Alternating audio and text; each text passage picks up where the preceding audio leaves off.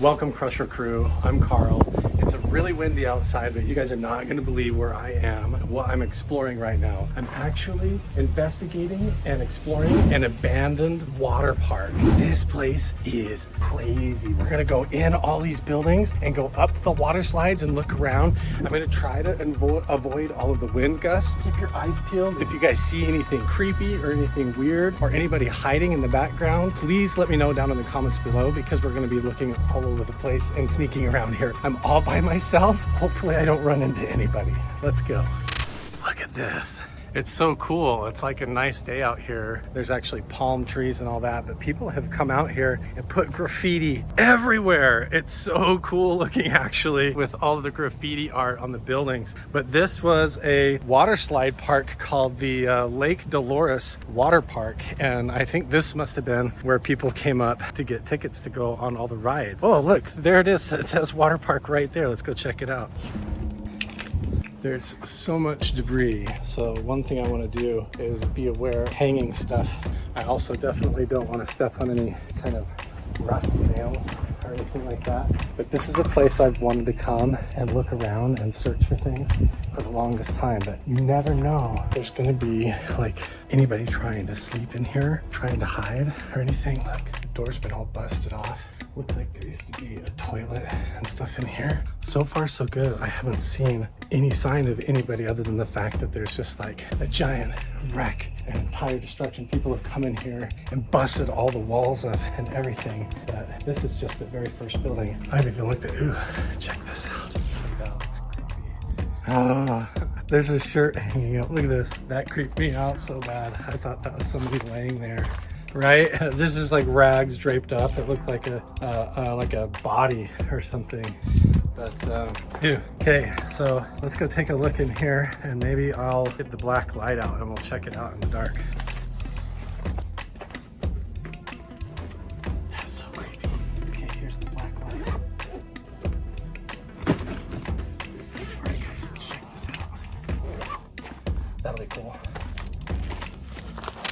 Okay, black light's on. Here we go. Ooh. Oh, good gravy. I should have looked at that. That almost fell right on me. But yeah, okay. So I'm not gonna try and shove my way through there. We'll just look through the hole in the wall. Oh gosh, there's a giant hole up there. It makes me uncomfortable. Well, I don't see anything, but I can say, hey, there's an owl. It does stink. It smells like people have used that for a bathroom. Yeah. So yeah, I was gonna open that door. Sure enough, just not even on the hinges. Okay, be aware of my surroundings. So far, so good. All right, I'm gonna go back across the way here, put the black light away, and we'll find a dark room in this other big building. Right, let's see, run across over there, across the clearing, sneak across, and go in there, and then we'll set up the ghost box, the spirit box, and the REM pod, and see if we get any kind of paranormal anything here.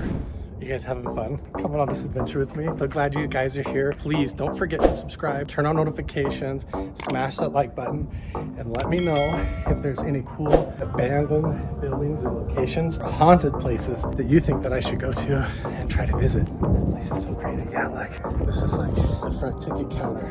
So cool. Okay, let's go. Oh, the water slide hill is crazy. There's the big water slide hill. The stairs going up. Oh my gosh. We're definitely gonna go to the top of that, and let's go. This is like the food concessions right here. It's like the cafeteria where you buy your hamburger and your hot dogs and stuff. It's so crazy. This whole park was so extremely dangerous. There was accidents all the time. It was like a thing to try and go down the water slides, standing up on your feet to see if you can make it all the way down. But I tell you what, just to come and hang out here, even in the daytime, and walk around and check out all the graffiti and the art, I mean, it's such a trip. It's so freaking cool just to get out and check it out and explore. But I haven't seen anybody else around.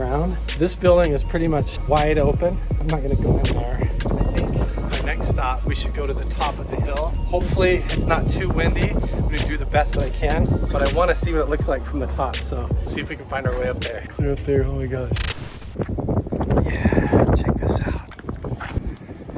Oh, that's all the chlorine and pressure tanks for this giant lazy river system. It looks like alien cloning pods or something. Look at that. So cool. It's all this entire giant abandoned water park, and it's still just amazing to come and explore. Oh yeah, look, there's the lazy river right there. Wow.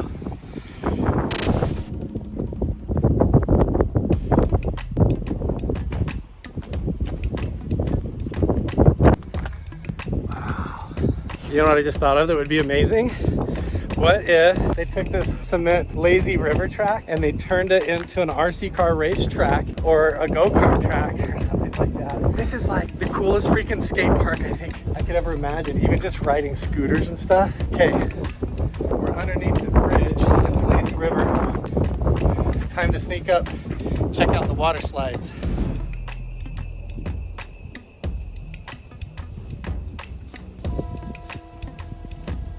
So far, so good. This place is so freaking cool.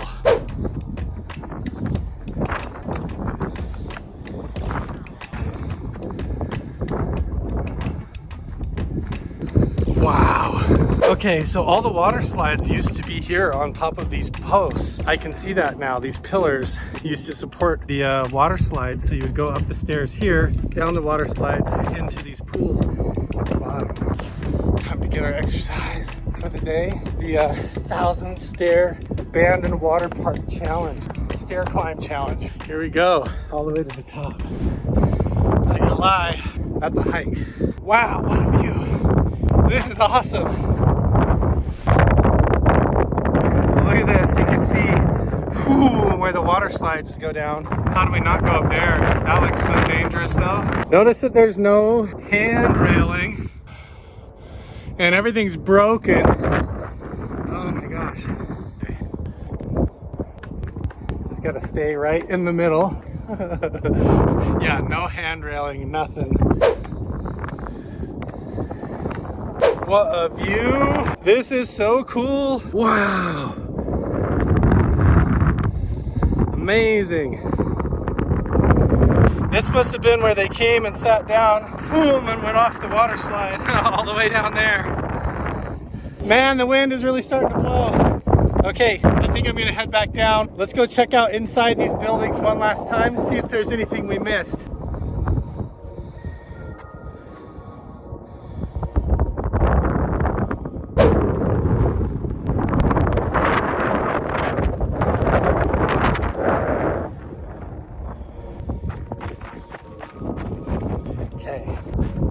Back down to the bottom of the hill.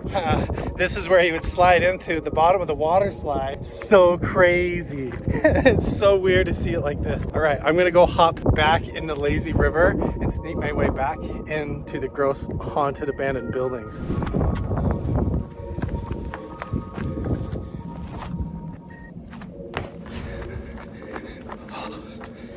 Look at that weird building. So far, haven't seen anybody around anywhere. It's like the whole place is completely abandoned. Like this has all been burned down. There's all this fire damage. Look at that. Ooh. Okay.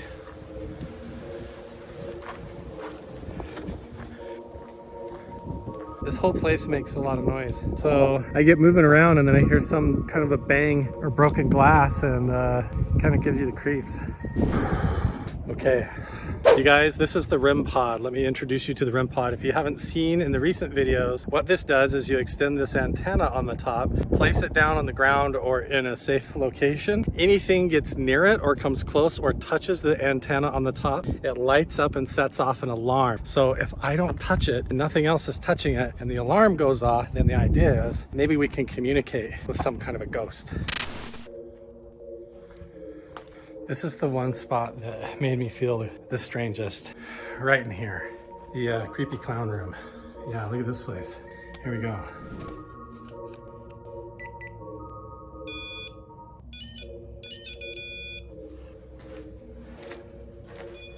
Okay, that's me touching it. There's like gross stuff all over the walls. Okay, I'm gonna actually put it on this cardboard right here.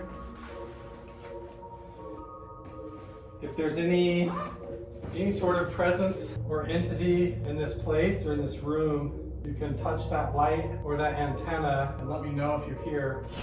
If there's anybody here or any kind of presence or entity, just go up and touch that light. You can play with that antenna right there. It will let me know that you're here. So, is anyone here? Hello?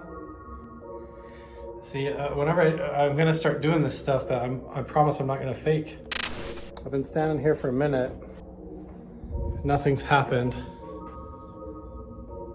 Okay, maybe, I just like kind of hurried in here really quick. Maybe if I just sort of relax.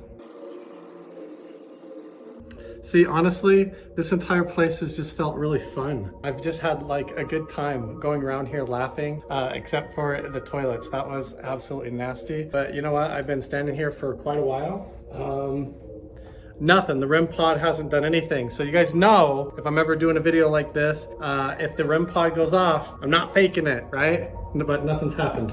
Just so you guys can see, right? If anything actually came into the room, some invisible entity, something paranormal came up to this, then the idea is see how it doesn't do anything, and then when you get close,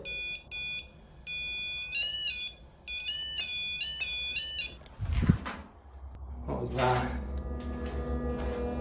See, this whole place makes noise. It's so creepy. But not the REM pod. Believe it or not, really close to the Skinwalker Ranch because I'm attending Phenomicon Paranormal and UFO Research Convention where some ancient, strange petroglyphs are. Get a load of these Check this out.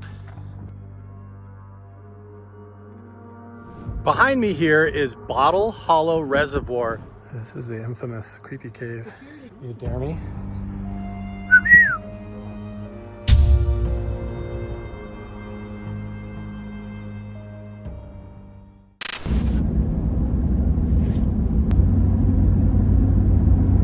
Welcome to Carl the Crusher. It is currently midnight. I am only 8 miles away from Skinwalker Ranch. I'm going to be parking on the south side of the ranch, overlooking the entire Skinwalker Ridge and Mesa. There's a giant thunderstorm taking place overhead. It's ideal conditions for UFO sightings, the paranormal. The whole place is going to be full of energy. I've brought paranormal investigating equipment, and we're going to have a lot of fun tonight at Skinwalker Ranch. Let's do it.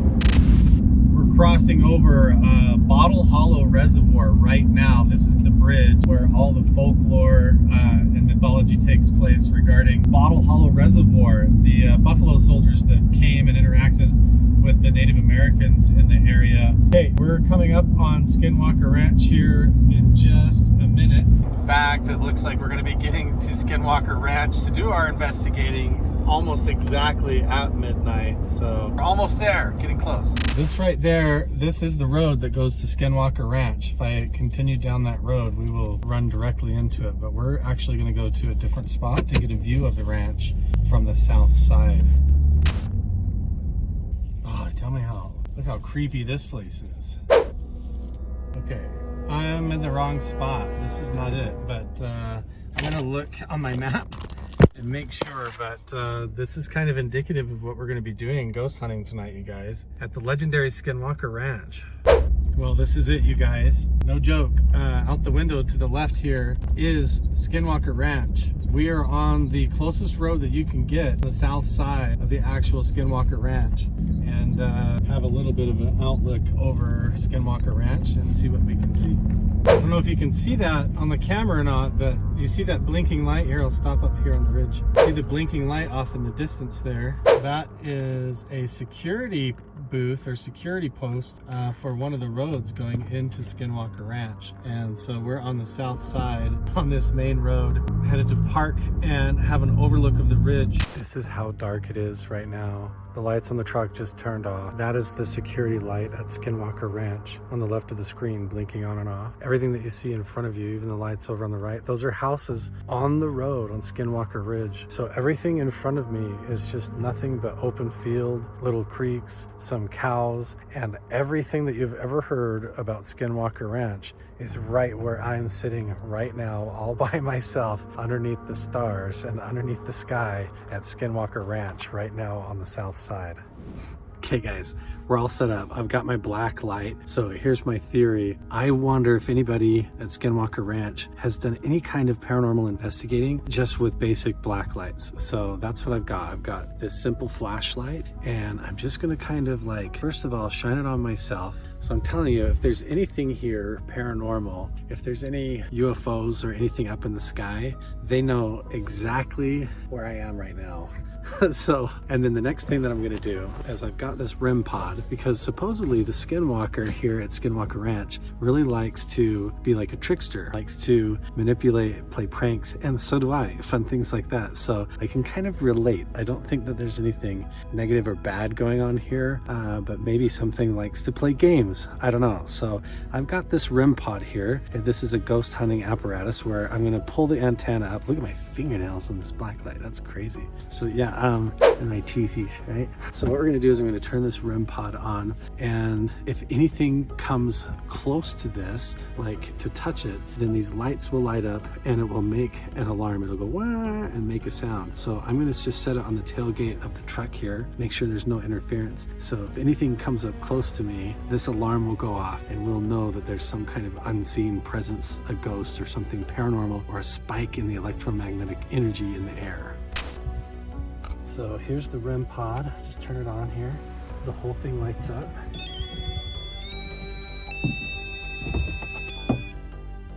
Well, it didn't want to stop, first of all. So now you can see how this works. If you get close to it, the alarms go off. Let's see. There you go. Okay, so now we've got our ghost pod, our REM pod set up right there with the light on. I don't know if there's, is that it?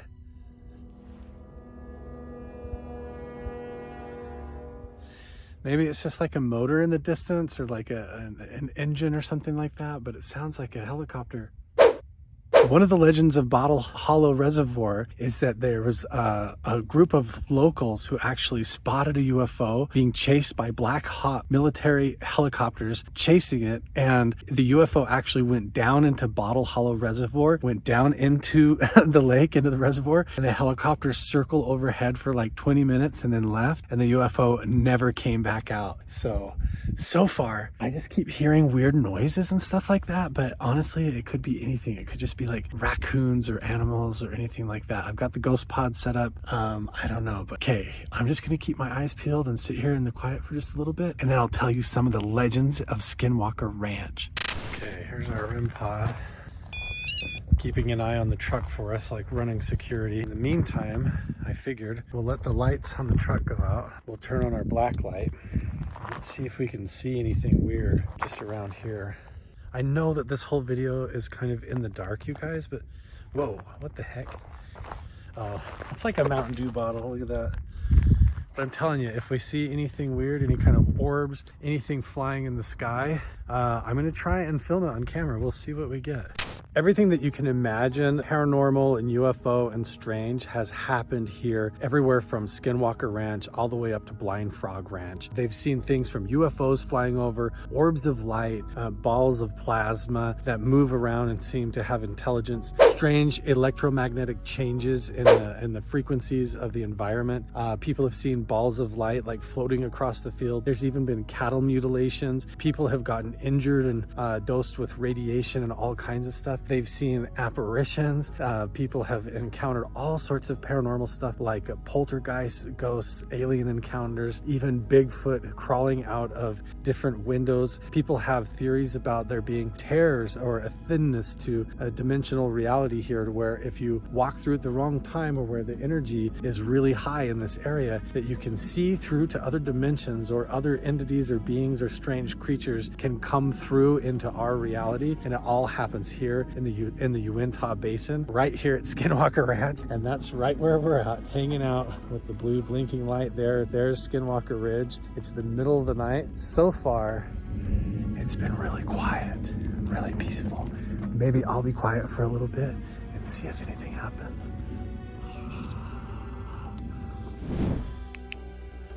Okay, I'm just gonna flash this light around, try to get some interaction on the REM pod down here from the back of the truck, and see the security light blinking in the middle of the screen. Skinwalker Ridge is just parallel with all of that, with those houses and with the blinking light, and then we have the REM pod right there in the bottom left corner. Okay, here we go.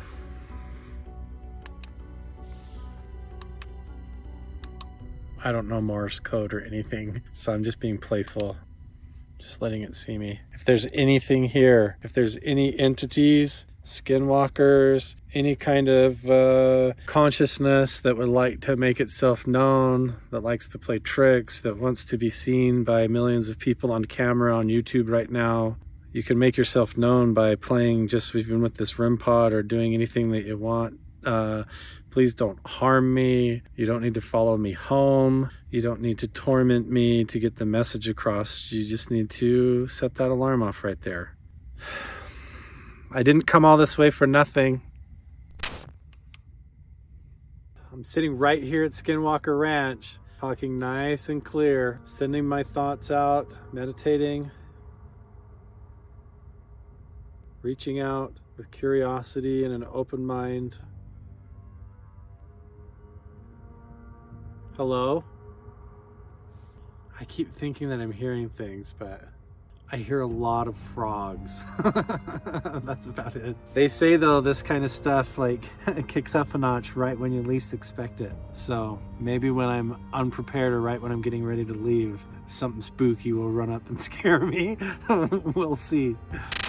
If there is a lost soul or a soul trapped in time, looping through dimensions of time, or that exists in some kind of a dimension that we don't understand, if you're curious or even lonely, I'm here. You can come and make a lot of friends right now. A lot of people would love to meet you. So somehow my night vision camera is not in my bag. Somehow my regular flashlight is not in my bag. I know I packed them in my bag, but neither one of them is in my bag. All I have is this weird black light flashlight. And I can't see very far, but I'm not joking. On the other side of this fence line here, if I can get the nerve to walk up to it, there was a dark shadowy thing moving. In fact, it feels like it's crouched down right ahead of me right there on the other side of those bushes. It was moving from over to the right to there.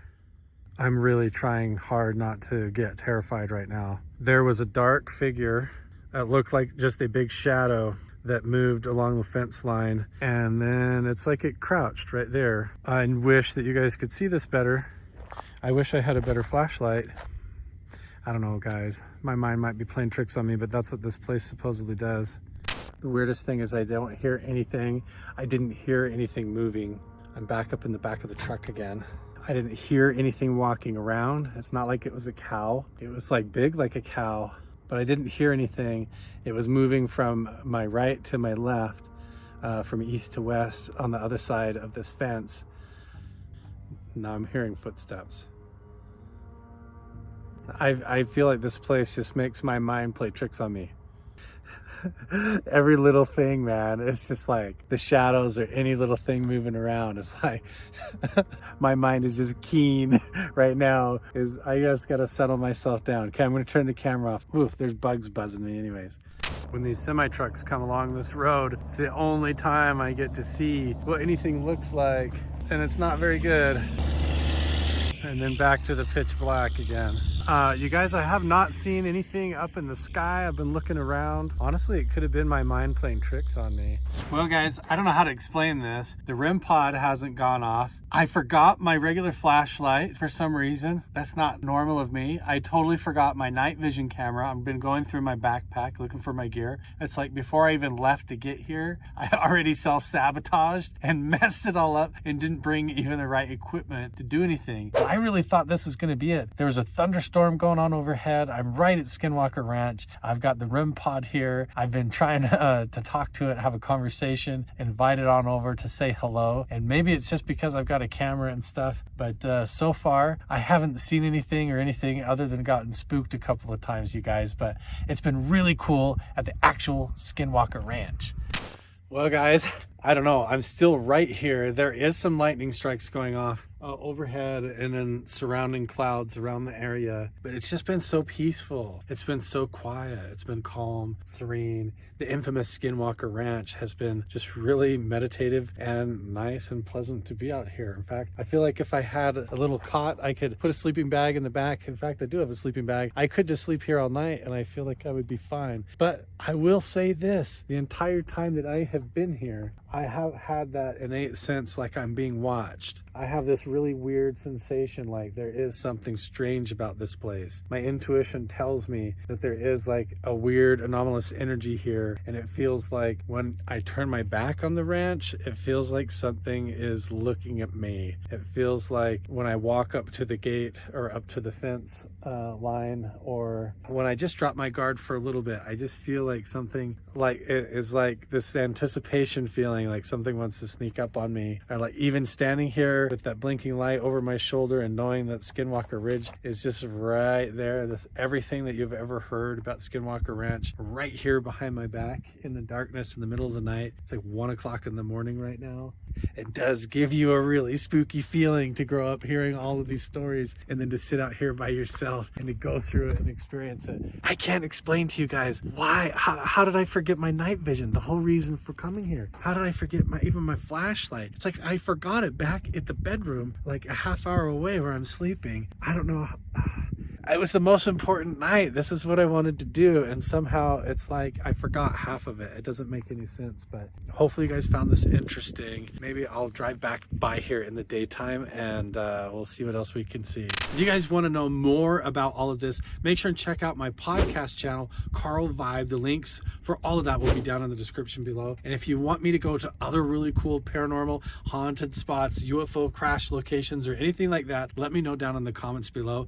I'm there. I'm right here at Skinwalker Ranch. I'm not scared. I'll go. Send me where you want me to go. I'll check it out. Okay, last chance, Skinwalker. Whatever you are. All right, so I'm gonna back out of here. This is our last chance. As I'm backing up back onto the road, we're gonna see, because the headlights are gonna shine right out across all of Skinwalker Ranch. Oh my gosh, I can't even see behind me how to get out of here. All right, guys, let's get out of here. Until next time, Skinwalker Ranch, it's been fun.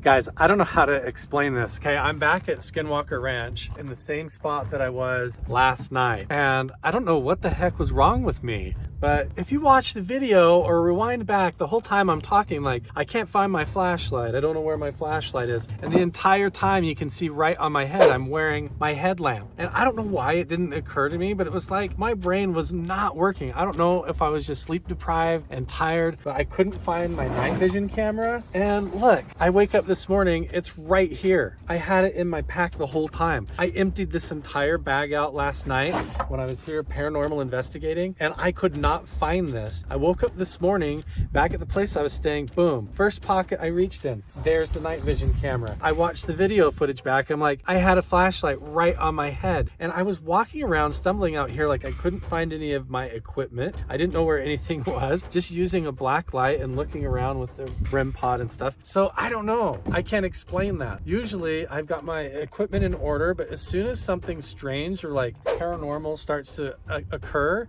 it's like the cognition or consciousness doesn't quite function properly, or somehow your perceptions go off. I couldn't find half of my gear in the bag, even though it was all right in here and I was wearing it. And for some reason, it was like, it just didn't occur to me. It just like became in this blind spot to my awareness. And I was just staggering around out here with my cell phone and a black light trying to figure things out, and didn't capture really anything. But I did think that I saw a shadow figure right down here by the gate. So let's walk down there and take a look in the daytime.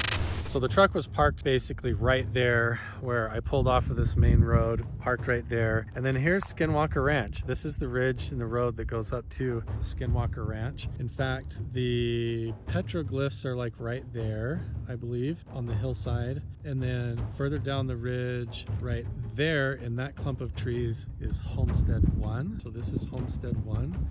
I believe that the dead cow is like right there, the cattle mutilation. Right here's the triangular area on the road where the mesa is seen glowing at night, where they see UFOs in the sky and all sorts of electromagnetic anomalies under the ground right there, and this whole region. So that's the entire Skinwalker Ridge right there, and I was parked right there in the dark last night walking around. Okay, so from my perception, I was standing by the back of the truck right here. What I saw was starting basically right over here. Let me flip the camera around and I'll show you. What I saw was right there in between these bushes on the other side of the fence.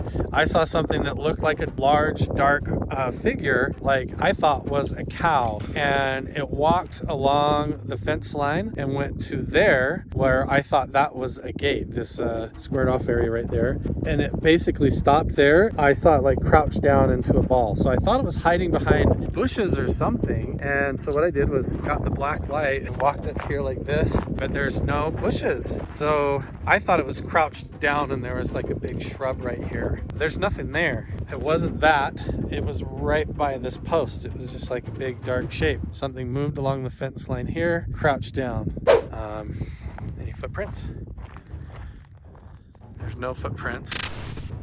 I didn't hear anything. If my brain would have been working properly for some reason and I had my night vision camera out, I might have been able to see what the heck this big dark shadowy figure. It moved right along the fence line here. There's no tracks, there's no footprints or anything, and then it crouched. I walked right up towards it, didn't see anything. Closer I got, but I don't know. So there's other than that, nothing happened, except for it seemed like for some reason either it was the middle of the night and I just was tired and not thinking straight, or there's something about being here that can really mess with your consciousness or your cognition and your ability to think clearly or to see reality the same way. It was like I couldn't find any of my equipment, even though I was wearing some of it. It was like I completely forgot that it was even on me, and I usually am not like that. Very interesting experience. I don't know what to make of it. You guys let me know down in the comments below. What do you think of Skinwalker Ranch? What do you think of Blind Frog Ranch? Are these interdimensional rips in reality where things from other dimensions can come through? Is it just our own subconscious imagination playing tricks on us, and there's something magnetically about this region or this basin that amplifies that experience to make it more phenomenal? I don't know. I've done a bunch of podcasts about this, and so have my friends. You guys should check it out on my podcast show. And if you like this, make sure and subscribe and turn on notifications. Thanks for joining me. We'll see you guys on the next adventure. Bye. This is the haunted hotel in Vernal, Utah, right behind me. In 1991, this place shut down and saw its last guests, except for the paranormal. There have been a lot of strange incidents, paranormal activities, so much so that they've even turned the whole place into a haunted house and with escape rooms and all kinds of cool stuff. But we're gonna go in there and be locked in, Gage and I and Chad Ollinger from the Blind Frog Ranch TV show, inside this haunted hotel tonight to investigate it, to see what we can find, any kinds of ghosts or paranormal activity. We're gonna get to the bottom of it. I have no idea what I'm in for. I've only researched it out. I've heard the myths and the stories. There's a boiler room. There's a bunch of paranormal activity that goes on in there. And we're gonna try to set up all in there with a bunch of cool ghost hunting equipment to see what we can find. I mean, it already looks like there's like faces and mannequins and creepy stuff all over. So it's gonna be an interesting night, guys. The best part of this whole thing is that this is actually all for charity, so that if you actually come to the haunted house here in Vernal and do the tour yourself, it goes to help a lot of people in the local community. Last year they raised over 6 figures, so I'm really excited to be a part of it. Bright and early coming at you here at the fabulous KLCY Eagle Country 105.5 and the Fox 98.5. We're actually going on to a radio show this morning. It's like more secure than the bank in this place. I don't know. I don't know what to do. I'm gonna push the button. Oh, it's like not even. It's unlocked. It just looks secure. It's early, okay? It's really early. I know. So if you don't know who this is, you've got a YouTube channel, what, like over 3 million subscribers? That's like amazing. Yeah, it's about 3.2 million, been going since 2009, and it's evolved over the years. And Hanging out at Hotel Vernal Haunt. You heard about this place? It's pretty crazy, right?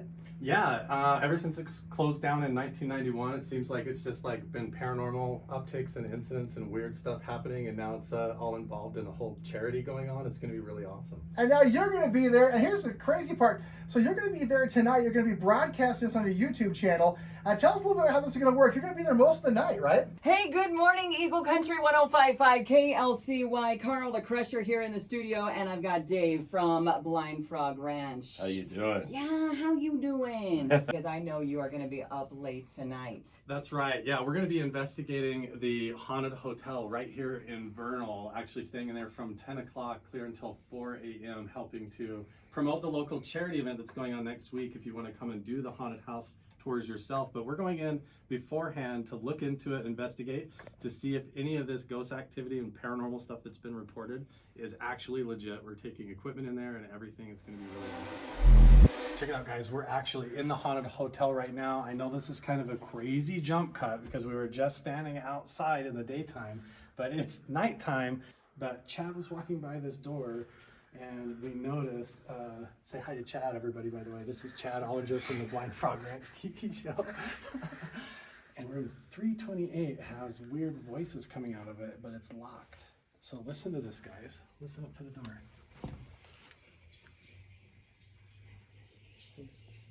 You hear that?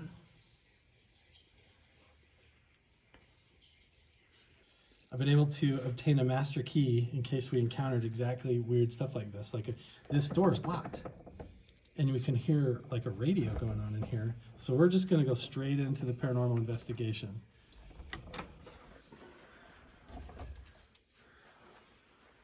I have no idea what's in here. Yeah, it's tripping me out right now. Ready? That is loud. Hello?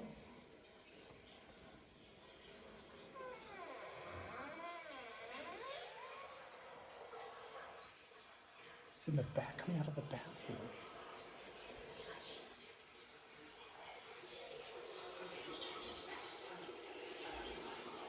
There's like speakers in here like this. Oh my gosh.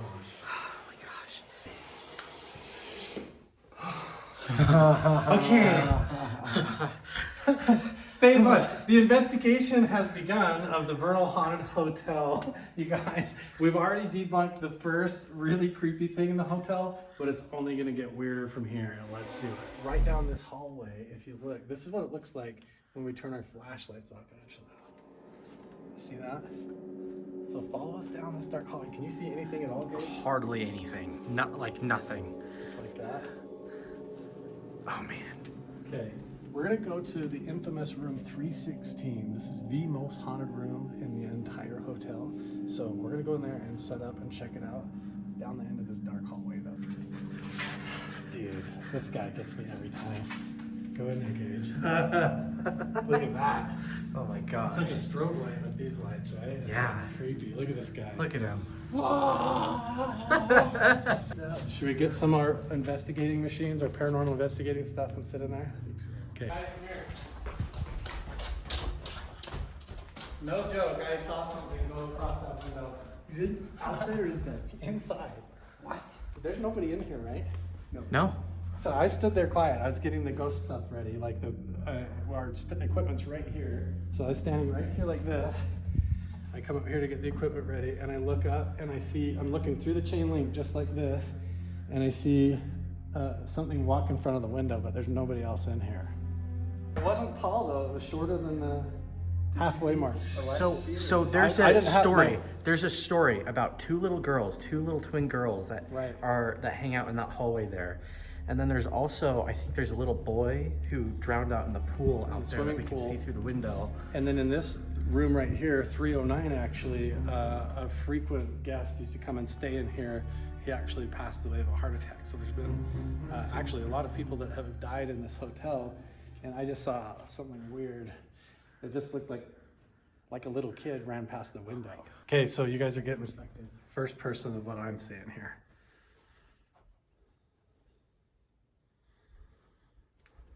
So down at the end of the hallway there, it's like I saw something go past just like a shadow go past the window. and people see two little kids. They run up and down this hallway.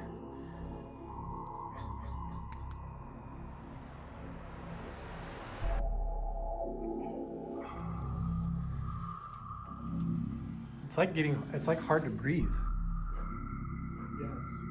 Doesn't it feel like it's like hard to breathe? I feel like suddenly like it's like I'm super stuffy in here.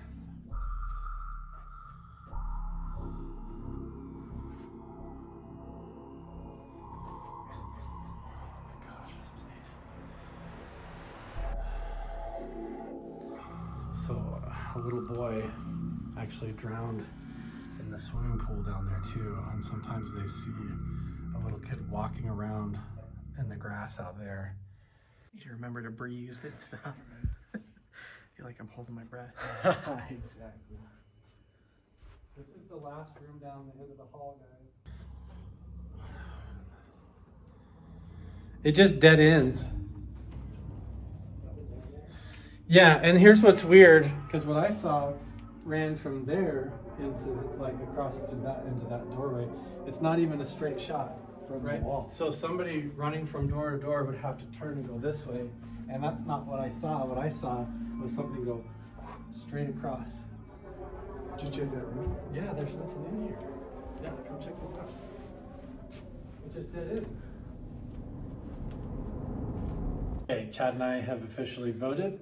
Gage is gonna go alone into the television room. I'm going into the television room by myself. This is gonna be pretty crazy. Good luck. We'll be back at the base camp. All right, Get sounds some good. stuff. There are a bunch of mirrors and a bunch of televisions in here.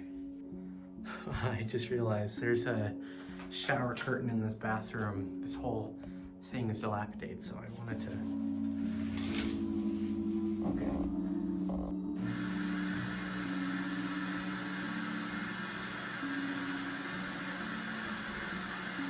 See them turn on.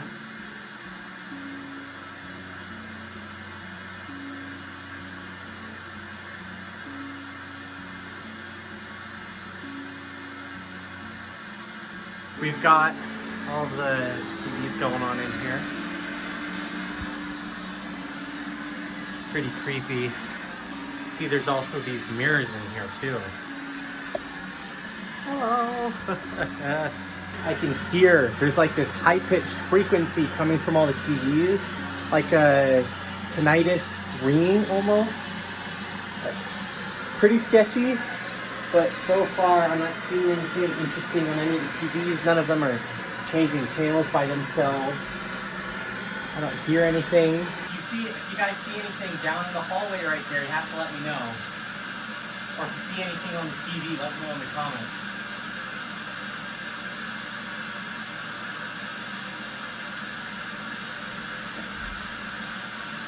If there's someone here, can you give me a sign?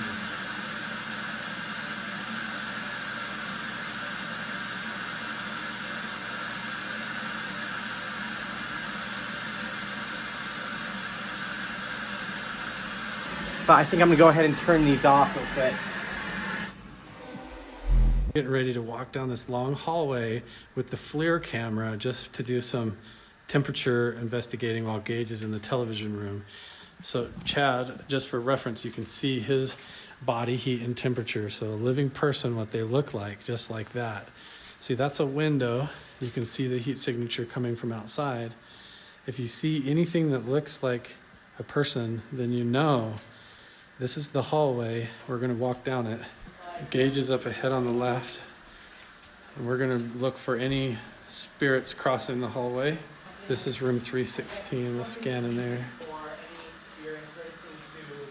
So Chad, why don't you walk ahead down the hallway to the end and I'll film you going down there and see if we see anything else.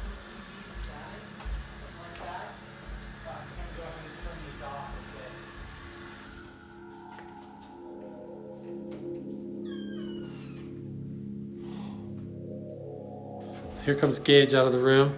Oh We're man. just investigating down the hallway here with the thermal, so check this out. Oh man. You can see Chad down at the end of the hallway, but we haven't been able to see anything else. If you see any other movement though, anything that looks like a human figure, then you know. guys are not gonna believe this room. This is, oh, it's like neon black light, creepy stuff everywhere. Look at this. What the heck? There's a balloon and a big creepy clown. Oh my gosh, look at this place. It's like a carnival funhouse circus. I can't even tell, it looks like that's the way out, but it's actually just like a solid wall. Look at that. It's like an optical illusion. This whole place, oh my gosh. Okay. I'm not a fan of clowns, I'm sorry. Look at this. Oh gosh. Hello? I swear I heard somebody in here.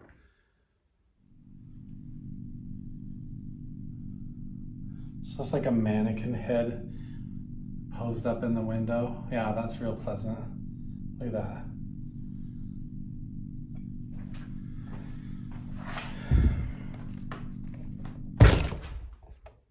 It actually opens and there's a room inside.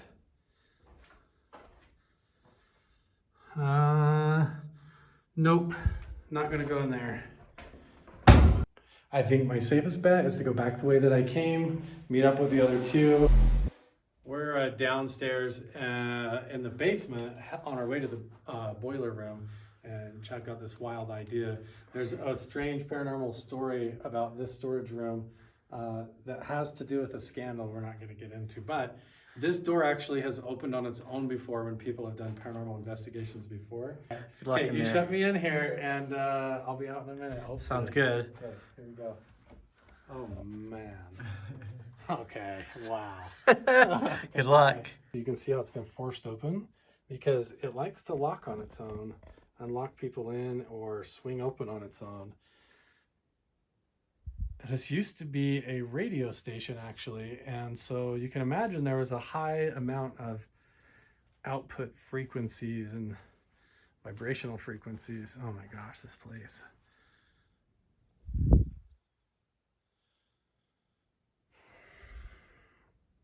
Let's see if I feel anything. Oh my gosh, it goes all the way around here. I'm just making sure there's nobody actually in here hiding or anything under the bed. Everywhere you look, it's like stuff you just don't want to see. It's very spooky, this whole place. It's unnerving. Yeah. Creepy.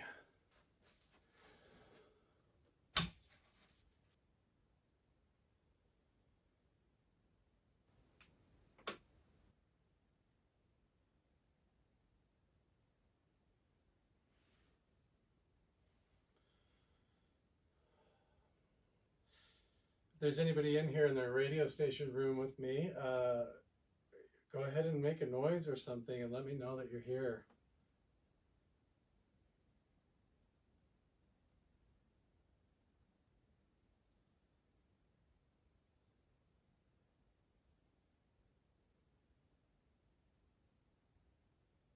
I can hear cars driving outside.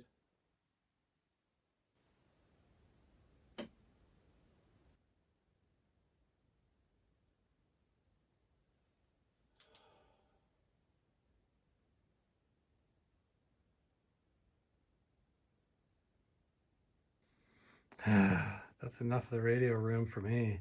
Tell you what, it's creepy. It's hard to breathe down here. So we've got night vision here. We've got a FLIR temperatures camera going right there that you can see Gage and I on the bed. And then we've got the main camera. And funny enough, even though, again, we have a full battery charged up on the night vision camera, it's already almost dead. We've only been filming 1 minute. So something, killed the walkie-talkie during our live stream, and now we're here filming the main investigation, and we've got the REM pod going, and our night vision battery's already died. So we've got some toys set up here. If there's an entity in this room that would like to come and interact with us, we have some things on the table here that you can come and play with. So we have a spirit box that you can come and touch. There's a meteorite If you're extraterrestrial from outer space and want to come say hi, there's obsidian if you're interested in that. There's a lot of native folklore around here and legends. There's stuff from Tibet. And we've even got a spirit box. So should we turn the spirit box on, you guys? Yeah. Yeah, definitely. Yeah. Okay.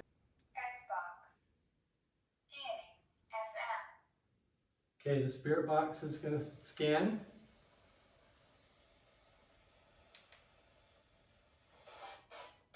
So now it's rolling through radio stations randomly, and we start asking it questions. Hopefully it'll respond. Did you hear that? Waving. Did you hear that? I heard I heard a woman's voice say, "Are you listening?" Oh, listening? Listening? Let me turn the volume up. Oh, there's a light.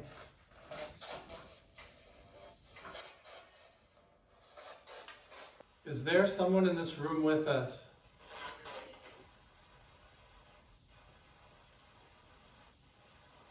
You can either talk to us through this radio box, or you can touch that antenna to tell us that you're here.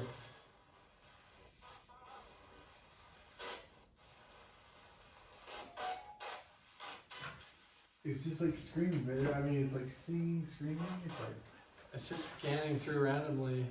If there's someone in this room that would like to communicate with us, you can talk to us through this radio.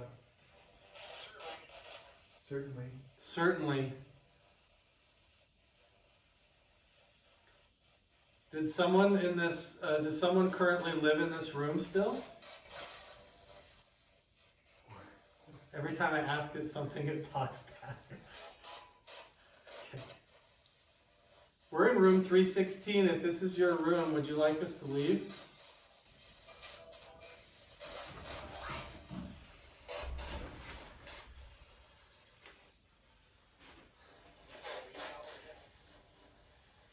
You say get out now? It sounded like it said, "Get out now." Did it just say, "Get out now"?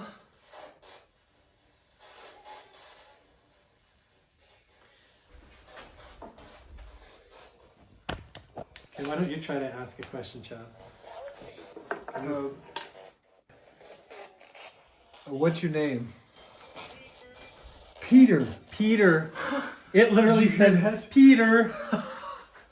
Is your name Peter?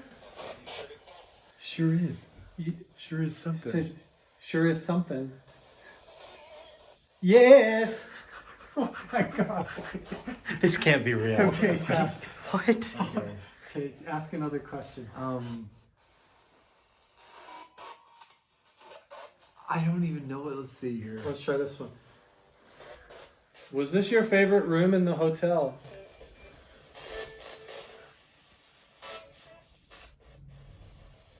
Heard it I say. feel like I heard it say yes. Yeah. I think someone's singing yes. Some.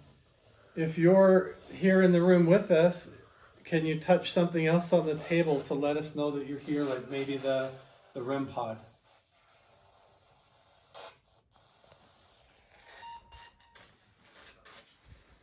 Why is that? What did I read this? I don't know. It's like, can you show yourself to us?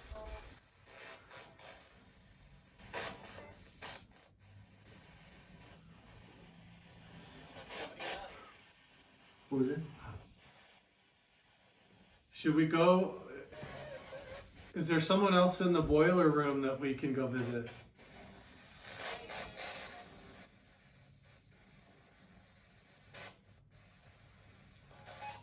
It's like, are you trapped here? Yeah. Do you need help?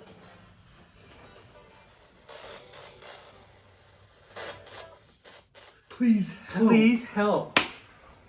I heard it say, "Please help." I heard that same thing. You said, it said, Yes. "Please help." How can we help? How can we help you?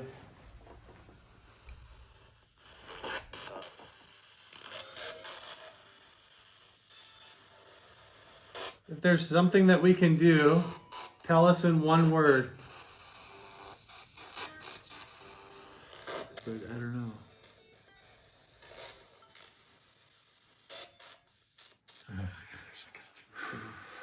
Okay, guys. Did you hear I'm that? getting sketched out. The feeling in this room is so bizarre right now. I feel like we were getting like active. There's no way you can control that. No, I'm not controlling anything. I was actively getting responses off of the spirit Yes. box. We ask a question and the radio pulls an answer out Immediate. immediately. Please help. Please I help. really hope we heard that on camera. Here. That would be great. And the feeling in this room is very weird. It feels like the air is heavy or Yes. something. Yeah. Okay. Like, It's So- like death in a way, like a funeral, like people are. yeah. We are in the boiler room now. We've made our way through the entire haunted hotel, basically one floor at a time, and it's all come down to this, where we're gonna sit down here in this creepy boiler room. And earlier during the live stream that we did down here, Chad and Gage, you guys were in here and actually had the chandelier moving overhead without touching anything. Yeah, it was super weird. So see how I'm touching it? So if I set that there, if anything comes up behind me, this thing should go off, okay? Okay, let's see how the guys are doing.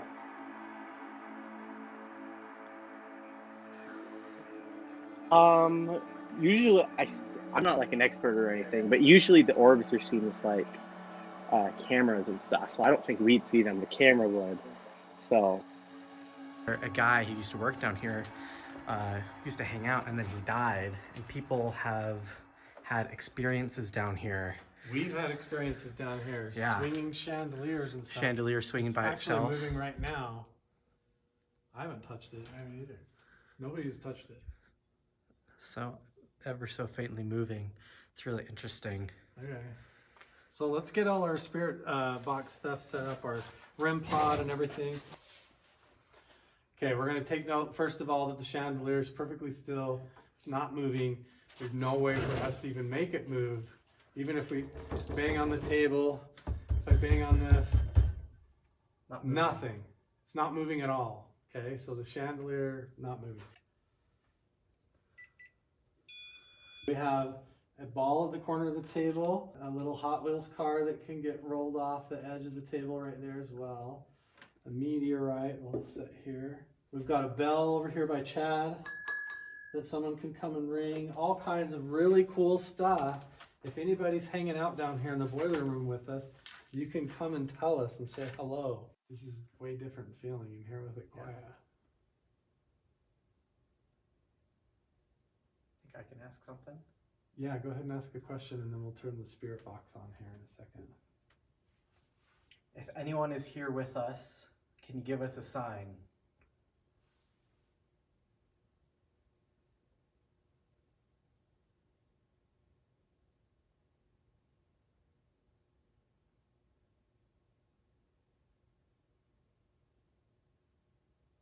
We've noticed that the chandelier will move around. If that's you, if you would do that again, we would really like to see it.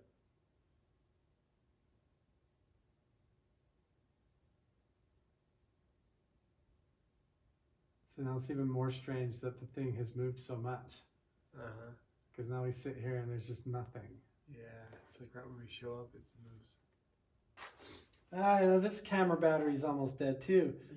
Fully charged. This was a fully charged GoPro battery. No way. I had it plugged in for 3 days straight and then threw it in the bag. And it's dead. Almost completely dead. So we've had, well, like four pieces of equipment. Yeah, just Yep. die on us. Completely. Radios. Yeah. It's crazy. Radios, camera, walkie-talkie.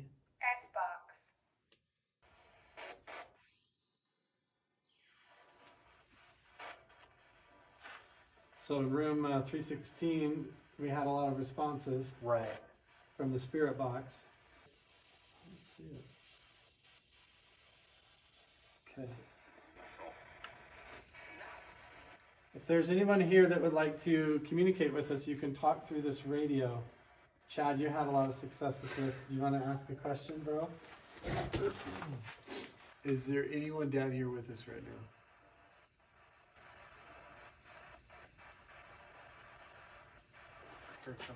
It sounded like I heard something. What's your name?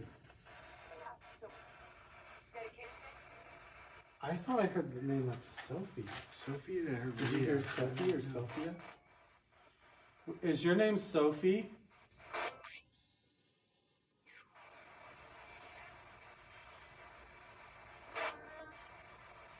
Or is this still Peter? If there's anyone here in the room with us, just let us know your name. Victoria?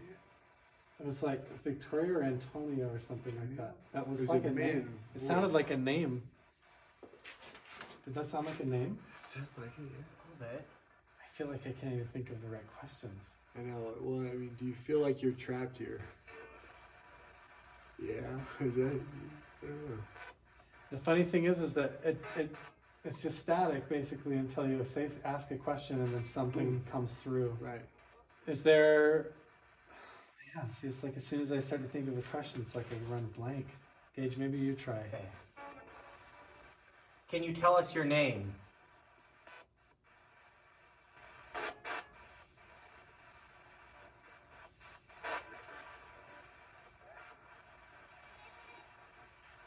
I think I heard Peter faintly, ever so faintly in Really? the background. That might have just been me. Is your name Peter? I heard C. I mean, it's bad. I don't know. Can you show yourselves to us? Dude, why did you have to ask that?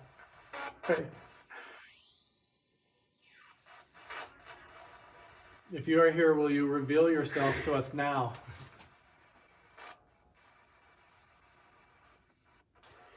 Can we help you in any way? It said, I don't know. Don't know. I heard don't know. I don't know. Well, I think that this place is definitely has something going on to it. It's really weird. Totally. I saw something move past the window. I wish I could have got it on camera.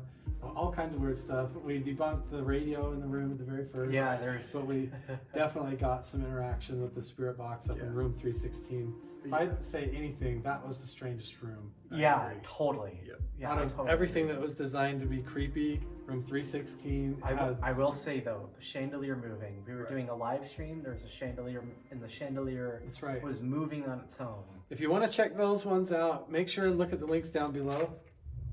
That's the furnace kicking on. Okay. Okay. That's not creepy. Okay. Hopefully. On that note, you guys, thanks so much for tuning in to Carl the Crusher. It's been really awesome having Chad Ollinger here and Gage. Make sure to check out the show Blind Frog Ranch and get your tickets to come and tour the haunted house here in Vernal and see this place for yourself. I tell you, there's something weird about it. Yeah. Yeah. So I don't know about you guys, I'm ready to pack up and get out of here. I cannot wait to go to sleep. Guys, we'll see you in the next one. Bye. Welcome back to the Carl the Crusher channel. I'm actually really close to the edge of the Grand Canyon, just north of Kanab, Utah, and I'm at a really interesting spot called the Sand Caves. And after this, I'm gonna go explore a whole bunch of amazing locations because this entire region from the Grand Canyon all the way over to Nevada, to Area 51, all the way up to Skinwalker Ranch and Blind Frog Ranch up in Vernal, Utah, is full of tons of ancient Aztec treasures, mysteries, weird kinds of lost mysteries and strange stuff, UFO sightings, paranormal things, and this is going to be the beginning of something that might turn into an entire series on this channel. So make sure you subscribe and turn on notifications because it all starts right now. The Sand Caves. A friend of mine tipped me off to this location. I'd never heard of it before. I've heard of the Cliff Dwellers. I've heard of Horseshoe Bend. There's Chaco Canyon. There's all kinds of Aztec and Anasazi and Pueblo and Hopi Indian. So many different ancient Native American people and ancient people that dwelled in this area. And so there's lots of petroglyphs, carvings, caves, ancient dwelling sites, and all sorts of cool stuff. And the real mystery kicks in when you start to wonder, why does the government get involved? Why does NASA step in this area, like over in Chaco Canyon, and rope off a bunch of areas? Why does a lot of this stuff has to do with astronomical alignments in the stars? And the legends all talk about things coming down from the sky, and it seems like some sort of ancient alien myth.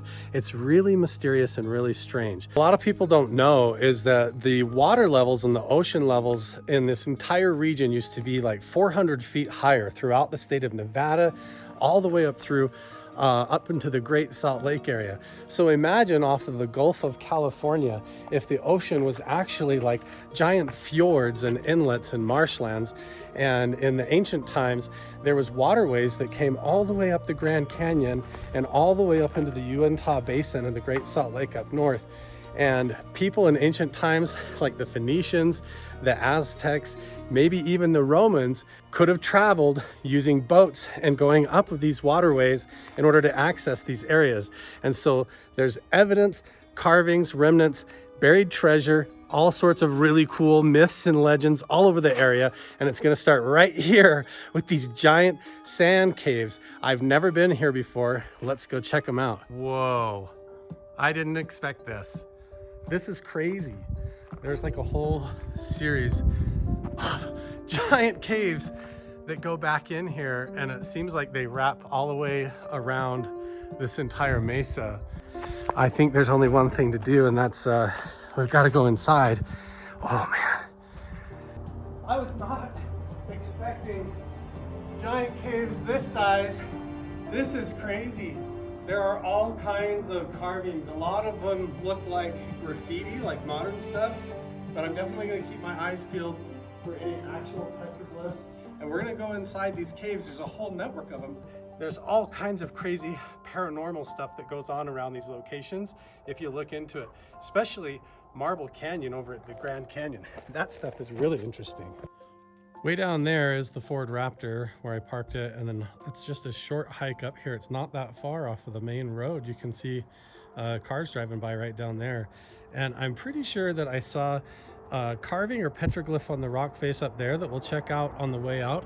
But I'm right at this first big cave entrance, and it is really carved up with all sorts of stuff. You can see where some of the sandstone has fallen off and actually caved in, but you've got all kinds of different carvings, and people have done graffiti, which is unfortunate, but I'm gonna keep my eyes peeled as we go back in here and see if we can find anything else, anything that looks more ancient, like petroglyphs or any kind of carvings, because it seems like some of those things are clues to what might be going on.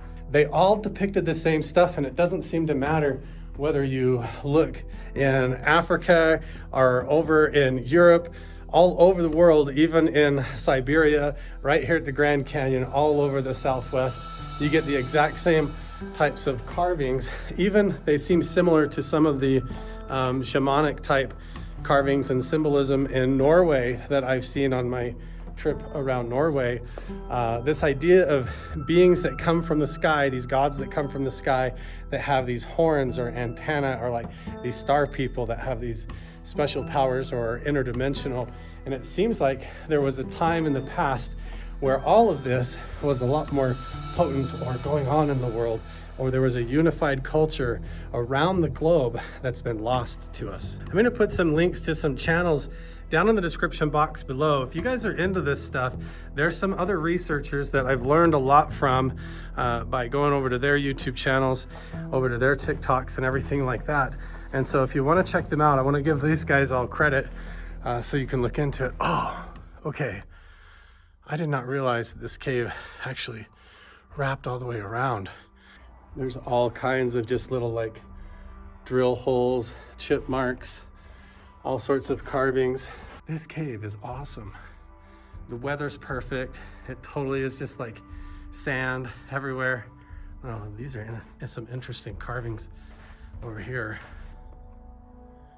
If it was like 3000 BC, I would totally live here. You have like trees and wildlife, probably fresh water in the stream down there. And then you could come up here and chill in the warm cave, have a campfire. I mean, it's beautiful. I've been in hotels that are not decorated this nice with the decor, if you know what I mean.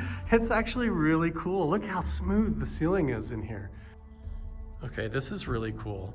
You notice how the end of the cave in here is all dark and it looks oxidized. Probably a long time ago, having campfires right here and gathering around it, and then the soot from the campfire going up and kind of charring up above there. I'm currently working on getting access to places that are full of paranormal stuff, UFOs, Bigfoot, different buried treasure, mysterious caves and ancient mysteries and things like that. And I am getting access to a lot of those places and going to be investigating them all and bringing you guys along with me. Wow, this is so cool that you can see. Yeah. Sit back in here and kind of meditate for a minute and see if anything happens. When I sat down in the cave to meditate, I began to get this feeling like it was very ancestral, very ancient. And then in my subconscious, I began to visualize there was like a bonfire in front of me and these ravens flying around behind me and in the sky. And this is common when I meditate at home. I have ravens that will actually come and sit in the backyard and watch me meditate. And that's when this happened.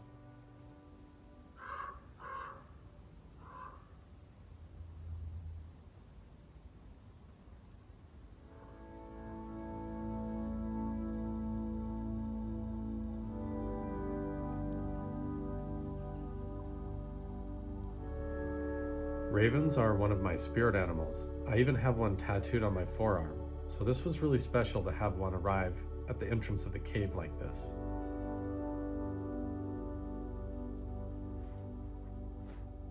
A lot of times when I meditate, there's a raven that shows up and does that.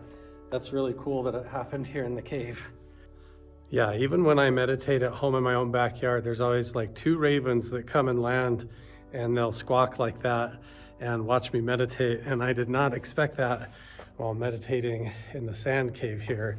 There was a raven that flew right past the entrance, I suppose, and was squawking, which is really cool. It's always when I'm feeling like an ancestral presence, some kind of an ancient feeling. I was meditating and had the feeling like there was like an ancient bonfire right here.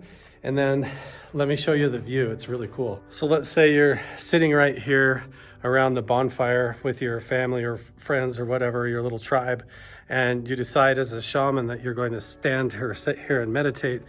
It's almost like a portal. Look at this. It's like a tunnel, a portal going all the way outside from where you're sitting here. And through the entrance out there is where the raven flew by, right by the opening. So a lot of really cool, powerful energy right here in this spot inside this ancient cave. It's definitely interesting. If you're ever in this area, I highly recommend that you come and check out the sand caves just north of Kanab. In fact, I love Kanab, Utah. I could see myself retiring there someday and looking for buried treasure. Whoa, what the heck is that? Looks like a horse's hitching post or something. Look at this place. I mean, it's just absolutely beautiful up here. Wow. I didn't expect there to be a pit in the ground like this with the boards all removed. That's absolutely treacherously dangerous. I mean, if you took one wrong step, you're gonna go all the way to the bottom. Look at this thing. Oh, my word. I'm gonna stay back from this because I don't know if this is gonna slough off or fall in there. You don't know if the cribbing down the side is weak. I'm gonna extend the camera over the hole and try to look down in there like a selfie stick and we'll see.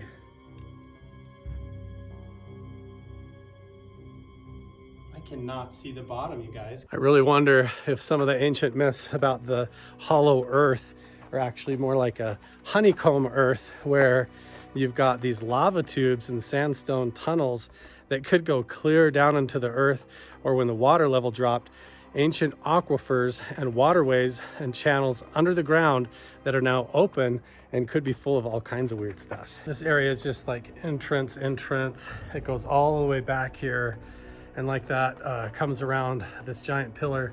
You have to imagine if these sandstone caves are like this above ground, there could be a honeycomb network of caves under the ground that has been sort of covered over too. I mean, who am I to say? It's not like I work for the government. I'm trying to like hide our ancient past from us. Let's head over here along the ridgeline. I think my intuition was telling me that there was something over there, and maybe since it's farther away from the actual cave system, it's not vandalism, it might be something authentic. Let's go check it out. Am I crazy? It looks like there's a water line there. Not to mention up in Vernal, Utah, where there's a bunch of dinosaur fossils, you find sea turtles fossilized and petrified up in the mountains in Vernal, Utah in the Uinta Basin.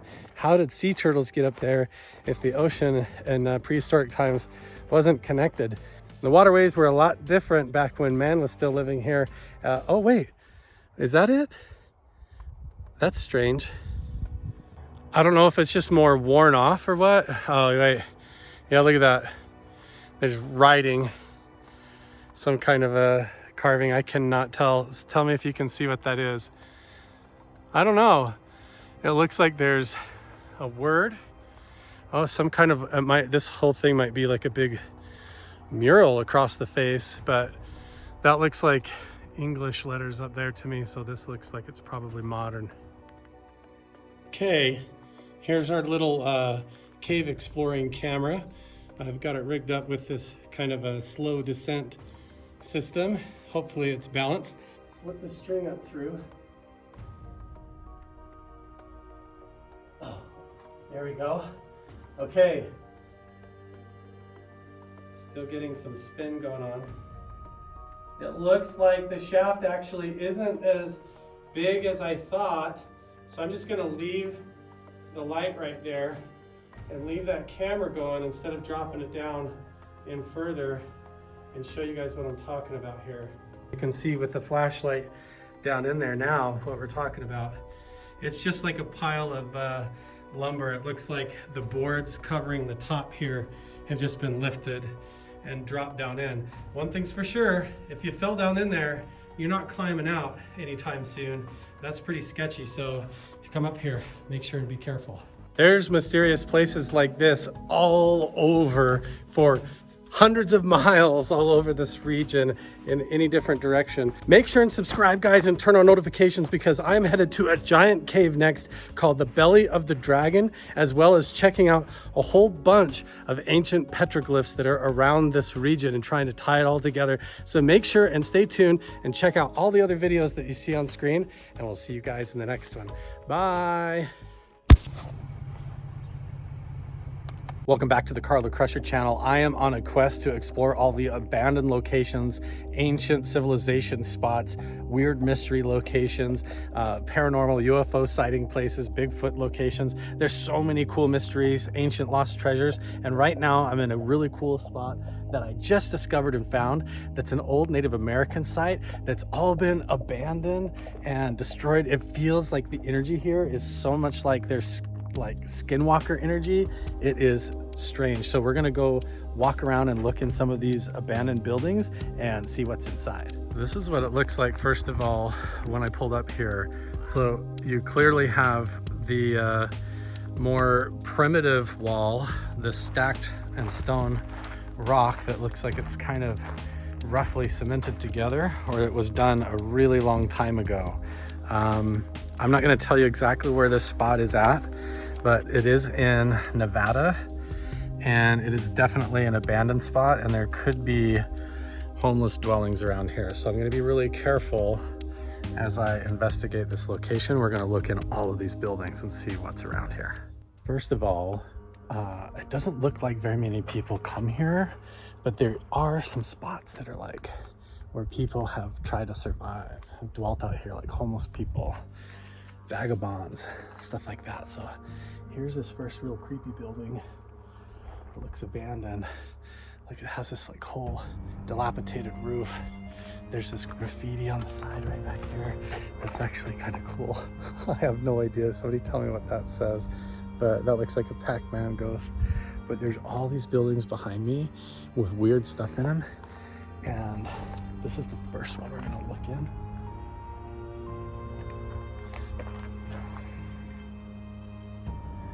Okay. Everything looks good to go. I want to be careful so I don't like accidentally fall through bad floorboards or get myself exposed to any like beehives, rusty nails, anything like that. But everything is really worn out and abandoned here. So we're just gonna go from building to building and see if anybody's left anything weird or interesting.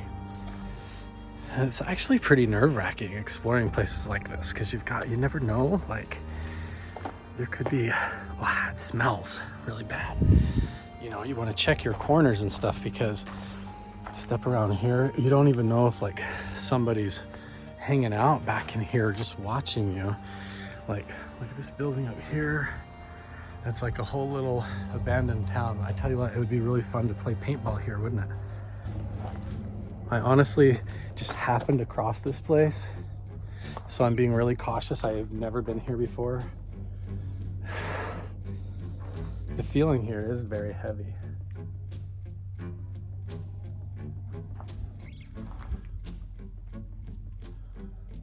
Somebody is like currently staying around here, but they're not here at the moment.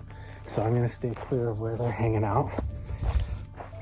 Okay, be very cautious. There's this old shack right here. I'm just kind of keeping an eye because that place looks like somebody currently is living in this area. I want to be very careful about that. Like, this is old. This all feels like primitive.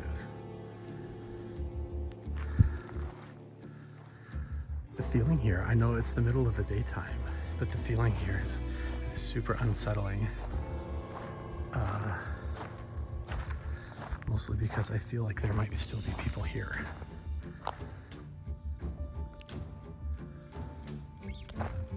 So instead of walking right through the middle, I'm actually walking around the circumference. Look at this building back here. Okay, I get this feeling like there's somebody hiding. I'm just gonna hold tight here for a second.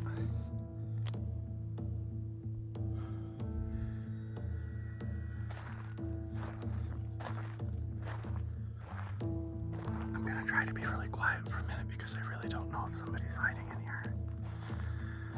Somebody has been sleeping in here and living out here.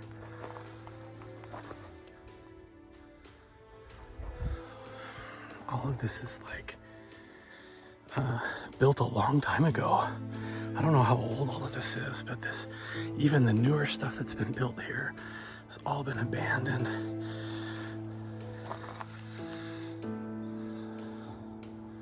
So the building with all the stuff where somebody's been living is right over there. We're around on the far side, so I don't have to do this very often where I actually hide within an abandoned location because I'm worried that there's somebody else in here.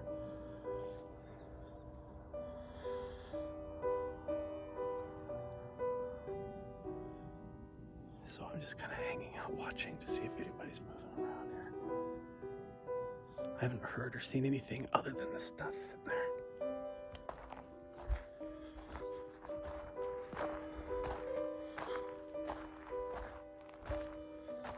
Okay, let's go.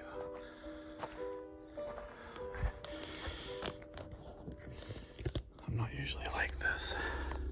I'm actually a little bit nervous right now.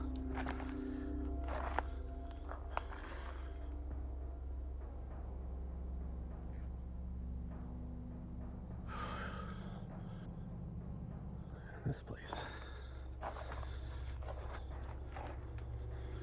Look at this window, guys. I'm glad I'm not doing this in the dark tonight.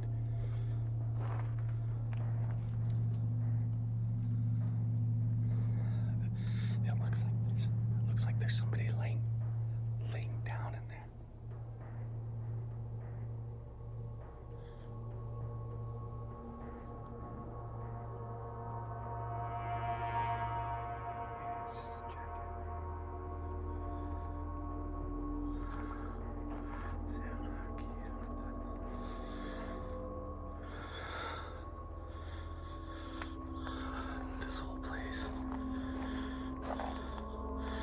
There's too many places for somebody to hide.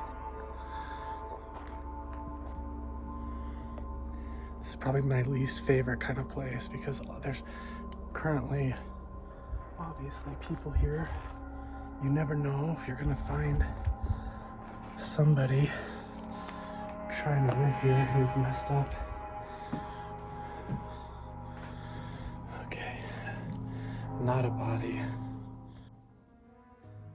Just the negative energy of this place is just intense. Just the feeling of abandonment. Like there hasn't been anything good going on here at all in a long time, and you can feel that energy around the whole place. Like I feel like at night there's definitely some dark energy that moves around here. Always keeping an eye over around in the surroundings. The roof of this place is very unstable. I'm not gonna go in there because I don't want to step on a nail. There's just trash. It's totally abandoned and dilapidated, all of this. I don't think we're gonna find anything interesting here. But, I mean, you can tell people have been sleeping in here. Oh, it's disturbing.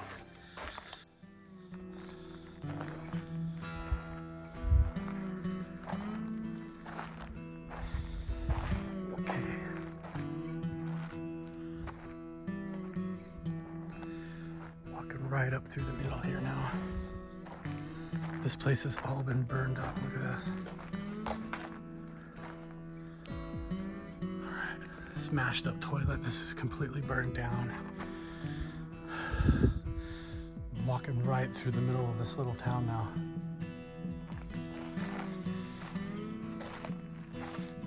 I have a really creepy feeling about this. We're gonna take one last look in that little dwelling spot, and then we're gonna get out of here. Let's go. Okay. Oh man. Look, there's this fireplace. Got bones, a magazine, sleeping bag, and shoes. Yeah, somebody's staying here. This is all being used right now. Let's go. Probably totally fine, just wants to be left alone. So we're gonna do that. Leave people alone if they just out here dealing with their stuff. So wish them well. Any weird energy, Skinwalker energy, strange stuff going on here, I think we're just gonna leave it be today because I got a bad feeling about this weird place.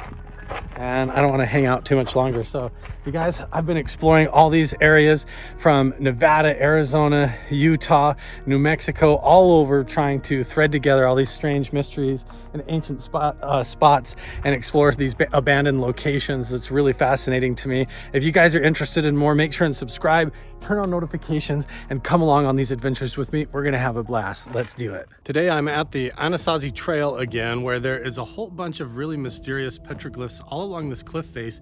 I've never really taken the time to go beyond where the main petroglyphs are, where everybody usually stops. I want to explore the entire ridge, look for caves and tunnels, and see how they might fit with the geography around the region, around the horizon, and see if I can look for any clues or anything anybody else may have missed. Just south of Snow Canyon, where there's a lot of petroglyphs up on the ridge through the canyon over there, and things all over here in the canyons and stuff, we have our first real set of petroglyphs right here on the Anasazi Trail. These petroglyphs and pictographs are strangely consistent from here all the way over to Chaco Canyon, around the Grand Canyon, clear up to Skinwalker Ranch, around Blind Frog Ranch and that whole area, and over to Nevada and to Winnemucca. And all of these areas are known UFO hotspots. Everywhere that you find these strange petroglyphs that we're about to look at, you have to imagine that the water levels back in ancient times, maybe 3,000 to even 11,000 BC, the water levels were about 400 feet higher. So they would have rowed boats all around through these valleys. And then for some mysterious reason, all over the world, you have hieroglyphs, petroglyphs, pictographs, and all of that stuff suddenly springing up, depicting the same sort of beings or something going on in the sky or the stars that totally changed civilization, that's collapsed entire societies and everything. And there's weird clues and evidence and a lot of lost treasures, lost gold, lost artifacts, and hidden caves and things all over the place that I think are still not discovered yet. So all over the place what you get is these strange petroglyphs and pictographs that depict these strange figures, stick figures, and different portal energy swirls and things like that.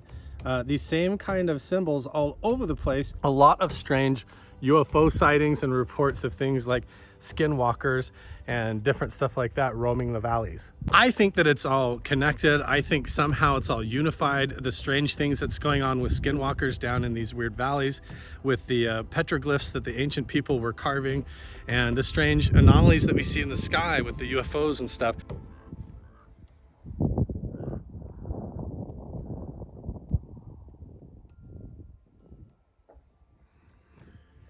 There's these interesting carvings.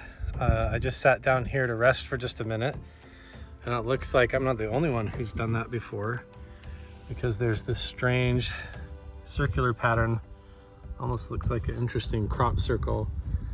These carvings over here, as well as these over here that look like strange eyes or fish shapes, but you have to imagine maybe they were fishing around here when this was flooded and full of water.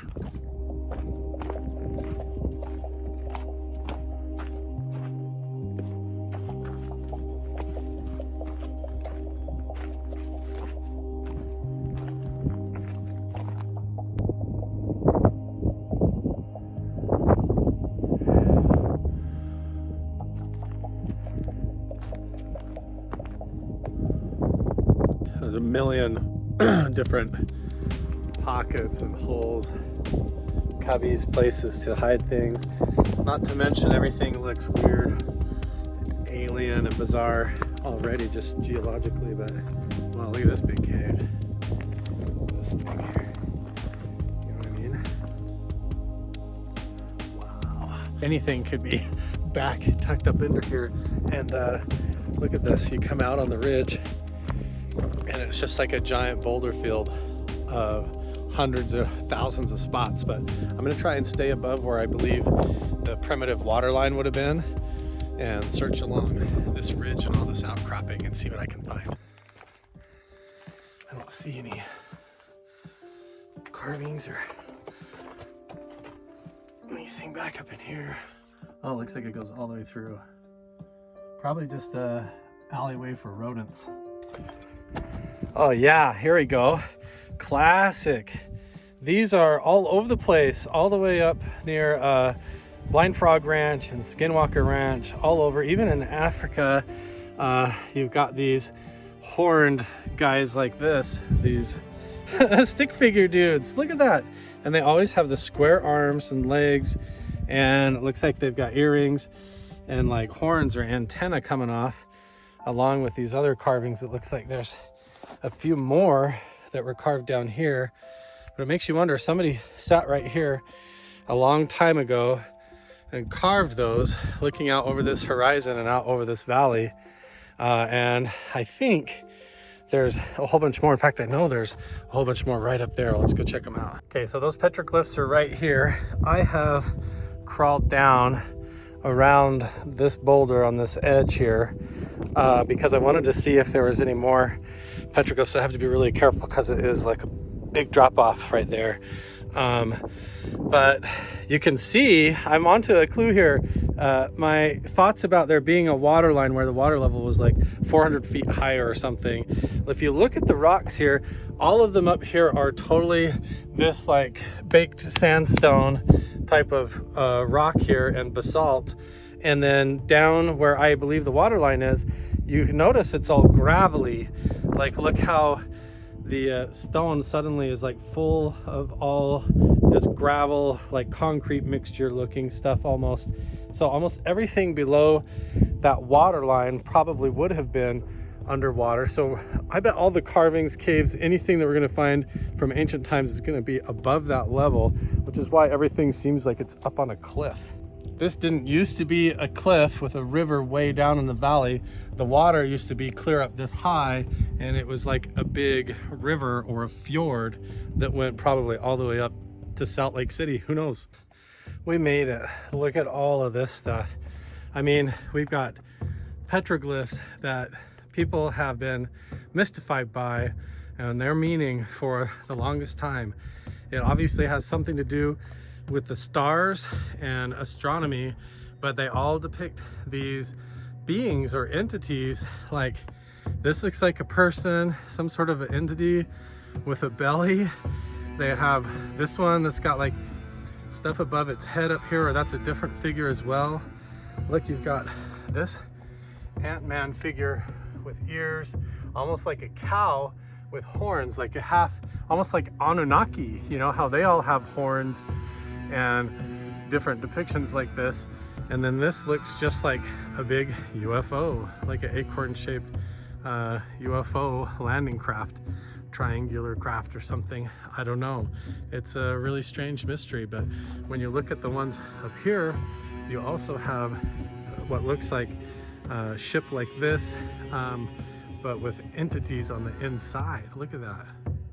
I just want to give you guys a minute to all look it over because I want your opinions. Tell me down in the comments below, what do you think all of this means? What were they trying to tell us? Why do we have these petroglyph carvings that show the same stuff all over the world at the same time, and then suddenly all of these cultures just vanished? From these petroglyphs over here, you have these classic sundial symbols, like rotating, and they're all facing north as if they were watching the North Star and the Big Dipper rotating around the North Star. That's what I kind of think symbols like this depict.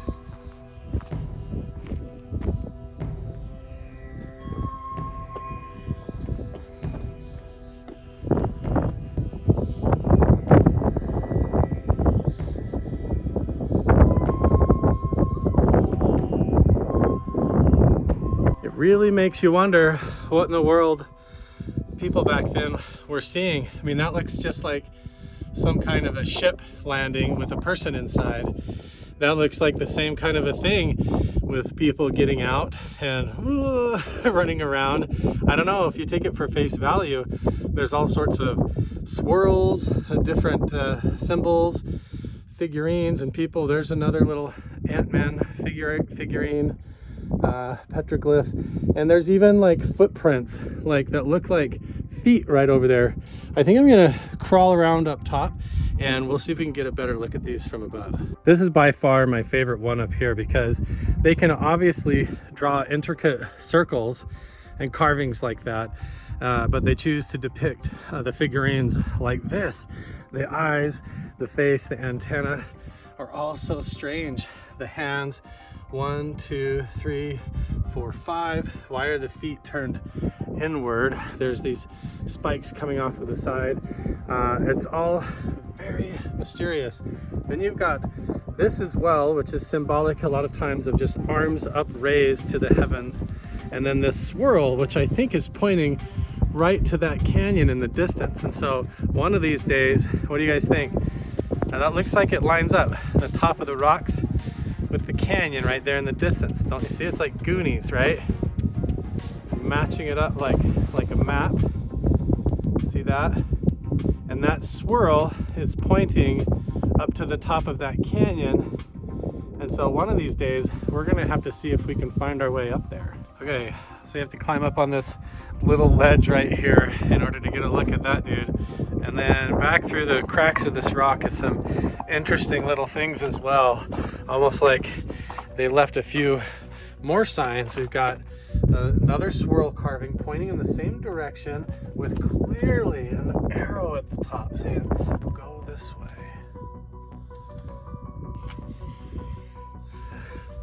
I'm looking for any more pointers or anything.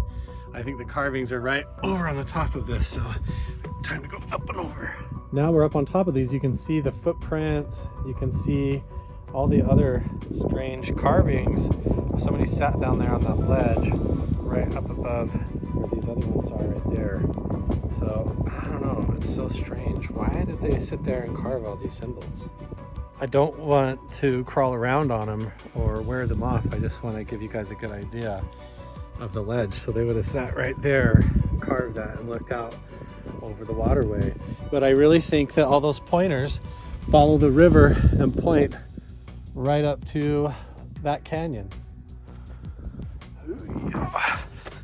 Oh yeah, look, there's another spiral right here in line with where the other arrows were pointing, following up the canyon. So you have this crack in the rocks where all the arrows are pointing to go this way. Another spiral right here, and it all lines up and points towards something being back up in that canyon, right back up in there. So there's a swirl over there on the edge. Found another one right here as well, carved in the rocks. So interesting. They have all these like portal swirl symbols everywhere around on these rocks like this. It could have been the same people that carved these as the other ones, but these areas were inhabited by different groups throughout thousands of years. I mean, the Americas weren't discovered by Christopher Columbus. There has been people here, you know, pretty much since the beginning. Might be a little bit hard to see some of these, but here's some more. Look at the arms and legs on this one. Look at the feet. Why are the feet like that? That is so strange that they would carve these figures like that. And then there's another portal symbol on the rocks and a whole bunch of really strange signs. Like they were either seeing something really bizarre up in the sky, or they considered this area sacred or full of portals, and they were interacting with like skinwalkers or other entities through their ritualistic practices or shamanistic beliefs or something. I'm still moving further along this ridge line that I think most people go, and I keep finding more stuff. So here's more petroglyphs carved onto these rocks that depict strange swirls and squiggles, and then humanoid figures looking out over this whole valley. Hey, look at this. I don't know. Is this something modern that people have come up here and goofed around and built? Or is this part of an older structure? I don't know. They definitely have a really beautiful view. I'll tell you what. There is a trail that continues along here, so people do come up here this far up the trail. And it looks like there's some kind of a little spot where people hang out. I have been hiking for a long, long ways along the ridgeline. There's tons of little pockets and weird caverns, holes, crevices, and stuff like that. I'm gonna keep going along the ridge, even beyond where the trail ends. Let's see what we can find. Whew. Okay, there's not even a trail here anymore, you guys. I've gone all the way to the end. I haven't seen any more petroglyphs or carvings or anything like that around. This is really interesting though. Look at this rock deposit. It looks like it has a whole bunch of petrified wood in it, doesn't it? This looks like chunks of petrified wood kind of embedded. I don't know, I could be wrong, but that's really interesting. It might just be different deposits, but this looks like wood, like almost like a corner 90-degree angle where two joints are pressed together, and this looks all like crushed up pieces of chunks of petrified wood down in here. It's very weird. And then right next to it, look at this. It's like a cement structure, almost like poured, coming up here, and then you've got chunks like a primitive dwelling. Like, what is going on? Why is there chunks of petrified wood in this like sort of concrete in a primitive like dwelling underneath the edge of this cliff here where all these Anasazi carvings are? It's very weird. This is absolutely petrified wood, guys. This is really bizarre. I don't understand what this is doing here. It's like a concrete pour, like a weird slab that was intentionally like poured here or something, but there's all these rocks like a structure, a dwelling site right here, but all inside of it is petrified chunks of wood. And look, it's even, there's a beam that goes this way and then this way, almost like there was a structure. I don't know, maybe it's just an anomaly, but this all looks exactly like chunks of wood petrified in this concrete. I don't know, it's so strange, guys.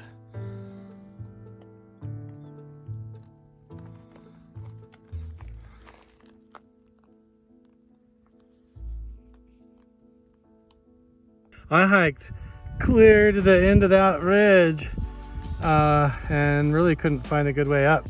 So I had to backtrack all the way back and then scramble up this crack in the rocks right here and found the way up. So here I am, climb my way out. I didn't see any more petroglyphs. There was just that weird like petrified wood. I found a few more slabs of rock that looked like it was full of chunks of the same kind of stuff, but nothing that seemed like it had to do with the Anasazi or the weird mystery or clues. It seemed like most of it was all localized in that one dwelling spot, unless they go further around the ridge and all that. But it took about the last of my energy to get as far as I did, and then to climb all the way up this sketchy little crack. And I'm not using the buddy system today, so I think that's about it. I didn't find any other caves, just those weird little dwelling sites. I don't know how old those are, but you never know. I think the next step is going to be to continue to expand our search and to follow those little clues up onto the red rock sandstone ridges of Snow Canyon. Well guys, I made it all the way back to my favorite petroglyph here on the Anasazi Trail. And I think that's gonna be one of our clues that we're gonna have to follow in the near future here, is where does this little portal arrow point to? It's like if you wanna make contact with these guys by doing meditation up in this location, go up into this canyon. So let me know what you guys think. Tell me down in the comments below. Make sure and click all the other videos on screen. If you haven't watched them already, subscribe, turn on notifications, and I'll see you guys in the next one. Bye. Welcome to the Carl the Crusher channel.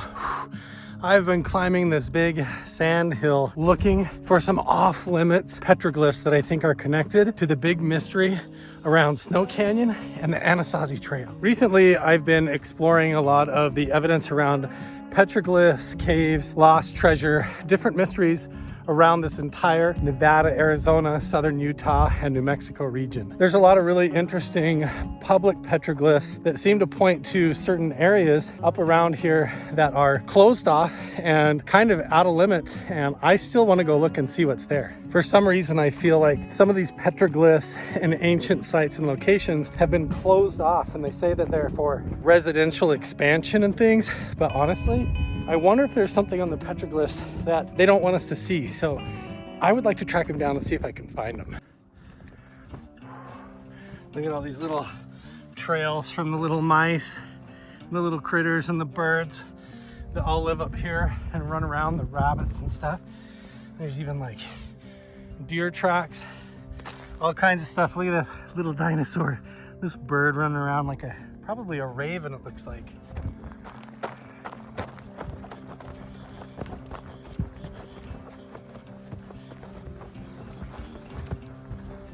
Well, come up on a fence and it looks like this is the edge of the canyon down here, and this is where it's closed off. But I can see a trail where people have followed along the fence line. So, I mean, there's definitely spots to get through. Oh yeah, basically 20 feet ahead of where I was just talking. Right here, looks like this is where everybody goes. People have come here and balanced some rocks up. Well, I don't know if I'm gonna make it to the petroglyphs. Oh, look, there's people hiking down there. But I'm gonna keep going up along the ridge here, see if I can find them. All this sand, I wasn't counting on climbing up. Just non-stop sand dunes. Whew. That's okay.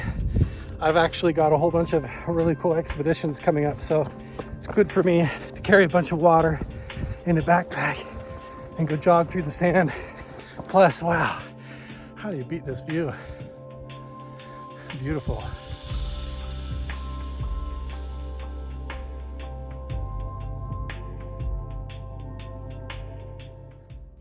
This is gonna be interesting. Somewhere back in this whole mess of boulders, down inside one of these little slots, is the petroglyphs that I'm looking for. Where? No idea. But the sun is gonna start going down, so I can already see the shadows cresting over the canyon. We're gonna try and take a stab at it and see if we can find it. If we can't, I don't know what to tell you. We're gonna have to try and come back another day. I don't even know where to begin. I'm just gonna keep moving. I've literally been jogging half the time to get down in here, and occasionally I come across somebody else's footprints that look like it heads down in the canyon, and there is some trail markers, it looks like, but I don't know. Let's go see what we can find. It's just like trail running on Mars. That's what it feels like. I'm not even sure if this is the way in. Voices. Somebody's coming. They're on the other side of that ridge, which means I think the trail must be down there. I gotta make my way down. False alarm. They're actually really cool. It's just a family over there. They're also looking for the petroglyphs too. So they said they've been up here a couple of times and have looked all over down in these slot canyons. There are some petroglyphs over there. They said that aren't that amazing. But here is a dark wall face. So I'm going to start exploring around here, and maybe I'll get lucky on my first try up here. I don't know. Oh, look at this. This is a good sign.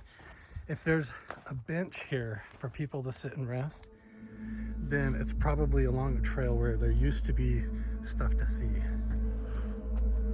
Whoa. Holy smokes, look at this. Whoa, this is like some serious Indiana Jones stuff right here. Whoa. Oh my gosh, this is so crazy. This must be where they are. Look at this crack. This canyon goes all the way up, and there's like trees growing in the cracks and everything. Look at that. Wow. Look at this. I've never been here before. I had no idea this was even here, you guys. This is wild. Okay. How am I even gonna get past this tree? What the heck? Okay. I don't even know if this is the way to the petroglyphs or not. Okay. I'm starting to get like a little bit claustrophobic too, because it's getting more and more narrow. I don't know if this is even the right way. This is nuts.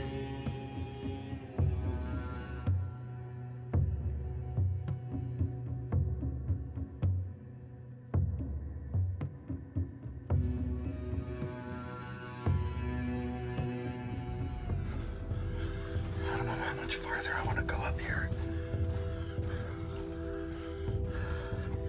Oh gosh, it's freaking me out.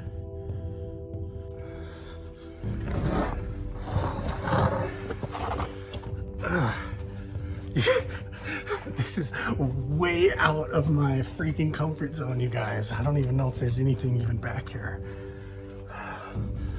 Looks like it just comes to a dead end.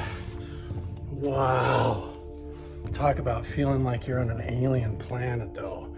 Oh wait, it does look like there might be some carvings here. See what I mean? It's like a staircase going up here, but this is all like covered in sand and all slippery, but I don't see any evidence, petroglyphs or carvings or anything really. It just feels like a slot canyon. That comes to sort of a dead end here. And I'm looking around. It does look like, oh yeah, look at that. Here's like a ram. There's a couple of goats. Let's see. Whoa, okay.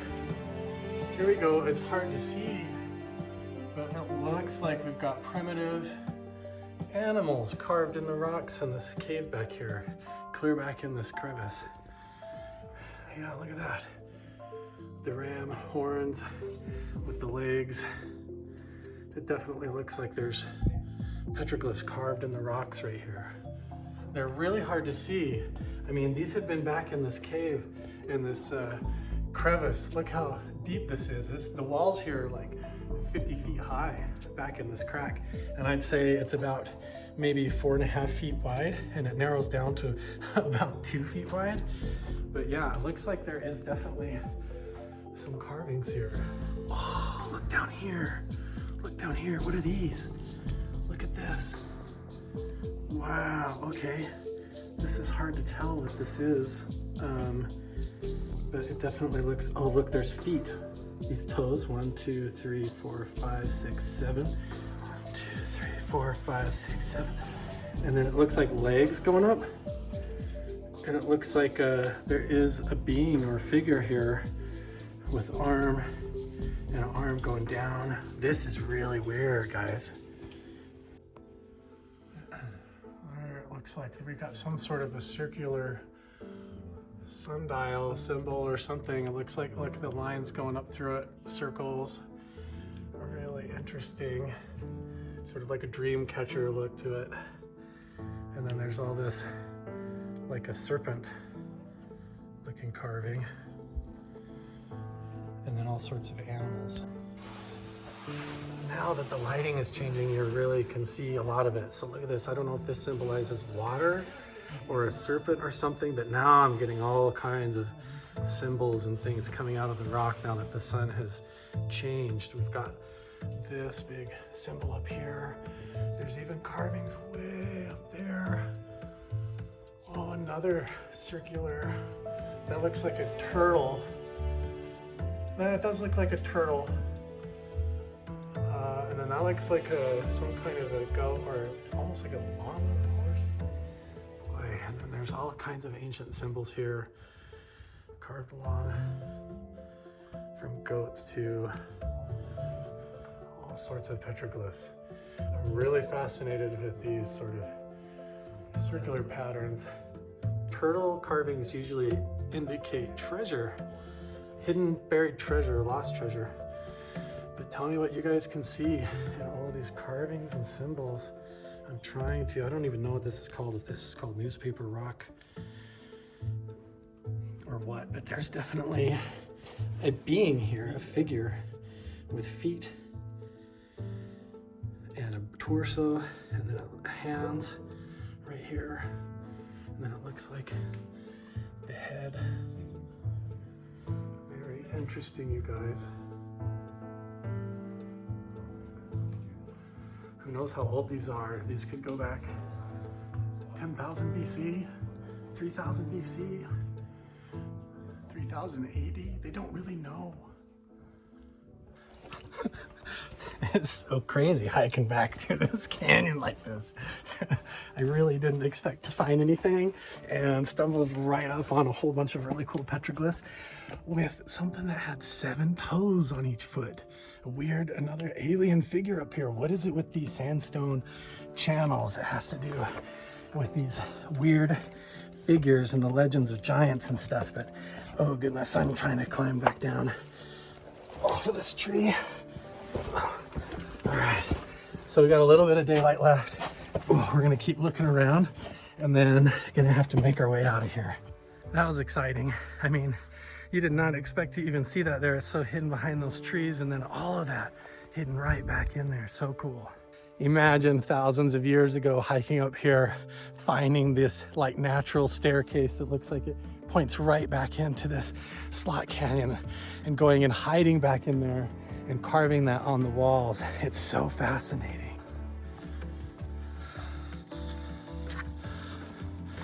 And now I have to fight the urge to come run up here and go, oh, and look at the amazing view. Look at this, wow. Because I gotta stay along these edges and look for the carvings and the clues. Oh wow, this is so freaking cool. This is seriously like a crazy Goonies adventure. I really think that there's actually treasure, caves, and ancient mysteries, and maybe even energetic portals and such, doorways that the ancient people understood and used. know. Who knows?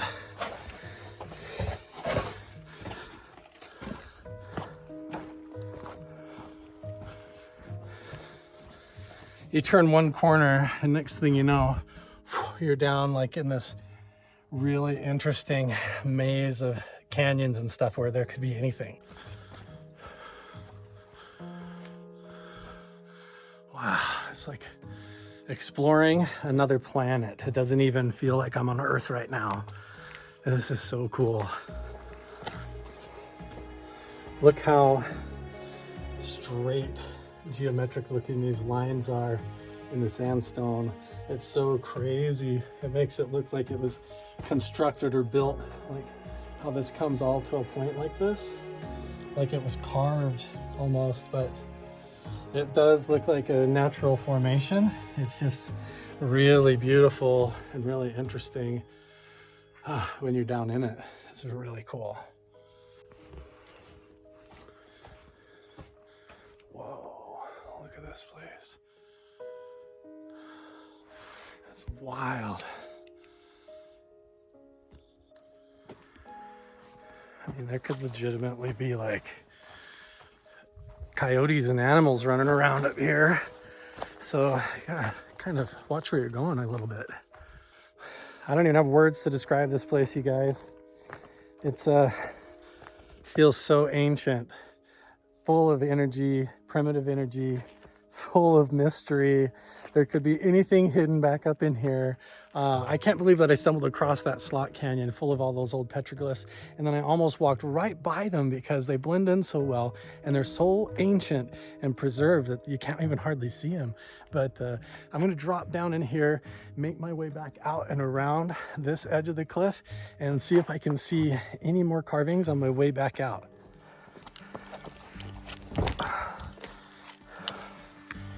Now we're down in the bottom of like this wash. You can tell when it rains or we get monsoons that this whole area probably floods full of water, which is interesting because I bet if you got down to some of these low points, you could probably find gold.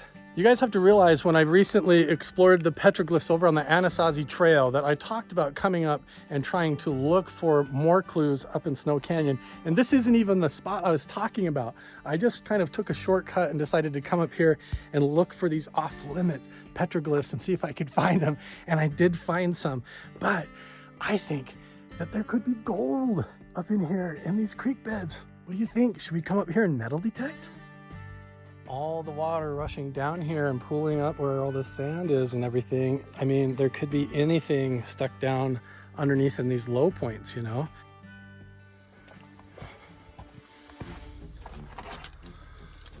Ooh, spiders. Everywhere I go, I see weird carvings like this as well. That looks like more modern. But you never know who comes up here and frequents these areas and why. Guys, I couldn't help it. I found myself back in this crevice trying to figure out this figurine. It looks like all the other petroglyphs I've seen, even all the way up at Skinwalker Ranch, Blind Frog Ranch.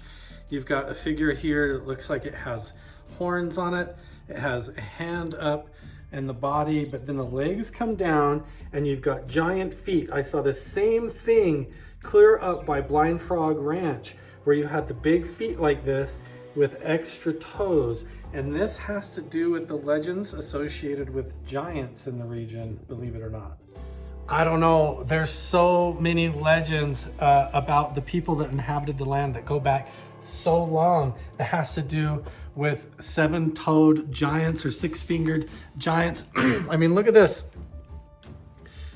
The feet don't make any sense. It looks like these are the same ones that I saw over there at the other petroglyphs that look like big square goats, the ancient ones. And then you've got, look at this, seven toes, interesting. anatomy on this figure. Why do they draw the people so weird? It's the same that I saw by Blind Frog Ranch. This entire region is steeped in mystery, lost treasure, and this ancient stuff. I have no idea what it means. The folklore says that it could have to do with Montezuma's treasure all the way back to the legends of ancient giants. But I don't know what the petroglyphs all mean. I'm just trying to follow the clues. I cannot believe that I stumbled across this crevice in this area where I don't even think people are supposed to be anymore. But this was really cool find today. So I'm gonna sit here, soak it all in, really look at it for just a minute. If you guys are really interested in trying to piece together this mystery along with me, make sure and subscribe, turn on notifications, and follow all my links through the link tree in the description box down below. And let me know what you guys think. What is your theory and how does all of this connect? It's really fascinating. And we'll see you guys in the next one. Okay, let's get out of here before the sun sets.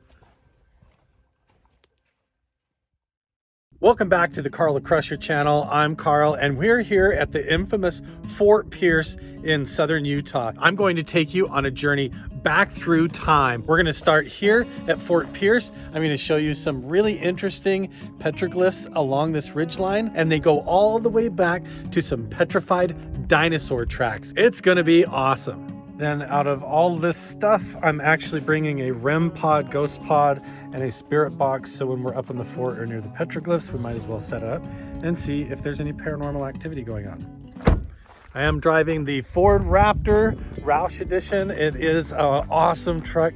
I'm able to put it in 4x4 Baja mode and just fly out here as fast as I can down the dirt road. No problem. It just cruises right over everything. If you guys want me to do field tests and product reviews, let me know what kind of stuff you want me to debunk or try. If you want me to use paranormal investigating equipment, night vision equipment, different kind of gear tests or weatherproofing, camping gear or travel stuff, just let me know. I'm going on a lot of different road trips, expeditions, and adventures. What products you would like me to field test, and I can compare cheap versions versus the expensive ones as we go. Might as well do that since I'm going to be having to get equipment as we go on all these expeditions and explore these spots anyways. I don't think that they had any actual skirmishes or battles that are recorded, but you never know. So this is Fort Pierce, what's left of it. Man, the vibe here is really interesting because you know the circumstances in which it was built to try and push the Native American people out of this region is really shady. I think it would be a good idea, since I'm up here all alone, just to walk through here, maybe set up the spirit box and the REM pod and just see what we can find. I know that it's not nighttime,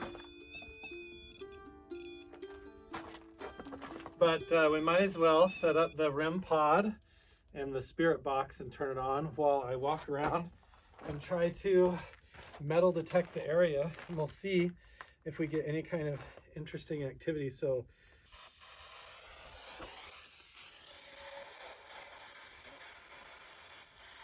if there's any kind of intelligent energy or consciousness here, you can communicate through either of these devices.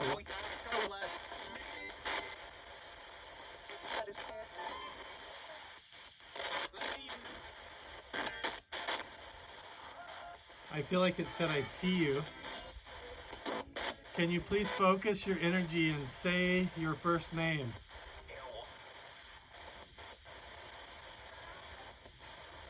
Can you try one more time and say your name again?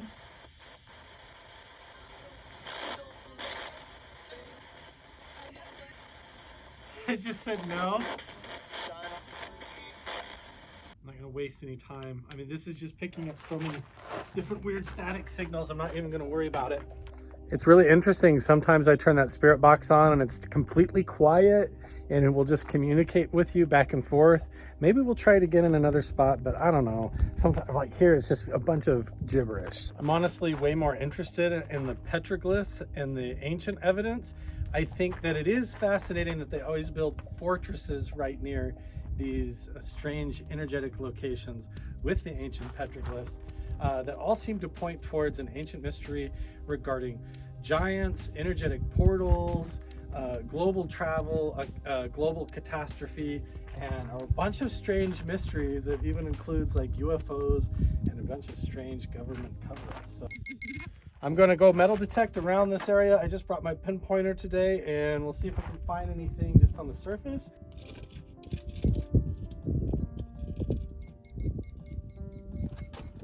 Oh, got something here.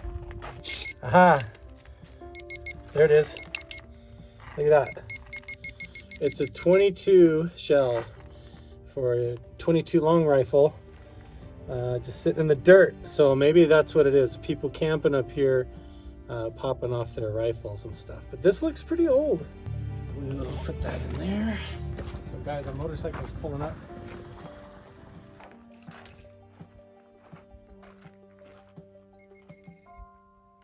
Some more litter.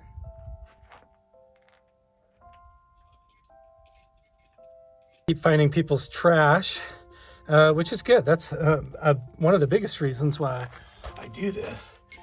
A little target right here.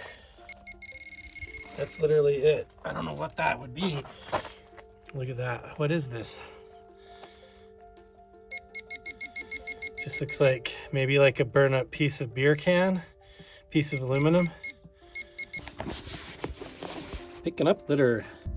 I used my pinpointer, walked through the entire Fort Pierce on the inside, around the entire perimeter, picked up a lot of litter, didn't find anything else of significance, but I imagine that this place has probably been pretty picked over already. Still nothing from the REM pod. It hasn't made a sound, and it's still working, right?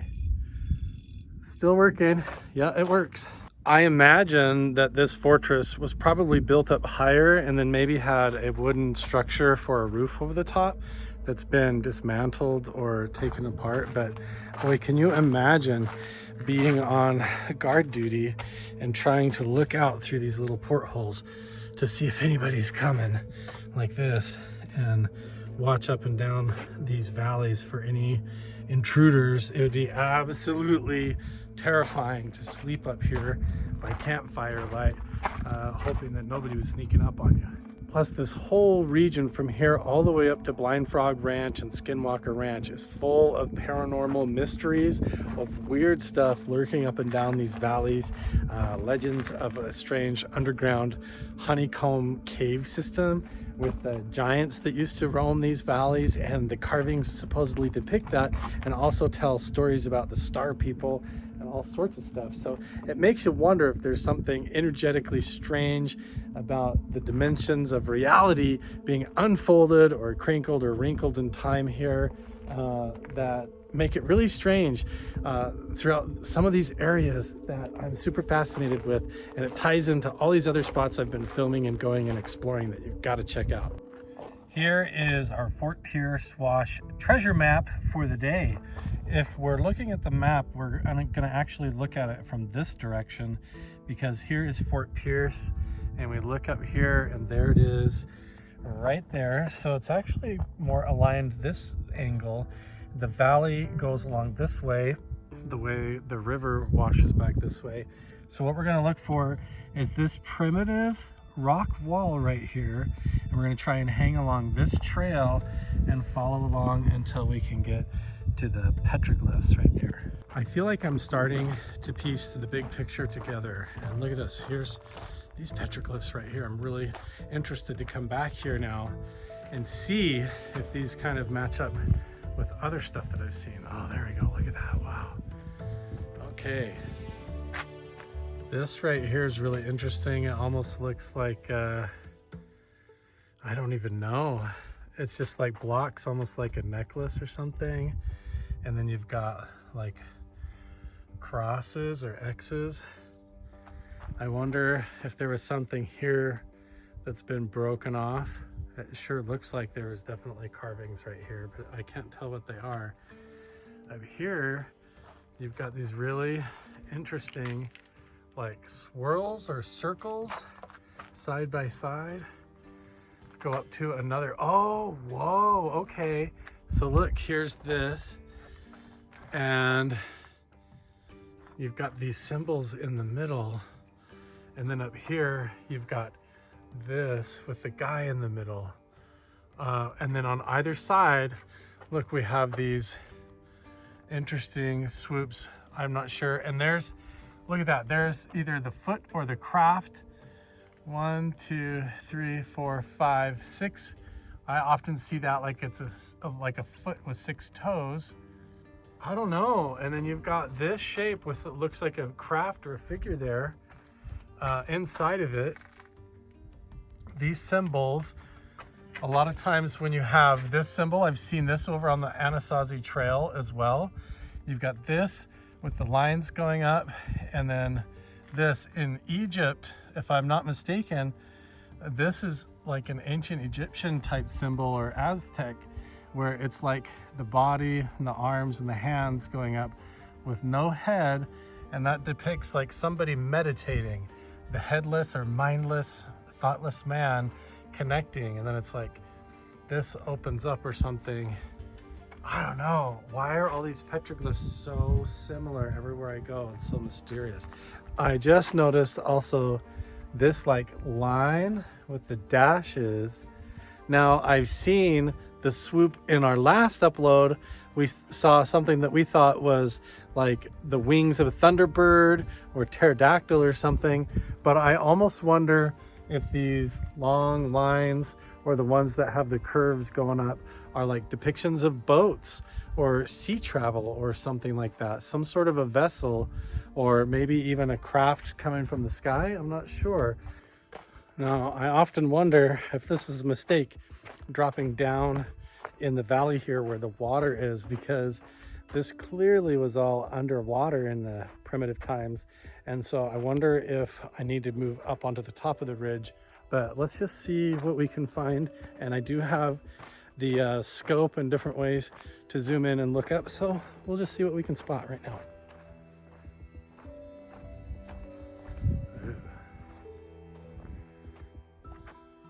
Which way do I go? It's creepy. Let's go this way.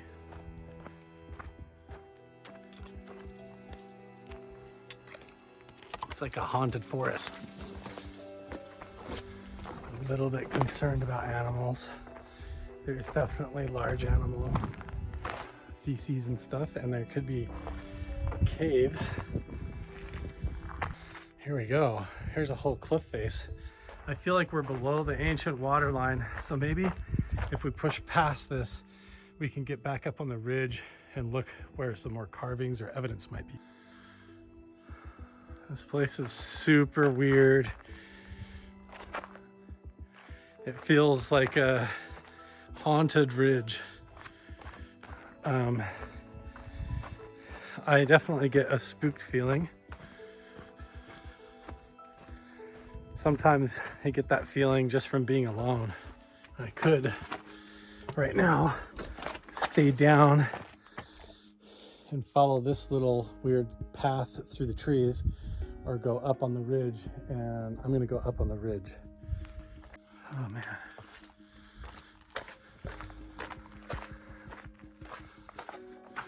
Looks like graffiti. Oh.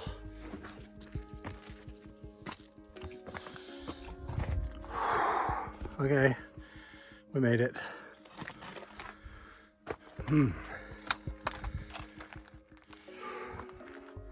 I don't think I'm going to be able to make it much farther up there. I could climb up there and down, but I don't want to risk it. This just looks like graffiti. I think we're going to have to keep going farther. Every decision is like a choose your own adventure. Do you take the high path, or do you go through the creepy forest? Why not both?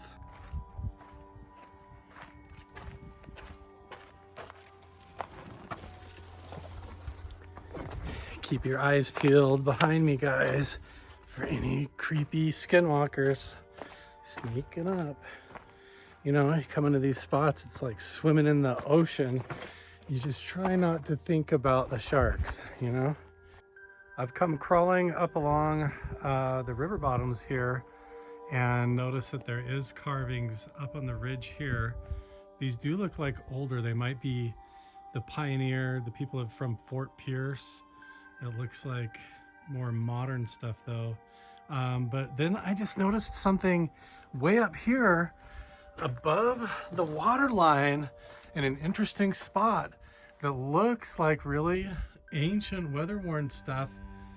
Look at that. Is that a turtle or is that the stick man?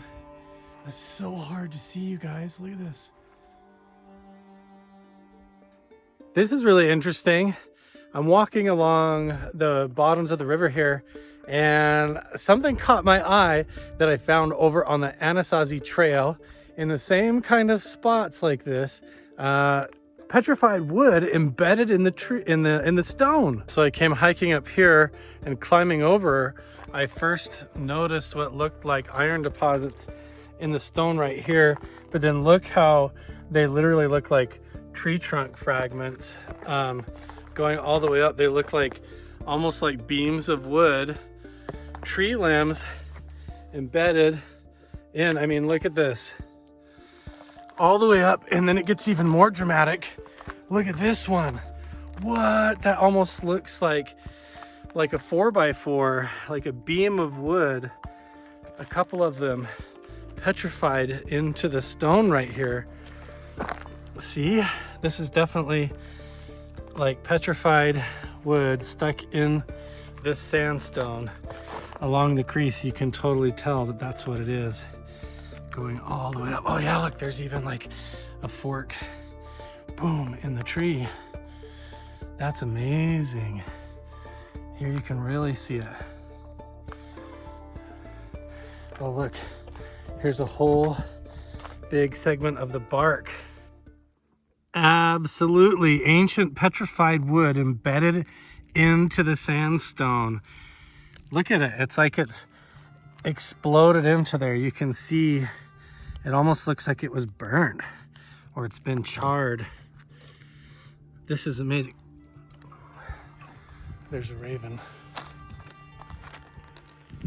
I mean, is this wood or is this dinosaur fossils? Wait. What? Are these bones? Is this part of like...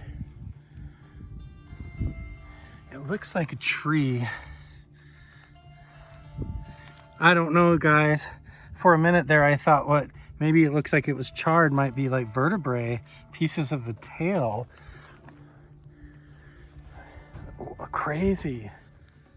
Definitely petrified wood. Look, you can see a stump piece of a tree coming up out of the sand. Look at this.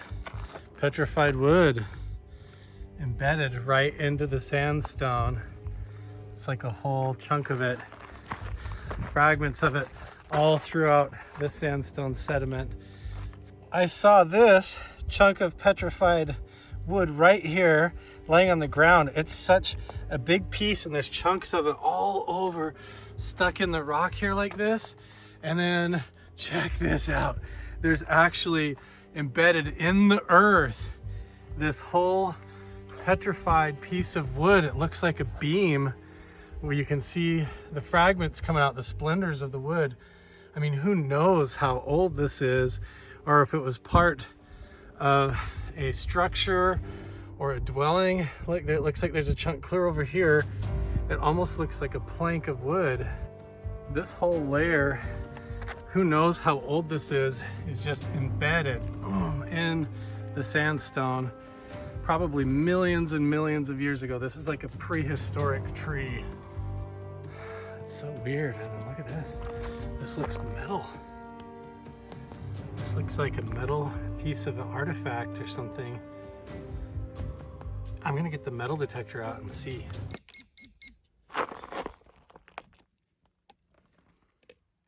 No, it's not metal. Is that part of the petrified wood? It's so interesting.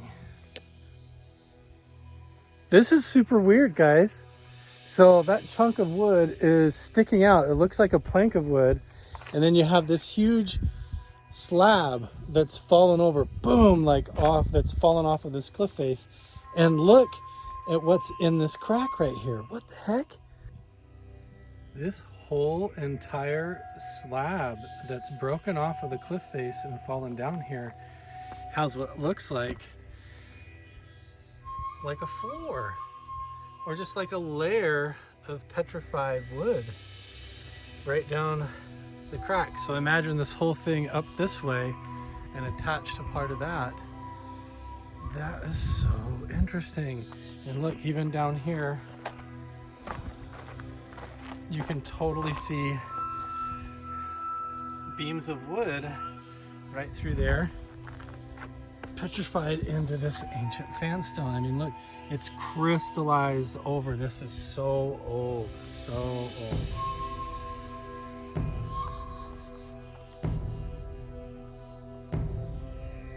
Wow, doesn't this thing look like an old dragon skull? Look at that thing. What? It looks like a big bone or like some alien fossil or something. Hey guys, welcome to the Carl the Crusher channel. I am back at the giant petrified or fossilized serpent skull or dragon skull. That's what it looks like to me anyways. It's really cool looking. But I actually brought a backpack of sound bowls, meditation bowls, and ringing bells, and we're going to do some audio frequency testing near some ancient petroglyphs because of a weird audio and echo anomaly I found down this ancient canyon. So here we are. There's this really strange looking anomalous sandstone rock here. You follow past this, and up on the ridge you have these petroglyphs that we've seen all over the rocks right here.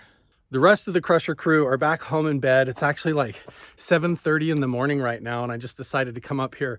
But in the last video at the end, when I brought my boys up here, the whole Crusher crew, we did some audio tests where we were yelling in this canyon, and you can hear the echo go all the way up and down, and the audio actually changes. And they found this anomaly at Skinwalker Ranch, I think at Blind Frog Ranch, and a lot of ancient oracle sites and portal sites throughout the world where shamanic rituals and things like that were done, and supposedly extraterrestrial contact. All these ancient alien sites seem to have these strange acoustic properties. So I've got a whole backpack full of stuff to try and test it out today. But first, we're gonna look for the clues underneath this rock right here and see if I can find this crazy big petroglyph I keep missing. I could climb up there and show you guys all these petroglyphs. It's a little bit difficult to get up there. If you want to check them out, click the iCard and go watch the previous videos and get caught up to this whole mystery and what we're trying to uncover. But you see, when I was up here last time, I found this. Remember? It's like a geocache. Right? And I opened it last time I was here, and everything just like this. And then I got grossed out on the inside and didn't look at the clues. So this time I'm actually gonna look down in here. Maybe.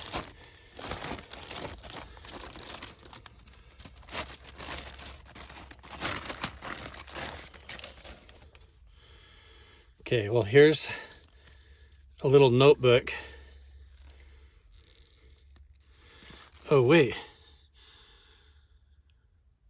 There's people leaving notes in here. This is definitely like a geocache. Let's see. Let's see. This book is full of stuff. Nothing. No maps, no clues, no instructions, nothing. If there was, and there used to be in there, it's not anymore. Speaking of Blind Frog Ranch, quick shout out to Blind Frog Ranch. They sent me a whole box of cool merch, and if you want to get some discounts before Christmas, make sure and go to blindfrogranch.com. I'll put a link down in the description below. I'm wearing one of their hoodies this morning, and it's super warm and nice. Not sponsored by them or anything. They're just really cool people and friends of mine. We work a lot together, and so you guys should go check them out. I refuse to give up today. The petroglyphs are over there. I've found a whole bunch up on this ridge, but there's this one spot that I haven't looked yet that looks like it would be perfect. And there is a marking up there that says X1.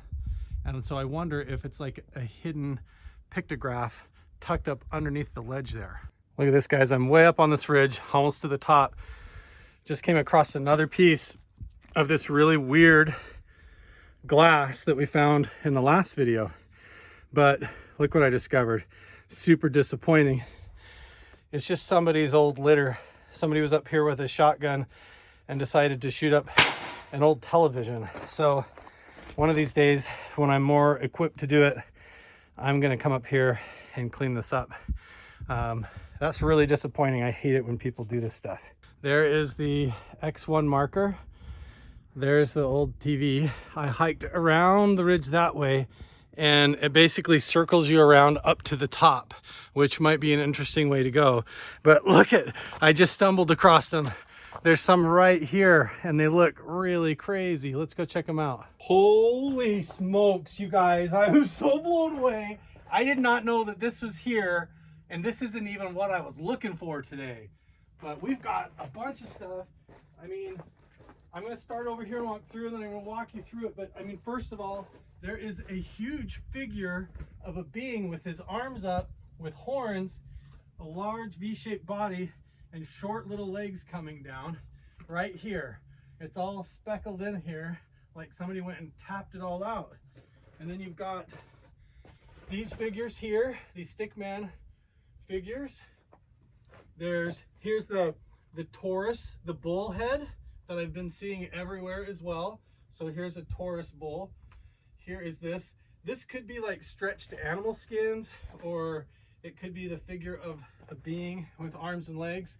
Here's a swirl, like a portal or energy glyph, as well as these wavy energetic lines that could either be water or indication of tunnels or something underground. There's also one that has the pattern that goes up here.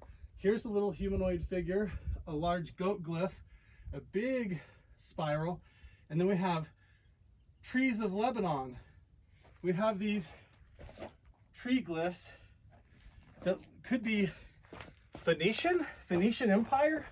Okay, you guys need to get a close-up look, because even up here on the left, you've got the same humanoid figure, and it's like a whole story going on here. We have this big wall right here covered with all these petroglyphs, and this stone that looks like it's cracked and fallen down from above is also beautifully carved. We have a portal swirl here. We have 1, 2, 3, 4 wavy lines going across like this. It looks like a sun symbol. This almost looks like waterway or something. Some kind of a glyph here. This looks like maybe like a dog and a person, right? Like maybe a coyote and a person. There's a few little dots here. Man, there's just so much. Here's a whole goat, right? With the horns. It's almost like this was our way of life. Maybe these were huts, grass huts that they were living in.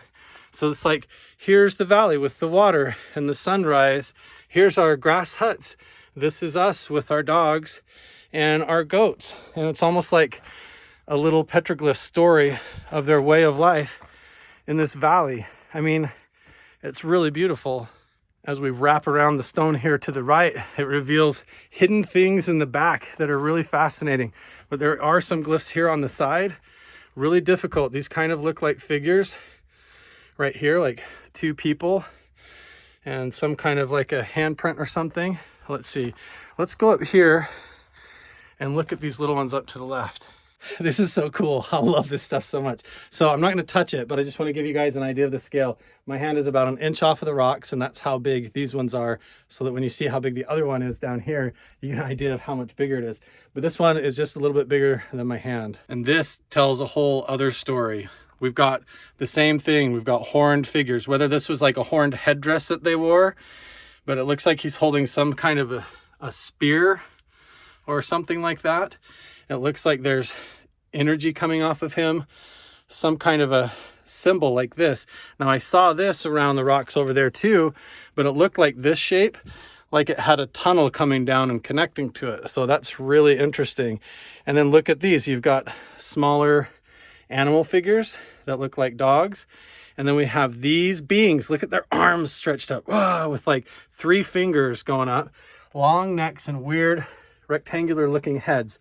And this guy here, very stereotypical, tiny little spindly legs, spindly arms, big torso, strange looking head with horns on it.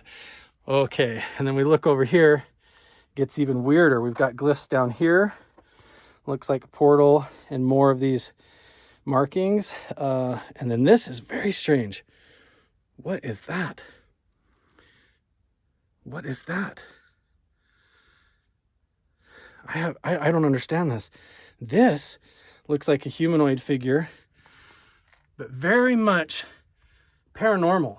Look at like the legs going up.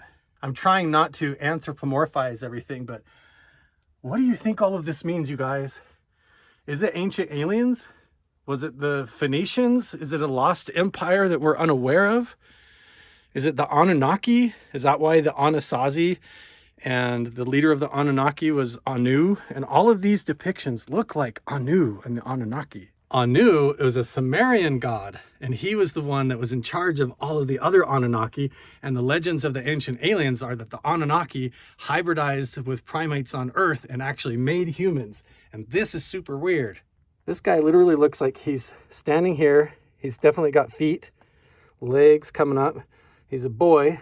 He's got like no arms, a strange shaped head, and out of his head comes this strange wavy thing. And from the wavy thing connects down to this, and then we see going up. And then from there, we get these crazy symbols all around. Energetic waves, like orbs, portal symbols. This is like a tree and a goat, tree of Lebanon or something. But we have this big T-shaped thing with like stuff in it.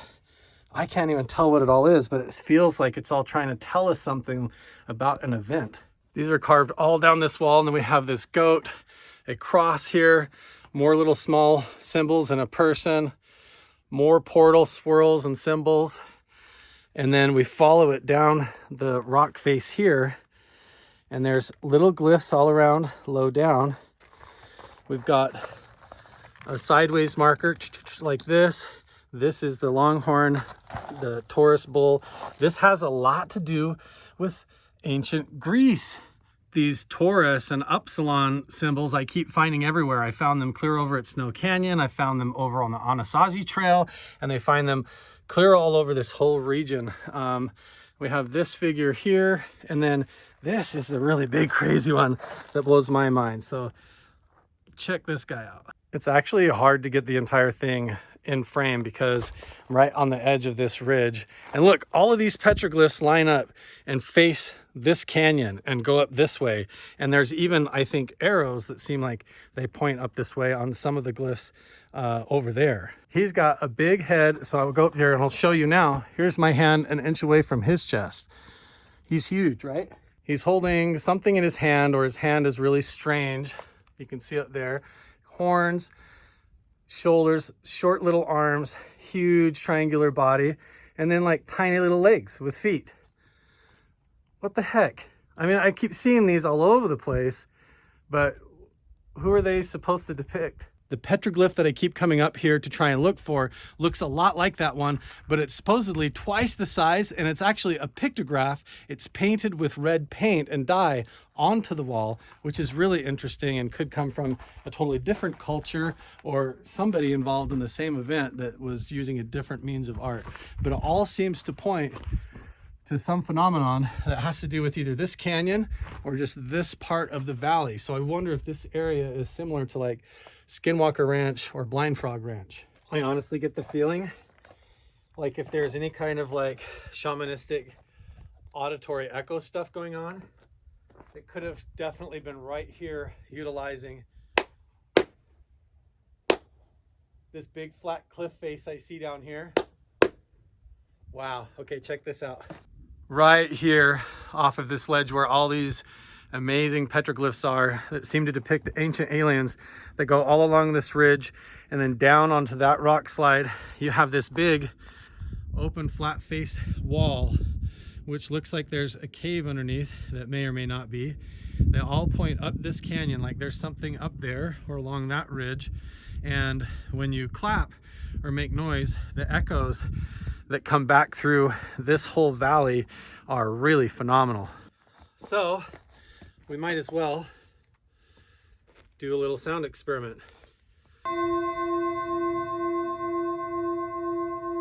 Now I'm getting buzzed by a helicopter. I'm gonna hide.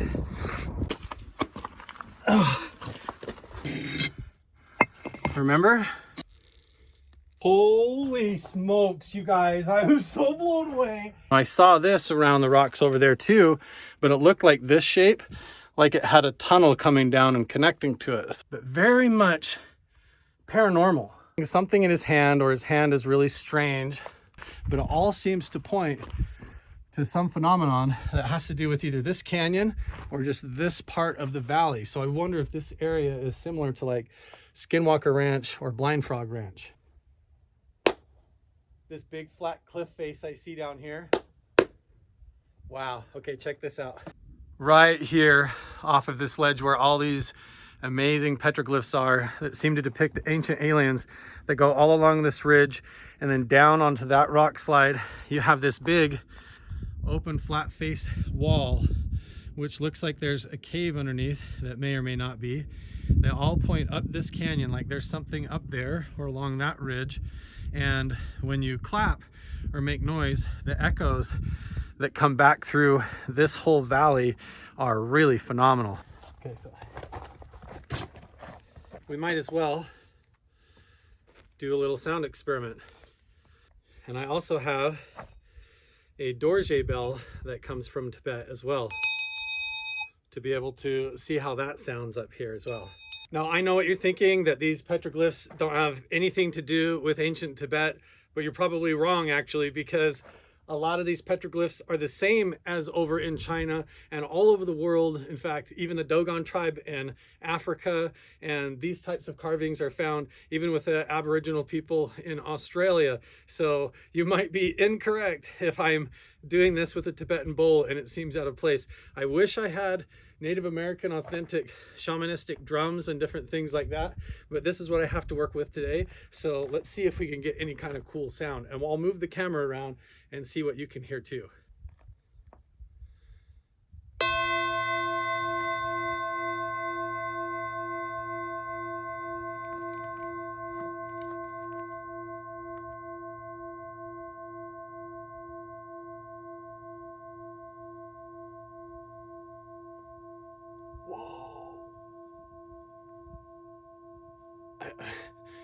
I don't know if you guys can hear that, but it starts to sound like a harmonizing, like the echoes play off of each other like a harmony.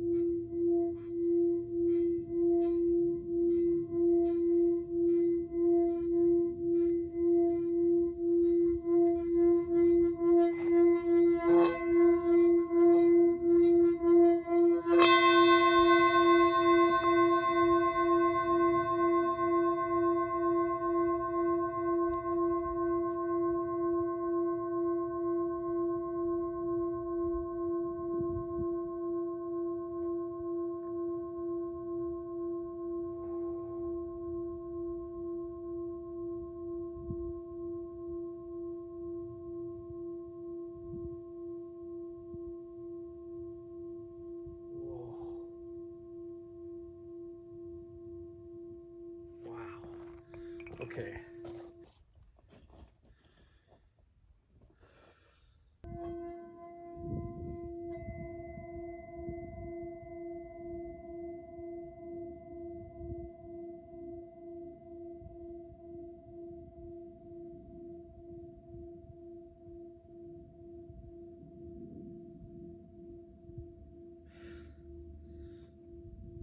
So beautiful. Wow. Should we try and ring the bell? Guys, I haven't touched this bell in a little bit. And it's like there's a natural resonance happening here. Hear that? I'm not touching the bell. Listen.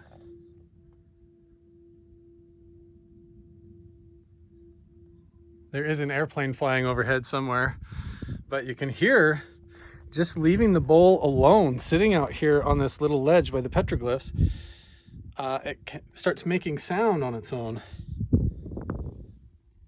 I know some of you guys are probably really frustrated because you're good at the meditation sound bowls, and obviously I'm a little bit out of practice. The brass bowls are actually really hard to use. I need to get some crystal bowls. That would be really cool. But I brought this one up here because it could survive the trek. So I've got a dorje bell and a double dorje. These are things that the Dalai Lama uses in a ritual called the Kala Chakra Mandala initiation, which is correlated with a lot of UFO sightings that occur. So I'm gonna sit here and ring this bell, see if this bowl starts to sing by itself, and look up the canyon, just like the ancient people probably would have done shamanistically, either with bells or drums or singing.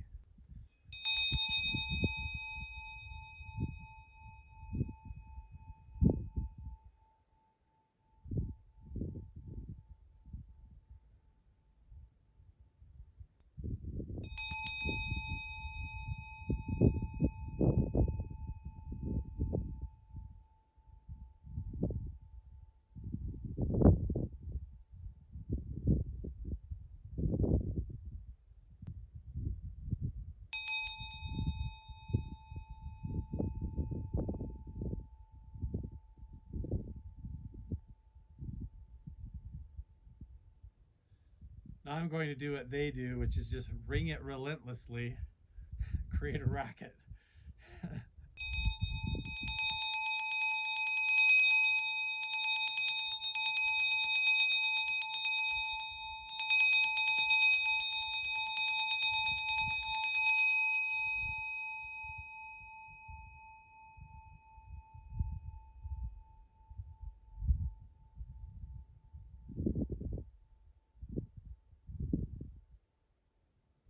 I feel so drawn up that canyon. I'm so curious about that ridgeline and what wraps around there and what hides up in there. I have to go see. I have to go see. Blows my mind. All of this stuff is so intriguing and mysterious. They don't look human. They have humanoid shapes, but they don't look completely human. Fort Pierce is back that way. I did notice a couple of more little glyphs on the wall right there that just seem like star patterns or sundials along this wall. But I think that what I thought was an X1 is actually an X with an arrow, like X marks the spot. So I'm gonna hike around there really quick. The bowl is still ringing. I haven't touched it. I've been hiking down there. Listen to this. Hear it?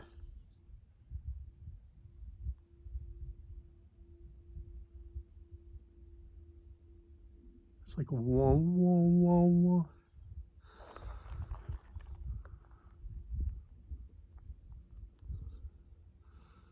It's like just naturally doing that, just sitting here. That's interesting. There's like a resonance to this cliff face right here in this area. I actually found it.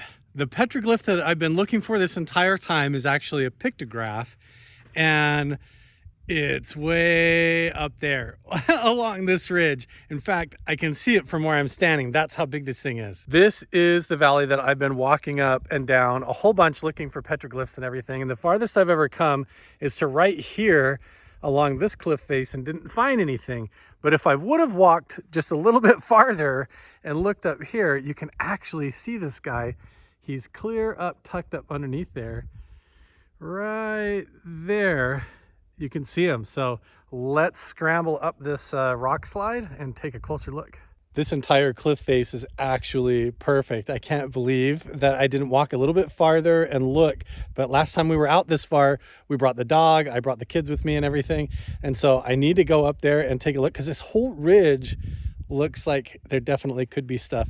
And then we haven't even gone over to the other side to investigate what's all the way down this valley and up that crevasse on the other side. Well, this is kind of interesting. There's no carvings or petroglyphs or anything down here, but there's definitely like a cave and a cave entrance right here.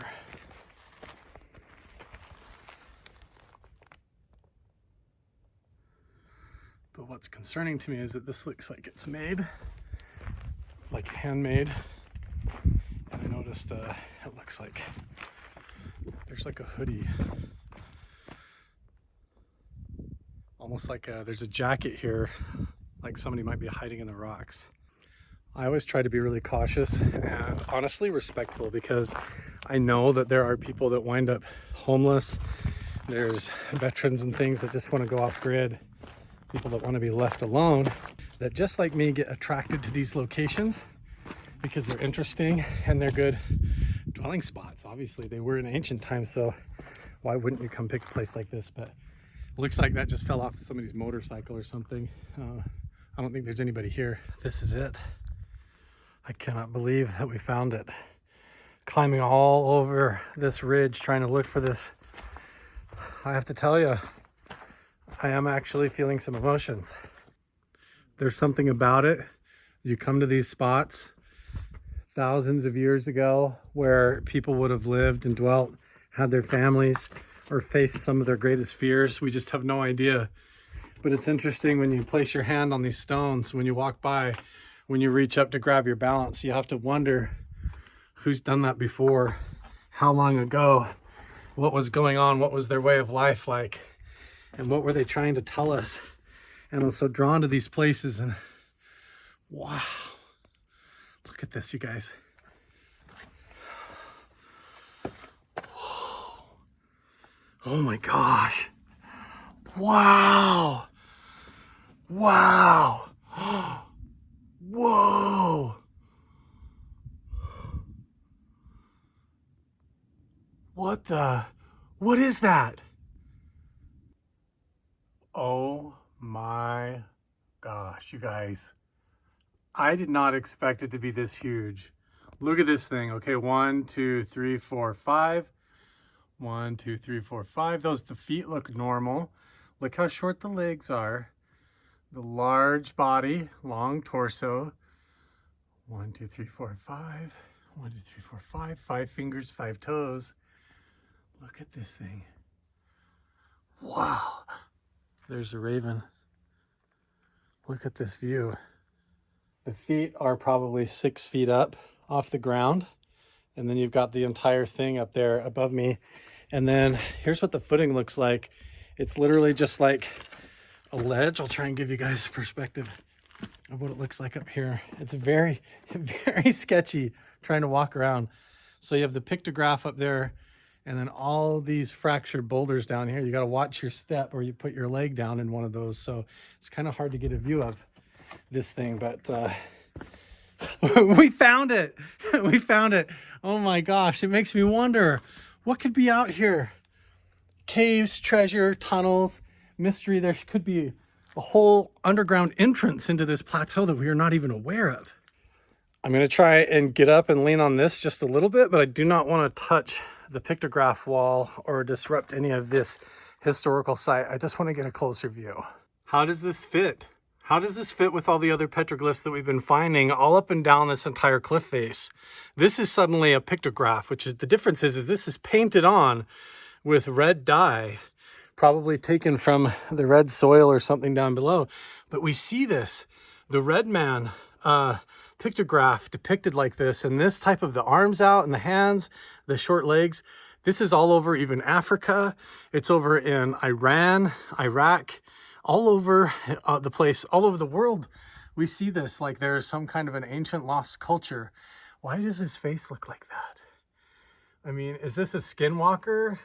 Is this some kind of an ancient giant or something that inhabited the land? All of the myths and legends say that these areas were actually inhabited by giants. So I don't know. Tell me what your guys' theories are down in the comments below. I don't know. If you dig into the history, it doesn't help you answer anything. It just gets stranger. Everything that I'm saying that sounds crazy about giants, interdimensional beings, extraterrestrials, things coming out of the ground, legends of like ancient beasts and things like coming through this valley are all part of the story. I'm not making any of that up, and it's not coming out of my head. It's part of the actual history and the folklore of these drawings. I'm trying to imagine like what it was that they saw. If the water level was higher, then they would have been up along the cliff faces over along that ridge equally. And so it bears investigating to go over there, and we still need to go up this little canyon across the way to see where all those other petroglyphs point. But all of these still, even this one technically is right behind me. If you line up where he's looking and where he's facing, where the flat face of the wall is, it's not like out over the valley. It too also points up that canyon where all the other ones point. If I was going to draw a line from where this pictograph's eyes are looking and where he's facing, if I stand exactly the way he's facing and look straight ahead, I'm looking straight up that exact same ravine, up that canyon to something being hidden up there. I do want you guys all to know that when I do come to these ancient spots, I always sit and meditate. I always bring good wishes and everything and gratitude. And I always pick up litter and try to leave it better than I found it. I did definitely feel some emotions walking up on this spot. As I got closer, the energy was really powerful. It felt very ancient and very tribal, and I could feel the presence like this used to be someone's home. I felt like I was walking up on someone's home, and I've tried to treat it that way and be really respectful. And the feeling carries that still to this day, thousands of years later. If you come and sit here, you can feel that these people called this home, or that there was a lot of emotion around this place. It's absolutely beautiful. It's hard to think that there would be this pictograph right here and no other petroglyphs or anything else up around here. So I'm just going to crawl around just a little bit and see if I can find anything else. I haven't seen anything else that indicates carvings like petroglyphs or pictographs. Look at this geology though, is really fascinating. It's oh geez, very much like skin texture, or rippled very strangely, like this ancient sandstone has been water worn and weather worn in a strange pattern, like it actually used to be underwater at some time. But it's very strange how the sandstone creates these kind of formations and textures and then splits off into these giant megalithic boulders. Someone's coming. It's just hikers trying to find the pictograph just like me. So they're actually up on the ridge. I'm trying to help them find a way down. Totally harmless. There's nothing else up here. I've scaled along this cliff face the whole way. The red man pictograph is clear back there. I haven't found anything else along this ridge. There is the pictograph that I was just at. And here's something I just noticed that I haven't really seen since I was at Blind Frog Ranch. And that is this like blue dirt. It's like this kind of clay. I'm going to collect some of it up here because this, I don't know what this is, but this blue dirt stuff, I don't know if it's the same stuff or not, but up at Blind Frog Ranch, they have all kinds of strange alchemy processes that go on with this kind of dirt. It's almost like a concrete. It's really strange. I don't know if it's even the same stuff or not. I'm definitely not a geologist. It could just be like a sandstone, but it looks interesting. And it's only in little patches around the hillsides out here. And it reminds me a lot of stuff that I've seen up at Blind Frog Ranch. And when they smelt this stuff, it spits out unnatural ingredients out of the back end. Almost like there's some kind of an energy vortex on the property where you can take like a cup of dirt or soil, this special blue dirt, and you can melt it down and it will actually spit out unique materials like gold or silver, different types of aluminum and titanium and different things like that. I don't want to be quoted wrong. They're doing a ton of official research at Blind Frog Ranch right now, and it's really interesting. I wonder if there's pockets of this or if it's associated with these strange energy zones. Every single thing that I've looked at points up this creepy canyon. I have no idea what's up over there, if anything at all, but I know that the further south that you head that way on Google Earth, there's just a whole lot of nothing. You go into Arizona and there's no civilization. There's no people, there's no anything. So if there was anything hidden in caves, any more clues, it probably lies up that canyon or around in the region. So we're gonna have to come back, you guys, and check it out and keep going. I actually sold my house. Me and the boys and the Crusher crew are going to be moving a little bit closer to the center of all these mysteries, closer to the Grand Canyon, further out into the canyons in the hills, closer to Zions National Park, and right in the heart of all this mystery. So if you like what we're doing and you want to follow and keep up, make sure and subscribe, turn on notifications, make sure and follow on TikTok. The links are all down in the description below. And we'll see you guys in the next one. Bye. Welcome back to the Carl the Crusher channel. I am at a very significant ancient petroglyph site, and I am going to highlight those, show you where they point, and then we're going to go up the other canyon on the far side. Let me show you. I'm here, you guys. We're here at the big petroglyph rock, and up the cliff face there is a whole bunch more petroglyphs that I filmed in a previous video. If you want to see that, make sure and go check it out and catch yourself up to what's going on. But this is where it all begins today, because everything that I have found and all of the petroglyphs along this, even the big red one clear down the cliff face, way down there several miles, all seem to point and direct to something up this canyon or over the ridge, and that's what we're going to go check out today. But before we do that, I just want to take care of some quick shop business right now. Just to be completely transparent, you can see that this is a public riding area with marked trails. Everybody rides UTVs, motorcycles, and in the background, you can hear a bunch of people popping off shotguns and making a mess, and I come out here and pick up all the trash. I can't even pull in the parking lot without seeing people metal detecting, riding UTVs, motorcycles, you name it. Ah, check it out. There's a guy metal detecting off-road right there, right by the site. Look at all these rigs.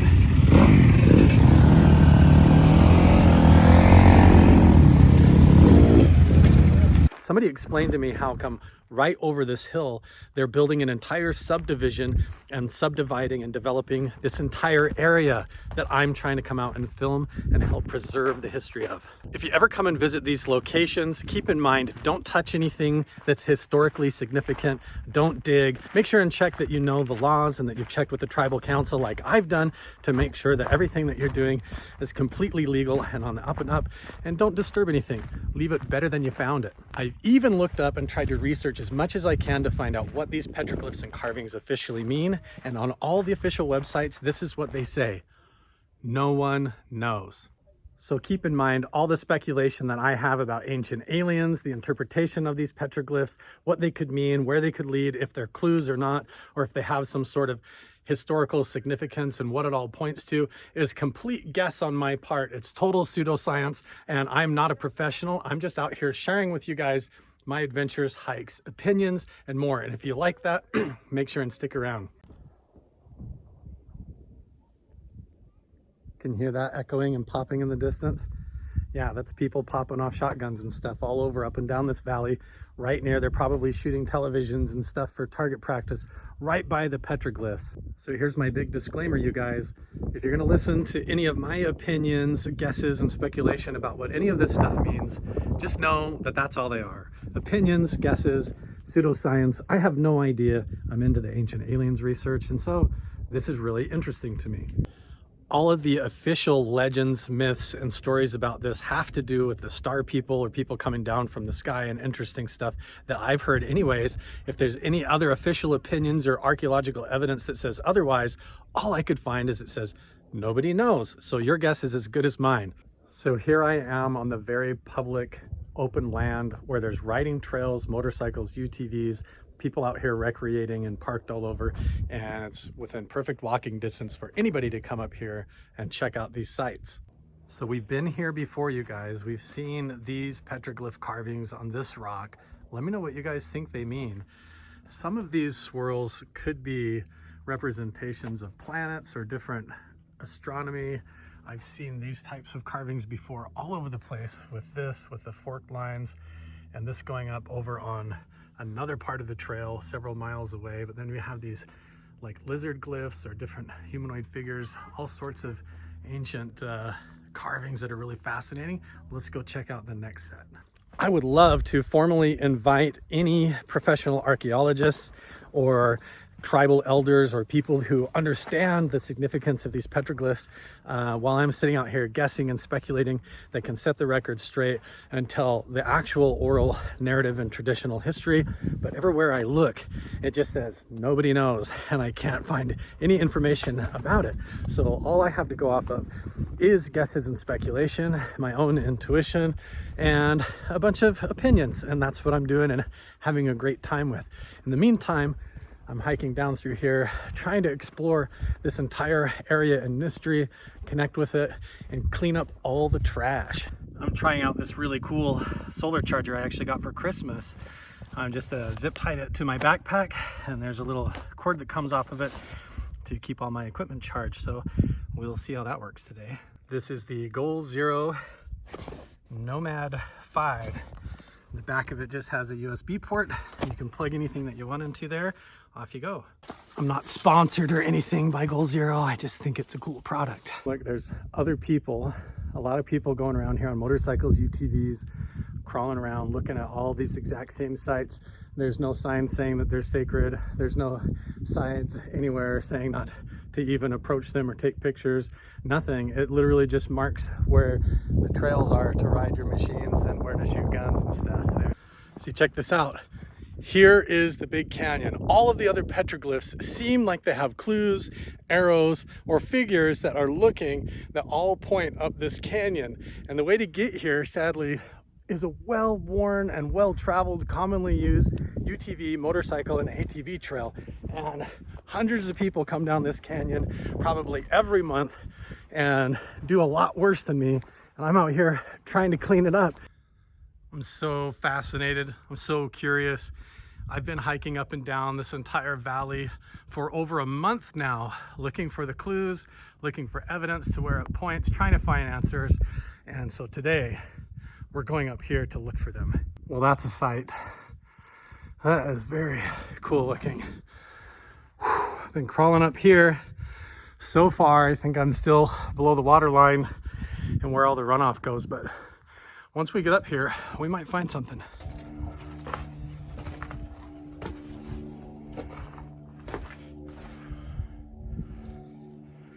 Oh, this looks like a campfire spot. What the heck?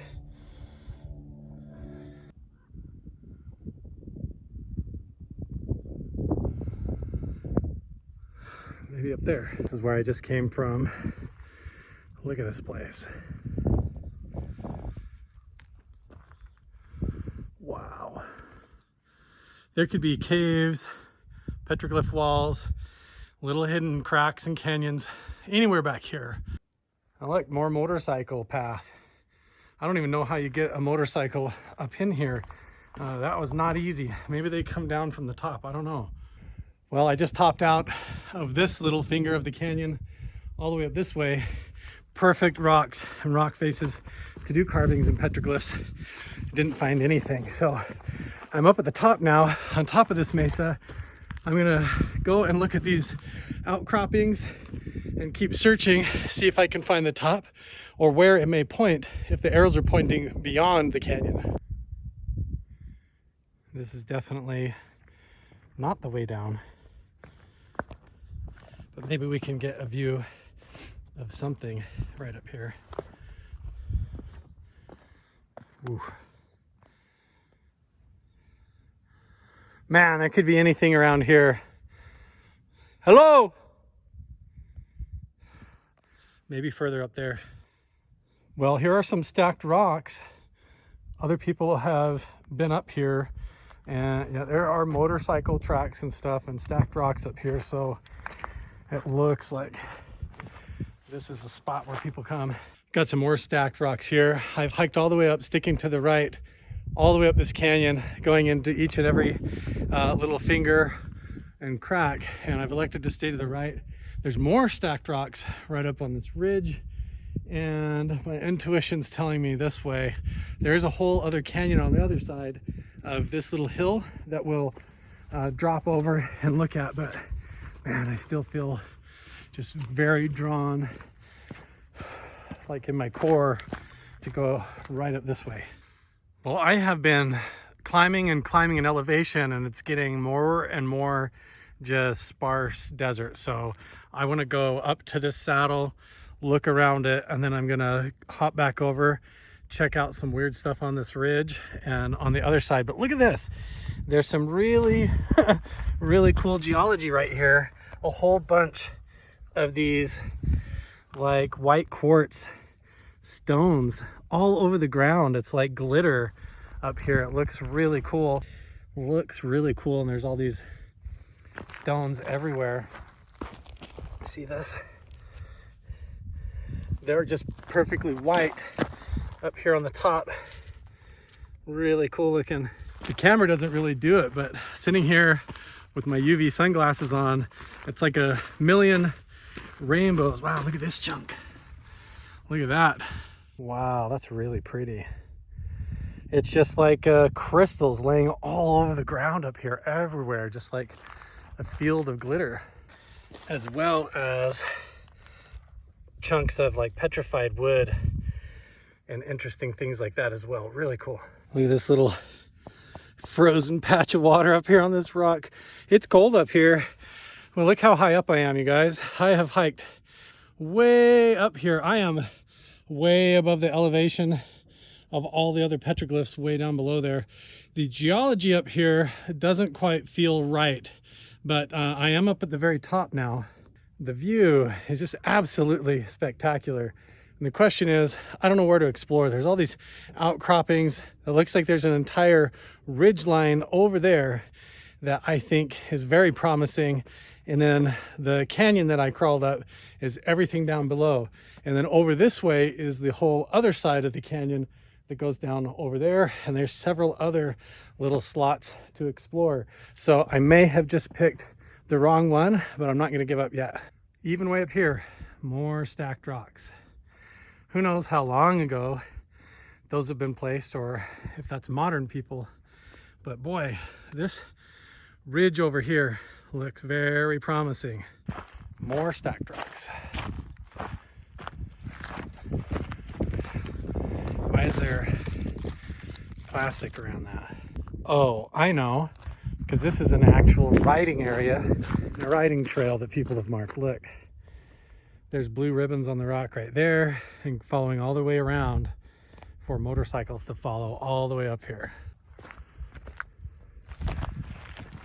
Whoa, whoa. This is a cliff. Okay. Oh, wow. This is an entire ridge line. Okay, I know exactly where we're at. Over there is one of the petroglyphs right there facing off this valley, and this is that entire ridge line coming up. So there could be anything just right over this edge, but treacherous. Man, I don't even want to get over here. It goes clear down. It doesn't look like it on camera, but that is pretty sheer. I think I'm gonna carefully poke along this ridge. If there's gonna be anything, I bet it is along here. I'm not going to take any chances with that ridge. This whole area about 10 feet back could just slough off there. It's all just like loose gravel and dirt. It looks like, I mean, it just looks very fragile. So I'm going to stay along the top of the ridge and check all the way along this cliff face all the way back and see if I can find anything.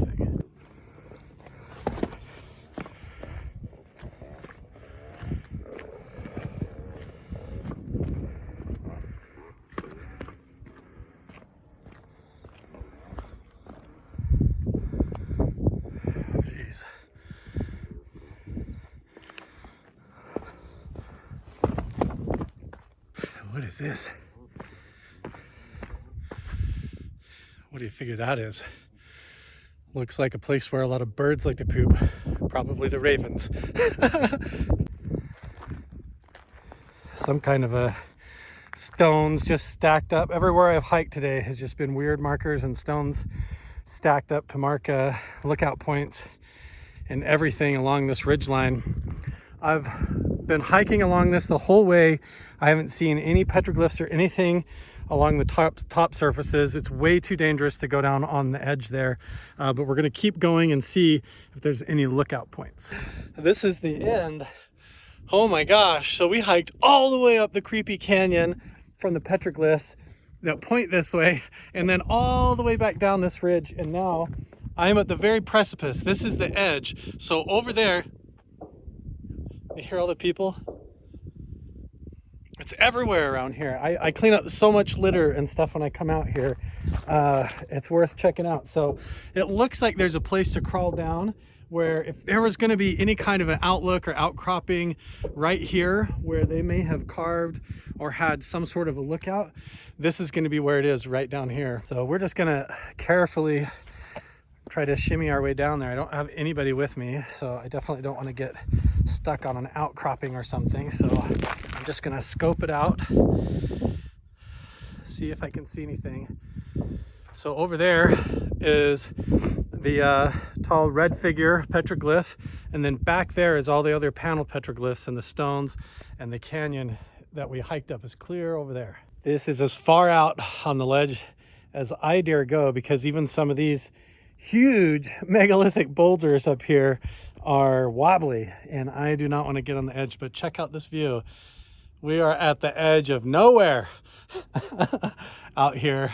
It's so beautiful. You can see the snow-capped mountains behind me, the red rock sandstone features, the geology of southern Utah in this area, in Arizona, New Mexico, Nevada is so fascinating and cool. So now we have reached this whole other backside of the canyon, and I am going to hike this ridge the rest of the way back out to the truck and see if we can find anything on the way out. See, there's all the ancient petroglyphs that I'm trying to clean up and preserve and document for posterity. And they're down in the valley below. Public land, UTV motorcycle access. People just having a good old time. See what I mean? Watch your step up here. Long ways down. I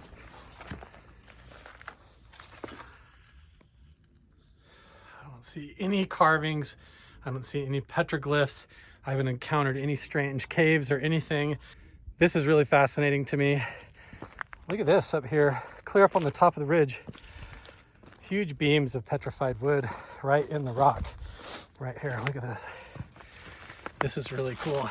You can even see the knots in the wood, the whole tree trunk coming up here. Very cool.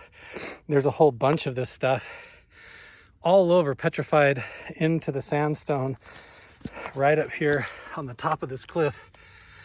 All over the place in the rocks. Very interesting. See how it's just embedded into the sandstone, almost like it was flash frozen and petrified, almost like a cataclysmic explosion, comet impact or something like that. Sort of froze it in time, petrified it into the stone. And there are theories about that. The author of the book Fingerprints of the Gods, Graham Hancock, he's been on the Joe Rogan podcast. He theorizes that about 17,000 years ago, before the Clovis period, the younger Dryas period, that there was a comet impact on the polar ice caps that caused a cataclysmic flood and mudslide that wiped out ancient civilization that was globally catastrophic. And I wonder if that's the evidence that we're finding around here sometimes.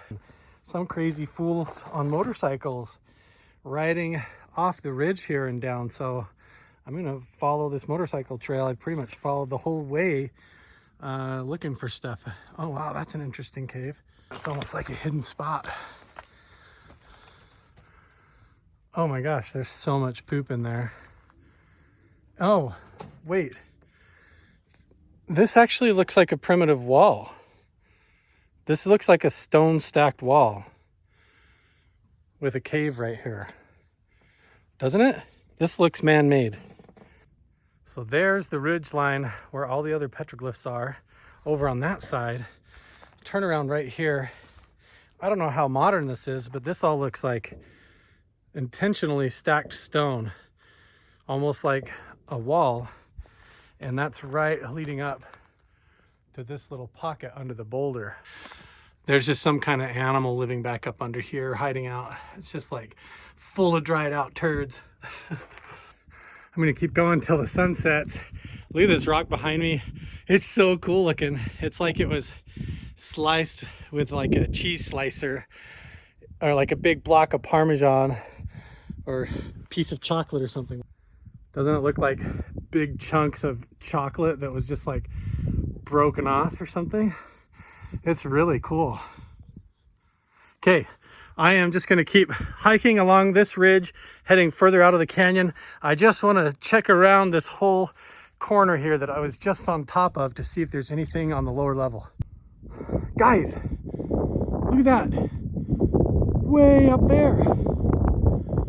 Whoa, look at those.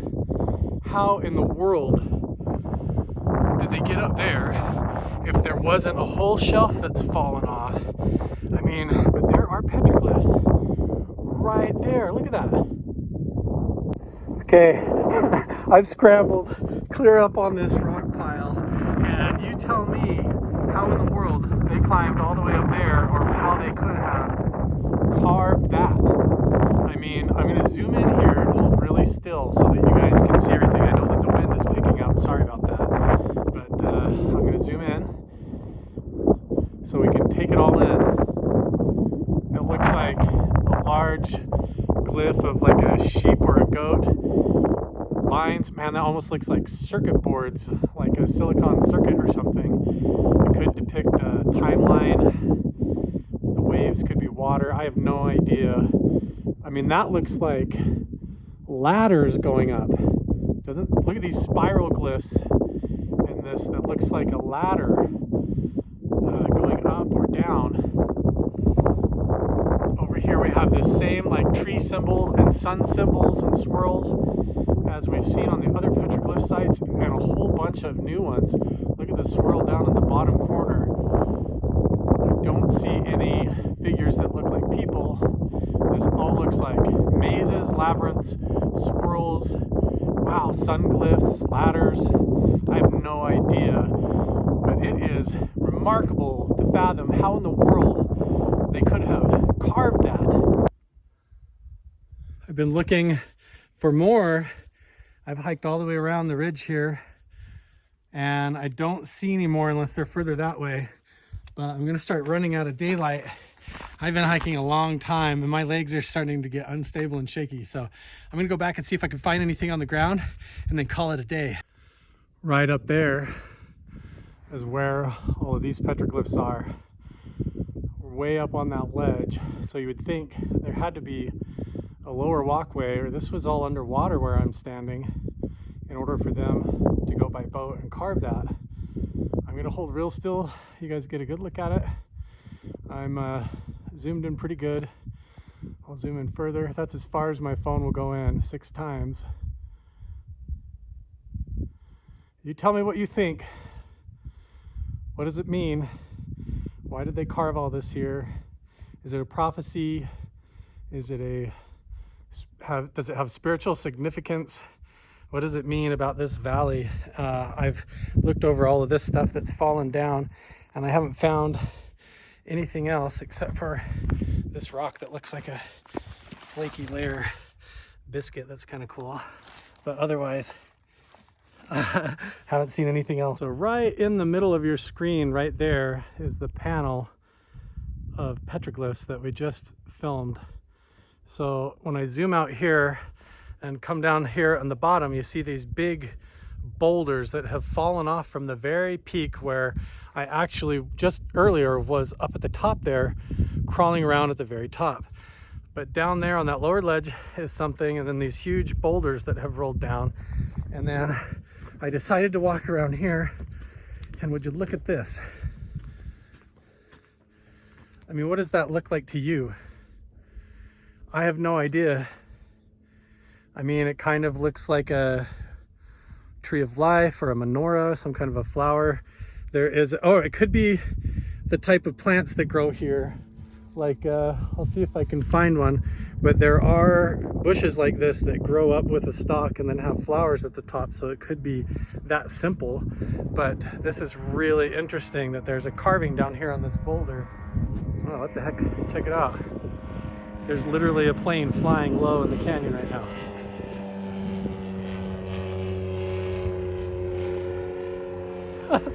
Okay, but if you guys know what this symbol means, I would love to know. It's very interesting that this is down on this boulder down in the valley, because you would assume that this was all in ancient times underwater, but here we have what would have been underwater, a carving on this rock right here. Very interesting. So this has, let's see, one, I can't even count them all. Oh my gosh. 1, 2, 3, 4, 5, 6, 7, 8 branches, and it looks like lines going across this way and this way, a line going up the middle here.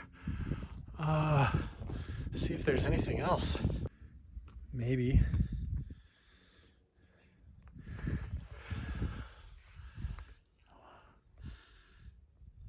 There's definitely been stones stacked in that corner. An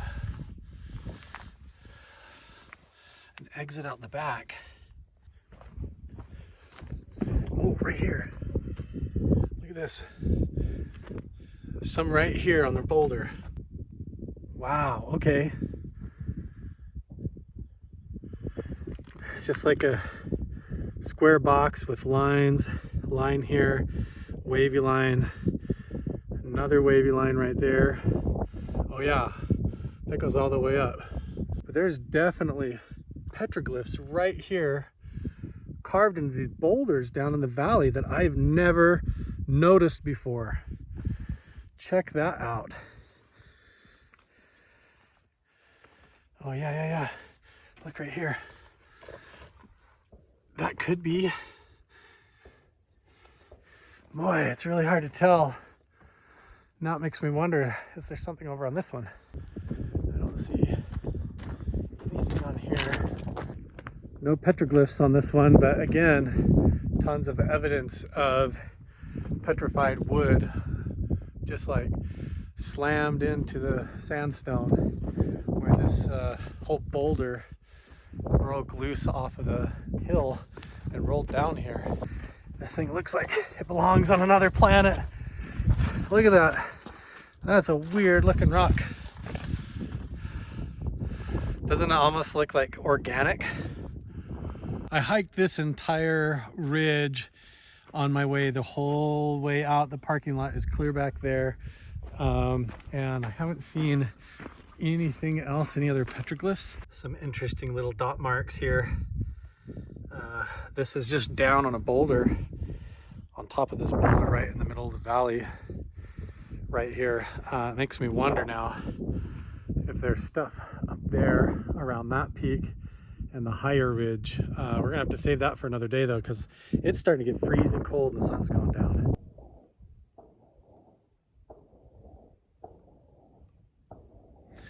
Anyway, this whole ridge line up here looks extremely promising. It's directly across from other petroglyphs that I'm aware of, and I'm pretty sure that this higher shelf ridgeline goes the rest of the way on the south side of this entire canyon, all the way out, and I have not scrambled up there and explored any of that. So to be continued, you guys. We're gonna have to come back and see if there's any caves, clues, or hidden things up inside this cliff wall in another future video. And I have some really other cool spots and places that I've been shown and told to go and invited by local people and private landowners. I'm really excited to take you guys there and to check it all out. So if you like these videos and you want to see more, make sure and subscribe, turn on notifications, and I'll see you guys in the next one. Bye. Don't you think that's a little bit odd that everywhere that these petroglyphs are pointing off in the horizon, those are military helicopters? Look at this. Those are not civilian helicopters. They're flying in formation 2 at a time. There's smoke out there in the desert, and all of the petroglyphs point in that direction. I can still hear those helicopters flying around in the distance. Check this out. There's huge boulders that have fallen off of the ridge. A lot of these have been carved, but honestly, I haven't been finding a whole lot. They've been in very specific spots, pointed. Those helicopters are coming back this way. I can see why this place was so special. It's like perfect. So many places to hide, to hunt, this entire open valley. It could have been part of their natural migration through this area. And oh, look at that. Whole bunch more right there on that rock. Wow, these are really cool looking. They're so clear. Check this out. Wow. Look at those. Definitely have a swirled line. That does not look like a wobbling atlatl right there. That looks like some sort of a swirl line, serpent path, or energetic line. That looks like a footprint with 5 toes with dots at the end of the toes. And then you have these lines. A lot of times they get compared to plasma forms that could have been in the sky, which again indicates some sort of anomalies happening in the stars that they may have witnessed, or anything like that. It could also be just a depiction of like a lizard or something. And then over here we have that swirled, almost looks like an infinity symbol. Man, it's hard to tell. There's just like a million places to look. Every single one of these boulders all the way up along the ridge. And I'm even noticing, I'll show you in a second, you go further up the trail, it looks like there's places where stuff has been dug out and there's actually caves in the mountainside. Oh yeah, look at this, right here even. See, if you just not even looking the right way, you're gonna miss this stuff. Wow, okay. I have no idea what this means, but that's really cool. This looks like arches here with a circle on the top. You've got a star pattern. I don't know if this is related to that or if they're tied together. Here's a wavy line.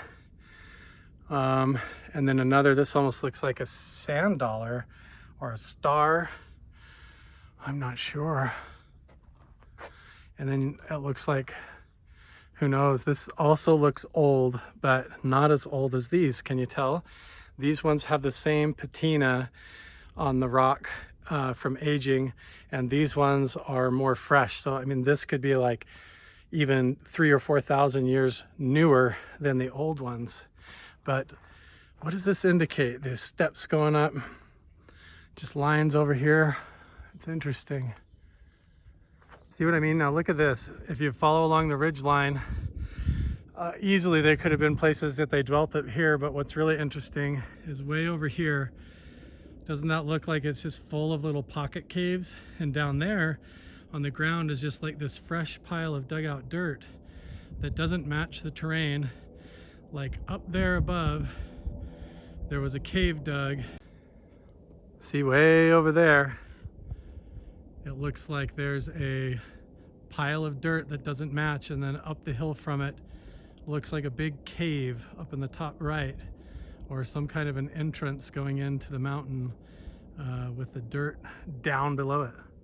Aside from going over there to try and explore that dirt pile and scaling up that ridge to look inside the caves and getting close to the weird helicopters flying over there, I've pretty much reached the end of the road. See, here's what's really interesting. You've got this little etch that was like intentionally put there. There's nothing else.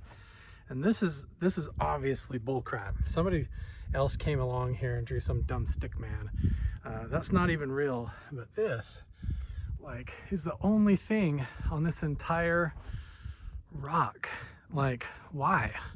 There's so much stuff like that. I mean, is it just like a little tiny marker? Like, is there something buried? Because this is the bottom of a big confluence where the rain and everything rushes down here in the monsoons like a rainstorm, and then it obviously smears out under like a mud pile right here.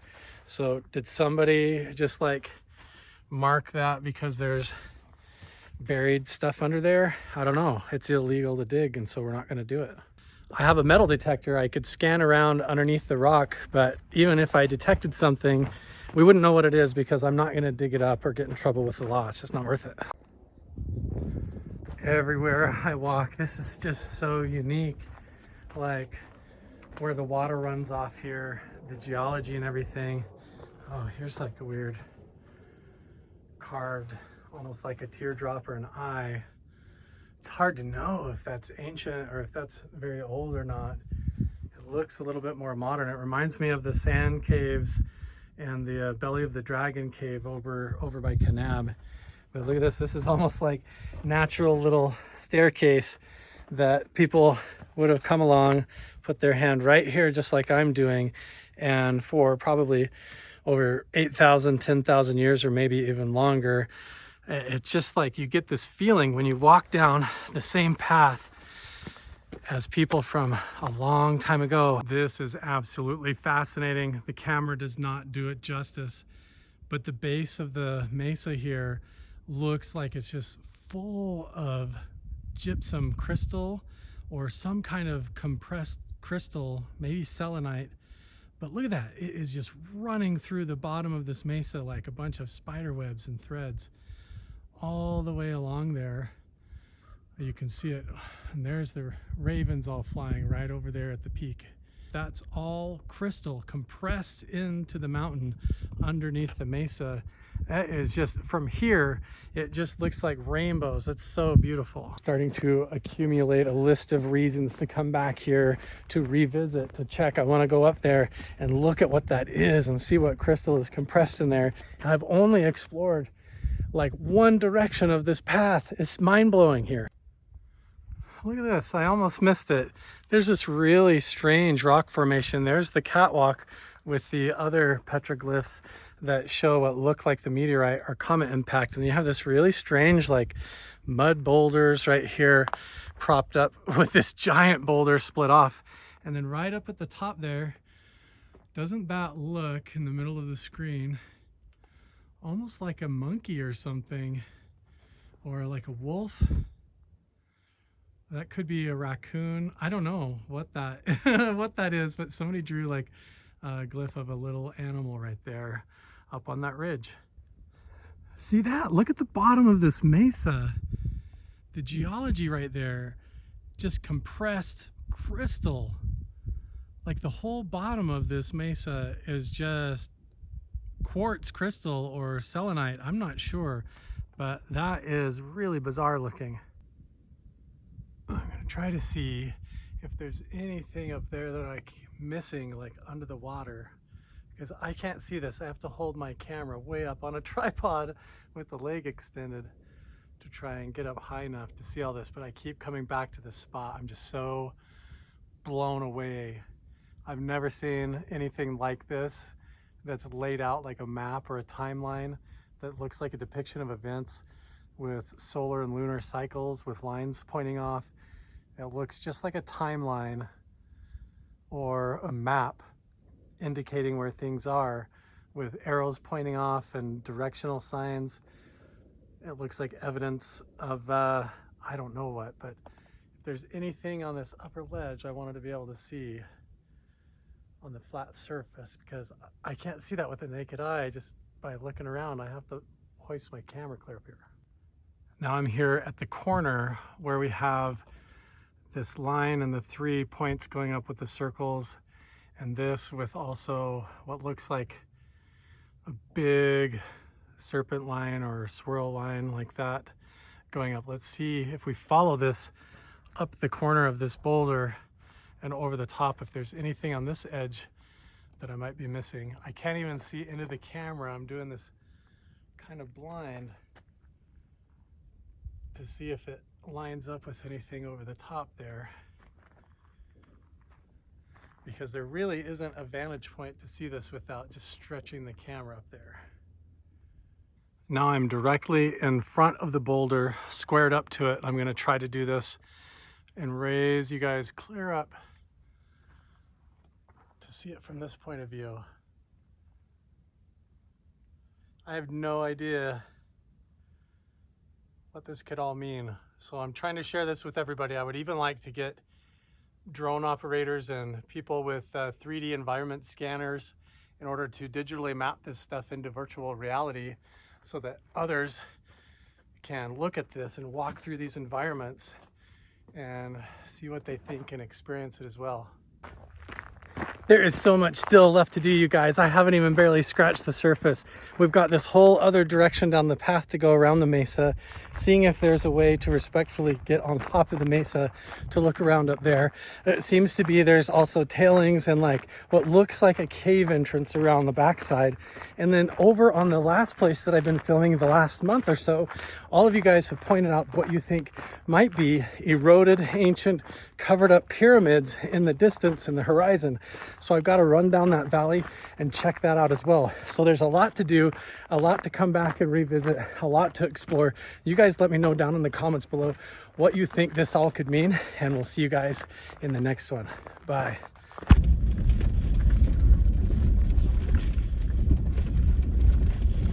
Welcome back, you guys. Today I'm at the Little Black Mountain Petroglyph site. I have not been here before, but honestly, I feel like a lot of the recent clues, petroglyphs, and different carvings that I've been finding actually might lead to this spot and many other places just like it that might be undiscovered. This place is absolutely amazing, so I've heard there might even be a map that reveals a whole bunch of secrets that are yet to be uncovered. I've been told about this spot by half a dozen people, and I want to thank all of you guys. So many people on TikTok, Instagram, and right here on YouTube have given me so many pieces of advice about where to go, where things are, and this is one of them. I was told about this spot by a friend of mine, and I'm really excited to check it out because he said it's going to blow my mind, and hopefully it does yours too. This is an established place right here, and you notice the U.S. Department of Interior and Bureau of Land Management has a bunch of rules right here about preserving the irreplaceable American heritage and Native American remains that could be in this area. These are culturally and federally protected, and so we're going to abide by the law and make sure that we don't violate any of these amazing places. In fact, if I find any trash, any litter, or anything like that, what I do is clean all of that junk up and leave everything better than I found it. But it's a beautiful day today. I'm super excited. This is an established place. I don't even have to carry a backpack today. I can keep it right in the truck right there. In fact, there's an outhouse.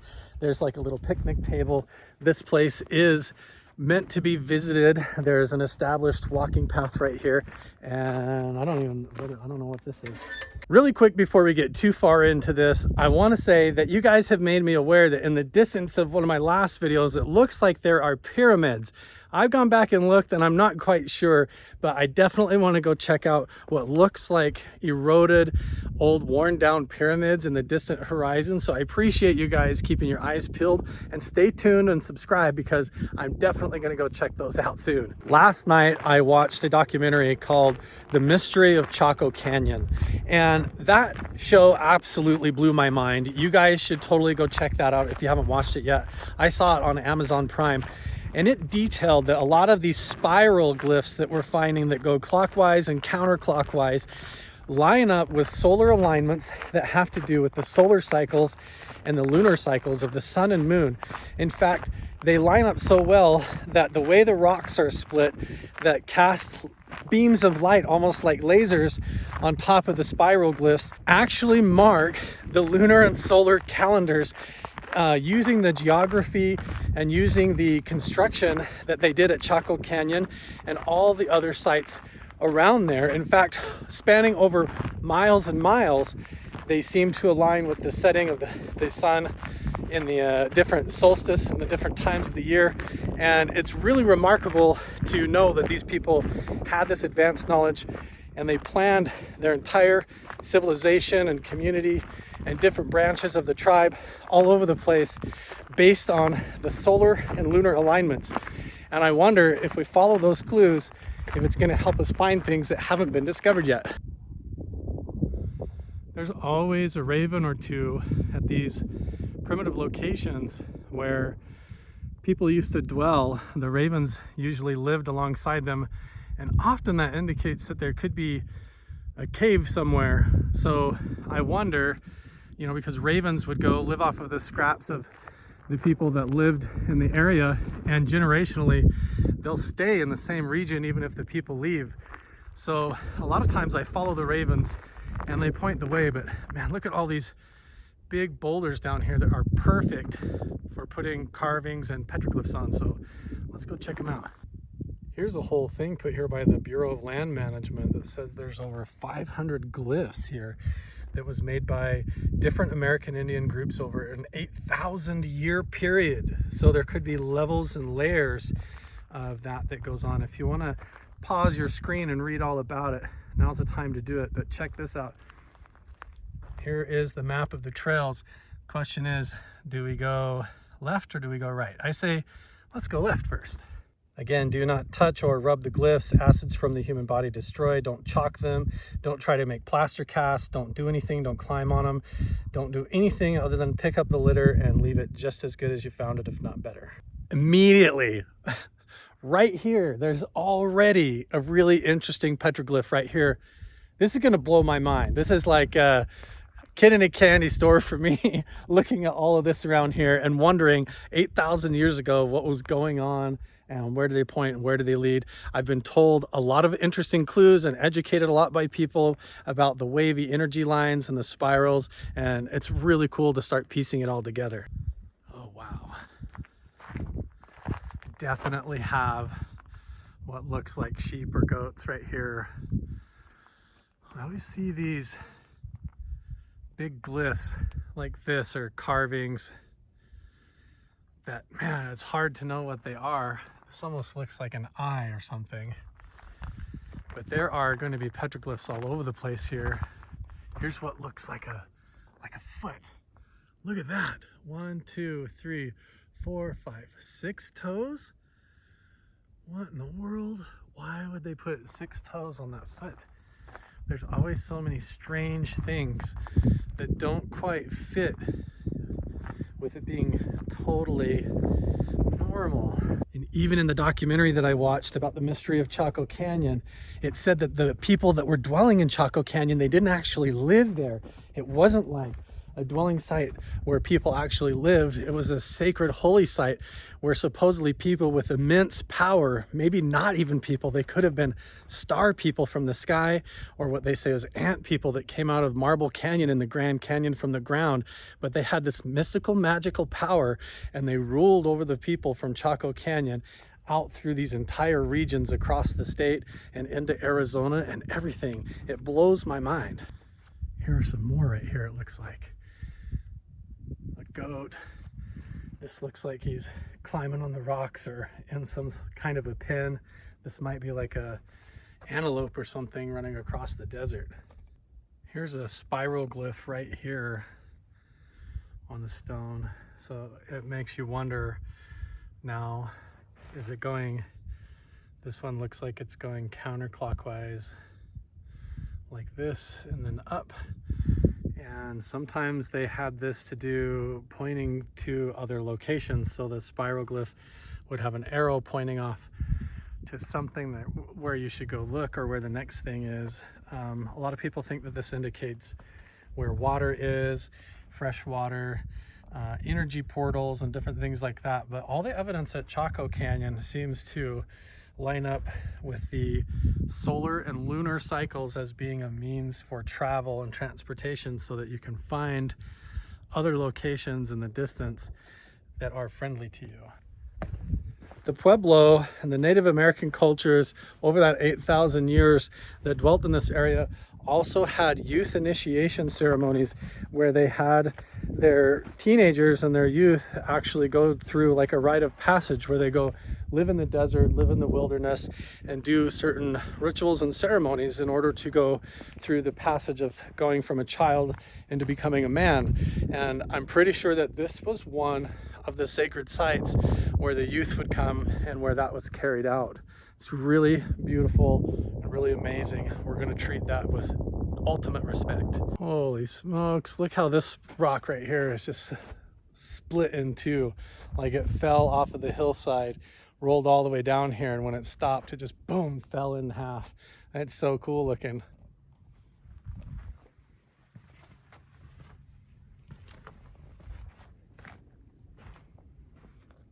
You really have to keep your eyes peeled when you're looking for this stuff, because you could walk right by this and not notice anything, right? And then suddenly you change your angle and come up and really pay attention. And look at this. It could be like a plant or a handprint. Really difficult to tell or which angle to even look at it from. I could be upside down right now. But you tell me what you think those look like. I don't know. What are those supposed to depict? Oh man, you get down in these locations and it feels like you're in an ancient alien environment, like another planet. Look at this. It looks like some kind of a cave, and then you've got these little holes right here that get full of little shards of pottery and collections, and you realize, oh, this is where a little mouse or a squirrel or something lives, and hides and builds like a little house in there. And back up in here, why that goes all the way back up in there. I'm not going to put my hand in there though, just so that you can see the difference. This is graffiti. This is idiots coming up here thinking they're funny and trying to add, and this is literally just vandalizing, and you can have several $100s if not thousands of dollars in fines if you do that kind of stuff. It's stupid. This looks like a map. This guy was right that told me about this spot. There's actually a catwalk right here to walk up and take a look at this. Whoa. Whoa, check this out. Look at that. Wow. A whole surface right there that totally looks like a timeline of events from left to right. I have no idea how to interpret this, so I'm going to zoom in, you guys, and you guys can tell me what you think. But these lines probably point somewhere off in the horizon. If everything that I've learned means anything, these spirals also have lines coming off of them that point in a direction. See how this spiral goes in a loop and then points off? These all have to do with solar alignments, where different hunting grounds are, watering holes, different things like that. A lot of times the wavy lines, oh my goodness. I mean, that looks like a UFO coming down right in the middle of the screen. Oh, see, I don't know. All of this stuff starts to look like weird extraterrestrial involvement and strangeness to me when you really look at it up close. That looks like depiction of a comet strike, a meteor impact, a craft coming down from the sky, or some sort of an event. I mean, what were they seeing up in the sky that came down? Or maybe it was some sort of an event and it was pointing to that. Okay, and what's interesting is the direction that these glyphs and lines going off of the glyph, especially that one in the center, seem to be pointing is right towards a very mysterious canyon way off in the distance that way that I'm aware of and filmed out before as well. I'm just going to approach this giant boulder to see what's around the base of it to try and get an idea. We always see this, the line with the 3 arms going up and the circles at the top. Here are some other lined carvings as well. A box right here with some loops on the top. That could be indicating like a basket, or I'm not sure what. We have a swirl or like a serpent line going up, as well as a glyph right there at the top. Okay, let's walk around the base of this and see what we find, and then I'll try to get a better view of the top because it does look like a map. Now, here is also 3 congruent wavy lines as well right there that are parallel. It has been recommended to me. The native people over 8,000 years, a lot of the time, they were hunting with atlatls, which is basically like a spear with a big arrowhead on the end that you would throw off the end of the stick. And I've actually done this before and trained with them a little bit. And when you throw them through the air, they wobble like this. And so the wobbly lines and the streaky lines that go like this on some of these glyphs could indicate throwing of a spear to hunt an animal, an atlatl. So if you chucked it, it would wobble through the air. And so we'll look when we see these wavy lines, instead of just assuming that they're energy lines or water, we'll see if it actually indicates hunting animals, and if there's a spear or arrow at the end pointing at like a sheep or goat or something like that. So we're trying to piece it together and be accurate to the story. Again, you can tell the graffiti here, the modern stuff, it doesn't have any patina. This you can totally tell as just idiots up here scratching, trying to carve stuff in it, and it looks nothing like the actual authentic petroglyphs. I wonder if over here, sure enough, wow, wow, so cool. Yeah, see, okay, look at this. We've got a wavy line and it's going right towards a sheep. So that could be hunting with the atlatl spear, chucking it, trying to hunt for food. And we've got footprints right there.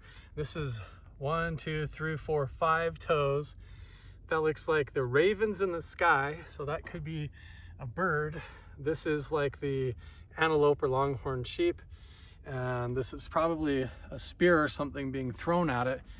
Up there we have another carving as well. I'm not sure what that would represent, but oh, this is an impressive stone right here. I wonder if there's any more. Well, there definitely is, but it's hard to tell.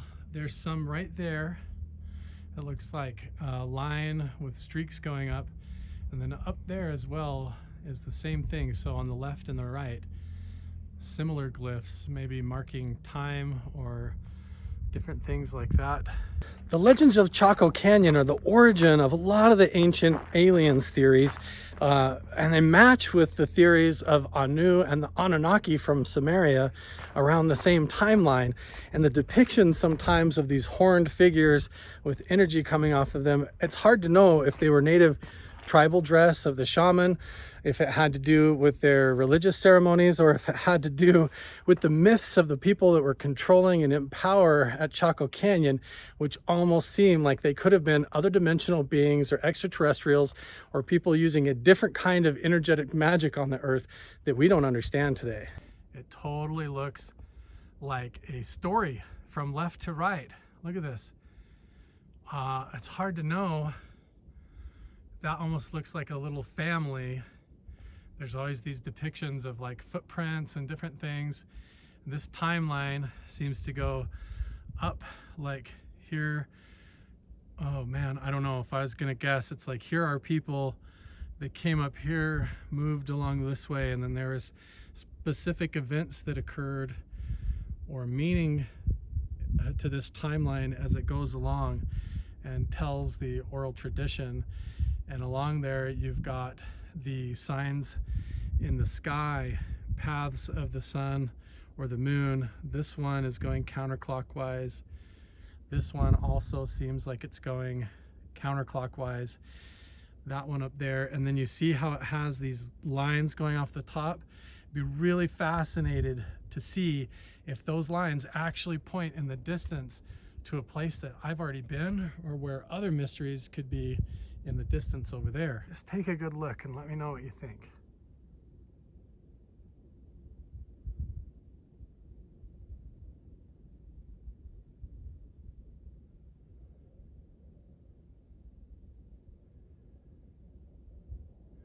Now I'm going to zoom in so you can get a good look at all the details.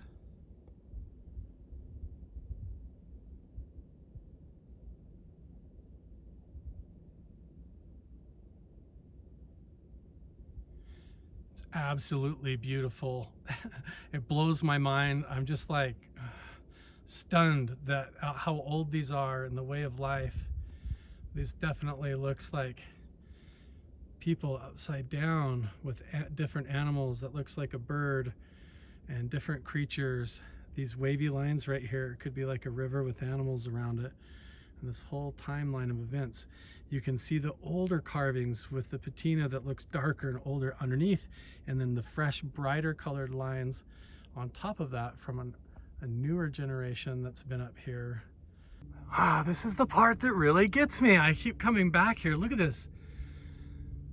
How does that not look like something coming down from the sky, streaking down from the sky? And those carvings right there, those almost look like Spanish or Jesuit or something different. I don't know, I might be wrong.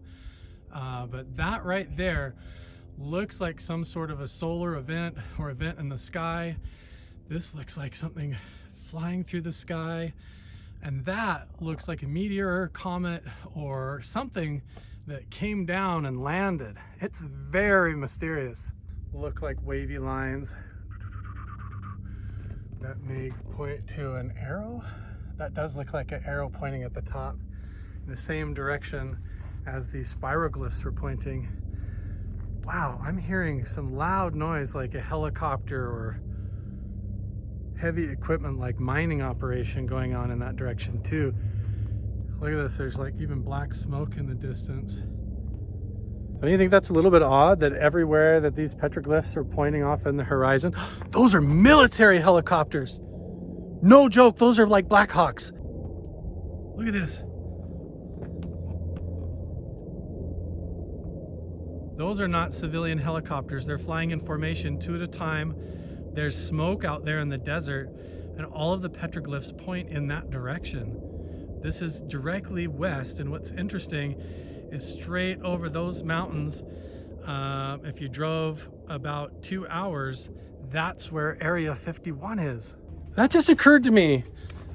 Everything that I've been seeing at this location points off in the distance, and if you went straight there, you're gonna run into Area 51.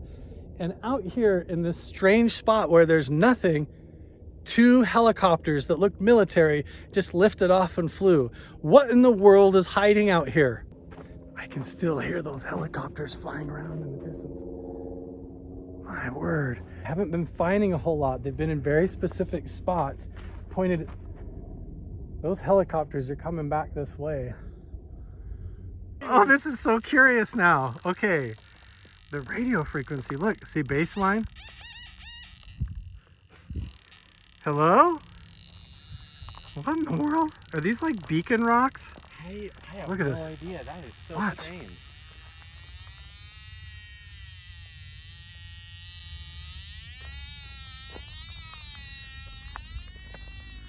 I'm not doing anything, guys. This is the boulder. Yeah. Look at this thing screaming. Wow. I'm just like, this whole area. I know. Is it something underground? Oh, maybe. What if there's something buried underground here giving off a radio frequency signal? It looks like a cave right there up in the hillside. It's tempting. I am an adventurer. Welcome back to the Carl the Crusher channel. We are back at the Little Black Rock Mountain petroglyph site. In fact, there's petroglyphs right here, and I brought a couple of goons with me today from the Crusher crew. We got Gage and Kyle, and they're gonna help me keep my eyes peeled and be an extra set of eyes to explore the area and help me find petroglyphs that I haven't seen before.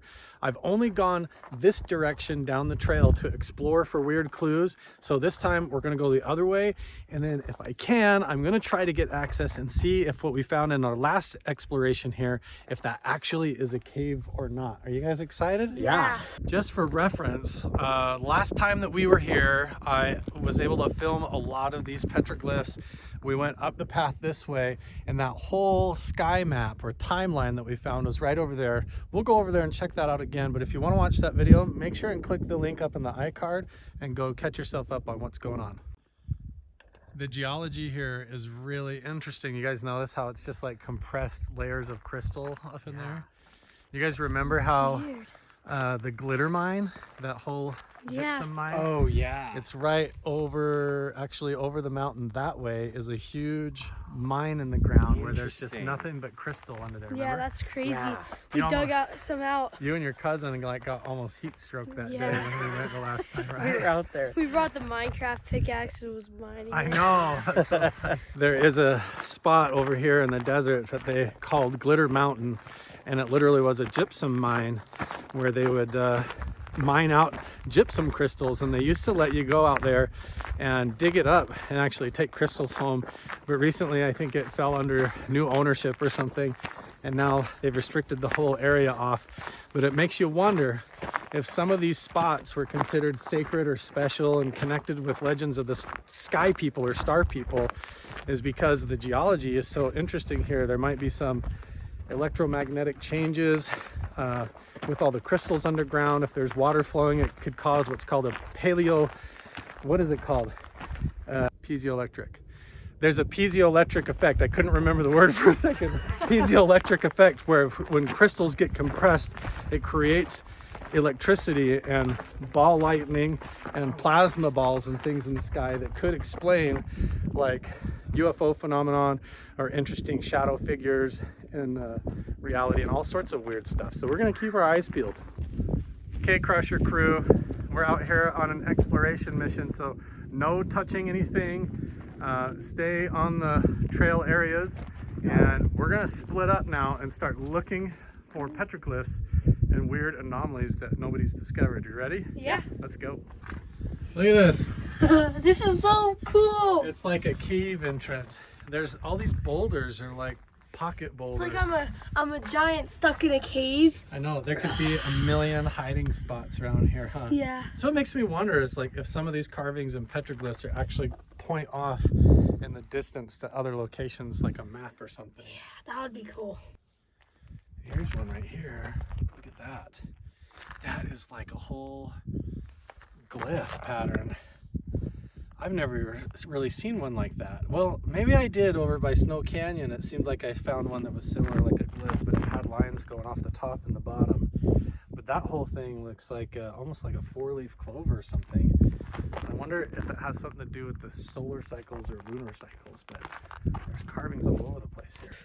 So we just found Kyle, like so much. Kyle and I started looking around this giant rock right here. We were just on the other side of it over there, and we already found, Look at all this. we already found a bunch of petroglyphs. This is crazy. We immediately found them. Gage and Kyle said they found something up here, so let's go check it out. We immediately found something on the other side of the rock. You did? Yeah. See, this is why I brought you guys. I need the extra pair of eyes. I get so exhausted zigzagging back and forth Look at looking for this. We have everything. a ton of zigzags. We have like humanoid looking figures. We have more goats. Oh We yeah. have like these weird spiral. Whoa, dude, look at the person there. Yeah, we got this whole thing. Don't It looks touch like he has anything. horns or something. Yeah, don't touch him. This dude, we see him everywhere, right? Yeah. What's up with these guys? What is that? I don't know, but see, all the legends of this place and around the region, see, that could be one of the tribal leaders, a shaman for the tribe. But honestly, like, there's so many legends and myths about the star people or the ant people coming out of the ground or down from the sky. But what is that thing right below it though? Oh, It yeah. looks like a sign or something. I And don't some know. of these look like this looks older than these ones, right? See how they're darker? Right. The Look at patina that of the one rock. right there. I don't want to touch them. Yeah, so I've heard that these wiggly lines going up towards an animal is either like a stream or waterway, or it's like a spear being thrown through the air. Oh yeah. Like imagine if this is a guy, like here's the hunter and he just threw his atlatl because he's hunting an antelope or something. Right. That would make sense. And that's the spear flying through the air. Whoa. There's a bunch of stuff. Ladders. There's like a ladder or something up there. What is that? We've seen that up the other canyon where those other petroglyphs are. That was either a ladder or like the stairway to heaven. It could be Two of them there. a tree. Is that a ladder? Like what is that? I don't know. There's another one that looks like. Kinda right The next best way it, to right? describe it is looks like bricks stacked on top of each other, Right. like shifting. I don't know. That's I don't so know exactly fascinating. what it is though. That is so strange. Yeah, so you guys, I'm gonna pan over this. This is a huge petroglyph rock. Weird. And layers of layers. Some of them have the old patina and some of them are new. Look at that whole storyboard. That is so cool. There's this spiral right here. We've got this circle glyph. That one doesn't have a direction on it. And see, you can see right above it, this is graffiti. This is somebody else that came later and tried to scratch on. And so you can see how much work it actually took the original people that carved this. They lived here and did their stuff. They But must have spent like a lot of time doing all of this. yeah, this side looks really cool. And then there's this looks like, I don't know what, it could be like I have no idea what it means, so. It's really fascinating to me though. There's some more stuff like right over there, Animals, but I see little don't know things what like that is. Man, this whole place is just like full of it. It makes you wonder, like, we haven't even gone very far at all and we're finding all this. Meanwhile, I can barely walk 20 feet and there's even more all over here. Look how ancient these ones are. Like the patina on the carving is the same as the entire boulder. So it makes you wonder how long ago these things were carved. These were all absolutely carved by people, the indigenous native people that lived in this area. Man, I can see more right here. And they're checking some out up the hill. So they were definitely not carved by aliens or anything, but all of the myths revolve around the star people or different spiritual rituals and stuff like that that are really totally a mystery. A lot of them depict animal life and like what they would have been doing. And what's crazy is I'll come out here and film these videos, and a lot of stuff I don't notice, but you guys see it and give me ideas and tell me down in the comments below, and it actually really helps me notice things that I missed even when I'm standing right here. And honestly, the camera sometimes misses a lot of stuff. Yeah, it's really fascinating though. Oh yeah, look, here's a whole other one right here. Like somebody stood right here and was trying to say something that meant something to them at the time, but that is totally lost to us today.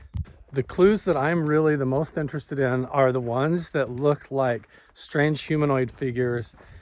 They look like monsters or skinwalkers or aliens or something like that. I'm not saying that's what they are, but the myths and the legends all revolve around that strange stuff. So it really makes you wonder what was going on. Check this out. You can barely walk hardly any distance at all, and it's like, boom, there's like this huge stone of petroglyphs.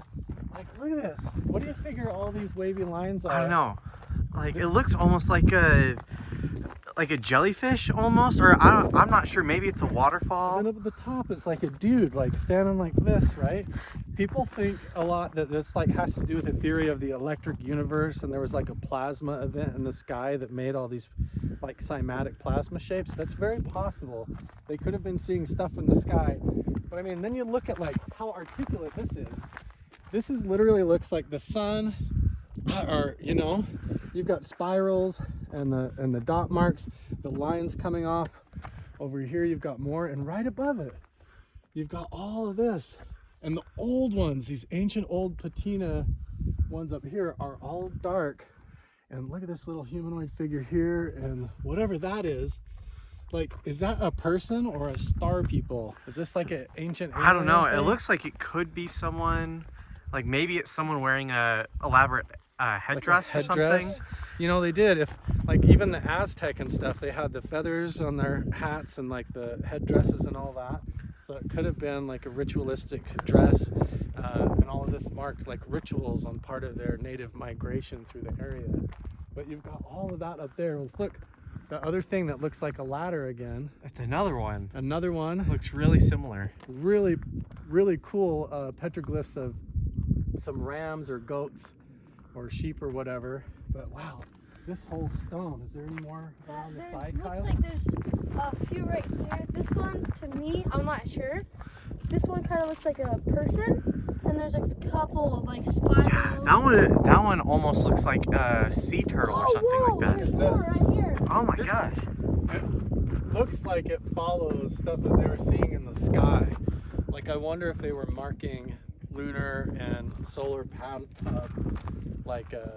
in the sky. You know, Right. like where they were setting. So, Okay, so What'd you I find, found Kyle? a few. So right there, next to those bullet holes, there's like an arch and a circle in the middle. Looks almost I'm like an eye or something like that. I'm not sure what it is. Looks And like then there's a little arrow pointing down. arrow or V shape or something.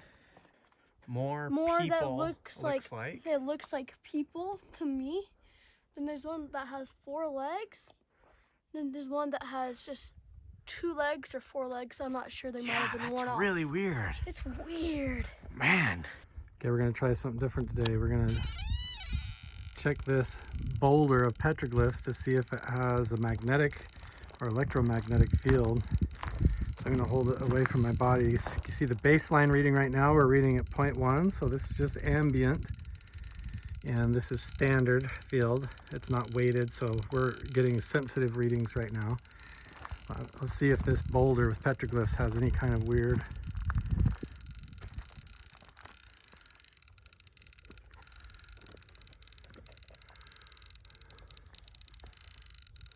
So far, nothing special there. Let's check the electromagnetic field or electric field here. Nothing. Let's check over the RF reading. Well, that's interesting. Wow.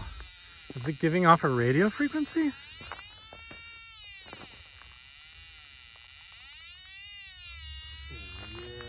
Weird.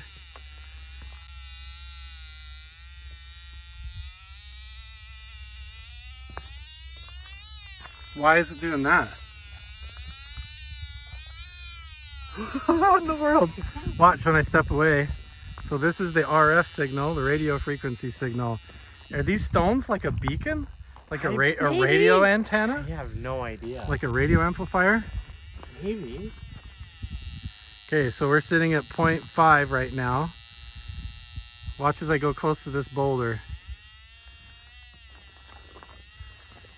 Especially where the wiggly lines are.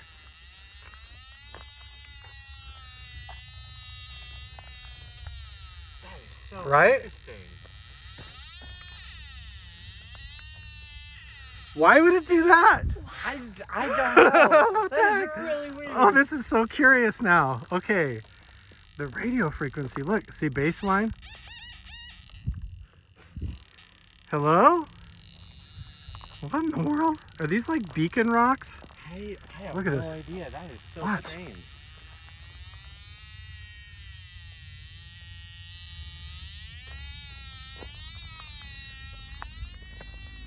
I'm not doing anything, guys. This is the boulder. Look at this thing screaming. Wow. Right where the lines are all carved, all wavy like a jellyfish or whatever. Interesting. Like, why?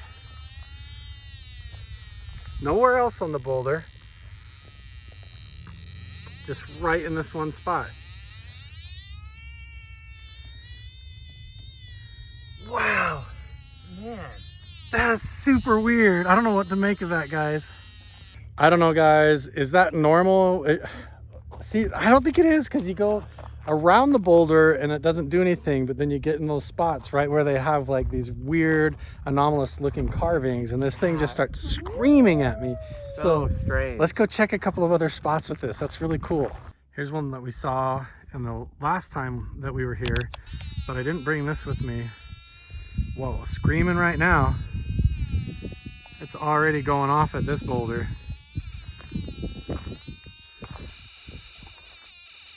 Sounds like an old 1980s arcade game. Wow. Up by the footprint. Nothing. But right here where all these lines are, see all these weird lines on the rock? This is so weird. What does that mean, guys?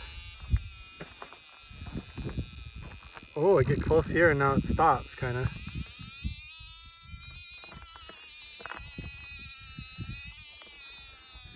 Interesting, guys. Is it me? No, it's just like, I'm just like, this whole area. No. Is it something underground? Oh, maybe. What if there's something buried underground here giving off a radio frequency signal? Screaming. Oh my god. Just walking through these giant boulders, and then you hit a dead spot and there's nothing, and then you come up to these things and just whoa.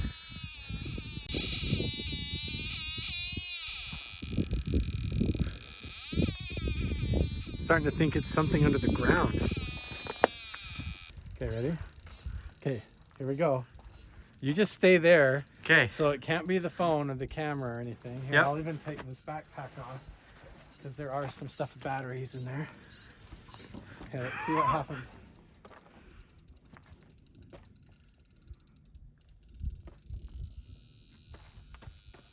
Right on the bullseye.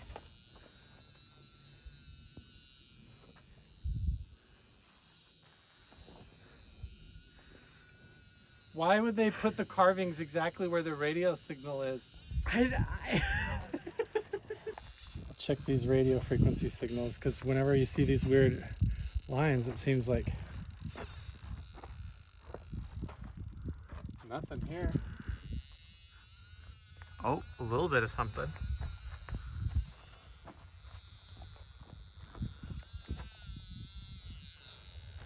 I don't know, are we just like reflecting radio signals that are ambient in the electromagnetic field of the earth? But I don't know. I'm not sure. What the RF. We're back at the big map or timeline one that looks like there's either like a comet coming down or UFO over on that side. And I've got the tri-field meter. And so we're gonna test it right here on this big one. Nothing so far.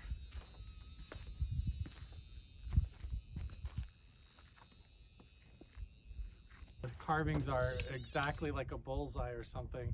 It starts to give off crazy like radio frequency signals. Yeah, I have no idea. Guys, look at all these petroglyphs we found. Like, look at all of these. Looks like there's some kind of goat figure. There's these weird forks almost in the rock. There's a foot of some kind. Looks like this might be writing, but I'm not sure if this is actually part of the petroglyphs or if someone Up there carved looks this. like something weird. I don't know what that is. Yeah, like a strange symbol of some kind. It definitely looks intentional. This looks promising.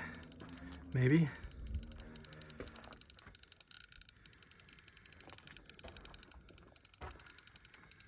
Nothing here. Why is it some of them and some not? I mean, this symbol right here is very commonly related to Anu, the leader of the Anunnaki. Anu, the leader of the Anunnaki, and this was like an energy or portal device. And literally, there's so many interesting symbols that look like this with different emphasis on the points of the star, that this could have to do with the horned figures and the depictions of that you see all over in Samaria. Oh, even this over here looks the same. Anu and the Anunnaki. I don't want to jump to conclusions, but these symbols are found all over the world. They're not just kids going around doing graffiti. It could totally just be a coincidence, but there's a reason that this stuff, you know, they find it all the way down in Guatemala and the Aztec Empire. They find these same symbols all over the world in Iraq and Israel. You see them in Africa, Australia. Every single ancient culture. It makes you wonder if there was some kind of a global visitation or global event, and all the legends have to do with the star people or the sky people. And we're also called the ant people. And the carvings and depictions all strangely look a lot like the Anunnaki, these horned giant people or strange entities that may not be entirely human. I got bad news for you guys. My entire intention today was to come out here and go explore this possible cave. Check this out. Do you remember this? It looks like a cave right there up in the hillside. There's a few spots that look like they've been dug out, like cave up there, old mine, and then there's all these tailings from digging out the side of the mountain. Or it's really weird that the dirt doesn't match the rest of the area. So it almost looks like something was dug out right over there and there could be a cave. The only problem is, look at this. It's the end of the road. If I cross this fence right here to try and go check out that cave, I'm going to be trespassing onto somebody's land, or I could get in trouble out here. It's tempting. I am an adventurer. It is in my spirit to want to just hop the fence and go. But this is a protected site. I'm not going to be digging. I'm not going to be touching anything. I don't want to break any laws. And I've got my kids here and all that stuff for many reasons. I guess that will remain a mystery. I don't know what to tell you. I'm not going to be crossing any fences or trespassing just to go look at what might be a cave. And I don't know for sure. But honestly, these discoveries with the tri-field meter and realizing that some of these glyphs and different petroglyphs that are like spirals and circles seem to almost mark a natural geological radio point or radio frequency amplifier within the boulders. So it makes you wonder if some of these boulders that have fallen down are kind of like radio beacons or acting like an antenna. And it makes you wonder if ancient people, the native people, were doing rituals next to these sites, or if they were doing some form of psychedelic or something as part of their ceremony, if they were able to see into those dimensions or experience this area being amplified, or maybe just like in Blind Frog Ranch and Skinwalker Ranch, some of these spots might have something buried under the ground or an ancient meteorite impact, something to do with the crystals in the earth, the gypsum crystals. I don't know. It makes you wonder why they built the pyramids out of granite and gypsum, and they flooded them with aquifers and water. It was to create harmonies, resonant chambers for out-of-body meditation and spiritual journeys and stuff. And it makes you wonder if the ancient cultures were naturally guided by that phenomenon on their migration, almost like a homing pigeon, why everything was aligned with the stars. You know, they didn't have modern technology, so maybe they were just using their natural human attunement to the electromagnetic field of the earth. So maybe we're onto something. I think in the last couple of videos, we've already found quite a bit of them. Unless we went out of bounds and went off trail and did a bunch of exploring that way, then we'd probably find a whole bunch more, especially if we went on top. But we're not gonna be climbing over any fences or breaking any laws and obtaining any fines. There's plenty to discover, plenty of mystery, and especially what we discovered today with the tri-field meter. It makes you really wonder what they were doing out here, or if it has anything to do with the natural energy of these areas or something buried underground. But the mystery continues. We still have so many spots to go, so much to explore. People spotted pyramids in the distance on a previous video, and there's just like, it just never ends. The mystery deepens. So make sure and subscribe, turn on notifications, and we'll see you guys in the next one. Bye. Bye. This is what it looks like from my perspective. I brought a selfie stick today. Oh, it's getting narrow. So at least this way I can look for petroglyphs up higher. See, we're gonna already start to see some. You don't really have to walk completely sideways, but I want to be extremely careful not to touch the walls. I don't even want to breathe on them really. So, oh my gosh. I'm gonna come up here where it opens up a little bit more and put my backpack down, and we'll look at all the petroglyphs in here. Man, just right here, look at that, how high the cliff walls are and everything. Sorry, there's kind of a really bad backlighting and haze going on, but I'll do the best that I can here. We're already seeing petroglyphs and everything. Let me get my gear off. I'll show you the gear that I brought, and then we'll do the investigation. That's where we just came out of. Crawled all the way back in here. There's carvings all over the wall. It dead ends right there. But I tell you, there's like a weird energy coming out of here, out of this whole slot canyon, that is hard to describe unless you've been here and you can feel it. But it's like, yeah, it feels like you're being watched and like you're in some kind of being lured into a trap. These goats here and the wolf, and then right below this big wolf petroglyph down here is the most fascinating one to me. Is it looks like a depiction of a whole figure with the head, an arm with his hands up like this, another arm over here. His body goes down, and then he has these giant feet like this, and look at the toes. I'll just walk you right down the wall here. We've got that figure with the wolf right above it, which honestly, the wolf in many cultures is like the caretaker that escorts you into the afterworld or into the afterlife when you die. It's like a spirit animal that escorts you.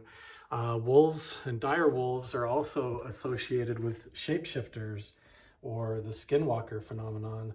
And it's kind of strange that you have this entity carved into the rock face here, and right above it is this wolf. And then over here, you've got these weird lines and stuff. And then you've got these pictures of goats. And what you don't see most of the time on any of these rock carvings is like carvings of daily life, hardly ever. You just always see these weird anomalous things. Like, look at this big wavy line going along the surface of the rock here. And right above it is what looks like some kind of like a bull's head or a Taurus symbol. And then you have these glyphs. I mean, that could be like a turtle, some kind of a sun symbol. I don't know. It almost looks like a dream catcher. And next to it, you've got others as well, smaller versions, circular ones. I want to get the tri-field meter out and test all of these and see if they're giving off any kind of a weird energetic signal. Here we've got like what looks like another animal and a swirl pattern. All of this in the rocks. There's more over here as well. Here is a large glyph. This one has several lines going through it up and out. Circular pattern. It looks like with vertical lines coming out the bottom and the top. This almost looks like a skull, almost like the Punisher skull with the eyes and the teeth and the nose with the head. A lot of this has been worn off with erosion, but there's so much here. And over here, this looks like a tree symbol, almost like a menorah or a Phoenician tree. It makes you wonder how many different ancient cultures have been in these same locations or who actually carved all of this. Boy, and I'm also noticing the acoustic properties in here, how much it echoes. Everything that I say, like, oh, hey, it's very resonant, has so many kind of like echoes going on back in here, obviously, because you're in between the rocks like this, but the resonant properties, I can imagine if you were like banging on drums or doing some kind of a ceremony back in here, or if you came back in here with torchlight, it might be a totally different experience at night. I would not want to be inside this crevice at night. This would be very spooky. I don't even know what a lot of this stuff is. There's carvings down low that just look like symbols and glyphs and lines. They're almost at ankle level or knee level down towards the ground. And then the rock looks just so weird and foreign and alien, like you're on another planet. Okay, I think it's time to get the equipment out and see if we can get any kind of weird energetic readings in this canyon. I just heard a weird sound. Last time I was here, I thought I heard a sound coming from the crack back there, but I just heard something out there that sounded like somebody clearing their throat or grunting. Hello? I don't see or hear anything. Man, the feeling back here is so weird though. You know, see the lines? You see what I mean? Like how this whole thing is just like carved with straight lines. I mean, you've got the petroglyphs carved everywhere with all these weird symbols and glyphs, but just the straight cut lines that you've got going like this are just so odd, and they're all up and down this whole thing. Like I don't know, geologically it's really interesting. Energetically it's even more interesting. So in a previous video I took the tri-field meter out to this ancient petroglyph site, and I realized that some of the circular glyphs and different petroglyphs have like an energetic radio frequency. I just keep hearing weird sounds. I think that's an airplane flying over. I gotta stay calm. When I get back in here, it's like my senses are heightened. I don't like being in this confined space. It's very uncomfortable. This is the REM pod you usually use for ghost hunting. So what we're gonna do is set this on the ground and see if anything is sneaking up on me. There, we'll come over here and we'll place this right here. Anything that comes close, it's like a little sensor that will detect it. So any energy moving up or down this canyon wall or cliff face, it should set the sensor off. So there we go. This is really what I'm most interested in, is the tri-field meter. This measures magnetic field, electromagnetic field. This is a sensitive setting and a more weighted where it needs a stronger field in order to detect.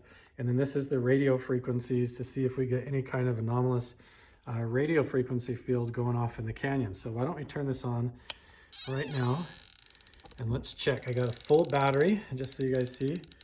And let's see if we get any kind of a weird electromagnetic reading. This is magnetic right now. I've got the sound on so you guys can hear it if it goes off. We'll come right up here by this Skinwalker carving right here.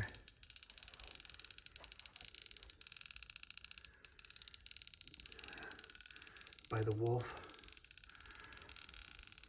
Let's go check along.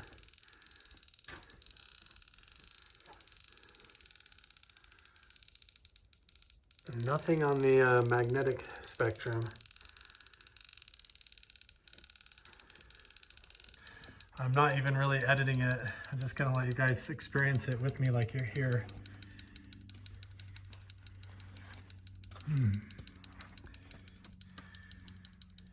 Nothing here. I'm really curious about the radio frequency signal. That's what I got going off like crazy last time I was at the Petroglyphs at the other location. Okay, I'm not getting anything on the sensitive electromagnetic spectrum. Everything seems pretty normal so far here.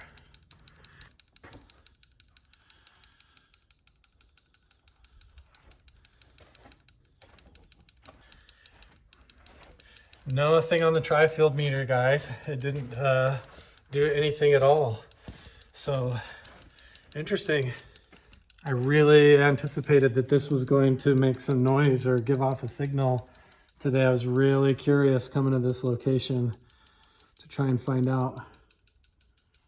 But there's really just nothing. I don't get any kind of ping or anything, which almost makes it even more strange that at the other location it was going crazy. Why is it going nuts at the other spot?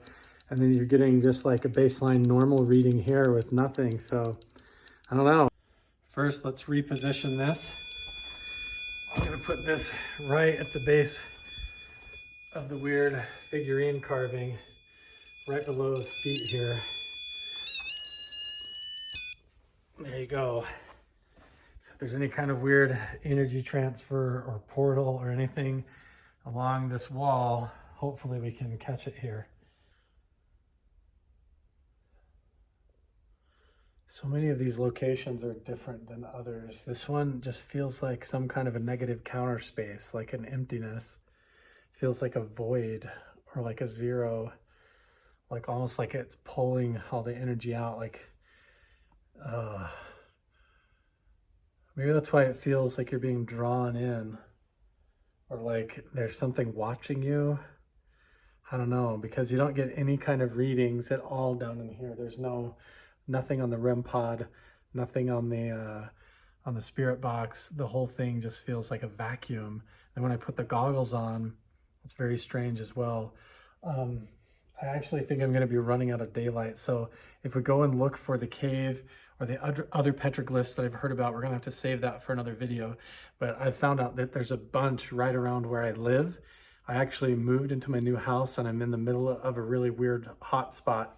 And so, I don't know, the search goes on, you guys. No detections on any of the equipment today. Just a lot of really fascinating ancient petroglyphs that could be thousands of years old. Make sure and subscribe, you guys. Turn on notifications if you haven't already. Check out my TikTok. I'm doing a lot of cool stuff over there and on Instagram as well. And I'm going to be involved in a lot of other cool stuff. I'm also doing co-hosting on the Blind Frog Ranch Season 2 recap show for the Discovery Channel television show Mystery at Blind Frog Ranch. So make sure and check that out as well. And the links to all of the stuff that I'm using and my equipment, it's going to be down in the description box below. And we'll see you guys in the next one. Bye. This is exciting. I love moments like this in my life where I get to share this with you guys because a friend of mine that I just met is a local who just told me that there's some really interesting petroglyphs for me to go check out. And there's no way for me to look them up. They're not really a known location. You have to kind of be a local. So I'm actually going to go meet up with him And he's going to draw me a map, like a treasure map, to go try and find the spot. So here we go. We'll see what we find out, if we can even locate the spot. Well, here we go. He drew me a map, basically pointed it out on Google Maps where to go. And so I've got my backpack of equipment, a water bottle. We're in the Ford Raptor, and we're headed up this dirt road, and we're gonna follow it for a little ways. Hopefully the truck will fit everywhere we gotta go, and then we're gonna do a little bit of hiking and see if we can find it. Supposedly these petroglyphs are not that hard to find, but only locals seem to know about them, so we'll see. This looks like kind of a narrow spot for the truck, but I should be able to fit through here. Wow, look at this though. I gotta try and navigate this with the four-wheel drive, but I think we got it. It's fine. I actually am just in two-wheel drive, but look at this view. So beautiful. I'm not going to disclose where I'm at. I don't want to upset any locals or anything like that, but I am going to share everything with you guys as if you're right here with me. I can't believe how close this is to where I live now. All of this is right by my house. Oh geez, this road is pretty bad, but so far so good. His directions and map to get here have been really easy to follow so far, so we're almost there.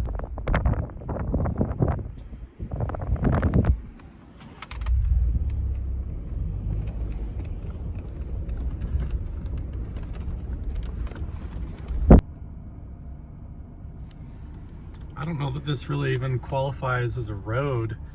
It's basically just an ATV track, but so far so good.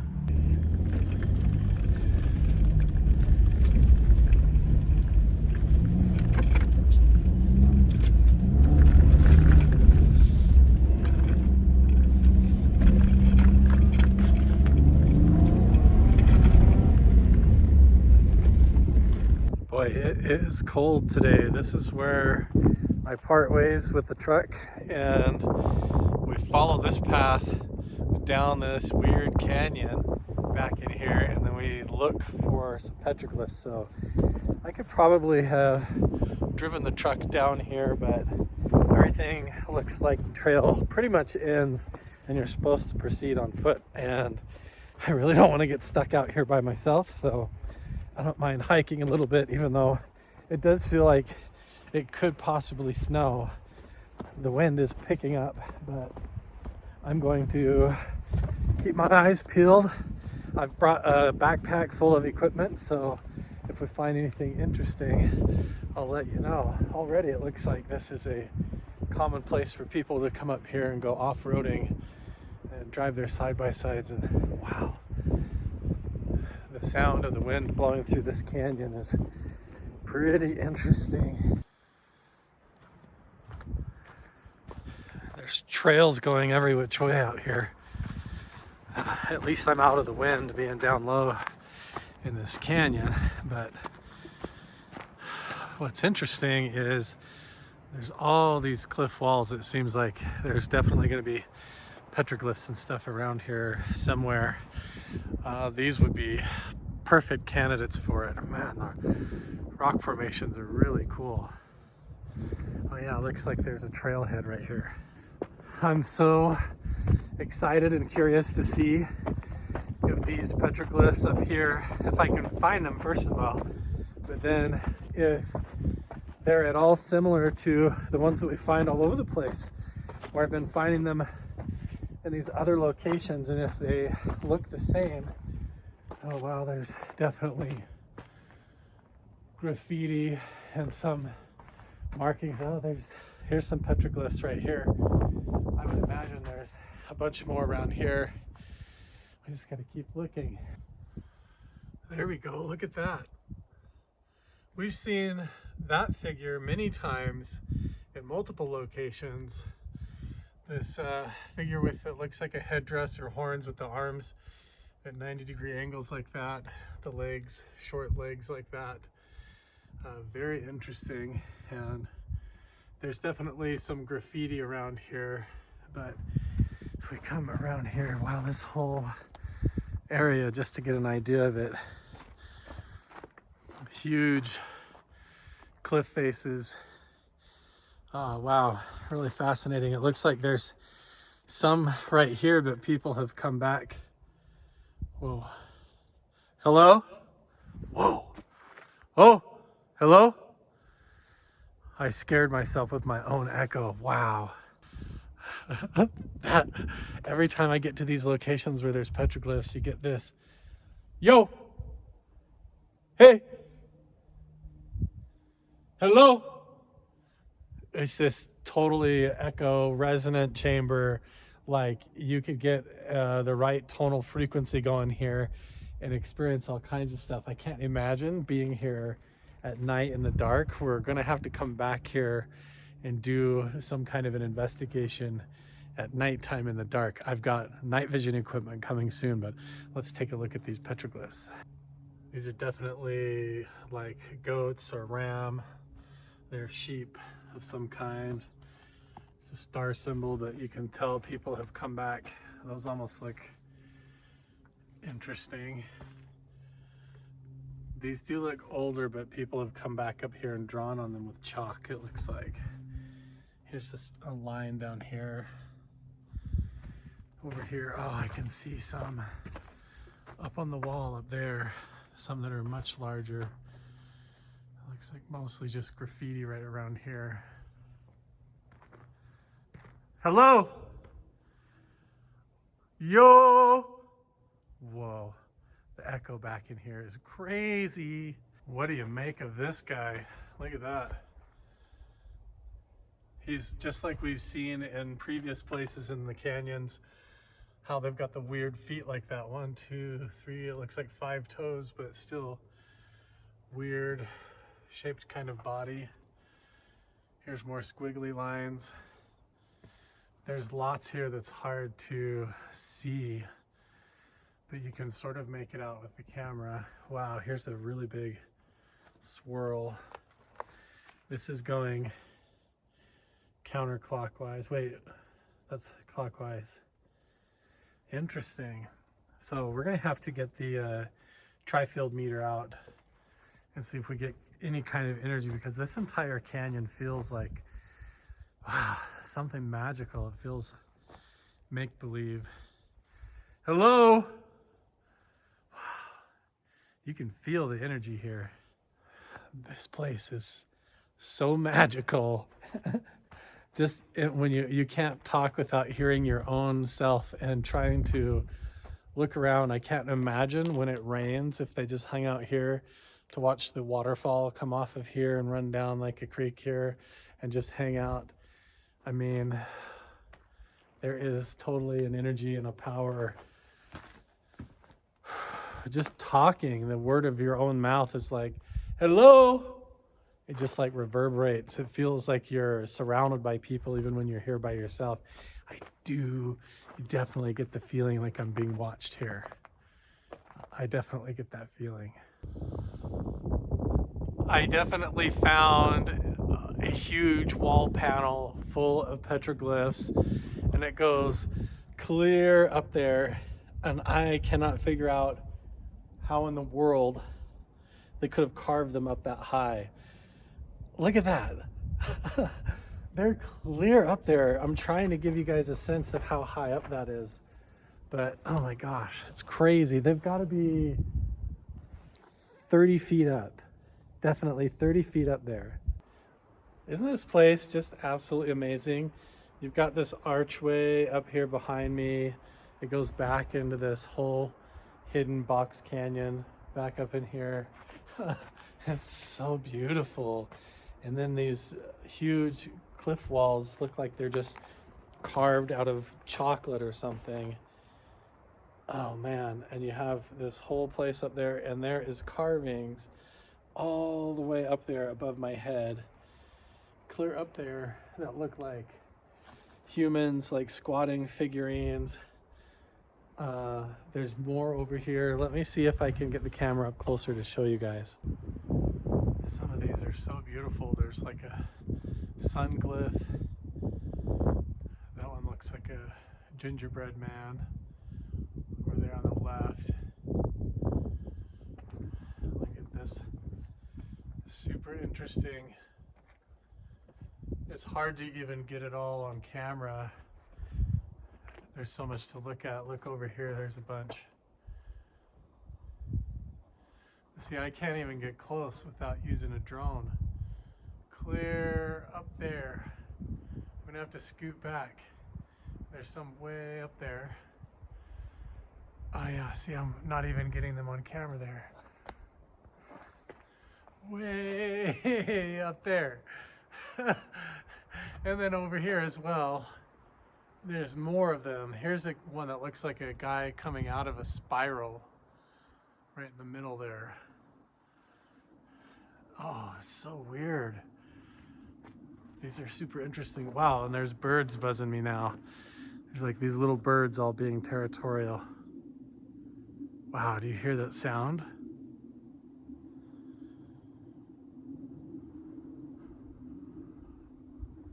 Wow, it's like a ghost howling through the trees, through the canyon. Tons of them. So look at this spiral pattern over here. You've got these squatting man figures. Looks like human figurines with zigzags and spiral glyphs right there with like a figure coming out of it. And then way up there, look at those. Those are way cool. Several shapes like that.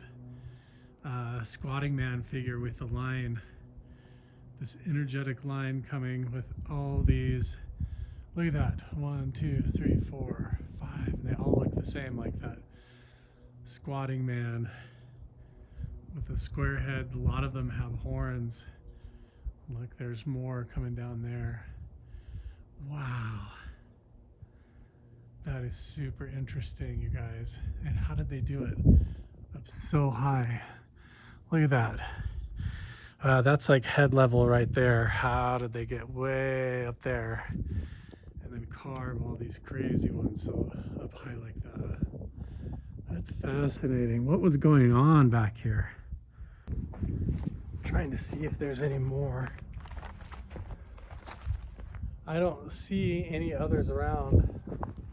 There might be up above if you hiked up around on the top of the ridge. Man, I swear it feels like there's something watching me, like something knows that I'm in here. I always get that weird feeling and sensation. It doesn't feel like an animal, it feels different, like I'm being observed. But how in the world did they get petroglyphs 30 feet up on the cliff face up there? It's so bizarre. I can see why they would pick this spot and hang out. It's definitely beautiful though. That's so interesting. Okay, we should get some equipment out, see if we get any weird RF or EMF signals with the tri-field meter. Let's check it out. Okay, we're just gonna do a standard magnetic field right now. Wow, okay.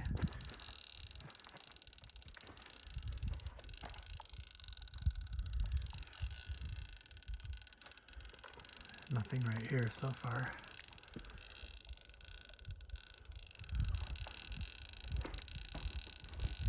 Last time we had interesting signals, it was all with the RF reading over here on this other side. So, and I don't know how I'm gonna even get up high enough to test any of these others. All I can do is stand underneath them here. Okay, now we're over on the RF spectrum here. Got flat zeros going on.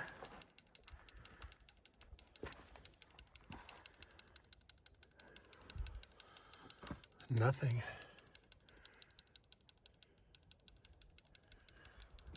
How in the world did they carve these up so high? I'm trying to just use the tri-field meter to get some kind of a signal, and I can't get anywhere close to even reaching. I even have these really cool goggles sent to me by the Museum of Tarot. They are cyanine goggles where they have this purple hue where you're supposed to be able to see into the energy realms or the astral plane. And so I'm gonna look around in this canyon, come up here to a vantage point, put these goggles on and let my eyes adjust and see if I can see any shadow figures, anything interesting moving around, because it feels like there's something here moving around or watching me. It feels really strange. So we'll see. We're gonna try out the goggles and see if I can see anything. I know that you guys can't see anything. It does make the sky and everything look totally neon pink. My eyes are starting to adjust. You wouldn't want to use these in the dark at night, but I wonder, my eyes are starting to adjust now. If it makes it easier, it does make it a lot easier to see the petroglyphs, that's for sure. Oh, wow. It makes them pop out. I wonder if, with torchlight or campfire light, if you would be able to see a lot more. It almost kind of looks like there's some really much older ones over on this cliff face, but I don't think you'd be able to see them without the goggles on. That's interesting. It's a little bit tricky to try and do this, but we'll see.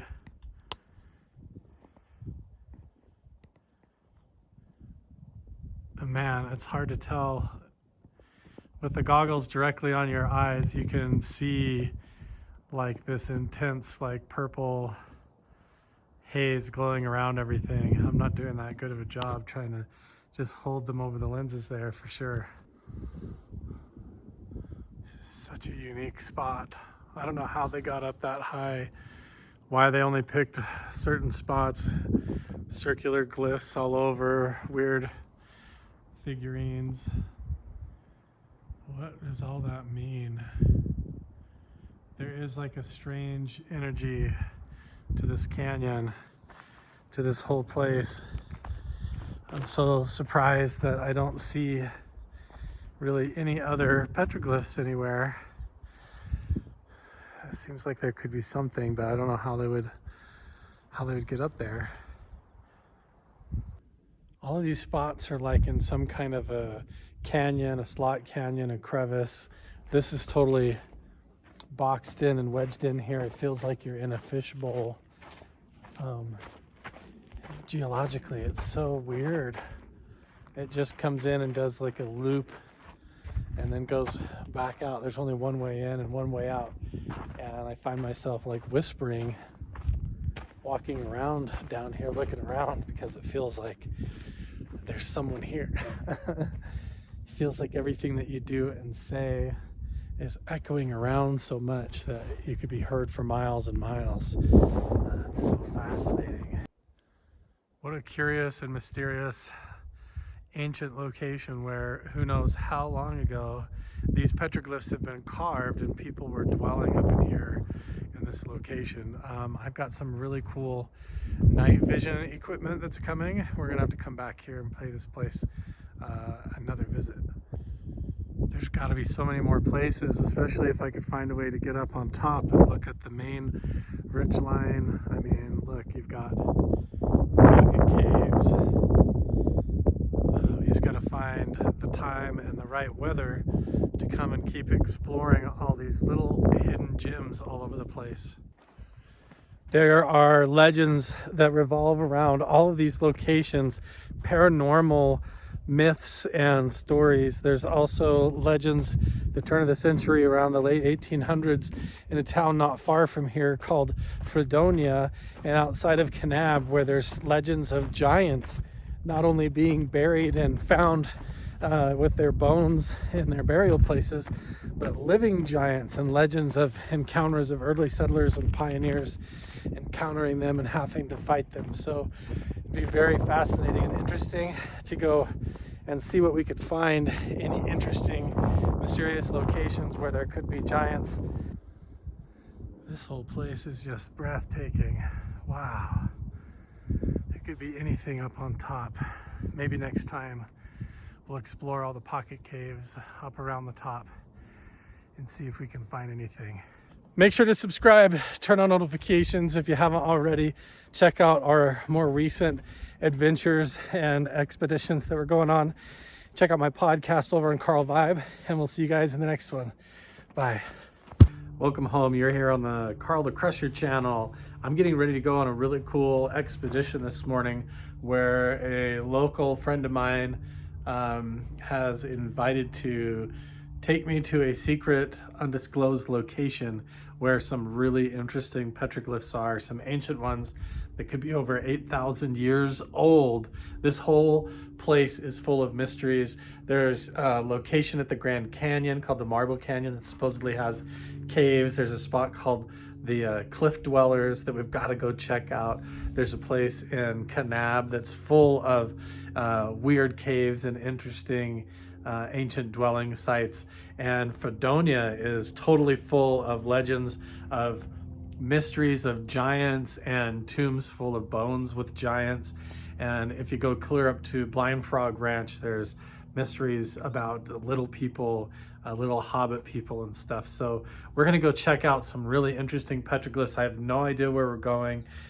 This guy doesn't want to reveal his identity. He's really cool and has been helping show me around and is a really cool friend of mine. I appreciate his help a ton. So let's go ahead and get ready and begin our adventure and quest for the interesting petroglyphs. Luckily, the weather is beautiful today. Let's do it. Every day is a new day. Let's make it an awesome one.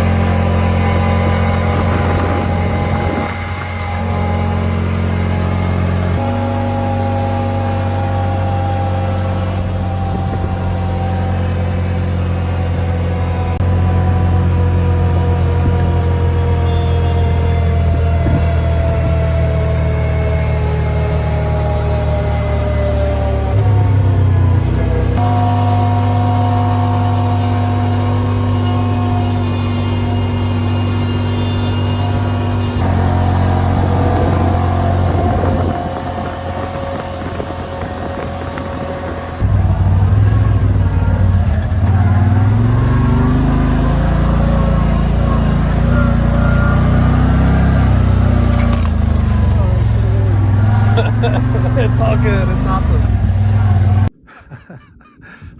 Wow, you guys, this is absolutely mind-blowing. We're in the middle of nowhere, but honestly, we're right behind my house as well.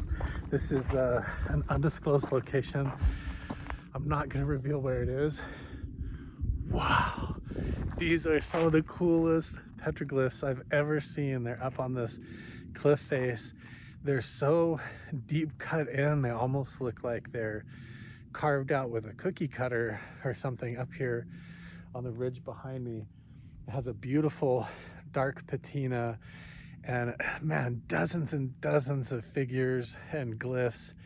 And who knows, there could be cave entrances and a whole bunch more petroglyphs or pictographs all over this entire valley in this whole region. So let's go ahead and scramble our way up this ridge, try to get a closer look. It's like some of the same figures that we see in all these locations. It's so fascinating. Let's go check them out.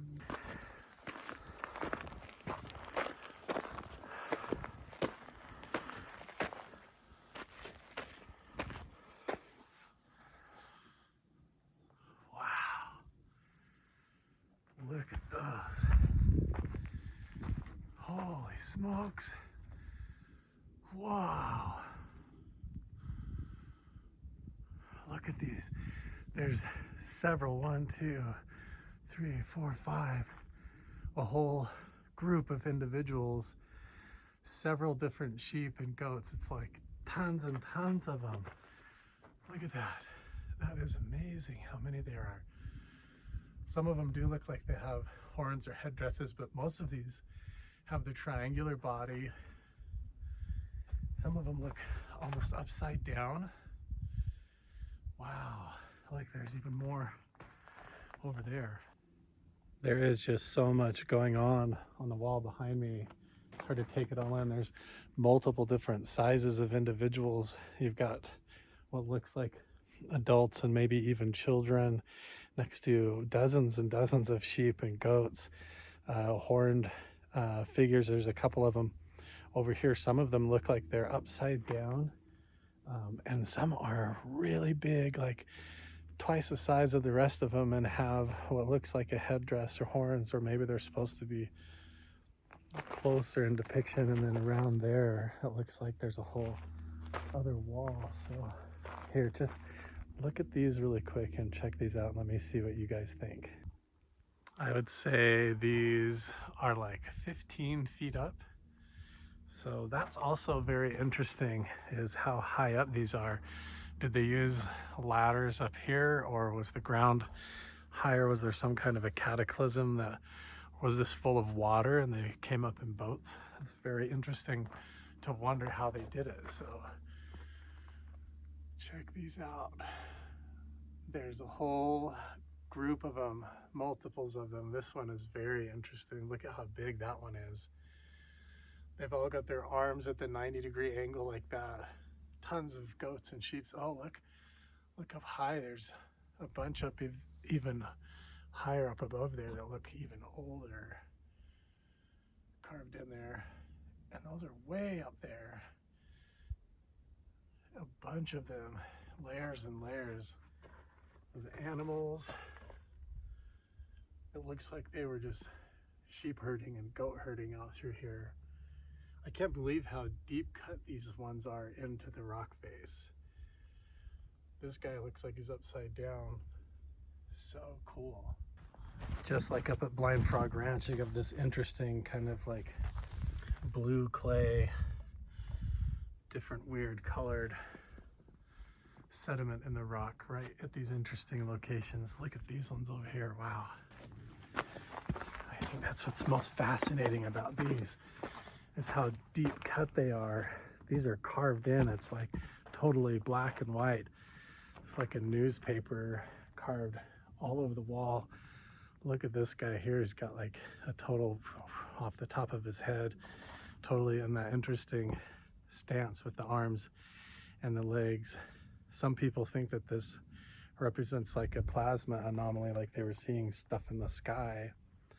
The legends and myths about all of this are really interesting. They either depict cultural life or family life, hunting grounds where water was, but you gotta be honest with you, they're very weird. Like this guy's got a triangular body. This one over here, it looks like a lizard or animal pelt or some kind of a weird thing. This could be a riverway. It's hard to know. So fascinating though, how they all have their arms like this with the triangular shaped bodies, and a lot of them don't even have legs. So fascinating. I don't understand. That looks like it actually has an arrow pointing down, or a spear. This one, I don't understand. That looks like a footprint. Right next to this guy. That looks like a people, some kind of a crazy pyramid shaped. I have no idea. But why would they carve them like this? This looks like a sheep with two-sided, like it's meant to be mirror reflected or something. So cool. That looks like a big handprint, footprint. Oh, there's more over here actually. I didn't realize that. Oh, whoa. Is that like a cave system or tunnel system? What in the world? This looks like a star map. Like what, or a river? Some kind of a map with cave entrances? I don't know, you guys tell me what you think that means. This you see in the symbols of Sumeria with Anu all over the place. But what in the world would this be all carved as part of it? Look at that. Very interesting. And then down here there's even more.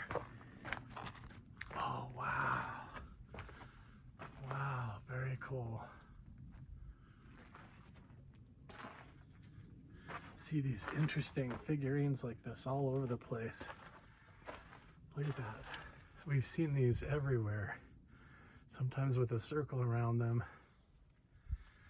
but it makes you wonder what it all means.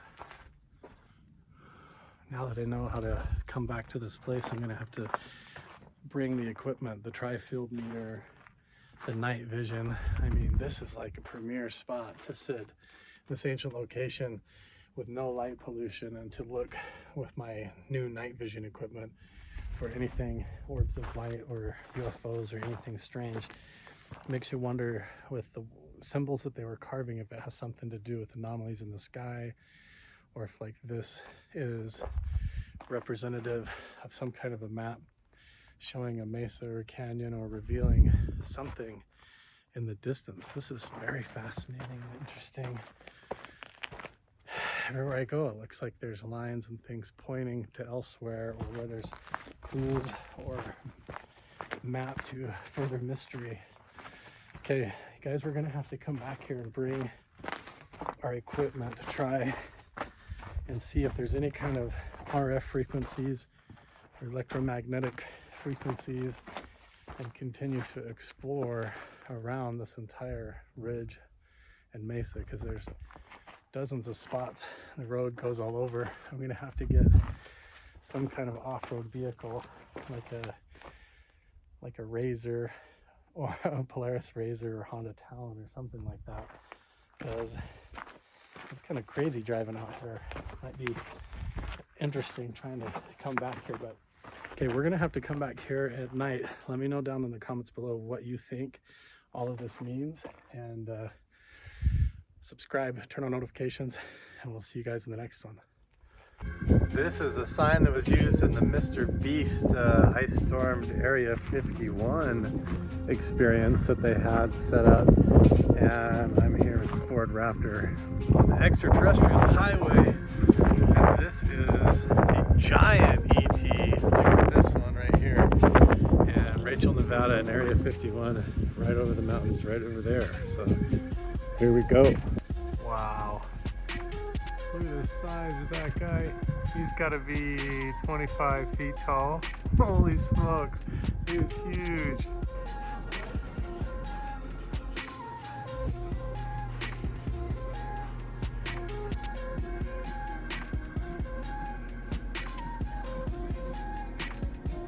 Check it out. I'm on Groom Road. This is the road that actually goes to Area 51, the main entrance.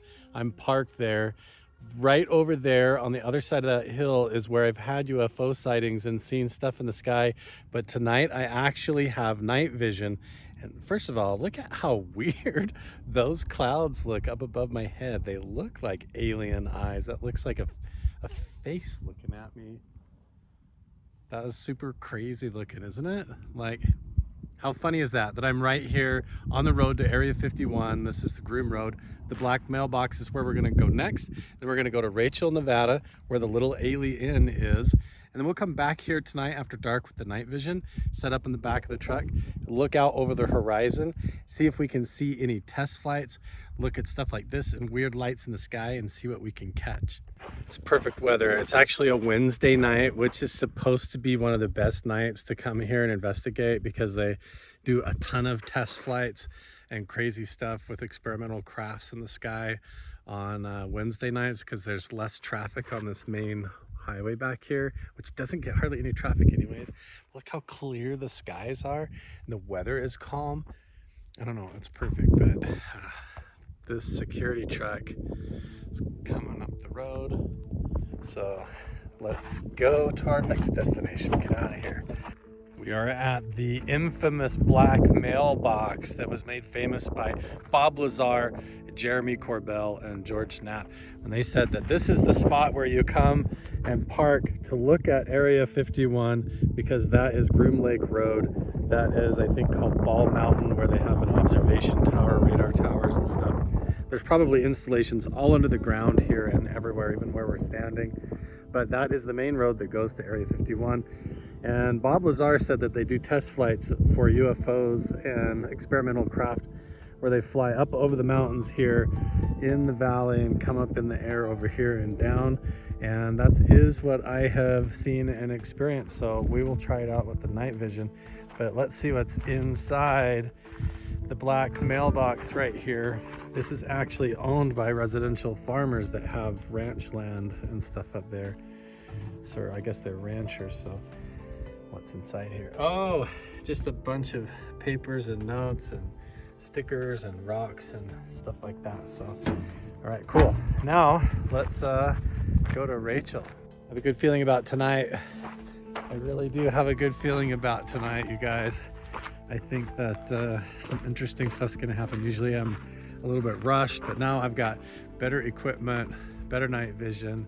I could have military grade night vision and be able to come back. It's not something that I could film with. It's just something I could see through and then use my camera maybe and look through the scope. But we'll save that for another time. But the weather is just so beautiful. I think we're gonna see something.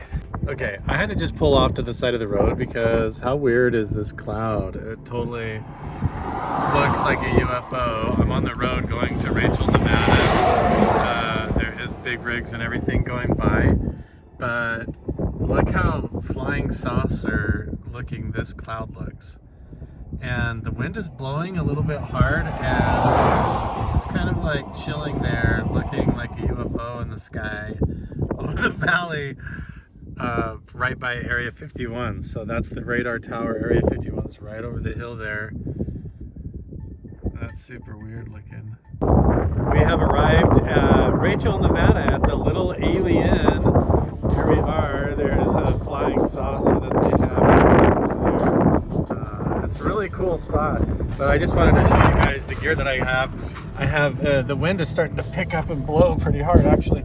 I've got camera tripods, a Goal Zero Yeti 400 battery pack that I can charge stuff to, mini tripods. This is my night vision camera. In here I have different sensor equipment. Let's see, this one I've got a spirit box. I have a FLIR thermal imager, which I need to charge, so we'll get that out. I also have a RIM pod right here. I'm most excited about using the night vision, and then I also have a external speaker so that we can broadcast the CE5 crop circle sounds to try and elicit a response from UFOs. So I have quite a bit of different equipment here that we can try out. Oh yeah, I also have these dicyanine goggles, and then I have a scope that goes on the end of my, let's see if we can get it, there we go, that goes on the end of my cell phone, so I can actually use it like a zoomed in scope. So we're gonna leave this out right now as well and get it ready. I just carry it around in this sunglasses case. This is such a cool spot. I don't know if you guys knew this, but there's actually a time capsule right over here. I don't know when are they going to unearth it. If you want to read about it, you can pause the screen right there and check it out. But 2050, it says they're going to unearth it. 2050. So that will be fascinating.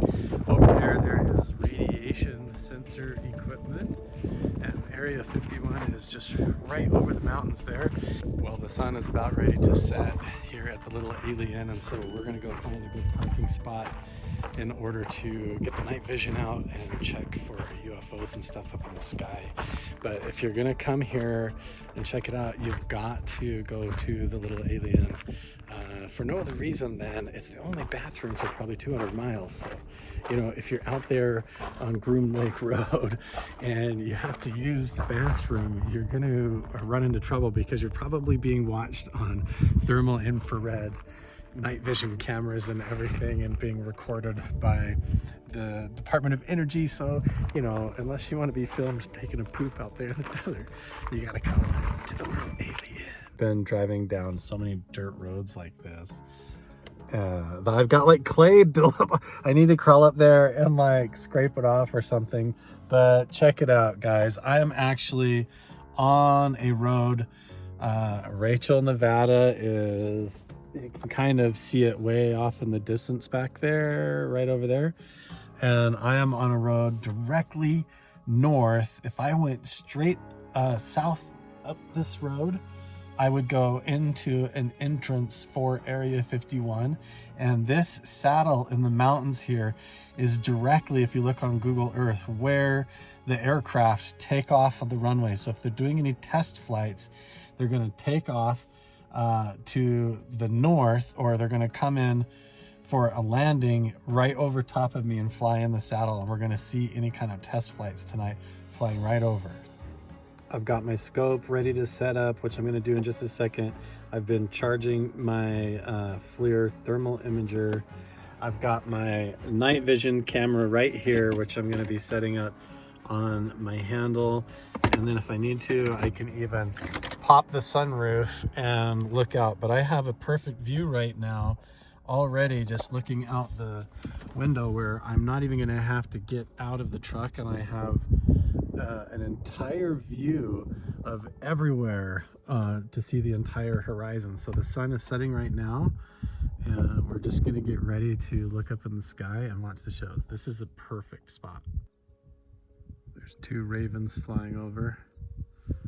For me, that's usually a good omen.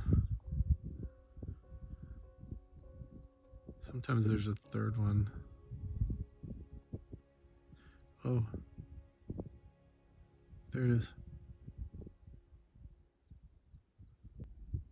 I actually have the little mini scope on my camera right now. That's why it's a little bit shaky, because I'm zoomed in so far. So I'm actually looking over south, over the saddle of the mountains right at Area 51 right now. This is the view down the road. Boy, with the naked eye, that tractor right there just looks like a dot. So this is actually really cool, but I'm gonna have to switch over to my night vision here in a second, because I don't think I'm gonna be able to see very much as soon as the sun goes down, although I do have a full moon tonight, so we'll keep our fingers crossed. Hopefully everything is in place and we'll see something amazing in the sky tonight. It's time to switch over to the Psionics night vision camera. This is it, the Psionics Aurora. So we're going to be switching over to this. It only is in 720p, but I will stretch it out. This is my setup for those of you guys that are curious. I get all of this stuff basically off of Amazon. I'll put the links down in the description below, but here it is. Let's do it. All right, here we go. Wow, the moon is super bright, but I can see something in the sky. Let's see if I can find it. Where did it go? Oh, there it is. Look at this object moving. Don't mind the lens flare on the left, it's because the moon's up there. Look at this thing and see if it turns.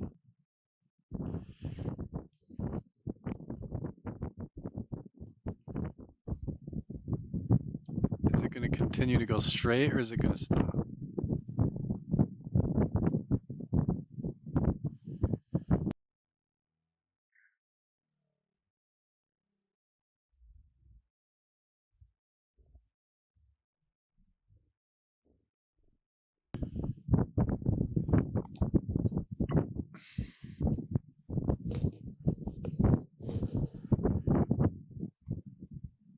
What is it doing?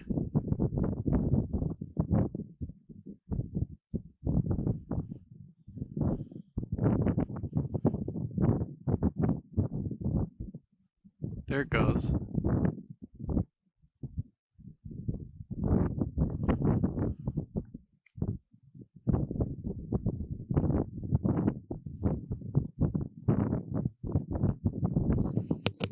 The night vision, it's such a clear night tonight. I'm really hopeful that we're going to be able to see something. So I'm looking directly down the road.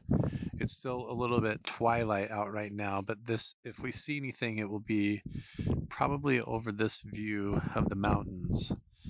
So yeah, we'll keep our eyes peeled and see. Hopefully we'll get some either test flights or some weird UFO activity in the skies right above Area 51.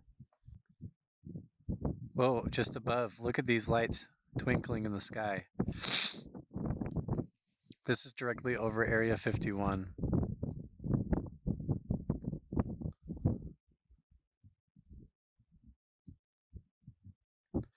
Multiple blinking lights in the sky all over the place. Look at that.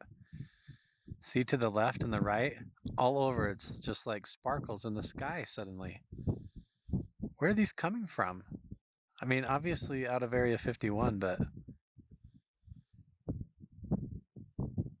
look at them. Look how many there are.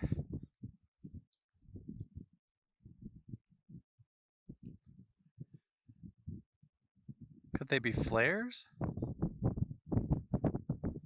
Lots of blinking lights. They could be airplanes or helicopters.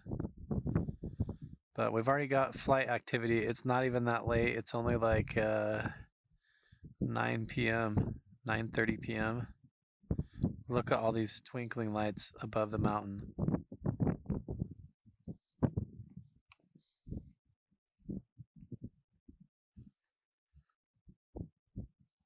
Are they all over the place?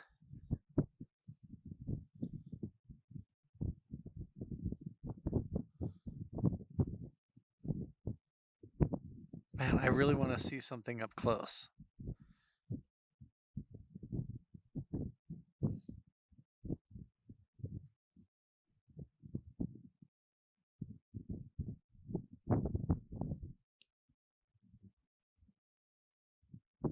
The blinking is so irregular, it's really interesting to me. See, I've seen this before out here. I've had it fly right over the truck before. So now with the night vision, I'm very curious.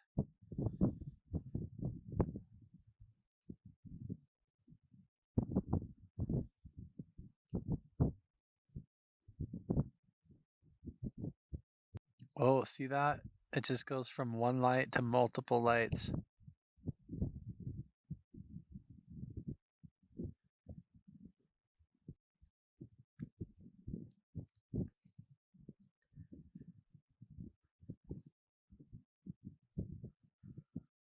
I don't want to stop recording. It's so fascinating. There's just like flashes of light all over in the sky out here.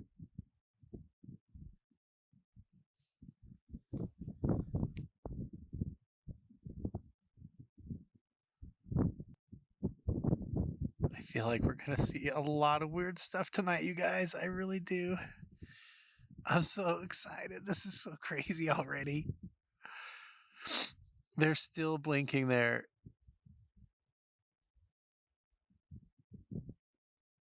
It's like I just see one and then suddenly there's like several, like a cluster.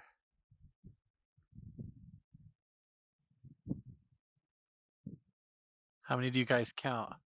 1, 2, 3.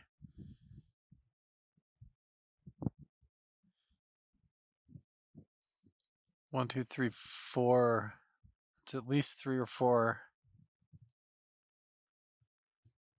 You guys saw that one fly between the mountains, right?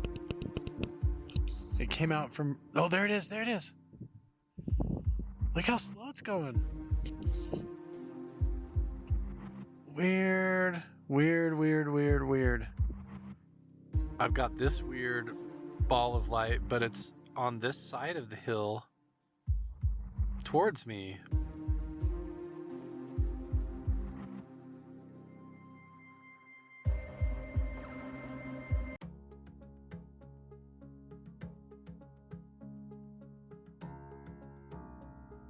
This is the road that actually goes to Area 51. They look like alien eyes. That looks like a face looking. We are at the infamous black mailbox. Oh, just a bunch of papers and notes, and look how flying saucer looking this cloud looks. Such a cool spot. Here we go. Where'd it go? Oh, there it is. Look at this object moving. Don't mind the lens flare on the left, it's because the moon's up there. Look at this thing and see if it turns.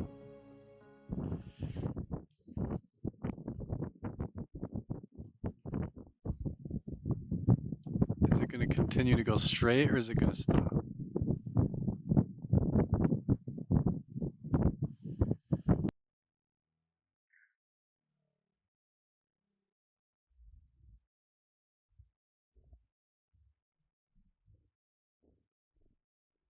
Look at these blinking lights right above the mountain there. See them? And then there, I think there's other blinking lights above and to the left.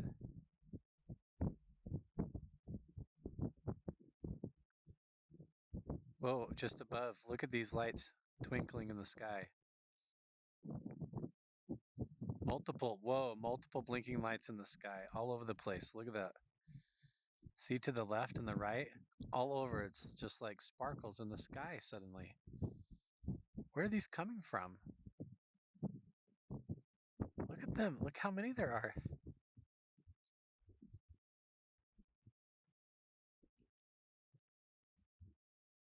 Could they be flares? Lots of blinking lights. They could be airplanes or helicopters.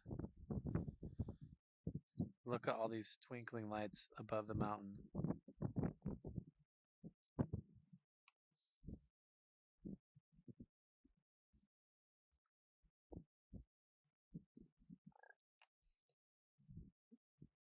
Hmm.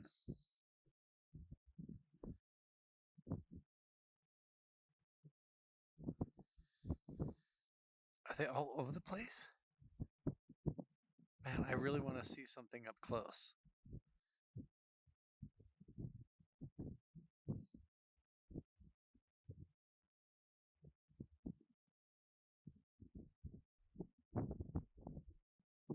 The blinking is so irregular. It's really interesting to me. See, I've seen this before out here. I've had it fly right over the truck before. So now with the night vision, I'm very curious.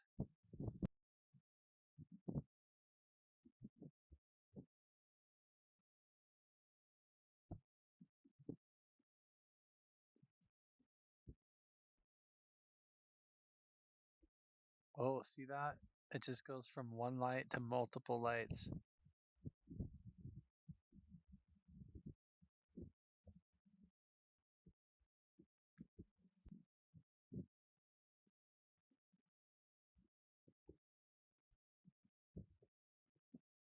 I don't want to stop recording. It's so fascinating. There's just like flashes of light all over in the sky out here.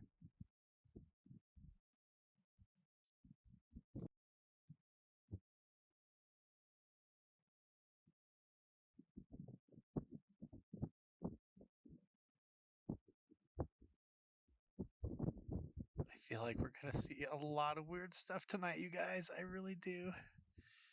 I'm so excited. This is so crazy already. I can still see those blinking lights. Look at that.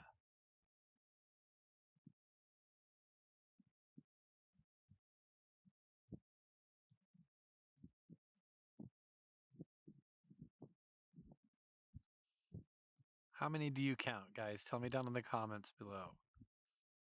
1, 2, 1, 2, 1, 3, 1, 2, 3.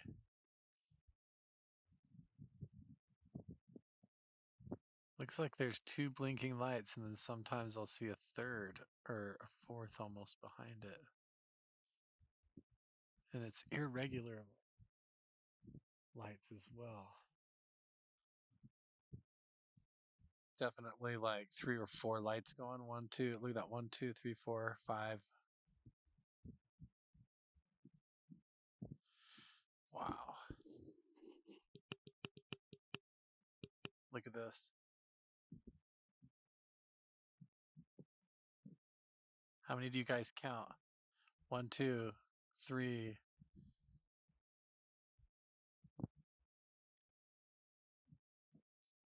1, 2, 3, 4. It's at least 3 or 4. They're flying like in a big circle around me right now. They're directly to the west.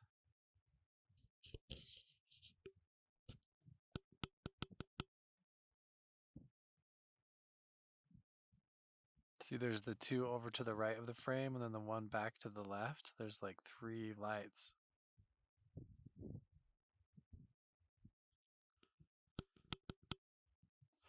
Wow.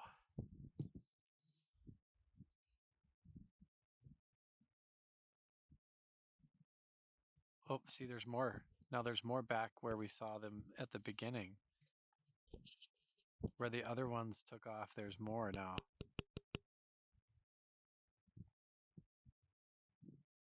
Oh man, I really want something to fly much closer and be exotic or weird.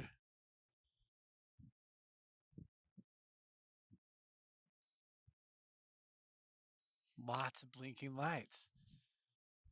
Look at how many are flying over. It's just like a chain of blinking lights going across the sky here.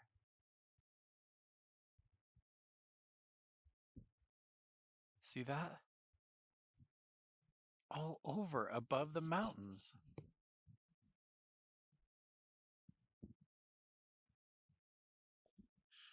I don't see any kind of crazy patterns that just looks like flashing lights, irregular flashing lights. I don't know what else to say, guys.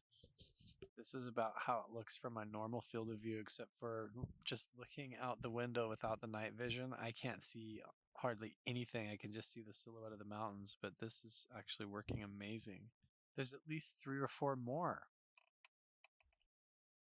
They just keep like appearing above the mountains in the sky there.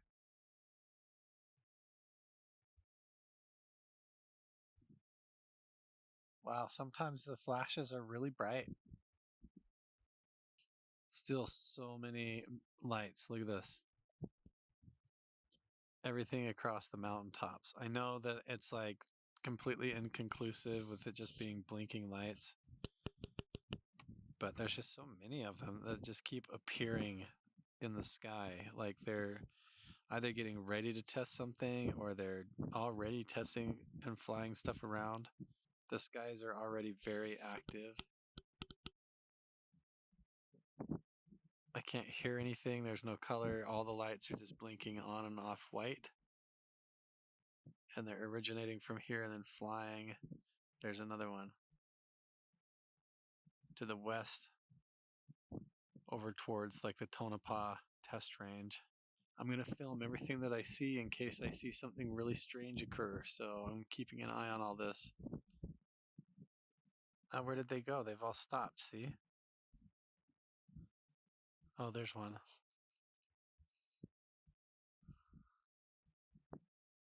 I feel like something's going to happen here.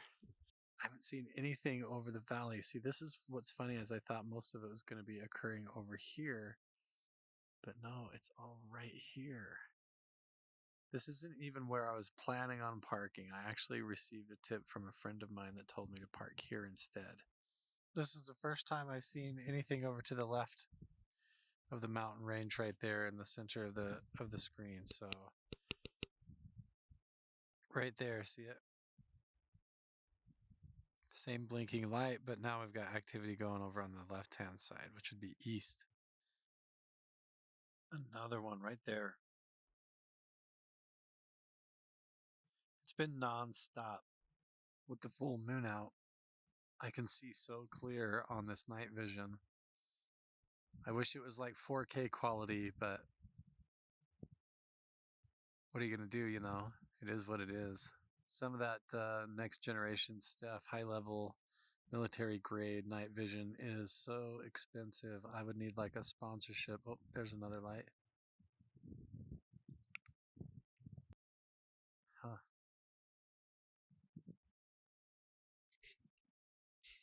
I have no idea. There's a lot of them right over there, though. A lot of them.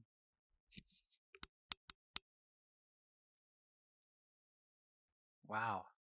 Okay, there's quite a few going off. There's a good half a dozen flickering now across the mountain range.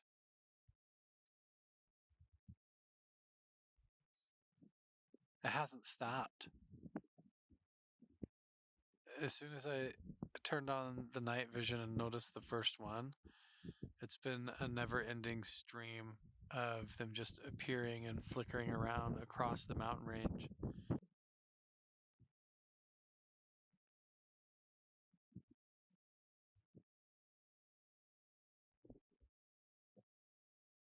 More of them.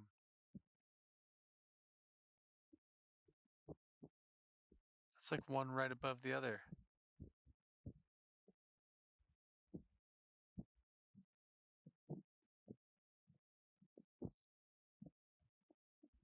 There's so many.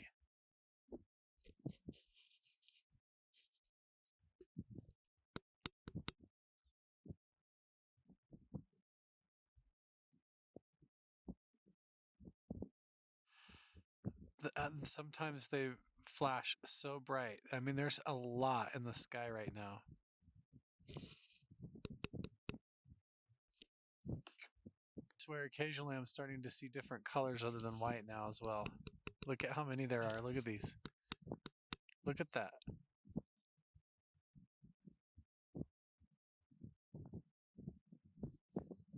Wow.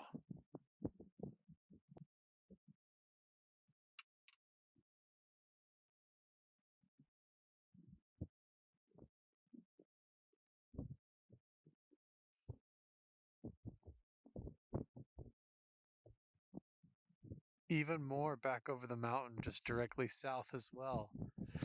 Some of them very low to the ground even. Look right above the mountain. Below the mountain line. If that was a jet or whatever, like why that many? If it was a helicopter, why is there a whole swarm?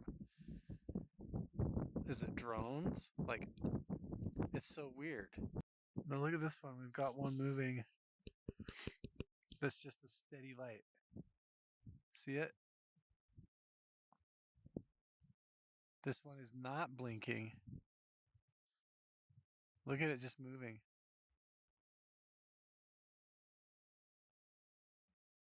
See, there's a blinking one to the left, but this one's not. This is just a solid orb. It's getting brighter.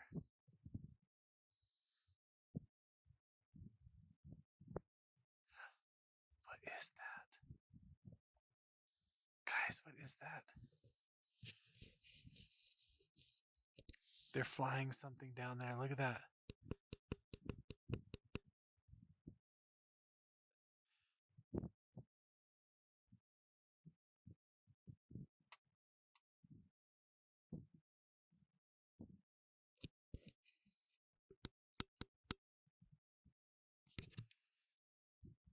See this one right here? Are they all like that? See, because now it looks like it's blinking again. What? What? It was solid. You guys saw that? It was solid. Dude, that one just floating across there like that was so bizarre. Why is there so many of them?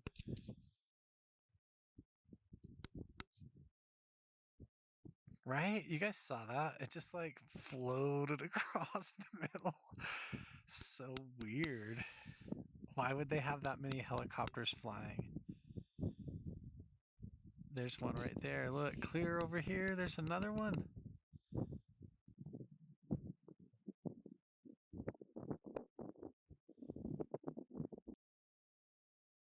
Weird.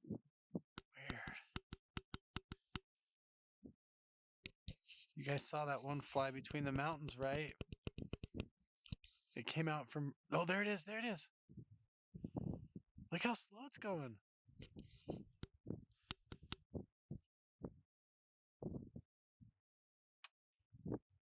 Oh, how cool would that be if it flew right over here to us? See? Look, this one's not flickering at all. It's just solid. Look at that. I'm looking right at Area 51. Look at how it's moving. What is that?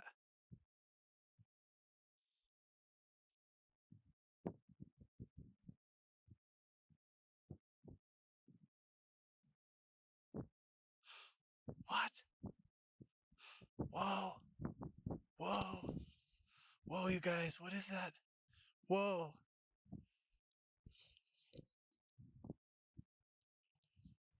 No way. No way.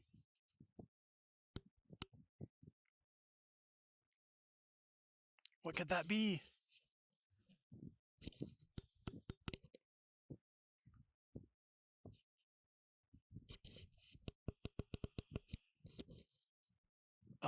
I want it to come closer so bad. I just want to catch something closer. Just come up here on the road and just come over here and land.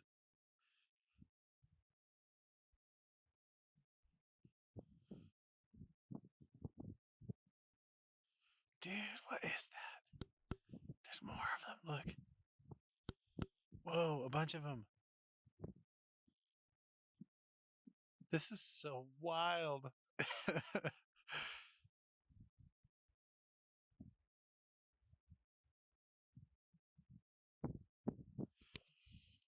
Can you imagine if that thing just like flew up? I want to see it do. Let's see some crazy acrobatics here. Come on. Drifting across the valley floor.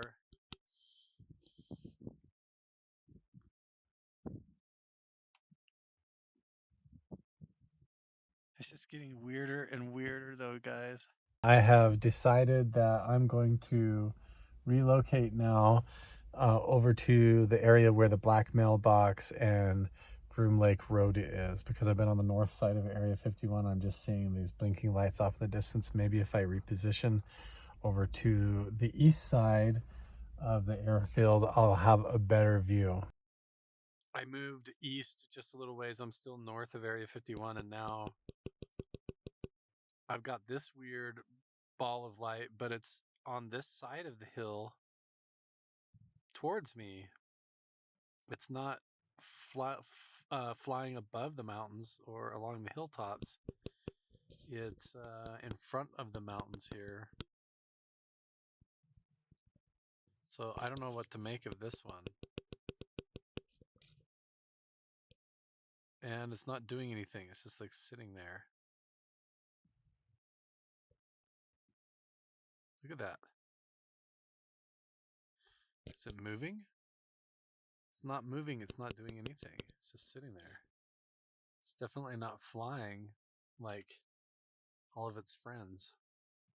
And now I don't see anything else in the sky. None of the blinking lights in the sky.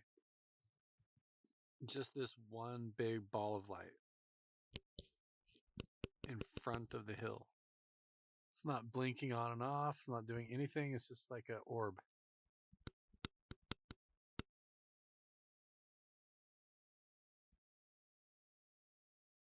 So weird. I don't see anything else. There's that little light over there.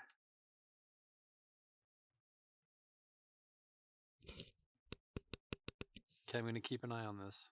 It's like a fox. Hello.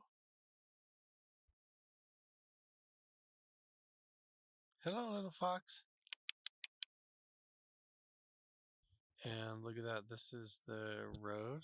This is Groom Lake Road going up to Area 51. And I think that's security with a scope probably pointed at me. It could even be a rifle. But when I look at it with the naked eye, it's a red light. So that is an infrared light. But they probably have the technology to hear me.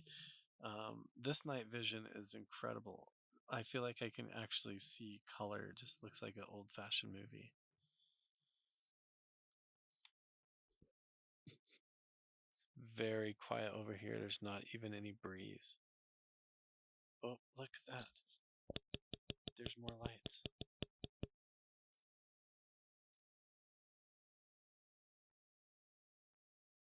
There they are.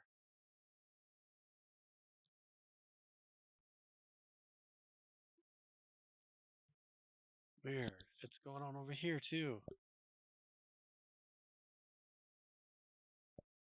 Same thing. There's one.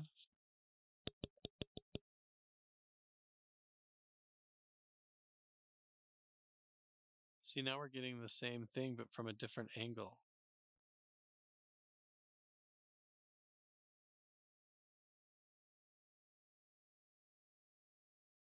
Who knows what they're flying over there, guys? Who knows? I'm now transmitting crop circle sounds from the CE5 protocol for making contact with UFOs or extraterrestrials. And I'm doing it on Groom Lake Road on the entrance to Area 51 with night vision. So we'll see.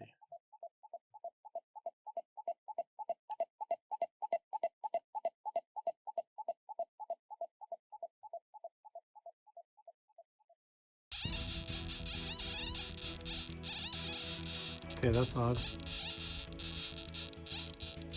The closer I get over here to this well that goes down to nothing, the more the RF signal goes off like crazy right here.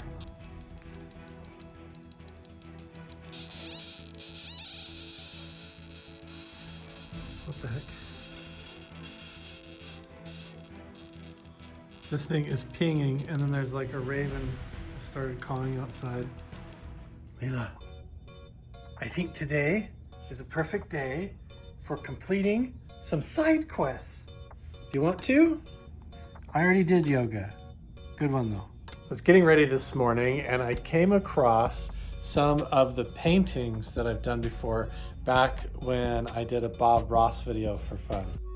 I kind of emulated Bob Ross's method for oil painting. This one has like a buffalo and like a river. It's kind of like Yellowstone. That one's just like reminds me of the Teton Mountain Range. And then back here in my office, I have some other paintings that I've done. This is like a meditation one that I did. And this is one of the beach that I haven't even finished that one yet. It's unfinished. But I have all my stuff here. That's my big painting easel.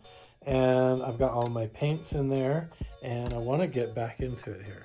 I saw this video where Logan Paul actually did epoxy or resin, and he did this whole frame of Game Boys, Nintendo Game Boys, in epoxy resin, and I thought that was really cool. I actually have these orgonite pyramids, and a while ago, I bought these two different sized ones at a store, and they have all these really cool rocks and gems inside of them, and then these little metal flakes, some copper wiring, and cool big stones inside.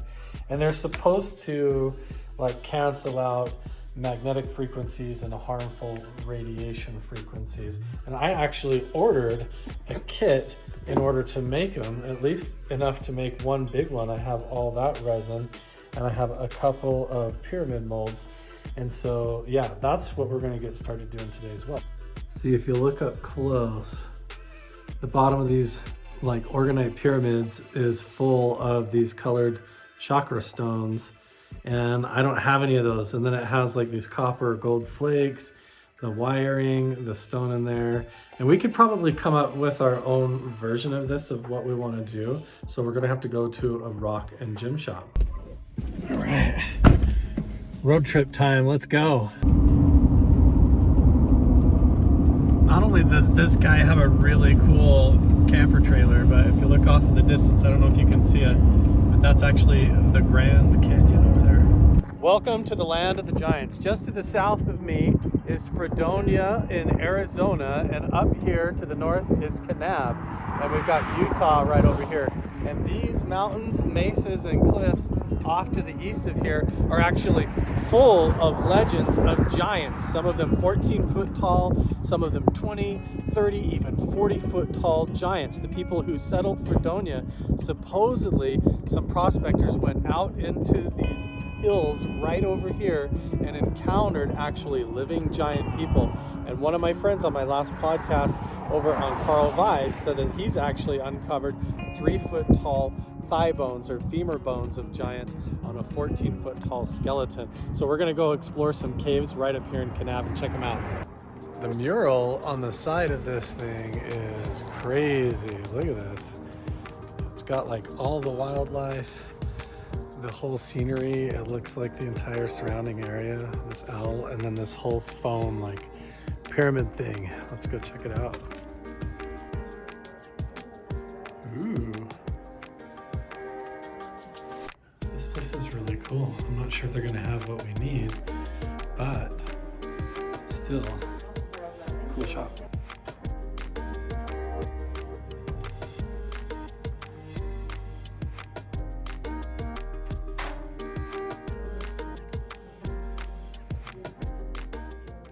Really cool store. They did not have exactly what I need which means we're gonna have to go up to the sand caves, test those for energy frequencies, and then we'll go the back way all the way up to Zion's National Park and go to a rock and gem shop there, loop our way back around and make it back home. Here we are, guys. We made it to the giant sand caves. I've never been here with the snow before, so this is really interesting. But look at this incredible entrance into these massive giant sand caves. They look water worn or weather worn, as though the water level used to be a lot higher back through this region like a long time ago. But it's apparent that people probably lived in here and around this area. So we've been to these giant sand caves before, but I've never brought the tri-field meter. And man, every time I come here, there is a sense of energy. I've done meditation in here before, and there is an entire vibe that you get off of these caves that is really interesting. So I'm excited to go try the tri-field meter and see if we get any interesting readings. Let's do it. Everything that I'm discussing in this video, all the legends, the folklore, all of that stuff about the giants and everything, I'm going to put links down in the description below, so you guys can go do your own research for yourself and see what you guys think. It really is a temperature change back in here. It is very cold. Wow. Okay, so I'm just going to turn this on, leave it going. I'll flip through the different frequencies. If I start to get any kind of a signal, we will hear it go off. But you can tell there's a lot of graffiti carving and a lot of other stuff all over the place. But ooh, there's a creepy cave or tunnel. Can you imagine something crawling out of there right at you? No, thank you.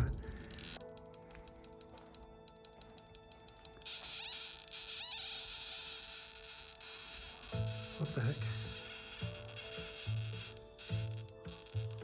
This thing is pinging, and then there's like a raven just started calling outside. What is it about right here? This is right where I get the weird feeling too. It's like there's some kind of an energy bouncing off the rocks. I don't know.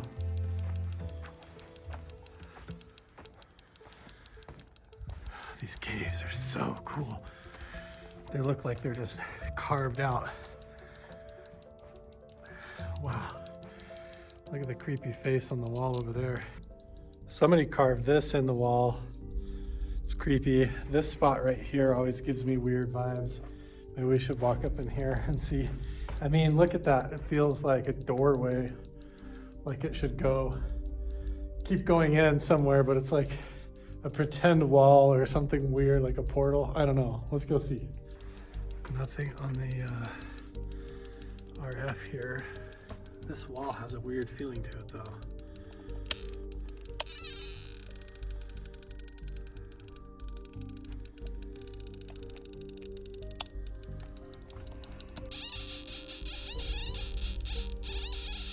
Okay, that's odd. The closer I get over here to this well that goes down to nothing, the more the RF signal goes off like crazy right here. Look at that. Let's see. I thought it would be going up a lot more as I get closer over here to this hole. This thing is super creepy. Like, why did they dig that out? It doesn't even go down to anything. I'm glad there's nothing crawling around down in there. But no signals down in that hole either. Just like a weird spike right over here where the cave entrance is at the front of this wall. It's so weird. The other caves that I was going to go check out were totally full of tourists and a bunch of people climbing around up there. So we're going to go the back way into Zion's National Park and visit a rock and crystal shop, see if we can put together our Orgone pyramids. Let's go for it.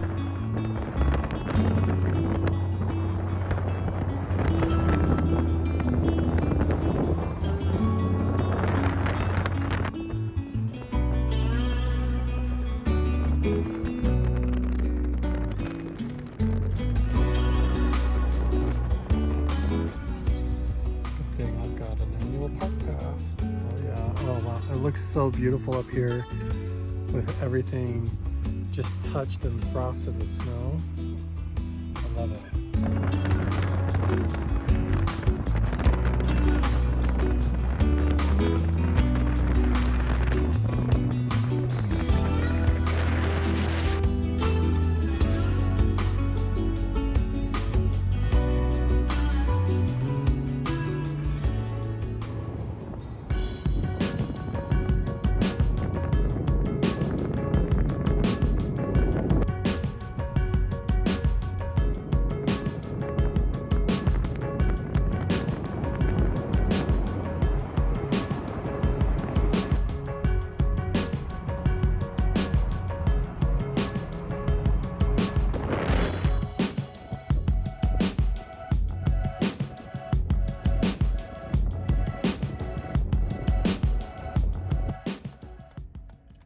go. I have deer crossing right in front of the truck here. Okay, I think we're okay to keep going now. They're like right there by me. Cute!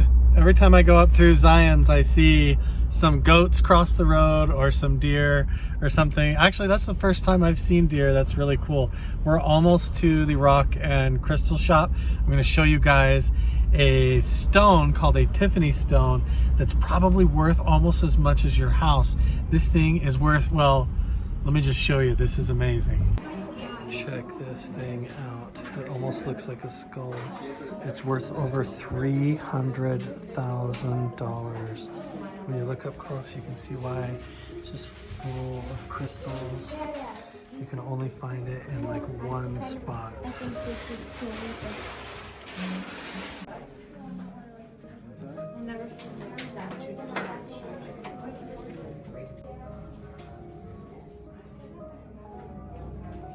This is really cool. This is probably more like where we need to be looking. In fact, here's the gold flakes that we probably need. Check that out. This is probably one of my favorite ones, ocean blue calcite. Look at that. It totally does remind me of the ocean. It makes me want to go snorkeling or something. It's so cool. Maybe we could put one of these inside of our organite pyramid. I think we are successful. We got everything that we need in order to get started making our organite pyramids. I've got all of these stones that we're going to have to crush up into smaller ones to get all the colored stone effect for the bottom. So I'm going to have to do that, and then not leave the store without this guy. So he came home with me. Look how awesome he is. He's really cool. He reminds me of like Skeletor from He-Man. Like, yeah, this is one of my favorite finds of the day. Ooh. This little guy right here. So I was thinking it could go right down in the tip of the pyramid. So like up in there, and we'll do a nice big one. That will be really cool. And then I got 2 little bottles of the gold flake that we can use in there as well. So I think all of this together is gonna make for a really cool organite pyramid. So I think I'm gonna get the canvas and my paints out. I'm gonna set all that up in the kitchen and do like an alien, ET, UFO, or extra dimensional type based painting. I have a few ideas I'm kicking around in my mind of what I wanna do. And then subscribe, turn on notifications if you want to find out more and see if we can figure out how to make our first ever organite energy pyramid together. So that's gonna be fun. It's coming up soon. Welcome back to the Carl the Crusher channel. I'm here with Luke, and tonight we're actually going to be attempting to do the CE5 protocol invented by Dr. Stephen Greer, who claims that he can summon UFOs. And we're actually at an ancient petroglyph site. We're going to go check out the petroglyphs first, and then we're going to set up and do the CE5 meditations and try to make contact with UFOs in the sky. So stay tuned. You're not going to want to miss it. Luke, we got about 45 minutes before sunset, and then it's going to be go time. And we're going to be introducing something new this time. I've actually invested in some night vision gear. I've got a Psionics night vision camera. We've got a portable JBL speaker to actually broadcast the CE5 out into the valley. So we're going to be able to project the sound frequencies out. You got all sorts of gadgets and all sorts of stuff. We've got dicyanin goggles to look into the astral plane, so why don't you carry those in your pocket. We've got a spirit box in case we get any kind of spirit communications, and then I even have a FLIR thermal attachment so we can try to record heat signatures. Got a flashlight, black lights, tripods, the whole setup, and even a portable battery. I think we're good to go for a while. We even have snacks. Yes. Luke's all excited. We've done this at Area 51 before, and I was actually going to go there and do that at Area 51 today, but I looked at the weather report. It was supposed to be really windy over there in Rachel, Nevada, and when I was on my way to go there, I actually got pulled over by the police, and a whole bunch of things came up vehicle registration and stuff, so I had to deal with some other things before I go to Area 51. But this is going to be a really good test for me to try out the night vision equipment and see how it works. And Luke really wanted to come check out the petroglyphs, so trying it out in these ancient locations I think is extremely valid, just as much so as going to Area 51 and doing it. And so we're going to use the CE5 protocol and find out. Here is the first petroglyph spot. Come and check out these anthropomorphic figures. Now, I've been here and filmed this before. Those are crazy. They're really cool looking. Look at these. Tons of figures, humanoid figures, goats. They all have the arms like this. Yeah. Here, take a look. Such a cool spot. I mean, you can tell over here, it makes you wonder if somebody came and took a section off or whatever. Split with an earthquake or something. Yeah, I don't know. Yeah, it definitely fell and cracked at one time. But these are really cool. Look at how they all have the short little legs on the bottom, and then the tall bodies with the arms like this. Yeah. And the heads is really strange. They look like ghostly almost, right? Like, yeah, it's weird. Almost like There's one on the paranormal. left here too. You can see another goat on the left side. Right over here, yeah. But yeah, very interesting. And then you wonder if they crawled up on top, going up this way, like this marked part of the passage to go up on top. So we'll have to come back another time and go on top and look around and see what we can find. But I don't know, are these supposed to be depictions of just like daily life or something else? So we're gonna have to come back and look on top of this mesa another time. So make sure and subscribe and turn on notifications to check in on that. But we're gonna scramble over this way because we have some more petroglyphs to check out. Luke is letting his eyes adjust to the Diaceaning goggles. So in the night I can see if there's anything in the sky or something. I don't think you're gonna be able to see in the dark, but yeah, they're really interesting. If you wanna know what those look like, here, take them off for just a second and I'll show you. We did film an entire video, but they are supposedly allow you to see a different spectrum of reality, so everything looks this color. So if there's any kind of like weird shadow figures or cloaking devices, any UFOs in the sky, maybe these goggles will help out. We got these from the museumoftarot.com. I'll put the link down in the description below. They're awesome. They're really fun. I have done another video here where I brought the tri-field meter and tried to measure, and some of these glyphs did give off an energy frequency, an RF frequency, and an electromagnetic frequency, and I'll put a link to that video so you can go check it out as well. See, look at that. Can you see them up there? Oh yeah, I can, totally. You can see there's, that one looks totally like a map to me, like so cool. Like it marks some kind of a tunnel or cave system or star system. And then there's really ancient glyphs right there. And then over here, this entire panel, this whole wall face right there is completely covered in petroglyphs. So it makes you wonder when we sit out here looking out up at the sky if we're gonna see anything and if it's all connected. It's crazy to me that there's such a perfect flat surface. Do you hear that? Listen, every time you come to these spots, do you hear that? Hey, yo, huh? And it's echoing directly off of that rock face. Yeah. So you hear that? Yeah. Whoa!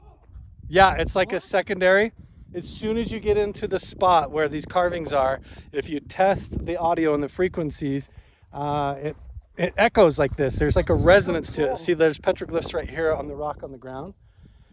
See, hey, yo!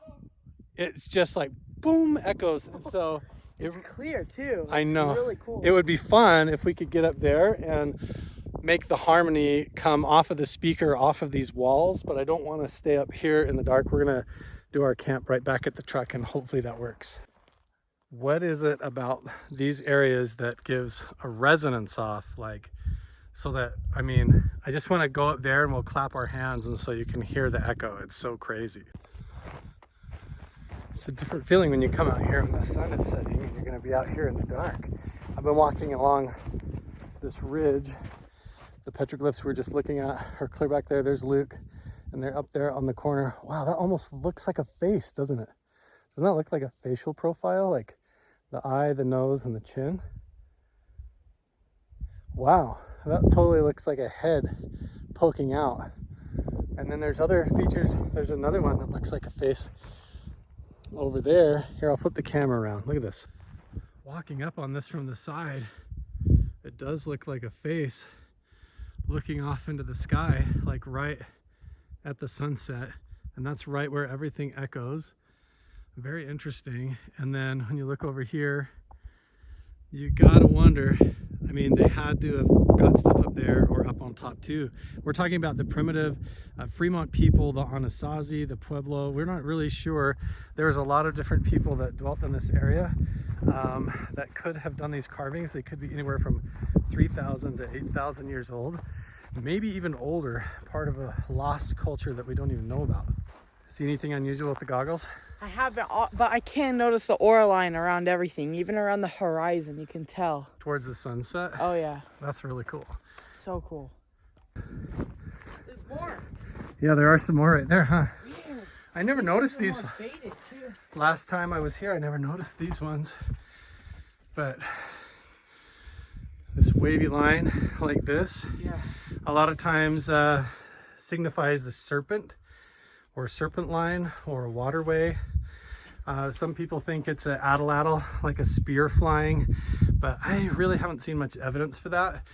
This looks like a circle glyph going counterclockwise. Yeah. Goes out like that. That also is connected to a serpent line of some kind. And then you have a symbol of a goat. Could also be an overhead depiction, like a marking for water, but a lot of the old Pueblo tales that have to do with these spirals have to do with walking the earth either counterclockwise or clockwise to find the center place, which ended up being Chaco Canyon. So there's a lot of legends that have to do with that alignment as well. That's crazy. Yeah. There's, as you see on the horizon, there's slight up and down movement, but it is pretty Jurassic depiction. But you know, the ball at the end of the wavy line could be a depiction of the sun or what time in the day. Like the path of the sun and a way of keeping time or something like that. Yeah, who knows though. Yeah, that's really interesting. There's more right here. I see this a lot. Sometimes these depictions are really tall. It could be vegetation. I don't know. I'm completely guessing. I also see this symbol a lot. This could be, man, depictions of this are all over in Sumeria next to the Anunnaki. There's like the Tree of Life depiction, and it looks so much like that. And I see this all over the place. And then you can see graffiti and how dumb that looks up there next to actual anthropomorphic figures. I mean, different types of shapes, but wait till you see the ones over here. More figures. Look how high up that one is. So Luke, you should go stand at the base and so they get a sense of how high up some of these are. So there's a figure clear up there. Luke is 6 foot tall, so that would be at least 12 to 15 feet high. I would say a good 15 feet up, and that's consistent and gets even higher clear over there. So Luke, go stand over there so they can see, like right behind that split off piece. Right here? Over there where that big boulder is. Uh-huh. And you can tell how high up they were to carve those clear up there. Look at that. So there's Luke. And look how high up those go. Clear up there. So they either had ladders or, I don't know, this area was underwater during a certain period. It's hard to say, but there we have more figures like that. Lots of depictions like maybe they were herding sheep and goats down in this valley. They're either wearing headdresses. Some of them have horns. There's one over there that's upside down for some reason. It's weird. That guy's like hanging out upside down. Hey! Testing the echoes. What's funny is it is better down on the ground by that big boulder that we were just next to. Totally. So I think being down at ground level in front of here would be the best spot. So the truck is over there, if you can see how far it is over there. Oh yeah, it's way out there. Hopefully it will work when we start projecting the CE5 out from this location. But first, let's check out the rest of the petroglyphs. We've got like 10 minutes before the sun sets on us. If you want to get a good look at the rest of these petroglyphs, you're going to have to go watch the other video because we're going to have to get back and chase the sunset and get our gear set up. But I have actually walked up here and energy tested all of these and shown them off, and they're really fascinating. This is the one that I think looks a lot like a map or a depiction of something. It's so intentional how they carved that down and followed the crack down. Like, what does that mean and why would they do that? What is the significance? And then they just put a little figure right there. Luke's freaking out. It's so strange. It's so straight. Like, why would they do that, right? No, it's so intentional, right? Like, then you wonder if these are like stars or if it's like some astrology type thing. or is it like go into the cave entrance here and then go down into the mountain, but like Ant where? person or something. I don't know. It's really weird. And then you have these really ancient symbols over here that almost, I don't even know. Like, what do you make of that? What? Right? Right. Hey! Does that sound really loud to you? Can you hear like an echo? I can hear an echo. It's not that loud though. Okay, we're trying to test it to find the sweet spot where the resonance. Hey! That's a little better.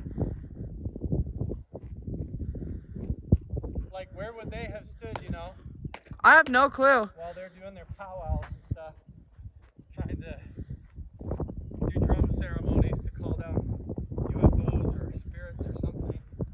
Let's see when you come right by the stone. Hey! Totally. Wow. Now come up here, you can, when you stand right by this marker, it's like boom, boom, huge echo, right? Yeah, try it again. Hey! Yeah, when you stand right here, it's like an amplifier. Like, hey! You hear that? Yeah. It's like 10 times louder as soon as you find right at the right spot. So interesting. So right here is where it's at. Clap, Luke. It's like a, you know, they do look like entities or something, I gotta say. I mean, it looks like No.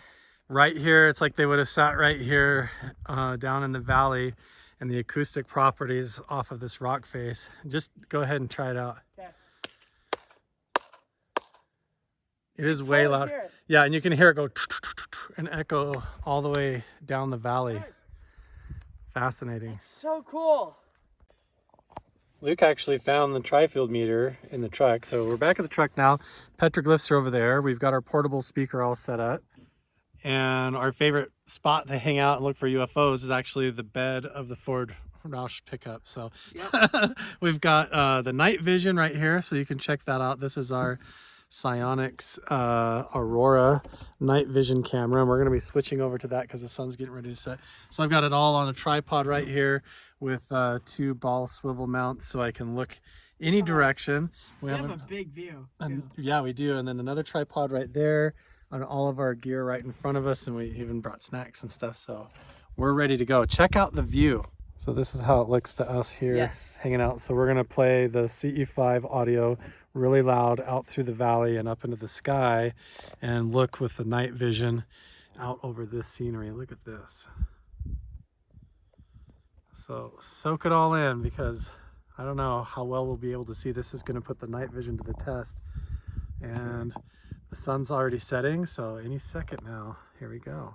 The sun is almost all the way down now. We're getting it all set up, but we're starting to get a little bit of wispy cloud cover coming in, so hopefully it doesn't affect our visibility too much. We're going to do the best we can. I did look at the weather forecast, and I didn't see that there was going to be any rain. There could be 10-mile-per-hour winds.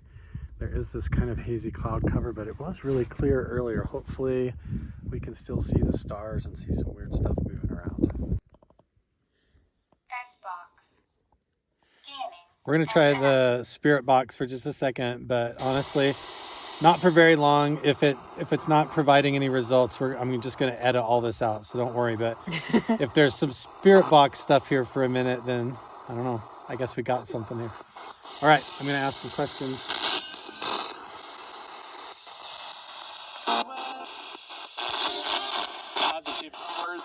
Going through all the radio stations, so. Scanning right now, yeah.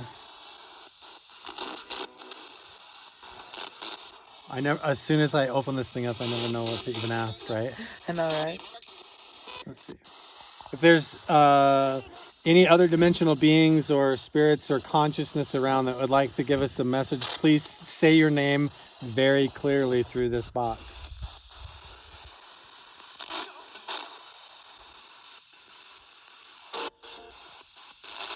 That sounded like Jones. Did you hear a name? I don't know. No. Yeah, I'm gonna turn it up.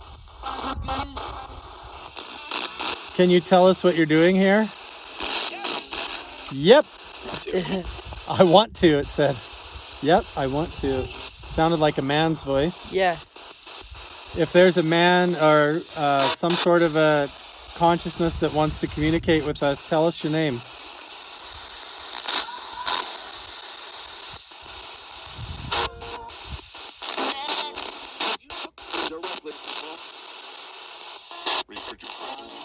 This stuff is all pseudoscience. Yeah. You can make of it what you want, but it's just part of the... There are people that are into this, and I'm interested in it, so we might as well try to gather the evidence and see what happens.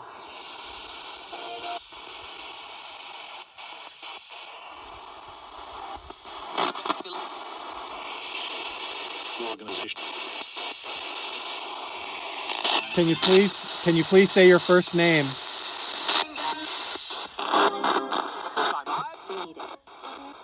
Ah, it's just like... It's gone through all of them. It just said researchers.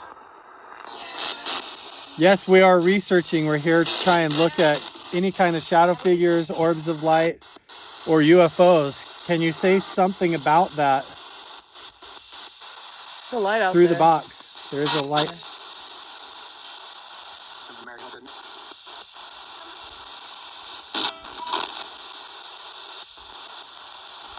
Can you see that? Yeah, that light. You can see Can up we there. see that light? Yes. There's a light that just appeared down in the valley. I'm going to turn the night vision on then. The light appeared right there, and then it just hovered straight over to the right and went behind that mesa to the right. I don't even know how to zoom in on the night vision. There it is. There it is. There's the light. Is it a truck? I can't tell. See it?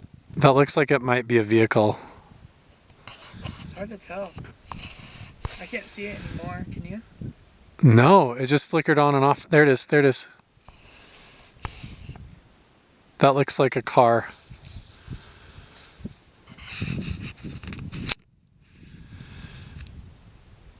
What is that? Is that a car driving up the road? It's hard to tell.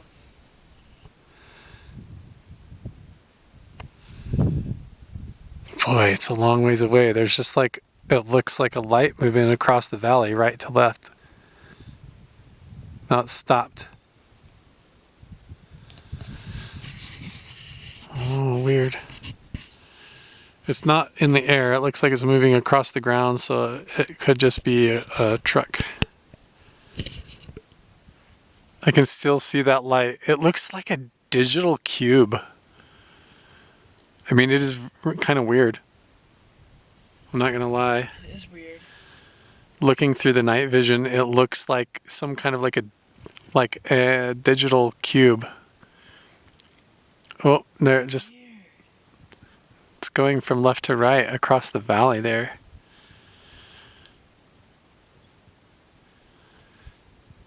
I mean, that is bright.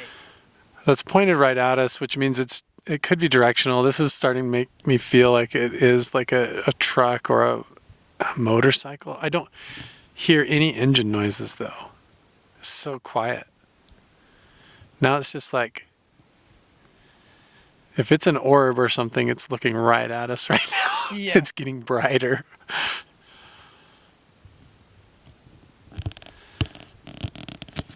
I can't even zoom in anymore. I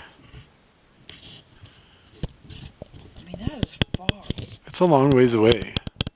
I'll zoom all the way out. No, Yeah. when I'm zoomed in, it seems like one light.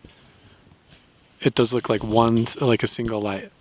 Pretty dark out right now, but this actually does an amazing job. This Psionics night vision camera is pretty good. Wow, it looks like daytime through this lens. Oh, it turned off. What? It just turned off. I filmed it turning off. What? It just turned off. Weird. I got it on camera. Why did it turn off? See if we can hear any car doors shutting. Turned on. See it? Yeah, I'm filming it all. Okay, be quiet. Let's listen.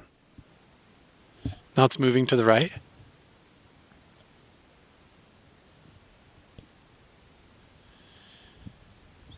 Hovering across the valley. It's hard to tell. I'm really focusing. I mean, it could be some farmer checking his cows, but why does it look like a cube and then an orb and then a cube? It looks digital. Why is it flickering on and on? Could be going behind bushes or trees down there that we can't quite tell. There's no engine noises. Can't hear any car doors shutting. It doesn't... It's weird.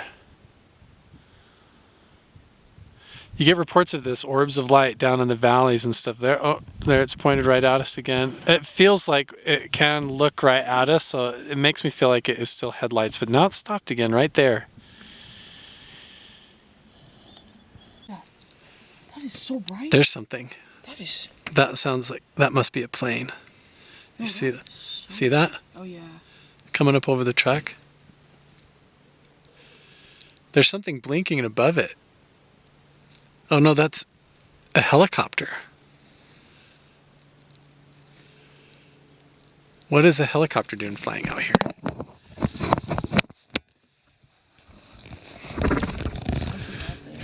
What the heck? Dad said it looked like a helicopter. It is a helicopter, you can hear it. See that? Yeah. What is a helicopter?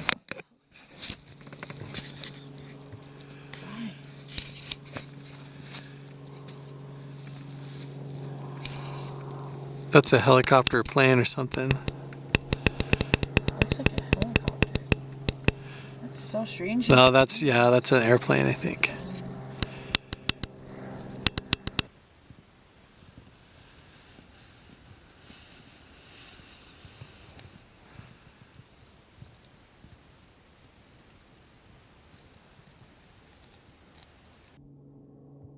Why?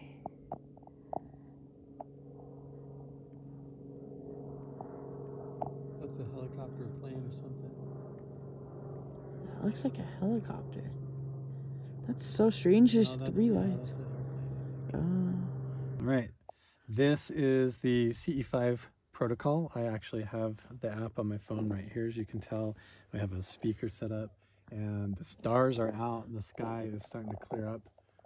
And so we're gonna give this a shot. So basically, we're playing crop circle tones first. It says step 1 is play crop circle tones, and then we go from there. Awesome. Okay. Let's do it. You ready? Yeah. Here we go.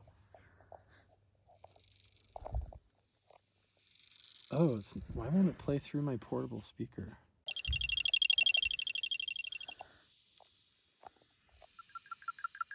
For some reason, the portable speaker, even though I completely charged it, is not working. It will not connect to my phone. So strange. It says it's connected to my phone, but it will not play through the phone. So I don't know why. So we're just going to play the audio through my phone and hope it's loud enough. Do you see that, Luke?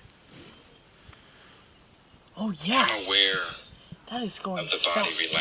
relaxing, Okay, stay in the right very mindset. comfortable and quiet.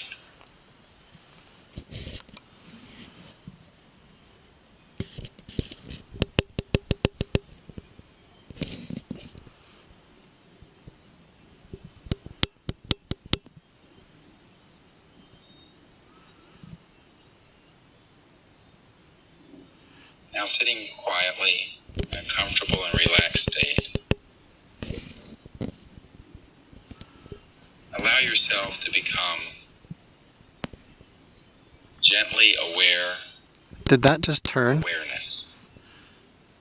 It turned. It's going to the right. It turned.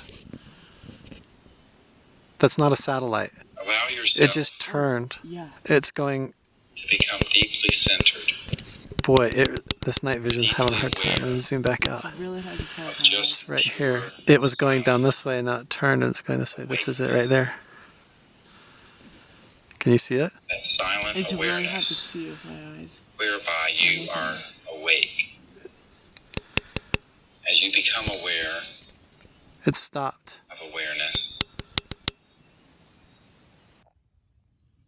I can't allow see it without yourself the to night vision. perceive the Yeah, I can't sounds see it. around you. It definitely, it came down in the sky and then turned to the right. That's it right there, right above my finger. It As was you still the perceive same thing. those sounds, become aware of that awakeness, It turned and then whereby stopped in the sky. those sounds are perceived. See that awareness, that pure, silent consciousness, Good clean baseline there. Whoa. Whoa. Look at that. Wow, see that? Welcome back to the Carl the Crusher channel. I'm actually parked at a gas station. The view out the window here is absolutely amazing behind me up here. It snowed the last couple of days, so everything is kind of scattered with this little white frost all over. It's absolutely magical. It's a little bit dangerous to go out, and so I'm gonna try and go to a place that I know that's familiar, but I'm taking a route that I've never been before, so hopefully we can find it. I know the way that I'm going, where I have to park, I'm gonna have to hike a little bit and like actually crawl down and up and out of a gully. Hopefully it's not totally full of sloppy mud and clay. If it is, we might get a little bit messy. But the plan today is to go up to these petroglyphs that I recently discovered that are right near my house. And I wanna test them out with my tri-field meter because I've gone to some ancient locations before and this thing sometimes acts really bizarre. There, that's better. Maybe now I can go brave the cold and hike around and do some cool experiments at an ancient location for you guys. Should we go? Let's do it. Every day's a new day. Let's make it an awesome one.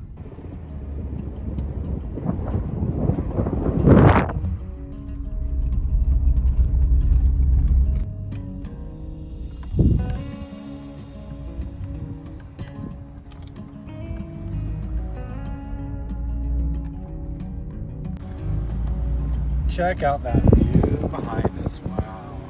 Mountains back there. So beautiful. The road is a little bit muddy. It is a little bit sloppy, but so far so good. The truck hasn't had any kind of a problem. We're not like flipping mud all over the windows or anything. So I think we're good to go. We picked a good day. It's been snowing and actually pretty cold, and today's the first really good day in the break of that where I'm not worried about a big monsoon blowing in. The wind doesn't seem too bad down here, and maybe we're gonna have a good day. So the point is I wanna come and find these petroglyphs and then be able to explore around the region and around the hillside to see if we can find anything else. And also, I think that one of these petroglyph markings looks a lot like a map. It seems to indicate where there's like a cave entrance or tunnel entrance. I don't know. You guys are gonna have to let me know what you think, but I really wanna hike around and explore the whole area, see what we can find. I found it. This is definitely the spot. The petroglyphs are right over here to the east of me, but we're gonna have to crawl across a pretty big ravine in order to get there. So here, let me show you what I mean. I mean, this whole area right here is probably covered with ancient artifacts, caves, petroglyphs, all kinds of stuff. And it just goes on and on and on and on, all the way back through this valley with all sorts of mesas and everything. But check this out. The petroglyphs are over here. The ones that I'm aware of are over here on the edge of this mesa and up on that ridge. So we're gonna make our way there first and then explore around the rest of the area and use the tri-field meter in order to try and figure it out. But first of all, we're gonna have to scramble our way down and up this big muddy ravine to get there. It actually doesn't look too muddy. It is very steep though. It looks like just like where people on horseback ride up and down, maybe a motorcycle trail over there. So I'll probably do that, scramble down this way, go across there and go up, and then we'll see what we can find. It is muddy down here in the bottom. It is pretty and kind of cool, but this is gonna be my route to go up there. And it does look steep and muddy, but I do have the tri-field meter on me. So we're gonna go see if there's any electromagnetic frequency, any magnetic waves, or any radio waves coming off this ancient petroglyph site like we have discovered in other locations before with the tri-field meter. So we're gonna go compare and then look around the hillside to see if we can find any other cave entrances, any signs of other petroglyphs, things that other people may have missed. Yeah, this is it, there we go. I can see the petroglyphs right up there on the rock face behind me. You can see the patina is really dark and then carved into vividly. I can see it all the way from here, and I notice that they're carved facing to the south. So if they're up there, it makes you wonder also what is all over down here, right? And the wind is picking up a little bit. Sorry about that, I'll try to be mindful of the noise. Just even down here on ground level, we have this giant boulder that looks like it's fallen down from up above, and it actually has really deep set carvings in it as well. Look at this. What do you make of that? I don't know. It could have been a lot more right here. More could have been broken off, like people could have come and stolen it. But this is really interesting, and it's just downhill. This is obviously carved out of the rock, just downhill from the primary wall. This is probably one of my #1 spots right now where I want to be able to come back here and make a base camp when the weather's nice and clear, when it's not all windy and cloudy. And I want to set up with my new night vision and watch for UFOs. Maybe I'll do some meditations. Have you ever heard of CE5? There's a whole app and a program supposedly where you can do like meditation and then see orbs of light.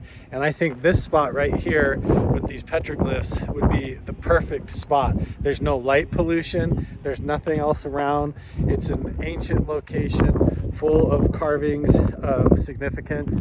And it is like this beautiful view of the sky and this entire valley. You never know. I want to get my night vision and come back here and see what we can see.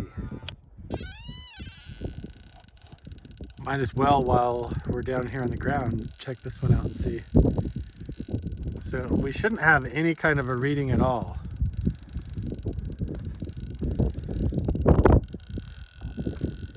That is pretty interesting that it is going up. This is on the, wow. That is actually really interesting that right over these symbols, I haven't even ever had a magnetic field anomaly like this. I don't know what to make of that, but look at it. Right over where these petroglyphs are, down on the ground here, it keeps spiking. Last time I was here, I was in a little bit of a hurry and I didn't bring any of my equipment in order to scientifically test these petroglyphs. But this just blows my mind. Some of these are really tall, some of them are short. I've had so many people tell me that have worked on treasure digs and archaeological digs that they've found 14-foot tall bones of giants and weird stuff in archaeological finds that doesn't belong around here. These are really fascinating. Again, as many petroglyphs as there are right here on this rock face. I have not even explored around this whole cliffside and all of this valley and these mesas down here. Look at this. It's so cool. We've got to come back here and look for UFOs, look for anything like orbs of light moving around in the valley. And we could sit right up here at this ancient location or down there at the giant boulder where we get the weird readings and see if we could see anything. As soon as the weather warms up, you know this is where I'm going to be. I'm going to come right back here. So let's get the tri-field meter out, see if we can get any kind of interesting energy readings off of this wall. I'm not sure actually how we're going to do it. I mean, the ones clear up there at the top are probably 30 feet up. 20, 30 feet up. Look at those big figures up there with the triangular bodies, short little legs. Look at this guy right here. You have all these different depictions of goats, but look how their arms are hanging down. This guy's like upside down. It's really fascinating. Okay, we'll go up to the rock face and see if we get any kind of reading. I'm here on the magnetic, like we got down the hill. Let's see.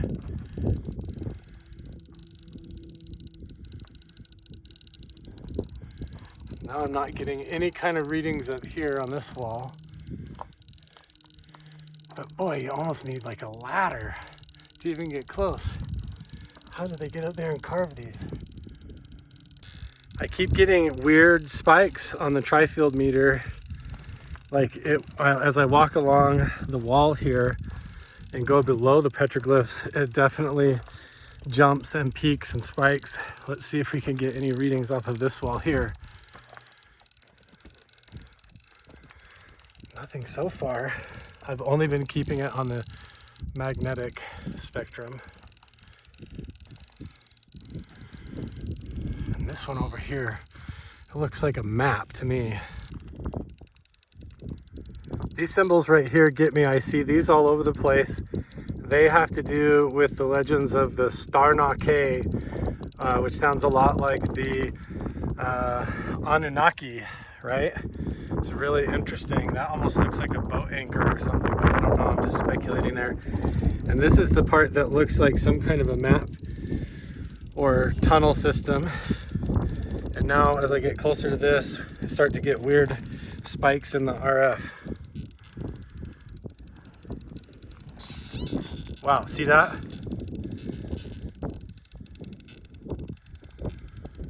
And it's not the, we can test the magnetic field here in a second, but the RF seems to jump. Doesn't it look like this is like a person? Look at that. Why is it jumping like that?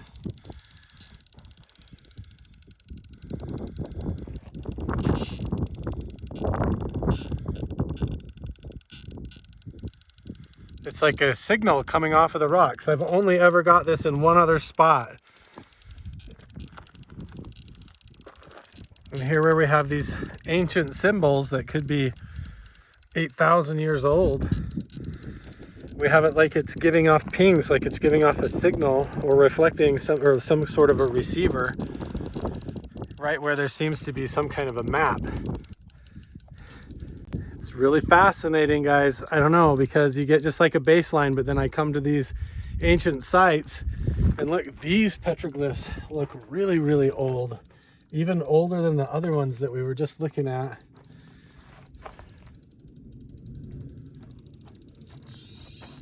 Whoa, see that? It's like these rock faces that they chose or that they picked out. It looks like there's even petroglyphs up above there. Right? Isn't that like a figure right there? Were they using this type of geology in order to resonate some kind of a frequency, in order to make contact with something? It's interesting. I'm so fascinated with it, you guys. What does it mean? Woo! The weather is really starting to whip up now. The wind is starting to blow and it is starting to get really cold. I don't know if you can tell, but there are some dark clouds behind me starting to blow in here. But we're gonna tough it out here and see. I'm gonna put the tri-field meter away now. We're gonna hike around and see what else we can find around this mesa. We're gonna start exploring to see if there's more petroglyphs nearby.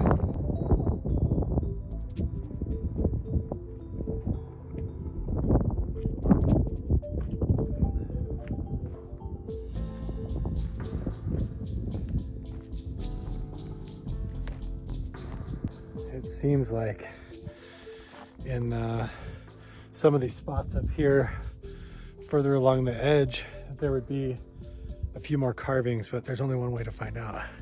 We gotta scramble over there and look. It would also be really good to find a way to access the top, because you have to wonder if they were carving stuff around on the side, if there's stuff up on the top, like indicating a lookout point or something. But no way. Look, guys, I just found more. I had no idea there was more right there. Just found some.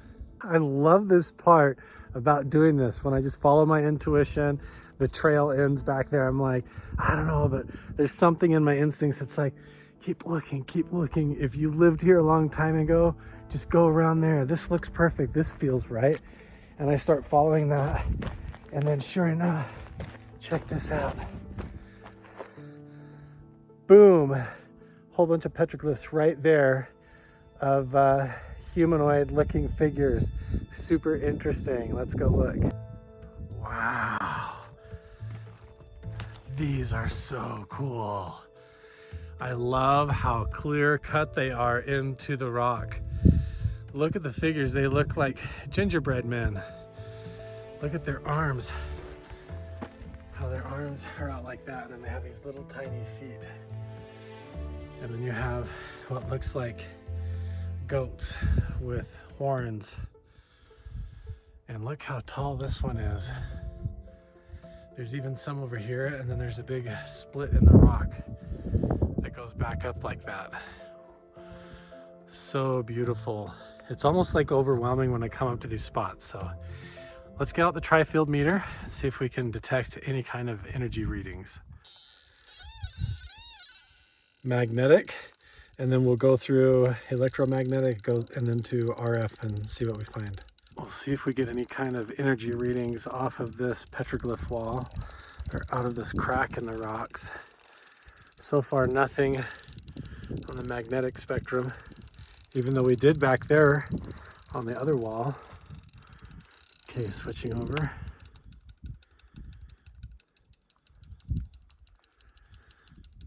Nothing here. Good clean baseline there. Whoa. Whoa. Look at that. Okay, that's always interesting, right? Why is it giving off huge radio frequencies? Look at it spiking all the way out. What is it about these spots that they picked to carve that gives off radio signals and radio frequencies? Does it have to do with the electromagnetic spectrum of the Earth? And they were tapping into that? That's so weird. Like it pulses occasionally, like it's receiving a signal.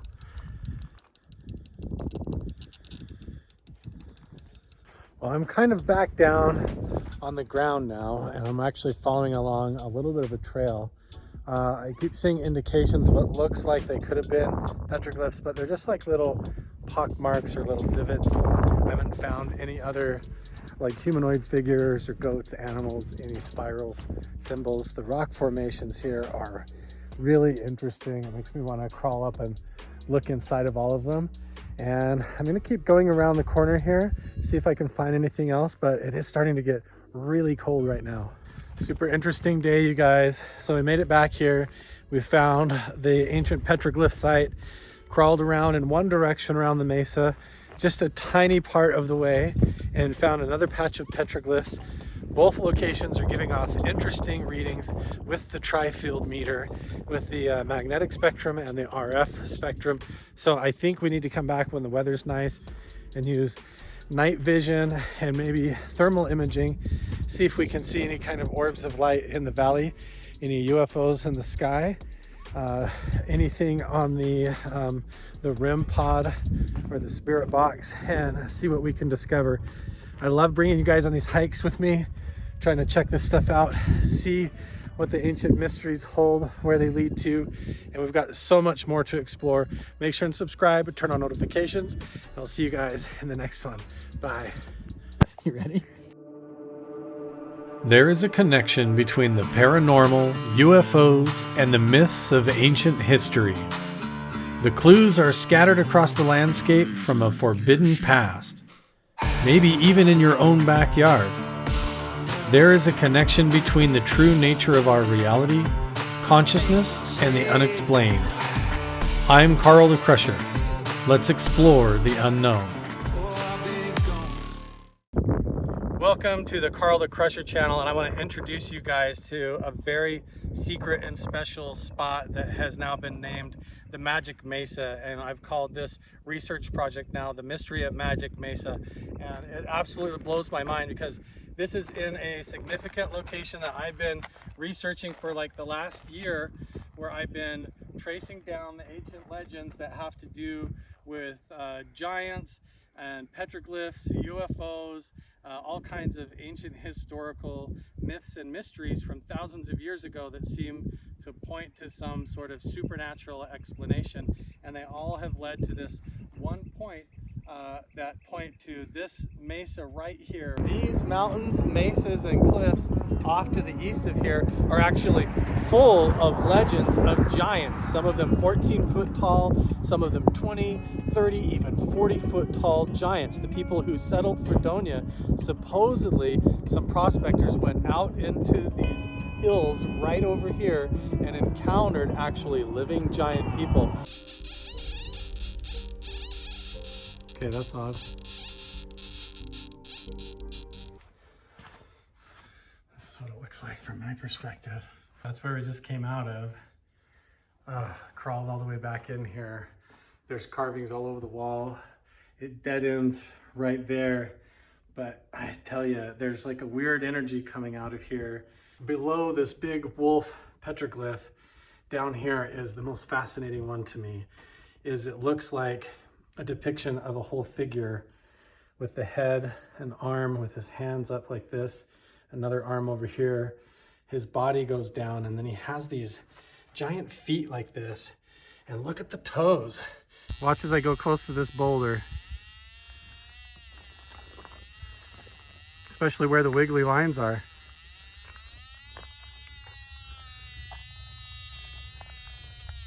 That is so right? Interesting. The eyes, the face, the antenna are all so strange. The hands, 1, 2, 3, 4, 5. Why are the feet turned inward? There's these spikes coming off of the side. Here we have the infamous black mailbox. This is actually a residential mailbox that goes to the ranchers that live on Groom Road on the way to Area 51. There were 3 lights. They were like amber colored lights in the sky. It literally just looked like 1, 2, 3. Oh, there it is. There they are. See?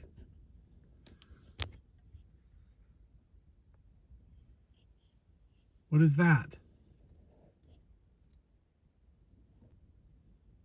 Look at that. They're going up in the sky. This is right in the area where Bob Lazar said that to park and look to the south. What is that? There's a bunch of stuff. Ladders. There's like a ladder or something up there. What is that? We've seen that up the other canyon where those other petroglyphs are. Maybe.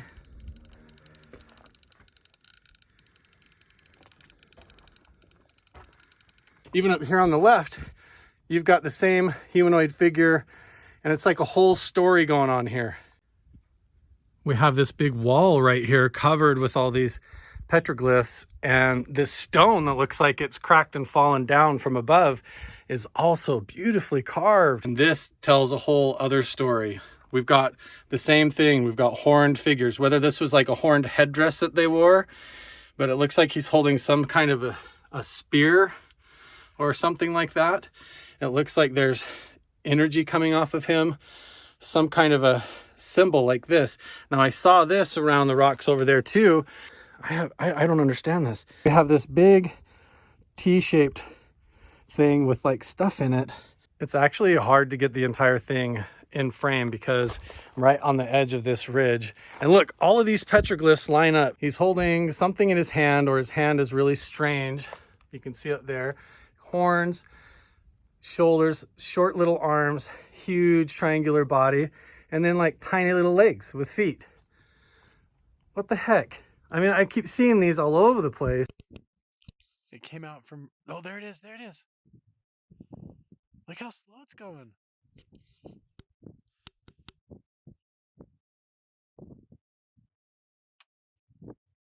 Oh, how cool would that be if it flew right over here to us?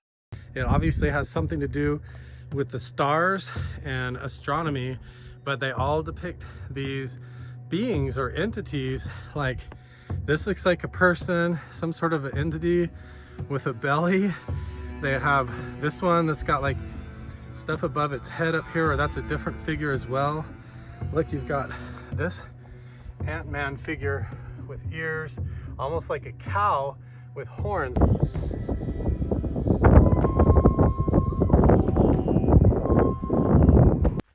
That looks like people, some kind of a crazy pyramid shaped. I have no idea. All of the evidence that I've been tracking down and studying over the last year has been pointing in one direction, and ultimately I've been given access to this piece of property where this mesa sits behind me. And in the last 48 hours, I've actually filmed and recovered like over 20 minutes, about 25 minutes of unexplainable strange phenomenon appearing on the side of this mesa. What ended up happening, and the result of that night from like 8 p.m. to 1 a.m. was we witnessed geometric light forms and shapes appear on this mesa out of seemingly nowhere. We've debunked that it could be headlights in the distance or some kind of a spotlight or reflection phenomenon, but what we saw was clear geometric shapes. We saw clear 90-degree angle squares appear on the mesa up over on this side that had to have been 100-foot tall or over 50-foot tall and across, huge giant squares up in this corner. And we were seeing geometric shapes appear like almost like out of thin air magically in like plasma forms on the surface of this mesa. This is a REM pod we've got on the ground, and it is going bonkers. What in the world is it doing? It's moving right there. You totally, yeah, you're right on it. We just saw it a second ago completely light up. Yeah, that whole left side. Whoa, dude! So if we see anything, we can point right at it or try to get a response with the laser. It's coming down the hill like an avalanche. The whole mesa is lit up. Now it's gone. Gone! What the hell was that? There was a moment that I'll never forget where I actually asked in my own mind, hey, how about a triangle? And then I said it out loud, how about giving us a triangle?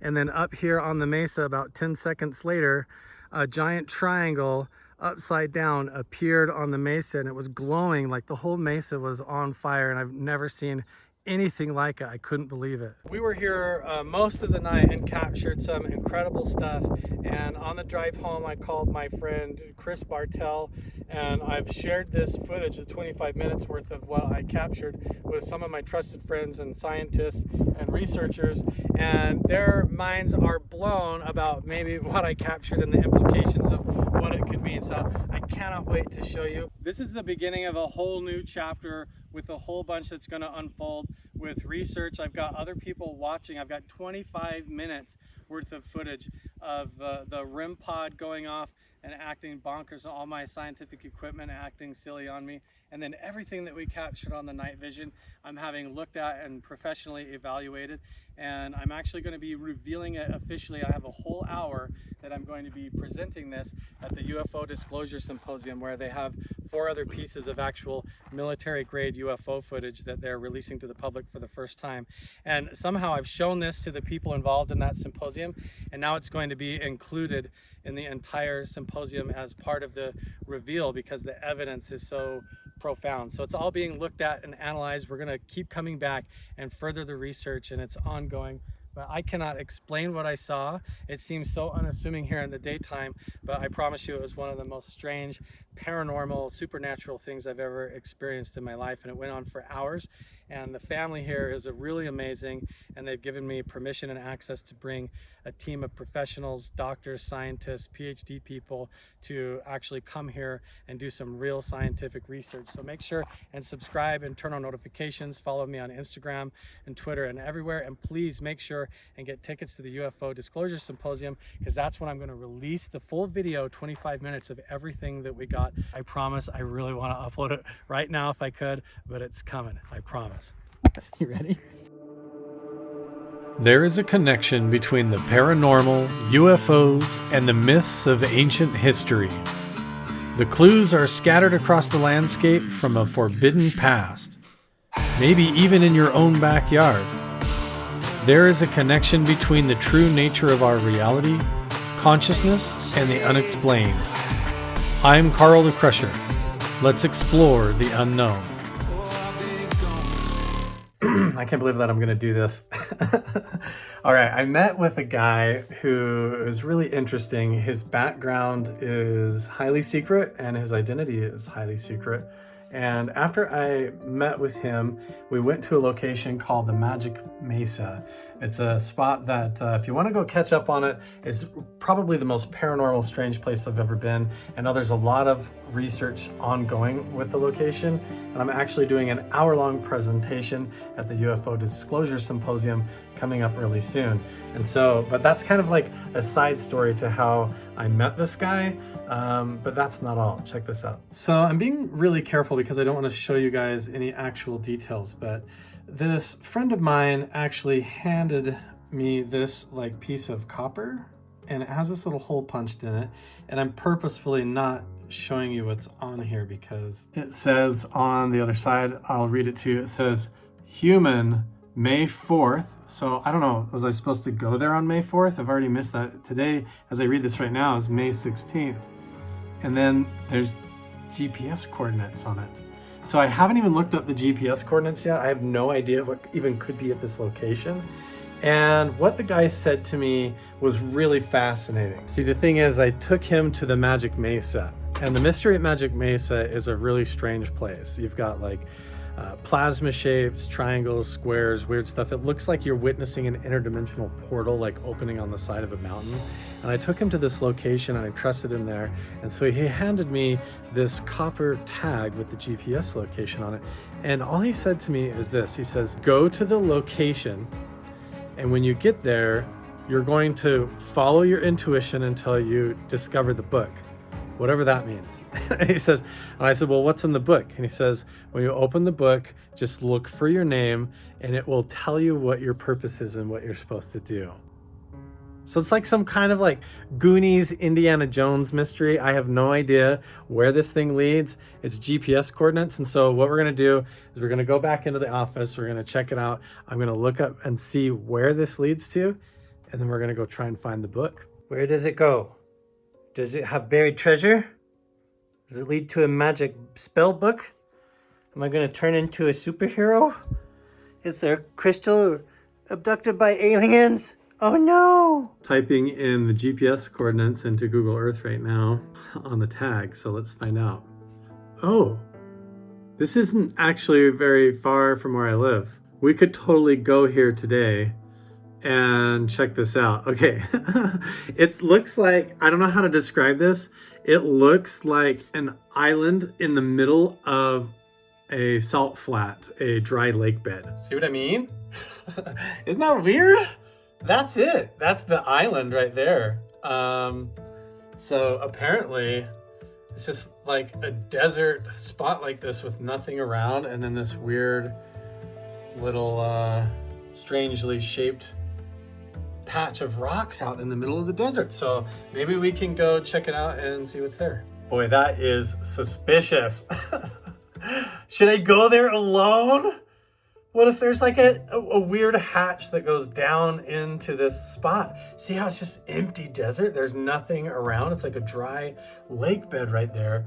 The thing is that there's a date on the tag. It says human May 4th. Why would it specify human? What would a non-human be involved in this? It says human May 4th. So since I'm going on a random day and time, nobody has any idea that I'm going there. I think I'm gonna risk it. Let's go. We're actually doing it, you guys. We're gonna go to find the mystery magic book out in the middle of nowhere. But on the way there, I realized that there's a really strange spot that I've also been told about that is on the way that has these mysterious structures that might lead to something hidden underground. And so we're gonna stop by there first and do that today. So make sure and subscribe, turn on notifications, and stay tuned for going to find my name in the magic book in the middle of nowhere to see what do we call this? The Book of Destiny? I don't know. So we're going on a quest for that. We're also going to go back and check on the Magic Mesa and do another nighttime investigation for that. But first, mysterious structures up on a hillside with a short little hike on the way there. I'm not going to tell you where. We'll see. We've officially arrived at our first location, and already it's starting off a little bit creepy. There's a bunch of old abandoned no trespassing signs and buildings around where I don't know, but we're actually going to be going for a hike today and checking out some really strange, mysterious structures and features that are on this trail, kind of on the outskirts of a town in Nevada. If you can figure out where this is at, good luck to you, but it should be interesting. Barbed wire fence, some kind of a station, like a shack. This looks like a electrical power station or some, I don't know. It could be like a secret entrance to something. The mystery that I'm exploring today all begins right here at this mysterious building. There's this shack here with a pipe coming out of it. There's some water dripping out of it. It seems to be some kind of like a hydroelectrical pump station or something, but it's weird and indicative of something much stranger that goes up this hill that we're gonna go check out, that I've been told to look at today. When you look at this on Google Earth from overhead, you're like, what in the world was this put here for? It doesn't look like it's being used for anything anymore, but why would you pour foundations like this? And there's a pipe coming up out of the ground with like a vent on the top. Look at this. Does anybody have any idea what something like this could have been used for? I don't understand why the concrete is poured like this. It's like angle, angle, over here's the same angle, angle, and then you have these runs of cement here, reinforced. Oh, look at that. It's all old hydroelectrical stuff with a vent pipe right there and big gears and everything. Look at that. There's definitely something that used to go on here, a pipeline running through the area. That's what this structure is all about. Some kind of a pipeline system. Hello? I don't think there's an underground working base. This looks all rusted up. Very weird. Look at all this steel up here. It's all got bolts and rivets and, oh man, like they had big steel bands clamped around something. Oh, I wonder if this used to be like a wooden structure, big wooden water tower. Yeah, look at this. For sure, obviously. This is built out of old railroad ties, and then they have this metal banding around it, almost like a giant barrel going up. So these were angled like this because the building was round.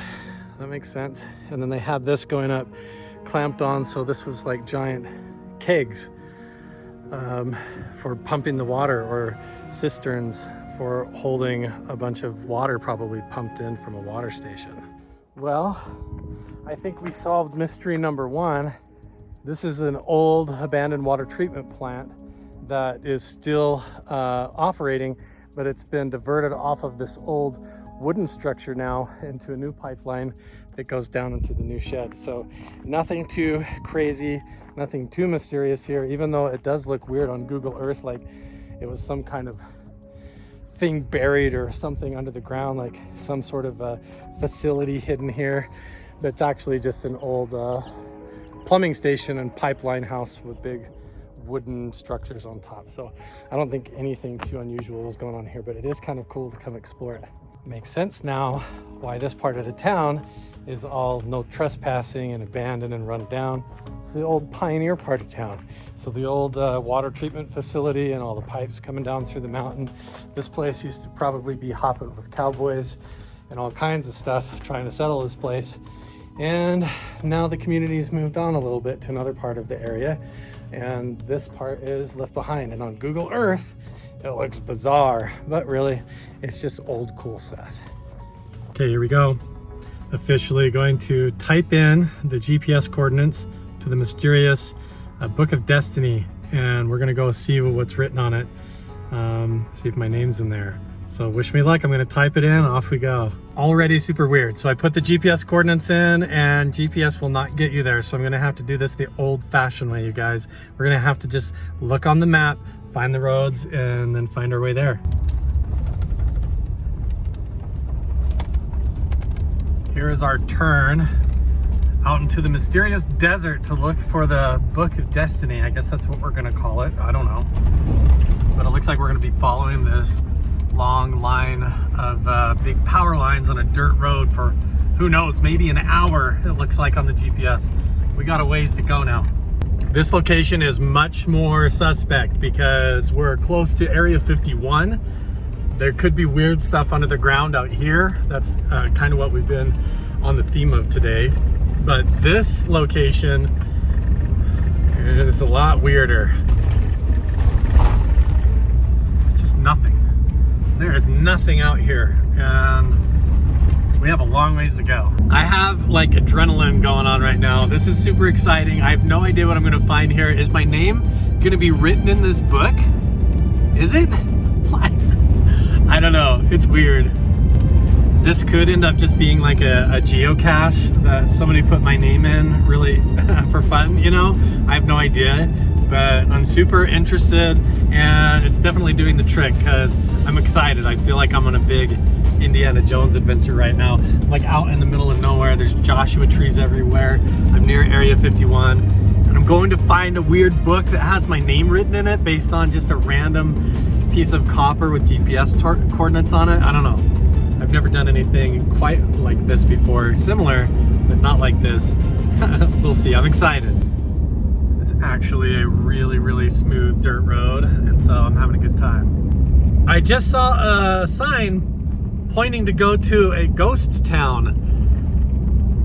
So it gets weirder and weirder. Do we need to go to the ghost town too? I can see the dry lake bed up ahead here, but there's a ghost town nearby, just a few miles away. I don't know how I don't loop around and try to check that out. So here's what we'll do. If I can find the book quickly, if I can meditate, use my intuition and track it down right away, and we have plenty of daylight, then we're gonna go to the ghost town next.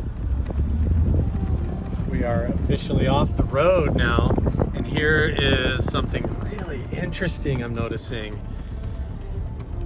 The spot that I'm trying to go is like an island on an ancient prehistoric dry lake bed, and the heat creates an optical illusion that looks like there's still water there, but it actually hides the spot that I'm going, like a mirage. So you wouldn't even be able to see that there was anything there from this perspective unless you were looking from overhead. So what a clever way to hide a book using a heat mirage. Like on the GPS, I'm pointing my truck directly at where I'm supposed to go, but all I see is this shimmer of silver, this heat wave, and the entire spot is completely hidden by the mirage. It's really cool. I'm so sorry that my windshield is this covered in bugs, but can you see the tire marks? I'm actually following tire tracks out here, so I think I'm going to the right spot. Yeah, okay, here we go. This gets used as a runway. Is this a secret landing strip, a test runway? Look at this. This dry lake bed. It has a runway on it. Look. You see that? This is like a landing strip. What the heck? Is Area 51 landing experimental craft, or is this like a location where they do that out in the middle of nowhere? Like a hidden spot? This is right by where I'm supposed to go. It goes both directions. This is like a runway, an airport. Look at that. There's nothing out here but then fresh landing strip marks. Weird. See that? They've been landing airplanes out here. Awful suspicious location. I feel like somebody's following me out here. Am I being followed? Nobody knows I'm supposed to be here, and this truck just pulled up and stopped. Got pepper spray in my pocket. We'll see. Hopefully it goes smooth.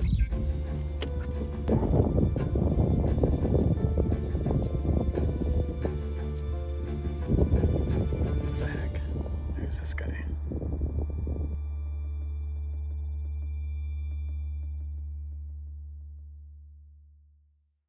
You ready? There is a connection between the paranormal, UFOs, and the myths of ancient history. The clues are scattered across the landscape from a forbidden past, maybe even in your own backyard. There is a connection between the true nature of our reality, consciousness, and the unexplained. I'm Carl the Crusher. Let's explore the unknown. We went to a location called the Magic Mesa. It's a spot that, if you want to go catch up on it, is probably the most paranormal, strange place I've ever been. I know there's a lot of research ongoing with the location, and I'm actually doing an hour-long presentation at the UFO Disclosure Symposium coming up really soon. And so, but that's kind of like a side story to how I met this guy, but that's not all. This friend of mine actually handed me this like piece of copper. Boy, that is suspicious. Should I go there alone? What if there's like a weird hatch that goes down into this spot? See how it's just empty desert? There's nothing around. It's like a dry lake bed right there. Okay, here we go. Officially going to type in the GPS coordinates to the mysterious Book of Destiny, and we're gonna go see what's written on it. See if my name's in there. Landing strip marks. Weird. See that? They've been landing airplanes out here. Awful suspicious location. I feel like somebody's following me out here. I'm being followed. Nobody knows I'm supposed to be here, and this truck just pulled up and stopped. What the heck? Who's this guy? Got pepper spray in my pocket. We'll see. Hopefully it goes smooth. It's not likely. Yeah, I don't have any service out here. Yeah, well. Hey everybody, turns out this is my new friend Gary. He's actually familiar with this area and he's never heard of the book out here, and so he's going to help me spot it. He's seen all kinds of interesting stuff here, and you were saying that Area 51's actually just right over the mountain there? That's correct. It's approximately, it's less than 30 miles in that direction. 30 miles over the mountain there, and we've been hearing stuff fly over. We even saw, I think, an F-16 fly over, but he's seen stuff actually land on the dry lake bed here behind us. And now I've got a partner here and a friend. The buddy system is in effect, and now we're gonna keep each other safe and go look for the book and see if our names are written in it. What if your name's in there? Wow. What the hell, right? We'll find out. That would kind of blow my mind. That would blow my mind too. Let's see. It is 100% just a little island in the middle of a dried up lake bed. It does become an island out here. Yes. So when this rains, it just becomes a giant lake bed. Wow. Feels like it's over there, but I don't know. You can hear the jets flying over right now. See, this is all stacked in a circle. This is, who knows how old this was stacked here. It could be modern, but people have definitely been here. A lot of local people come out here and have fires and, you know, oh, okay. get together and get drunkard and shit. So they could have come sat up, just built this to hang out. That could be.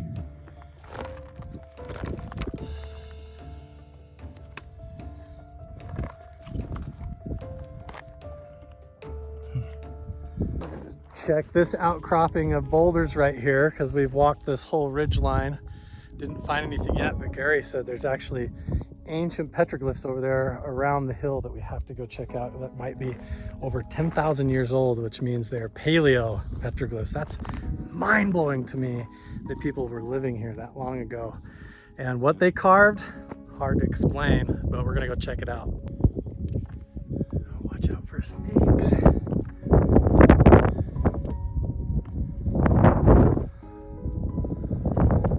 I have been back and forth across this little island 2 or 3 times now.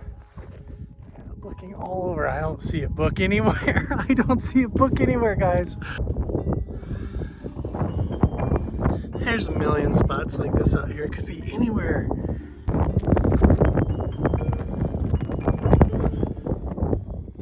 Nothing. See here. Just looks like trash.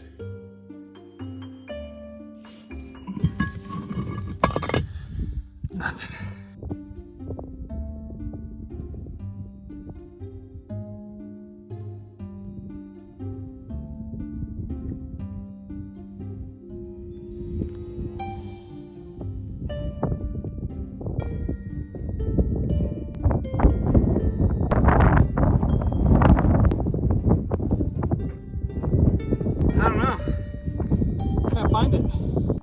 I have crawled up and down all over this whole little island. Haven't found anything.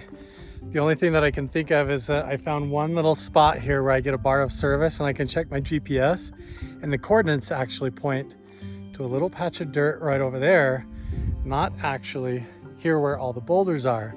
So I wonder if it's actually over there behind me on that little lump and not right here somewhere. So I'm gonna keep looking here really quick, and then we'll go check out where the GPS coordinates actually point and see if that's specifically the spot.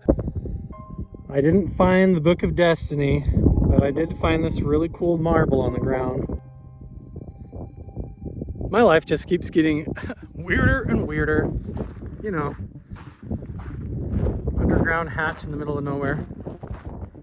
This obviously goes down underground to Area 51, or part of it. Definitely does. There's no other reason for this to be out here. There's no way. It's not meant to be seen from overhead. It's camouflage. You wouldn't know it was here. What the heck? There's no like warning signs. There's no like do not touch or anything. Just let me. Hello? I can't even hear anything. Like, that's just bizarre. And look, the hatch opens this way too. It doesn't, I don't even know if this is bolted down. Can I even lift it?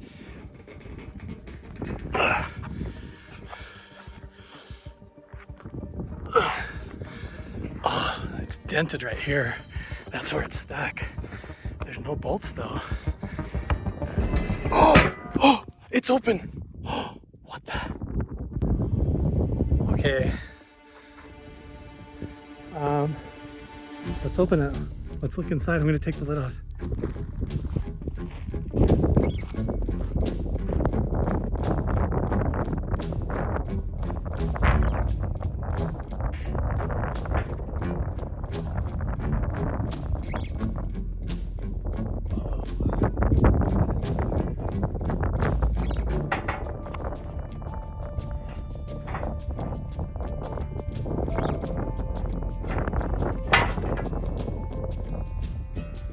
So the hatch on the top here actually just goes to like the wiring for the solar panel and stuff.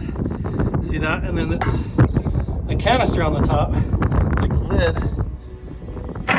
But there's probably definitely like a staircase going down. Ooh, I wonder if I brought my snake camera, I could feed it in there. No luck. I just went and looked through my gear in the truck, and it's one of the pieces of equipment that I didn't bring. If I had my snake camera, I've got like 20 feet of cable on that, and it has an LED light on the top. And so I could have fished it right through this little hole and pointed it down to see what's inside there. It's probably a ladder going down to some sort of secret facility underneath the dry lake bed. I don't know.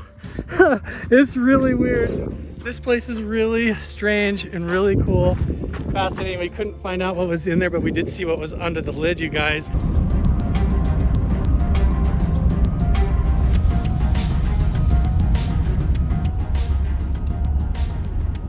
This would be ideal He said there's tons of petroglyphs up here, so very interesting that these would be right here where the mysterious book apparently appears and disappears, because it wasn't there this time, even though it's supposed to be.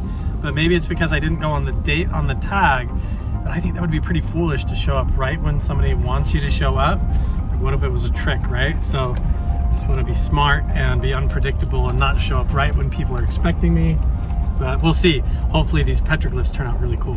Now I'm back to doing what I'm usually up to, which is hunting down petroglyphs, ancient locations and carvings, and trying to sort them out. Oh, I found some. Yeah, right over here. Yeah, I just spotted them. For sure. Wow. This it almost looks like a figure with a square head. So fascinating. I don't know what it is. That looks like a person, it looks like a person, it looks like they're inside something.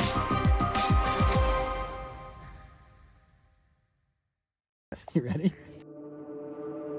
There is a connection between the paranormal, UFOs, and the myths of ancient history. The clues are scattered across the landscape from a forbidden past, maybe even in your own backyard. There is a connection between the true nature of our reality, consciousness, and the unexplained. I'm Carl the Crusher. Let's explore the unknown. We went to a location called the Magic Mesa. It's a spot that, if you want to go catch up on it, is probably the most paranormal, strange place I've ever been. I know there's a lot of research ongoing with the location, and I'm actually doing an hour-long presentation at the UFO Disclosure Symposium coming up really soon. And so, but that's kind of like a side story to how I met this guy, but that's not all. This friend of mine actually handed me this like piece of copper. Boy, that is suspicious. Should I go there alone? What if there's like a weird hatch that goes down into this spot? Nothing.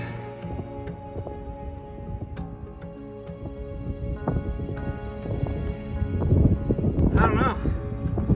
Can't find it. Underground hatch in the middle of nowhere.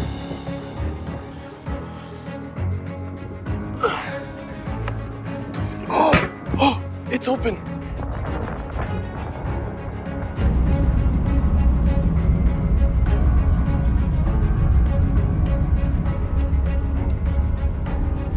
This would be ideal. He said there's tons of petroglyphs up here, so very interesting that these would be right here where the mysterious book apparently appears and disappears, because it wasn't there this time, even though it's supposed to be. But maybe it's because I didn't go on the date on the tag. But I think that would be pretty foolish to show up right when somebody wants you to show up. Like, what if it was a trick, right? So just want to be smart and be unpredictable and not show up right when people are expecting me. But we'll see. Hopefully these petroglyphs turn out really cool. Now I'm back to doing what I'm usually up to, which is hunting down petroglyphs, ancient locations and carvings, and trying to sort them out. Oh, I found some right over here. Yeah, I just spotted them. For sure. Oh yeah, there's carvings all along here, and then a bunch right up there on the rocks. I bet there's a bunch all scattered around through here. We just gotta keep our eyes peeled. But yeah, I can see glyphs on this panel. Wow, those are probably the oldest ones I've ever seen. So excited that we found something today. These have got to be the oldest petroglyphs I've ever seen. I cannot believe this. They're so old looking. Check these out. Can you see them? They're very hard to tell. They're so worn out. See, there's like an antelope there, or a longhorn sheep or something. There's that same symbol I see everywhere. It's kind of like stick with the little squiggly lines coming off. Very, very old. It's so old, it's hard to even tell what they are. Just little glyphs and markings all over. There's another one right there. They're so worn out. These are probably 10,000 years old. They look so old. Here's one. Oh, that's so interesting. Look, it's like a large body with little legs and a head. It looks like a cow. Look at this one. And way high up here, you can see. Get Gary down low on the rocks there looking around. The other petroglyphs are down there, clear out in the middle of nowhere out here. And look at these ancient ones here. It's hard to tell. I know the lighting is really bad, but it's just like a lot of scratch marks coming in at different angles this way and down this way, almost like, I don't know, just a lot of lines, like either timekeeping or crops or something, but fascinating. These look so old. Way up high here now, I've been crawling all around up here looking for more. I can see some way down on a flat surface on the bottom over there we can go look at, and Gary says he found some more, so now I just gotta find a way back down, right? Big long fingers and shit. Yeah, look at that. Fucking odd. Yeah, look, so look, there's And here, like antelope there, and then down here, look at this guy. there's something weird. He's got long fingers and stuff. This might be a lizard. I don't know what this is. There's things that are sticking. Oh yeah, that does look like a lizard, like or a skin of an animal. This is something sticking in. Wow, look at that dude. Look at his hand. You get 1, 2, 3, 4, 5 fingers, but they're long and distorted. His legs are short. Head is almost just like a stick. I've seen this before up on McConkey Canyon up in the Uinta Basin. What's that? There's a cactus blooming with big flowers above it. Oh, there is right there.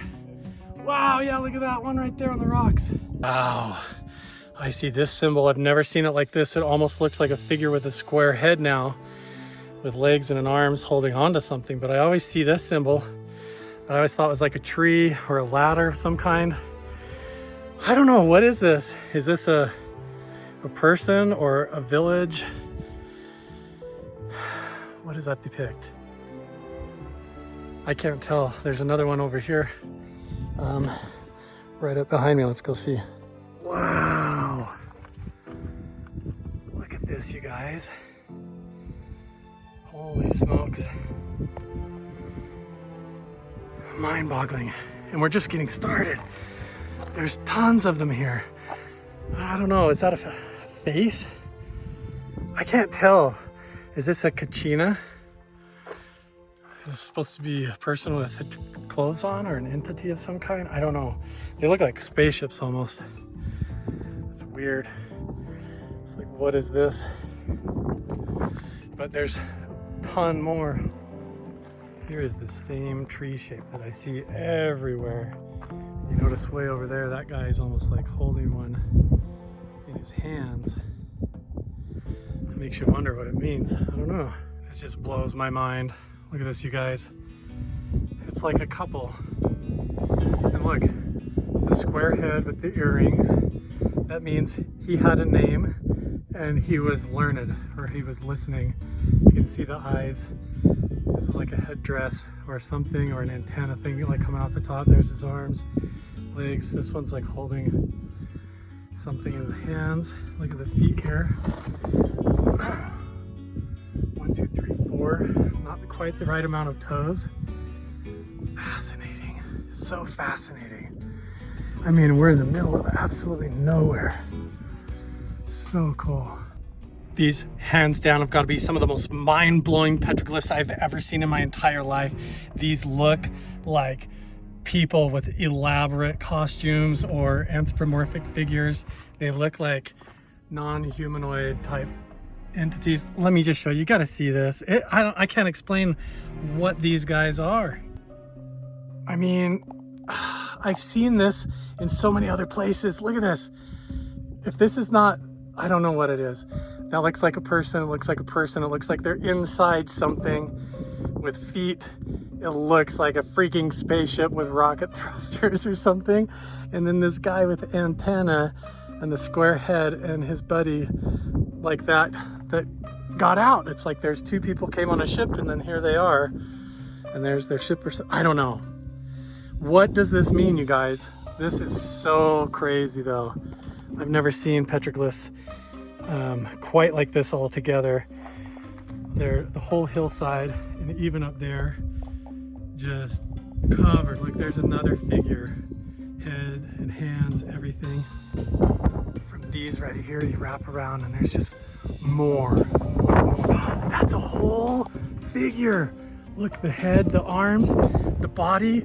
I've seen this near my house, this exact one. I was calling it, it said it looked like a skinwalker. I don't know how much farther I want to go up here.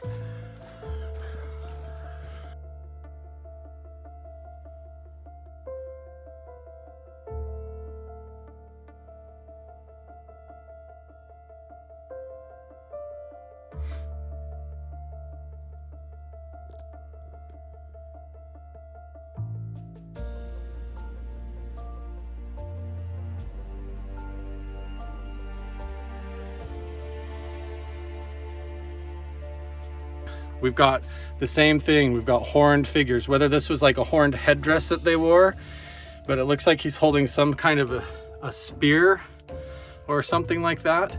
It looks like there's energy coming off of him, some kind of a symbol like this.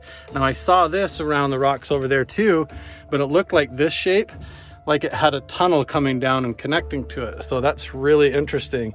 And then look at these. You've got smaller animal figures that look like dogs, and then we have these beings. Look at their arms stretched up, whoa, with like 3 fingers going up, long necks and weird rectangular looking heads.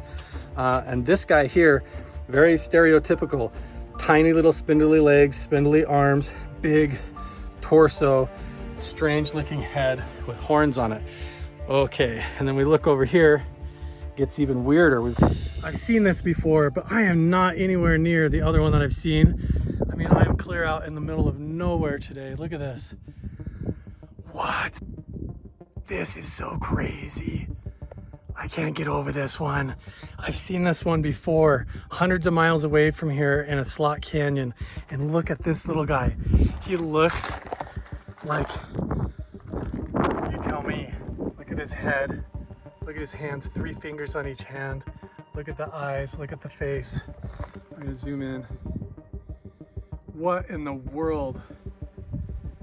Why that next to all of this? And why this like alien looking guy and this alien looking guy? All part of the same story here. Of this. What looks like something like a ship coming down, people getting out, all of this unfolding. I don't know. This is bizarre. So cool. Well, I have managed to climb myself clear in the heck up here in this very precarious spot. I don't recommend because I couldn't resist coming to take a look at this guy. Wow. Look at him. It's like a whole family up here hanging out. So crazy. People over there, this whole box thing again. Look at that guy with his eyes and his legs coming down. Very cool. You can hardly even turn and look anywhere without seeing more. Everywhere you go, even on the back sides of the rocks, more. No way. No way. This is so cool. Holy smokes.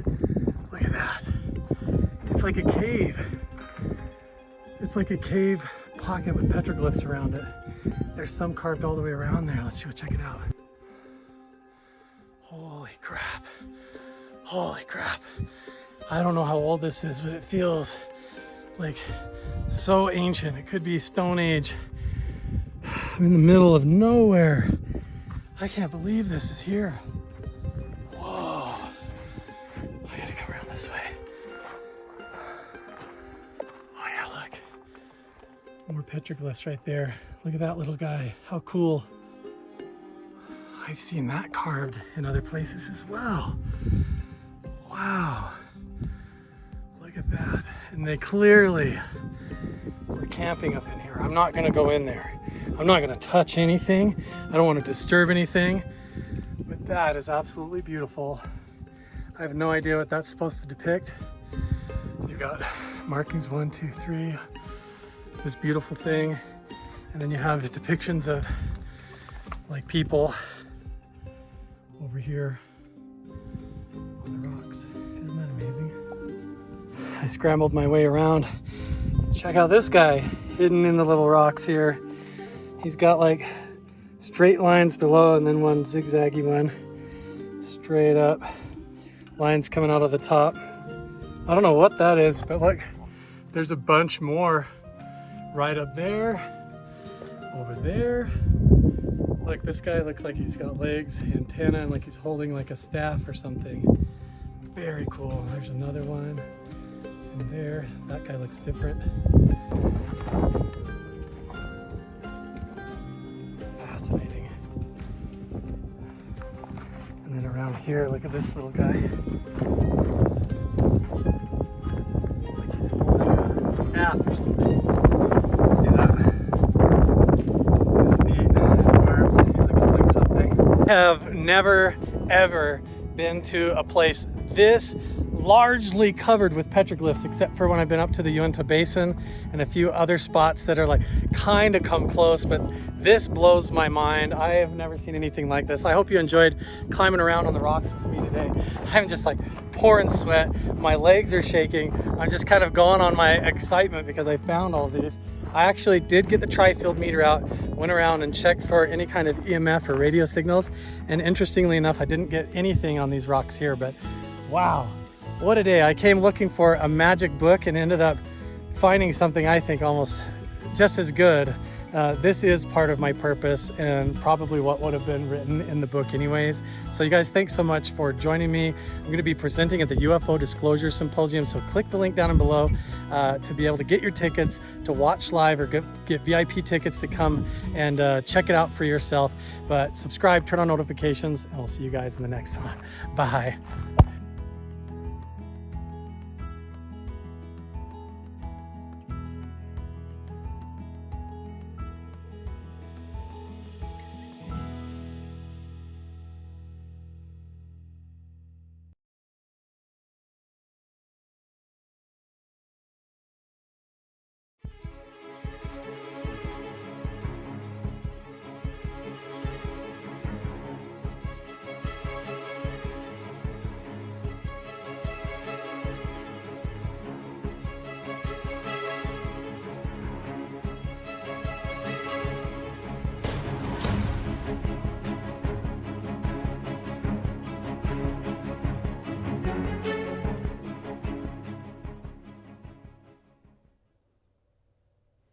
It feels so good to be back. Oh my gosh. Okay, so I have been really busy. So welcome to the Carl Vibe podcast. I've been getting ready and doing a lot of interviews for the UFO Disclosure Symposium. So that's what you've been seeing. A lot of the content on this channel has been revolved around that. So we're going to go ahead and kick things off by talking about that. The UFO Disclosure Symposium is coming up this weekend, and a lot of my attention lately has been focused on that. And recently I've even been asked to do an entire presentation about some research that I've done at a location called the Magic Mesa and a project that I've called the Mystery at the Magic Mesa. A very interesting project that we're going to be talking a little bit about tonight, giving you guys a bit of a preview on. But I wanted to go over this UFO Disclosure Symposium so everybody who's unfamiliar with it can become familiar with it. And also, I want to shout out to everybody in the chat really quick. Logan, Study of UAPs, Alien Girl, all of you guys that are here over in the chat. I'm going to get to your comments here in a section in a second as we go, but first of all, we're gonna handle this business over here with the UFO Disclosure Symposium. So May 27th through the 29th, this weekend, it's coming right up. It totally swept up on me. I've actually got my gear on the floor behind me in case I go up to Blind Frog Ranch and check out the ranch up there and do some investigating. So I've got all my equipment here if I get the chance to do that around the basin. I'm also packing my bags, getting a bunch of editing done and videos ready, just a whole bunch of stuff because I'm getting ready to head up there Wednesday. It's all coming up this weekend. And so just to give you guys a preview, These are all of the keynote speakers plus some. It's so crazy that this is all happening right now and it's come together this way. And this is a long story how it got to this point. But we've got Dr. Travis Taylor is going to be there. We have Michael Boyd, Professor Avi Loeb. I mean, he's going to be talking about the Galileo project. Travis Taylor's going to be talking about his work and research that they're doing in regards to UFOs and skinwalkers and things. L.A. Marzulli, I'm going to talk a little bit more about him and his work as well. James Keenan is a good friend of mine. Jim Segala and Michelle Miners, they're going to be there presenting their research about the MUPUS project, and I can go over some of that as well. Jaime Musan, he is an award-winning journalist from Mexico who has broken records down there releasing information regarding UAPs and UFOs. It's really cool, all the work that he's put into the disclosure movement. Andy is from New York UAP disclosure and discussion, and he is part of the process, the key figure behind 4 new pieces of UFO footage that are going to be released at this symposium based on a lot of analysis and everything reports that are going to be coming back about the 4 new pieces of UAP footage that are going to be released at the symposium. Micah Hanks is going to be there. He's if you haven't checked out his YouTube channel, you definitely need to go check it out. He is a very analytical thinker, smart individual. Just go watch his YouTube channel. You're going to like him immediately, especially if you like this channel. His approach to the topic is really fascinating and spot on, I think. Pilot Chris Lito, he is going to be there as well, and doing an awesome project where they're actually going to be launching a balloon up into space in conjunction with some scientific equipment at the same time, and we're going to be live streaming that whole thing. It's going to be crazy. Shout out really quick to everybody over in the chat. Curious George, he's been chatting with me on the Discord, giving me ideas about the Magic Mesa. Spooky Morales, what's up, guys? Flarius Kevin, hey. I'm going to get to all you guys' questions. Hopefully, I'm really counting on you guys in this podcast and live stream today to bring the questions and interact, because I'm going to be going over some stuff that I'm doing at my presentation at the UFO Disclosure Symposium this weekend, giving you guys kind of a sneak peek and just interacting one-on-one with all of you. So that'll be really fun. But yeah, Chris Lito is going to be there. He's a good friend of mine as well. He is an F-16, a retired F-16 pilot. And this guy, he came onto the scene over on the Unidentified Celebrity Review channel when he analyzed the Tic Tac footage from that entire UAP incident that was revealed and admitted by the Pentagon and the U.S. government as being valid. Dwayne Ollinger, Charles Snyder, Charlie Boy from Blind Frog Ranch, they're going to be there. We're going to talk about Blind Frog Ranch a little bit on the show tonight too, because I'm going to get the opportunity to go back up there and do some more cool stuff as well. Paul Hynek, the son of legendary J. Allen Hynek of Project Blue Book, is going to be there. Paul Hynek has been awesome behind the scenes, helping me actually put my presentation together and do a lot of stuff behind the scenes. In fact, the footage that I filmed with my night vision camera, he helped me contact the company Psionics that made the night vision equipment and help them look at some of my footage to analyze it. And he helped look at it and a bunch of that, and has been helping me put my presentation together for the symposium this weekend as well. Michelle as well, and Jim has been really good friends of mine, helping me out with the entire process.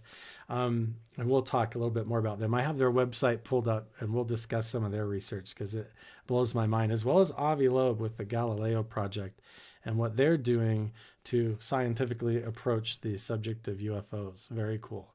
I'm really excited tonight to also talk about the Magic Mesa and kind of what I'm going to be presenting there, because that really has been a lot of work that I've been doing right kind of under everybody's noses, and it actually led to something fairly significant that is is incredible. So yeah, Stephen Leah. Stephen is, I don't even know how much I'm allowed to even say about Stephen. He's one of these amazing characters and individuals who has a fascinating background. He does a lot of video analysis and analyzing on a deep and high level. I'm not even sure how much I'm allowed to talk about, but Stephen has become a very good friend of mine, helping me out in a lot of ways as well, that hopefully you'll all be able to learn about later, involving projects and research that I'm working on. Dave Fouch has also become a friend of mine. We've been chatting back and forth on Twitter. He is one of those guys as well who has a position working where he's not allowed to talk about what he does very much, but he is a FLIR expert. He is an analyst and researcher. He's able to take apart FLIR thermal imaging devices and tell you exactly how they work and debunk that footage. And so his analysis of the UFO footage that's getting released at the symposium is going to be critical. Okay, so I'm not going to be talking about the symposium the entire time, but that is part of the big point of me doing the show, because I'm getting ready right now to pack my bags and head up there. So you can get VIP tickets. I've got a link down in the description below. You can watch online the live stream through the entire event, including the balloon launch that Chris Lito and his group's going to be doing. All that's going to be live streamed. Plus, I'm going to be at the Blind Frog Ranch outpost pretty much Friday and a lot of that day to meet everybody who got VIP tickets in person and record some interviews that are going to get edited together into a really cool compilation of VIP interviews that I'm going to get to do one-on-one with those of you who come to the Blind Frog Ranch outpost, and also meet me there in person at the UFO Disclosure Symposium. So that's going to be really, really fun to meet everybody who I've been able to interact with online and through social media, through Instagram, YouTube, all of that. If you're coming to the event in person, I can't wait to meet you. Please pull me aside when I get a chance, and we'll do our one-on-one interview, especially if you got the VIP tickets. You get to do that with me. That's going to be awesome. Plus, there's so many more benefits, and we'll get into that a little bit later, as far as like the dinner, a tour of Blind Frog Ranch, a bunch of really cool stuff. So yeah, there's the YouTube video with Carl the Crusher right there. There's also, you can just watch live stream as well if you're not able to attend. I know at this point it's super short notice, so don't worry about it if you can't attend in person, because it might even be hard at this point to get the VIP tickets. I think last time I heard there was only like 12 left. They're starting to run out. So if you're going to do it, you better do it now. Okay. But if you're not going to be able to make it in person, you can watch the live stream. Plus my presentation about the mystery at the Magic Mesa on Saturday at 6 p.m. I'm going to be doing my presentation then live at the symposium and live streaming it. And as soon as that's done, I'm going to be uploading the presentation to this channel. But I also have a recorded version of the presentation that's a little bit more polished than the live stream that's going to be going on. And I'm going to have that scheduled to go live on the same day, that evening, Saturday. So if you can't see my live stream of the presentation at the symposium, you can catch it on Carl the Crusher on my YouTube channel. It'll be scheduled to post immediately after. I'm still putting all that together, but my presentation's ready, and hopefully it's going to blow some minds, knock some socks off. There's going to be a bonus for all attendees where they're going to be revealing the above top secret, like a private screening with the people, the filmmakers and producers of that film. It's going to be super awesome. A whole bunch of really cool stuff. Let me just go over the schedule. I'll pop it up on screen here really quick. Let's see, I got to share it. So really quick, shout out to all you guys over here in the chat, Logan, everybody who's hanging out. Let's see, is this the right one? Here we go. We got the schedule pulled up now. Okay, we've got the, here's more of it on a kind of a PDF layout so you guys can see this. This is the schedule. So if you are coming to the event or you want to check the live stream, this is a good way to do it. You can see the most important part, of course, 6 p.m. on Saturday, 6 to 4, 6:45 speaker Carl the Crusher right there. So, okay, that's going to be crazy. All right. You guys want to get into it, so get your questions ready and your curiosity at hand, because we're going to start talking about some really cool stuff. First of all, I've got another cool announcement. I've got my website getting ready to go up. I have, let me show you a sample of that. This will be cool. Where is it here? Well, I got my merch shop. Here we go. It's not going to let me. It's a private link. Okay. I also have a Patreon, but we'll save that for later. How about we do this? Curiosity armed and ready, says Curious George there. So we'll remove this Patreon feed here. Why don't we jump right into this? Saturday at 6 p.m. I'm going to be doing my presentation about the mystery at Magic Mesa. If you guys aren't familiar with that, what I wanted to do is pull that up and give you guys a little bit of a preview and watch it with you while I sit here, and we'll do kind of a live Q&A so I can get your guys' initial response, initial reaction. I can answer some of your initial questions, but not get into it too deep because I need to save some of it for the symposium. I have a whole 45-minute presentation that I'm doing. So, okay, so here's what we're going to do. I want to share with you guys. This is going to be really awesome. Okay, I'm going to share with you guys the mystery at Magic Mesa. This is on my YouTube channel. Now, this is the public video that's there. So let's just go ahead and watch it together for those of you guys who haven't seen it, and then we'll dig into it deeper. Now, this is about 10 minutes, so I can stop and interrupt. Might skip ahead here, but let's just go ahead and go for it. Okay, here we go. Ready? Let me know if you guys can hear the audio or not. There is a connection between the paranormal, UFOs, and the myths of ancient history. The clues are scattered across the landscape from a forbidden past. Maybe even in your own backyard. There is a connection between the true nature of our reality, consciousness, and the unexplained. I'm Carl the Crusher. Let's explore the unknown.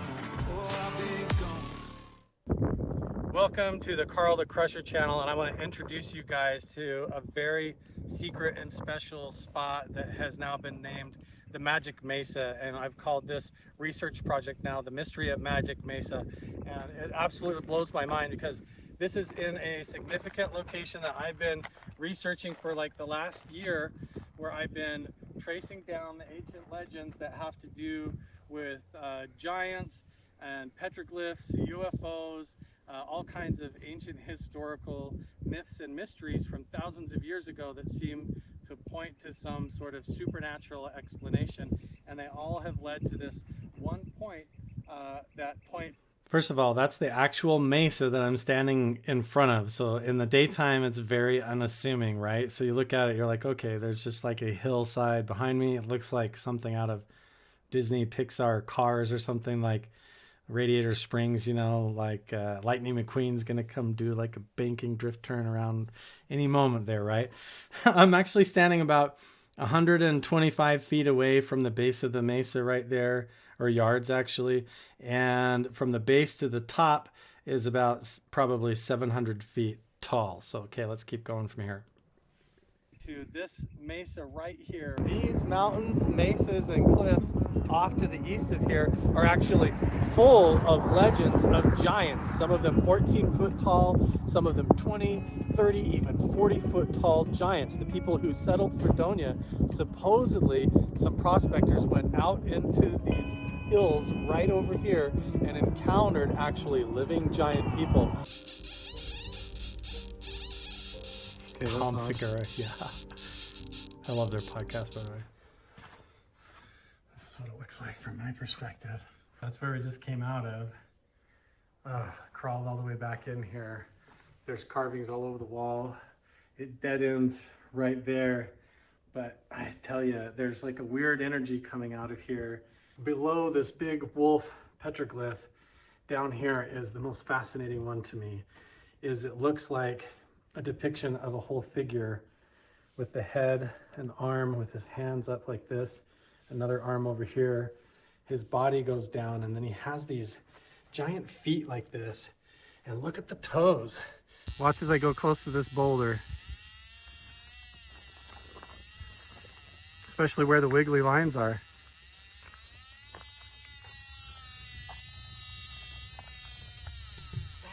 Right? I'm pulling up a whole folder of petroglyph pictures, so if you guys are interested in that, we can definitely do that.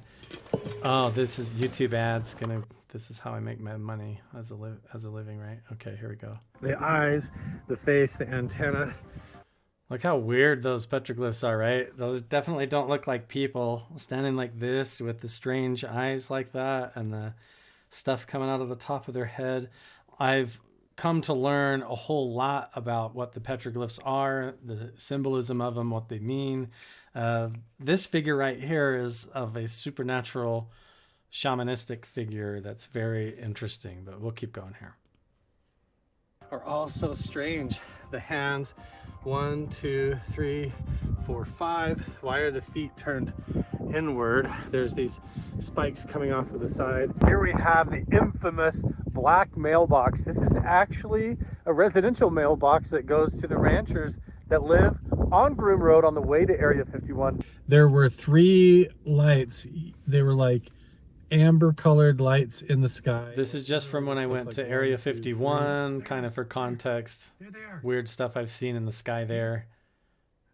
All of this is on a video that I put together over on the Carl the Crusher channel, where I actually go out in the field and do adventures and expeditions and all that. So yeah, the Logan, you're saying the tri-field meter that I use doesn't normally give off those high readings. You're absolutely right. That's one of the things that clued me on to the Magic Mesa being something of significance. There's a bunch of stuff. There's like a ladder or something up there. What is that? We've seen that up the other canyon where those other petroglyphs are. Maybe. Those weird star symbols are also seen over in Sumeria. Even up here on the left, in relation to the Anunnaki. you've got the same humanoid figure, and it's like a whole story going on here. We have this big wall right here covered with all these petroglyphs, and this stone that looks like it's cracked and fallen down from above is also beautifully carved. And this tells a whole other story. We've got... So this is another common feature that I see all the time in petroglyphs, is this figure right here. Is this got the horns like this, or the headdress with the arms going down? I've had people also point out this like box shape over here on the right. Some people say that looks like the Ark of the Covenant or something, but I don't know. And even this guy with his arms stretched up over his head like this, with his 3 fingers on each hand, or the weird hand on one side. You kind of see him over on the side here.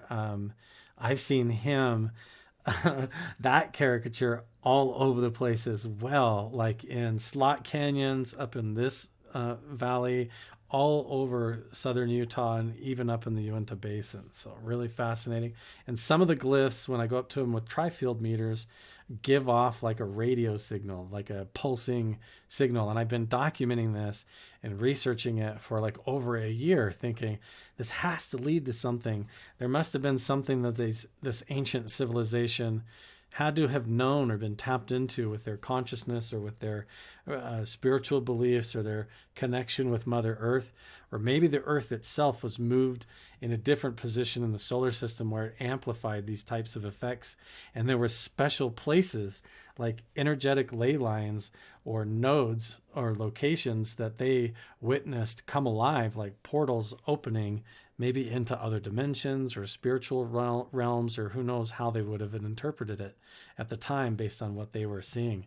And I felt like maybe this was a clue with all these petroglyphs all around the region. Maybe they were pointing to some kind of a phenomenon that's connected either to UFOs or extraterrestrials, or even John Keel's theory of ultra-terrestrials, this dimension of reality that exists just in our blind spot. Like we can only see a certain perspective of reality, and maybe outside of that, in the infrared or ultraviolet spectrum, there's a whole ocean of other entities and beings, and a world of things that accounts for our myths and our supernatural folklore.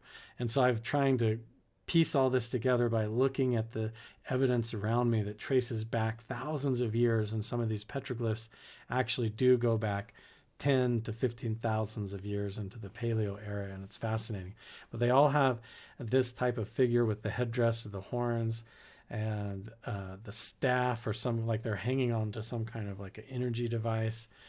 It's very fascinating. Okay, here we're going to keep going about The same Magic thing. Mesa. We've got horned figures, whether this was like a horned headdress that they wore, but it looks like he's holding some kind of a spear or something like that. It looks like there's energy coming off of him, some kind of a symbol like this. Now I saw this around the rocks over there too. I don't understand this. We have this big T-shaped energy coming off of him. Yeah, this guy here on the right, see where he's got his arms up with the fuzzy fingers like that? I've seen him hundreds of miles away, like 3 feet tall version of him, wow, like with his arms up. I just recently posted on my Instagram. Maybe I can pull that up really quick on my Instagram. Yeah, this will be cool. But anyway, I'll let this video continue to play while we do this here. Some kind of a symbol like this. Now I saw this around the rocks over there too. I don't understand this. We have this big T-shaped thing with like stuff in it. It's actually hard to get the entire thing in frame because I'm right on the edge of this ridge. And look, all of these petroglyphs line up. He's holding something in his hand, or his hand is really strange. You can see it there. Horns, shoulders, short little arms, huge triangular body, and then like tiny little legs with feet. What the heck? I mean, I keep seeing these all over the place. It came out from, oh, there it is, there it is. We'll skip this part. These are like, okay. Beings or entities. This is interesting. These are petroglyphs that I found that seem to depict, a lot of people say, oh, that's water or whatever. This is water over here. But honestly, this looks to me more like this is some sort of energy or portal or a system where you have a person like a villager, and this creates an out-of-body experience. And there's more to this whole panel of petroglyphs that's absolutely fascinating to me, but we'll keep going here. Like, this looks like a person, some sort of an entity with a belly. They have this one that's got like stuff above it. This figure up here on the right is also a shaman figure that has a lot of esoteric significance. Its head up here, that's a different figure as well. Look, you've got this Ant-Man figure with ears, almost like a cow with horns. I don't know, you tell me what these look like. Some people say, oh, this is a baby in a wicker basket, but to me, I see this all over the place too. And sometimes there's a person here and another one in the top. And sometimes these almost look like people. They have faces in the top and they're holding like a staff. Like, these things are people themselves. They kind of also look like spaceships a little bit with these figures coming out. And I've heard about the electric universe theory about how these are plasma shapes, and that has validity to the Magic Mesa as well. Okay, so we'll keep going. See the spiral patterns, these portal symbols, and That looks like people, some kind of a crazy pyramid shaped. here come the advertisements. Oh no. Okay, we're getting to the actual part about the Magic Mesa. And let me try and describe the Magic Mesa for you guys while this is still going here. Oh, here we go. Tracking down and studying over the last year has been pointing in one direction, and ultimately I've been given access to this piece of property where this mesa sits behind me. And in the last 48 hours, I've actually filmed and recovered like over 20 minutes, about 25 minutes of unexplainable strange phenomenon appearing on the side of this mesa. What ended up happening, and the result of that night from like 8 p.m. to 1 a.m. was we witnessed geometric light forms and shapes appear on this mesa out of seemingly nowhere. We've debunked that it could be headlights in the distance or some kind of a spotlight or reflection phenomenon, but what we saw was clear geometric shapes. We saw clear 90-degree.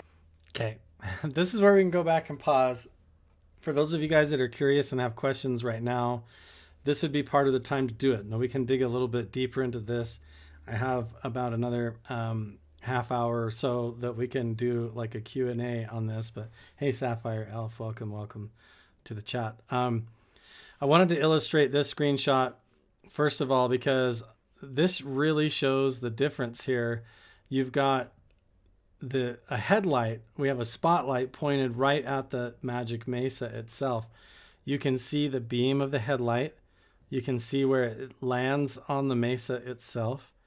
You can see, that's where I've got the arrows pointed. You can see, you could turn around and look and see like, oh, that's where it's coming from. If somebody was projecting a light onto the hillside, that's what you would see. You'd be able to turn around if it was a projector or something like that. You'd also see it lighting up the foreground, like all the sagebrush and the fence line here and everything in the foreground. It would also light up with the ambient light. Now compare that to what you're going to see when the actual phenomenon appears, which is similar to what you hear up in the Uinta Basin and other locations where you have strange glowing like geometric plasma shapes appearing out of thin air and then changing shape or shifting and then also maybe interacting. And this is not like headlights in the distance hitting the mesa. It's not some kind of a projection. So go ahead and watch the difference here. A reflection phenomenon. But what we saw was clear geometric shapes. We saw. And there's like a steady screenshot that you can see of the phenomena itself. One of the shapes that it appears, and you can see we have a laser pointer pointed at it. This is the first night I ever saw it. Got over 20 minutes of footage of this appearing. It appeared in triangle shapes upside down. It appeared in rectangles and squares, wedges. It covered the whole mesa. It looked like a glowing plasma mudslide. At times it looked like a tear in reality. We also filmed on the bottom edge what appeared to be like shadow creatures and things crawling along the bottom edge. It's so hard to describe. You really have to see the footage. And I'm going to be showing a significant amount of it at my presentation on Saturday at 6 o'clock. So you can see this is one of our first interactions with it. At times it looks like a window. Like you're looking, like it locks in and you can see through it, like through into another reality, into another dimension and things living in there. Like it's so hard to describe. But some of the way the light appears, it has levels and layers to it. So you'd have a perfect square and then a glowing aura over top of it. And there's a whole bunch of different theories about what could be causing it or where it could be coming from. But the ancient esoteric significance revolving around this location is fascinating. And one of the things I'm excited to talk about in my presentation is revealing the Native American significance, how there are actually artifacts on top of the mesa itself. There are artifacts in the valley below.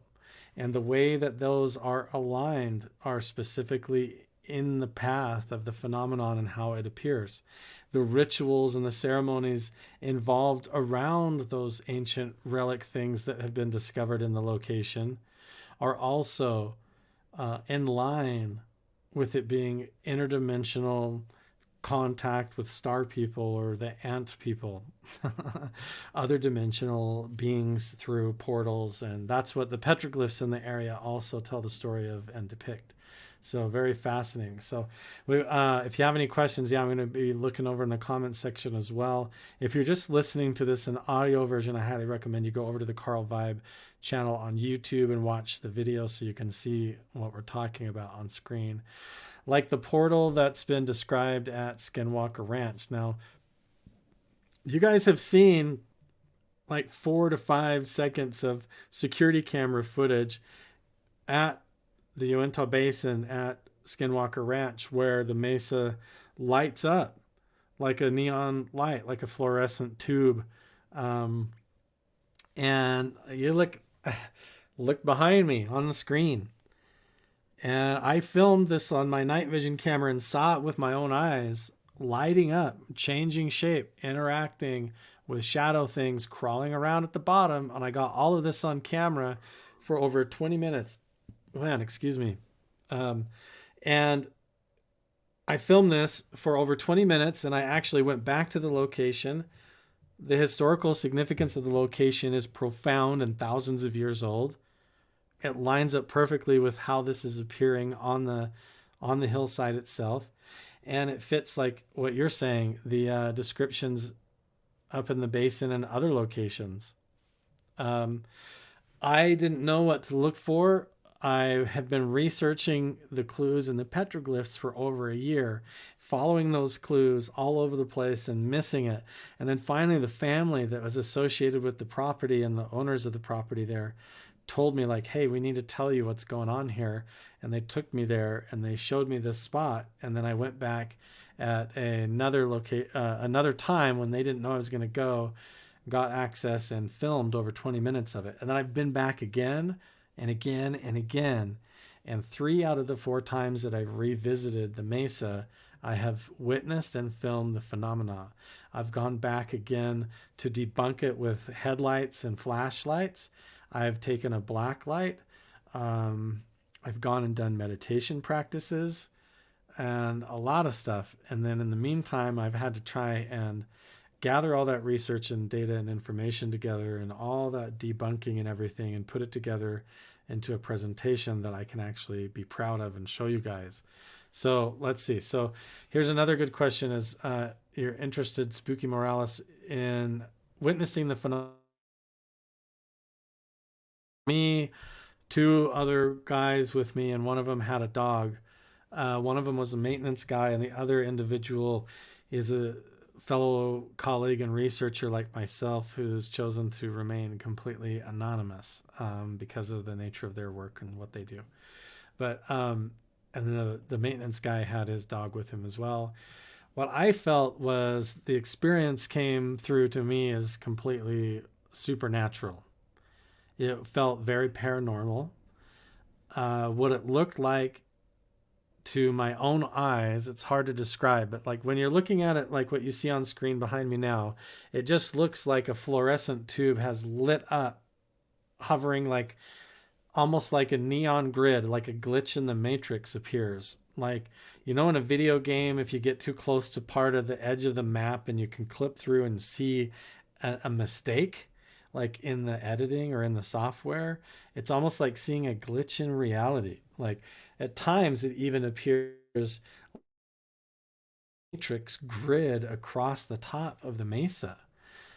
So it's hard to describe, but at other times, when it comes down and it's flowing down the hillside, it looks like a wall or a wave of ghosts, like white wedding dresses or spirits coming down the hillside, or like the northern lights, glowing plasma energy or fluorescent energy of some kind. I try to be careful to use the wrong words because, you know, it's like when you see something strange, like even when you compress crystals, like the piezoelectric effect, it can weird you out and be like, wow, I didn't know it could do that. It was like seeing something totally unnatural, you know. But the fact that it continued to do that and then also started to react seemingly to my thoughts and conversation, that's when it got really bizarre. And then when we started noticing different shadow shapes and things. So yeah, but the connection for me was really different because I've been researching this location for over a year and looking for this, and then finally like getting there and seeing it and being like how everything like fit together and actually pointed to this, and I'd just been missing it. And then finally sitting there at night and seeing it and getting it on camera, it was mind-blowing. As soon as I was done on the drive home, I immediately was like on the phone, and it was like that same feeling as when you like have a newborn baby in the car and you're taking it home. And you're like, what am I going to do with this? And like, I had all this footage on my night vision camera and I couldn't believe it. So I called my friend, Chris Bartell, if you guys know who he is. And, man, he like helped me as well, was like, gave me a lot of advice and helped me process it all. And I had a whole group of friends as well. And so then I've been able to go back and know how to approach this whole thing. So, yeah, another question, was I in meditation? There is a part in the full footage when I'm communicating and it seems to be responding where you'll actually hear I'm doing CE5. I have the audio playing on an external speaker and you can hear the crop circle noises in the background. And I am meditating in deep meditation, which for me is actually, pretty natural and easy for me. And then, and start asking questions even out loud, and the lights on the mesa responding to my requests, changing shape based on what I say. And almost like when we acknowledge it, the lights almost seem to celebrate. I don't know how to describe it, because when I say the lights, this phenomenon, this what Paul Hynek said, unidentified fluorescent mesa, the UFM is a new acronym, right? Instead of UFO and UAP, now it's the UFM, unidentified fluorescent mesa. That like when it appears, it's so different and interactive, and sometimes comes right down the hill and then pops up on the ground almost like fingers or people or entities and things. But yeah, doing meditation is a part of it. I always approach these types of locations that have Native American artifacts and pottery, thousands of year old historical significance and religious spiritual significance. I take my shoes and socks off and I go in there very deeply spiritually meditative and in touch with it and respectful to the place. And I think that these locations do respond to your intentions. I really do. And that's what you hear up in the basin at Blind Frog Ranch and everything as well. So, okay, let's keep going through the video a little bit. So there you see, this is just like two formations. We'll back up just a little bit again. Okay, so here's the headlights. It could be headlights in the distance or some kind of a spotlight or reflection phenomenon. But what we saw was clear geometric shapes. We saw clear 90-degree angle squares appear on the mesa up over on this side that had to have been 100-foot tall or over 50-foot tall and across, huge giant squares up in this corner. And we were seeing geometric shapes appear almost like out of thin air magically in like plasma forms on the surface of this mesa. This is a REM pod we've got on the ground, and it is going bonkers. What in the world is it doing? It's moving right there. These are just some clips and highlights. You're right on it. First night. We just saw a second ago completely light up. Yeah, that whole left side. Whoa, dude! So if we see anything, we can point right at it or try to get a response with the laser. It's coming down the hill like an... Okay. We'll watch this whole clip and then go back, but this is another example of how it goes from being like a square up in this spot or like a triangle or a shape to almost looking like an entire wave of energy or something coming down the mountain right towards it. So I'll back up again here. So if we see anything, we can point right at it or try to get a response with the laser. It's coming down the hill like an avalanche. The whole mesa is lit up. Now it's gone. Gone! What the hell was that? There was a moment that I'll never forget. Okay. All right, now we're going to do a different clip here. This will be really cool. I love the questions, by the way. That's really awesome, you guys that are interested in this. Let's do another clip here. Okay, this will be fun. This is a special teaser now. This is something that I have only showed a couple of people. This is when I went back to the location to debunk, because a lot of people were like, oh, it's just like headlights in the distance. So I went back and I have a Ford Raptor, a Roush edition that has Baja lights on the top, big LED racks on the top. So you can see like way ahead on the dirt roads when you're driving at night, And so what I did was I pulled up to the location to a spot where I could put my headlights right on the side of the Magic Mesa itself and shine my lights. And then I could even turn my Baja lights on right onto it. So you can see the difference between vehicle headlights or a projector or something like that, trying to cast shapes and shadow puppets onto the side of the hill. So I was like, okay, that's obviously, when you're there seeing it in person, it's so obvious that's not what it is. And you can turn around and look, and it's so clear. Like, you can see there's no headlights anywhere. You can turn your flashlight on and be like, yeah, it's not my flashlight. Yeah, no duh. But so I'll just watch a little bit of this, and then we'll save the rest for my presentation, because I went back. I mean, look at this. It's over 4 minutes of me doing this. A one take where I didn't even turn my camera off the whole time, and then I go back with a black light as well. So check this out. Now I am pointed directly at the mesa. There, you can see it right there, and my headlights are pointed at it. Oh, you can actually see some of the glow over on the right there. Okay, I'm going to turn my Baja lights on. Let's see if this is it. Ready? That's what. So you can see clearly there. This is my headlights right on the side of the hill. You can see the bugs flying in the air. Yeah, there's, like Curious George says, there's no aura of light in the air around there. So headlights look like pointed at the mesa and glowing on it itself. That's my truck headlights through the night vision. Right there. There's my Baja lights. Okay, so that's what that looks like. Let me turn these back off again.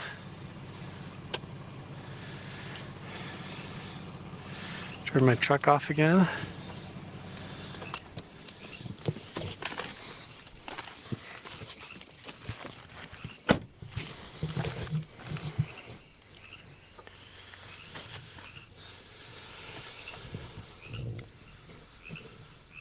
This is a cool sneak peek you guys get here.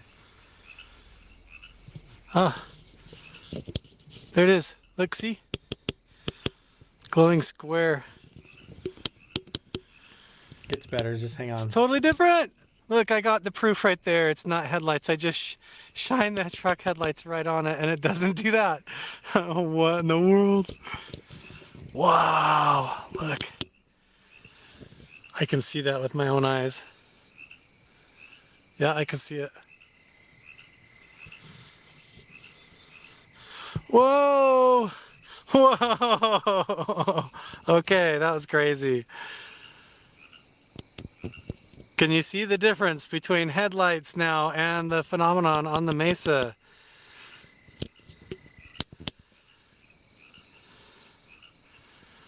Wow. So notice I still haven't moved away. Whoa, now it's coming down the mountain. Wow. This looks, you can tell now, right? This looks nothing like the headlights I was doing a second ago. And I do the headlights I still haven't turned off the camera. See, I'm still by my truck.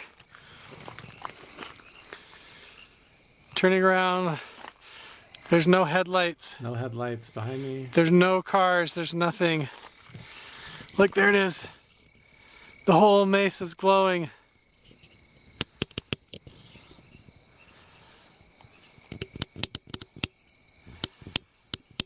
What? Right? Look at that. What? Weird.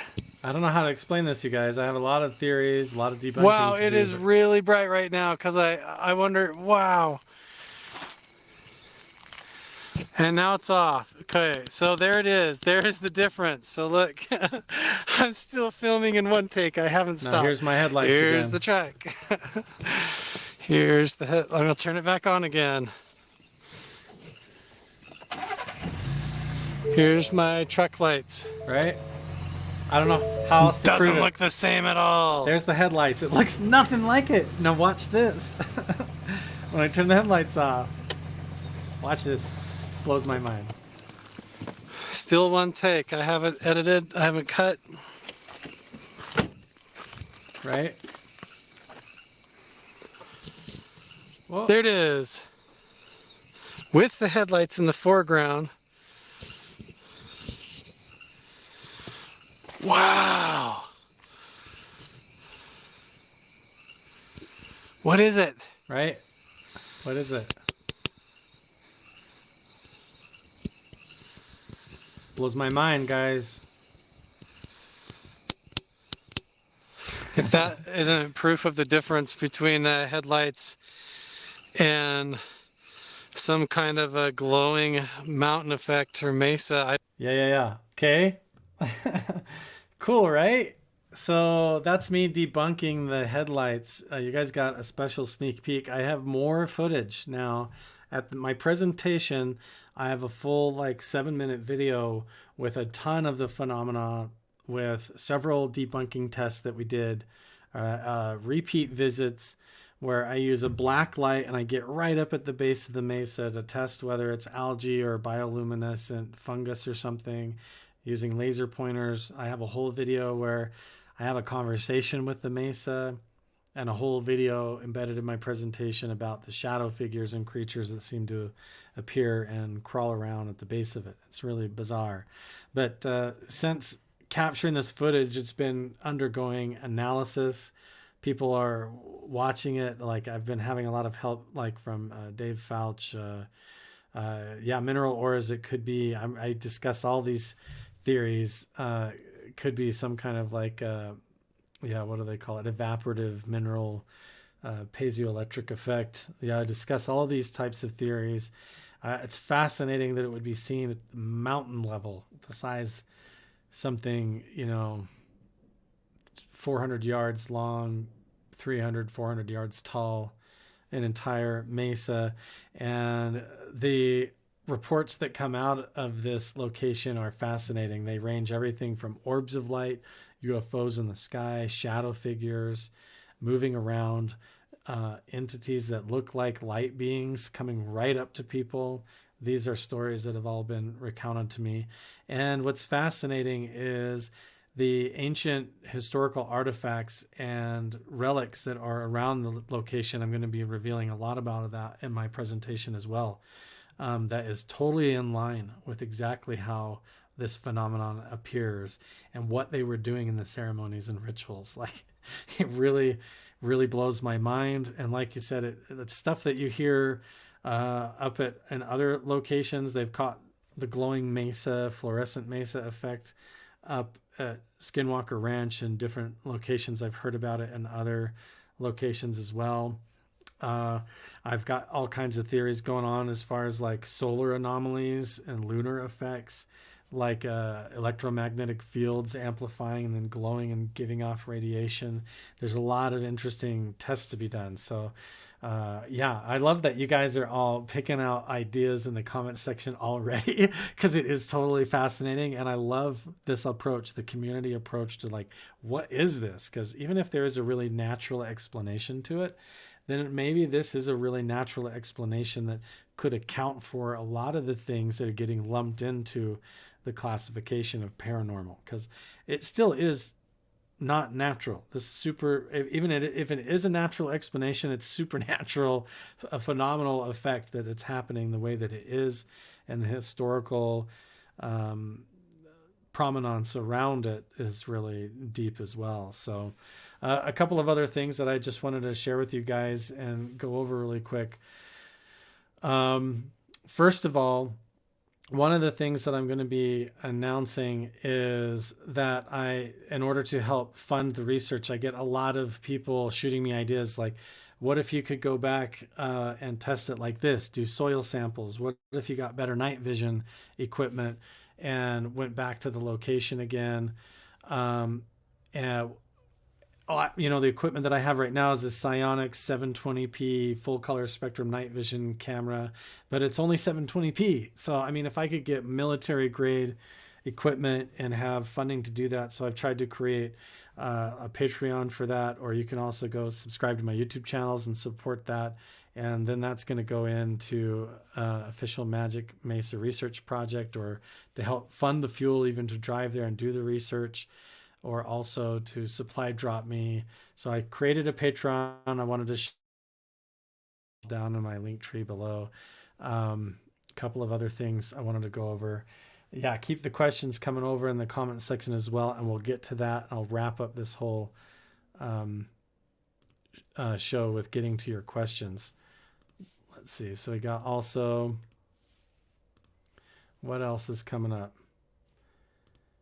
Oh check it out. I'm getting ready to launch my official website. This is going to be carlthecrusher.com. I'm going to have my blog here. I'm already posting stuff on my blog. So I have stuff over here on the mystery at Magic Mesa. If you want to read more about the background research, some of my recent projects, colleagues and people that I've been working with, all of that's on the blog, as well as I have embedded a merch site where you can get Carl the Crusher merch that I've come up with. I'm trying to find ways to fund like the gas bill to drive in to do the research at the Mesa, and also to go on trips like the UFO Disclosure Symposium. So anyway, you can check out my website as well. And then let's see a couple of other things.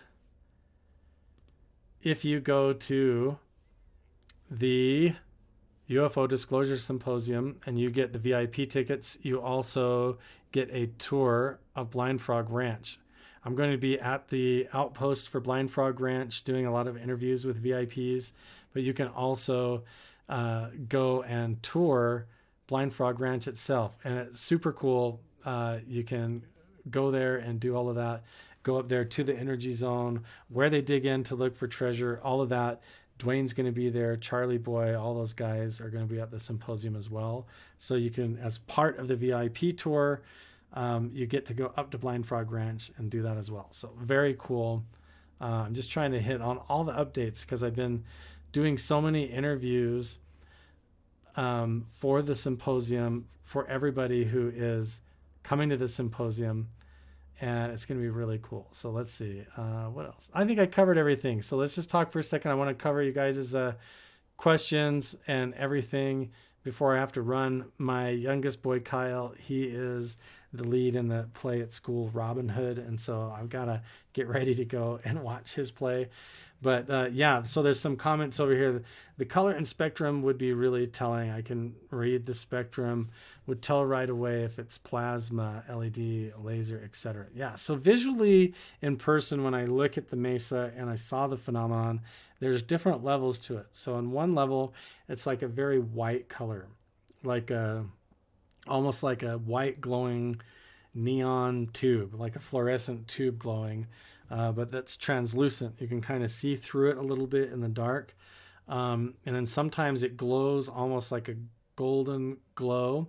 And then on top of it is almost like a greenish yellow aura that can appear and flow down. So it's almost like looking at the northern lights or the aurora borealis, but then it can lock in to straight lines. And then there's weird shadow, interesting shapes and stuff that crawl along.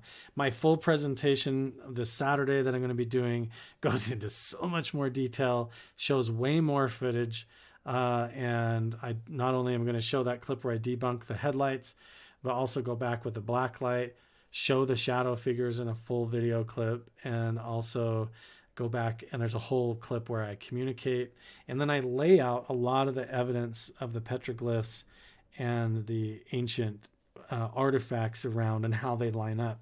Hopefully it really blows your mind, because I know that there's like a lot of other evidence like this, like where people have filmed 3 or 4 seconds on a security camera here or there, and nobody actually really saw it with their own eyes, and it's been written about and puzzled over in books and on TV shows and all over the place. And this is the result of like a lot of work and research I've been doing over the last year, and I've been giving you guys little breadcrumbs over in my Carl the Crusher YouTube channel videos where I've been going on these hikes and adventures looking for this stuff, and I think I actually found it here. I think it actually points to this stuff and what we're finding. So that either whatever was naturally occurring there in the area, the ancient people saw it and they built their rituals and their artifacts over top of it, and the carvings point directly to that, or the rituals and the ceremonies that they were doing seem to indicate that they were real and they worked and have opened some kind of a portal or interdimensional window, or created some kind of an energy vortex that is really hard to explain. If I could go into detail about the further analysis that's going on, that would really blow your guys' mind. The stuff that I'm not allowed to talk about is at a whole other level when it comes to the Mesa. But right now I'm just at that very basic level, trying to get the funding to put a team together to get up there and do my presentation at the symposium this Saturday and make sure that I can do it all as professionally as possible. But I wanted to make sure and reach out with you guys and answer some of your questions. Yeah, it's because it's such a fascinating project, and I appreciate everybody's help and feedback. All your guys' question, like maybe it's this or maybe it's that, gives me a lot of ideas of how I can approach it, who I can invite to come to the location that has more experience than me to be able to debunk those things and check on it. Because like I said, even if there is a natural explanation, I really want to know what it is. Maybe it explains a lot of stuff, but if there is something more to this, if it does happen to have something like, if you get far out there and you say, what if it has to do with them turning on the Hadron Collider at CERN? Well, then how do you explain the ancient petroglyphs? How come the ancient petroglyphs and carvings tell the story exactly that should open up these types of phenomena like the Magic Mesa itself? And I don't know. There's so many questions and so many things to puzzle over. And so, yeah, I appreciate everybody's questions and comments and feedback along the way. So here's how it's going to go. I'm going to be heading up to Vernal, Utah this weekend. I'm going to be going Friday morning on the radio live to talk about the UFO Disclosure Symposium and all the keynote speakers and the schedule of events, everything going on there. And then we're kicking off the whole symposium and revealing the 4 new pieces of UFO footage at the event there live with the full analysis of all those keynote speakers and everybody that's there involved. And for the people who are VIPs, there's a whole bunch of other stuff as far as like concerts to attend, tours of Blind Frog Ranch, t-shirts, dinners, meet and greets, getting to interview with me at the outpost, and a lot of cool stuff.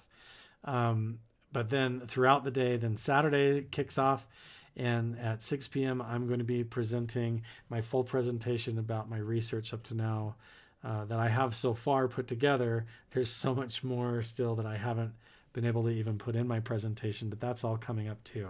So I just wanted to give you guys heads up. I've got a lot of cool stuff going on over my Carl the Crusher channel, so appreciate you guys so much. I've got to get going over to my son's play here in a little bit, so if there's any last questions, you guys, I appreciate you so much. Study of UAPs, Spooky Morales, Paranormal Pixie, Lara, JLJC1, thanks, Curious George, all you guys, Logan Black, for coming and hanging out in the chat. I've got stuff set up in my Patreon as well, where I'm going to do like credits at the end where on screen I shout out everybody who's a Patreon supporter at certain levels. So that would be really cool to feature all you guys and stuff. But we're going on an hour here. I'm going to go to my son's play.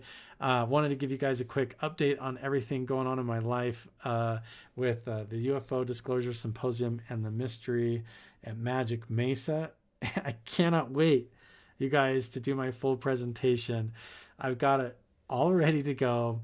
I'm going to have to squeeze a lot into the 45 minutes that they gave me. But like I said, as soon as my presentation's done, I'm going to have a scheduled upload that's going to go live on my Carl the Crusher channel. So you can immediately go over there and check it out. So even for those of you that can't attend the event, I'm going to try and throw that out there for you guys so you don't have to wait any longer on that. So appreciate you guys so much.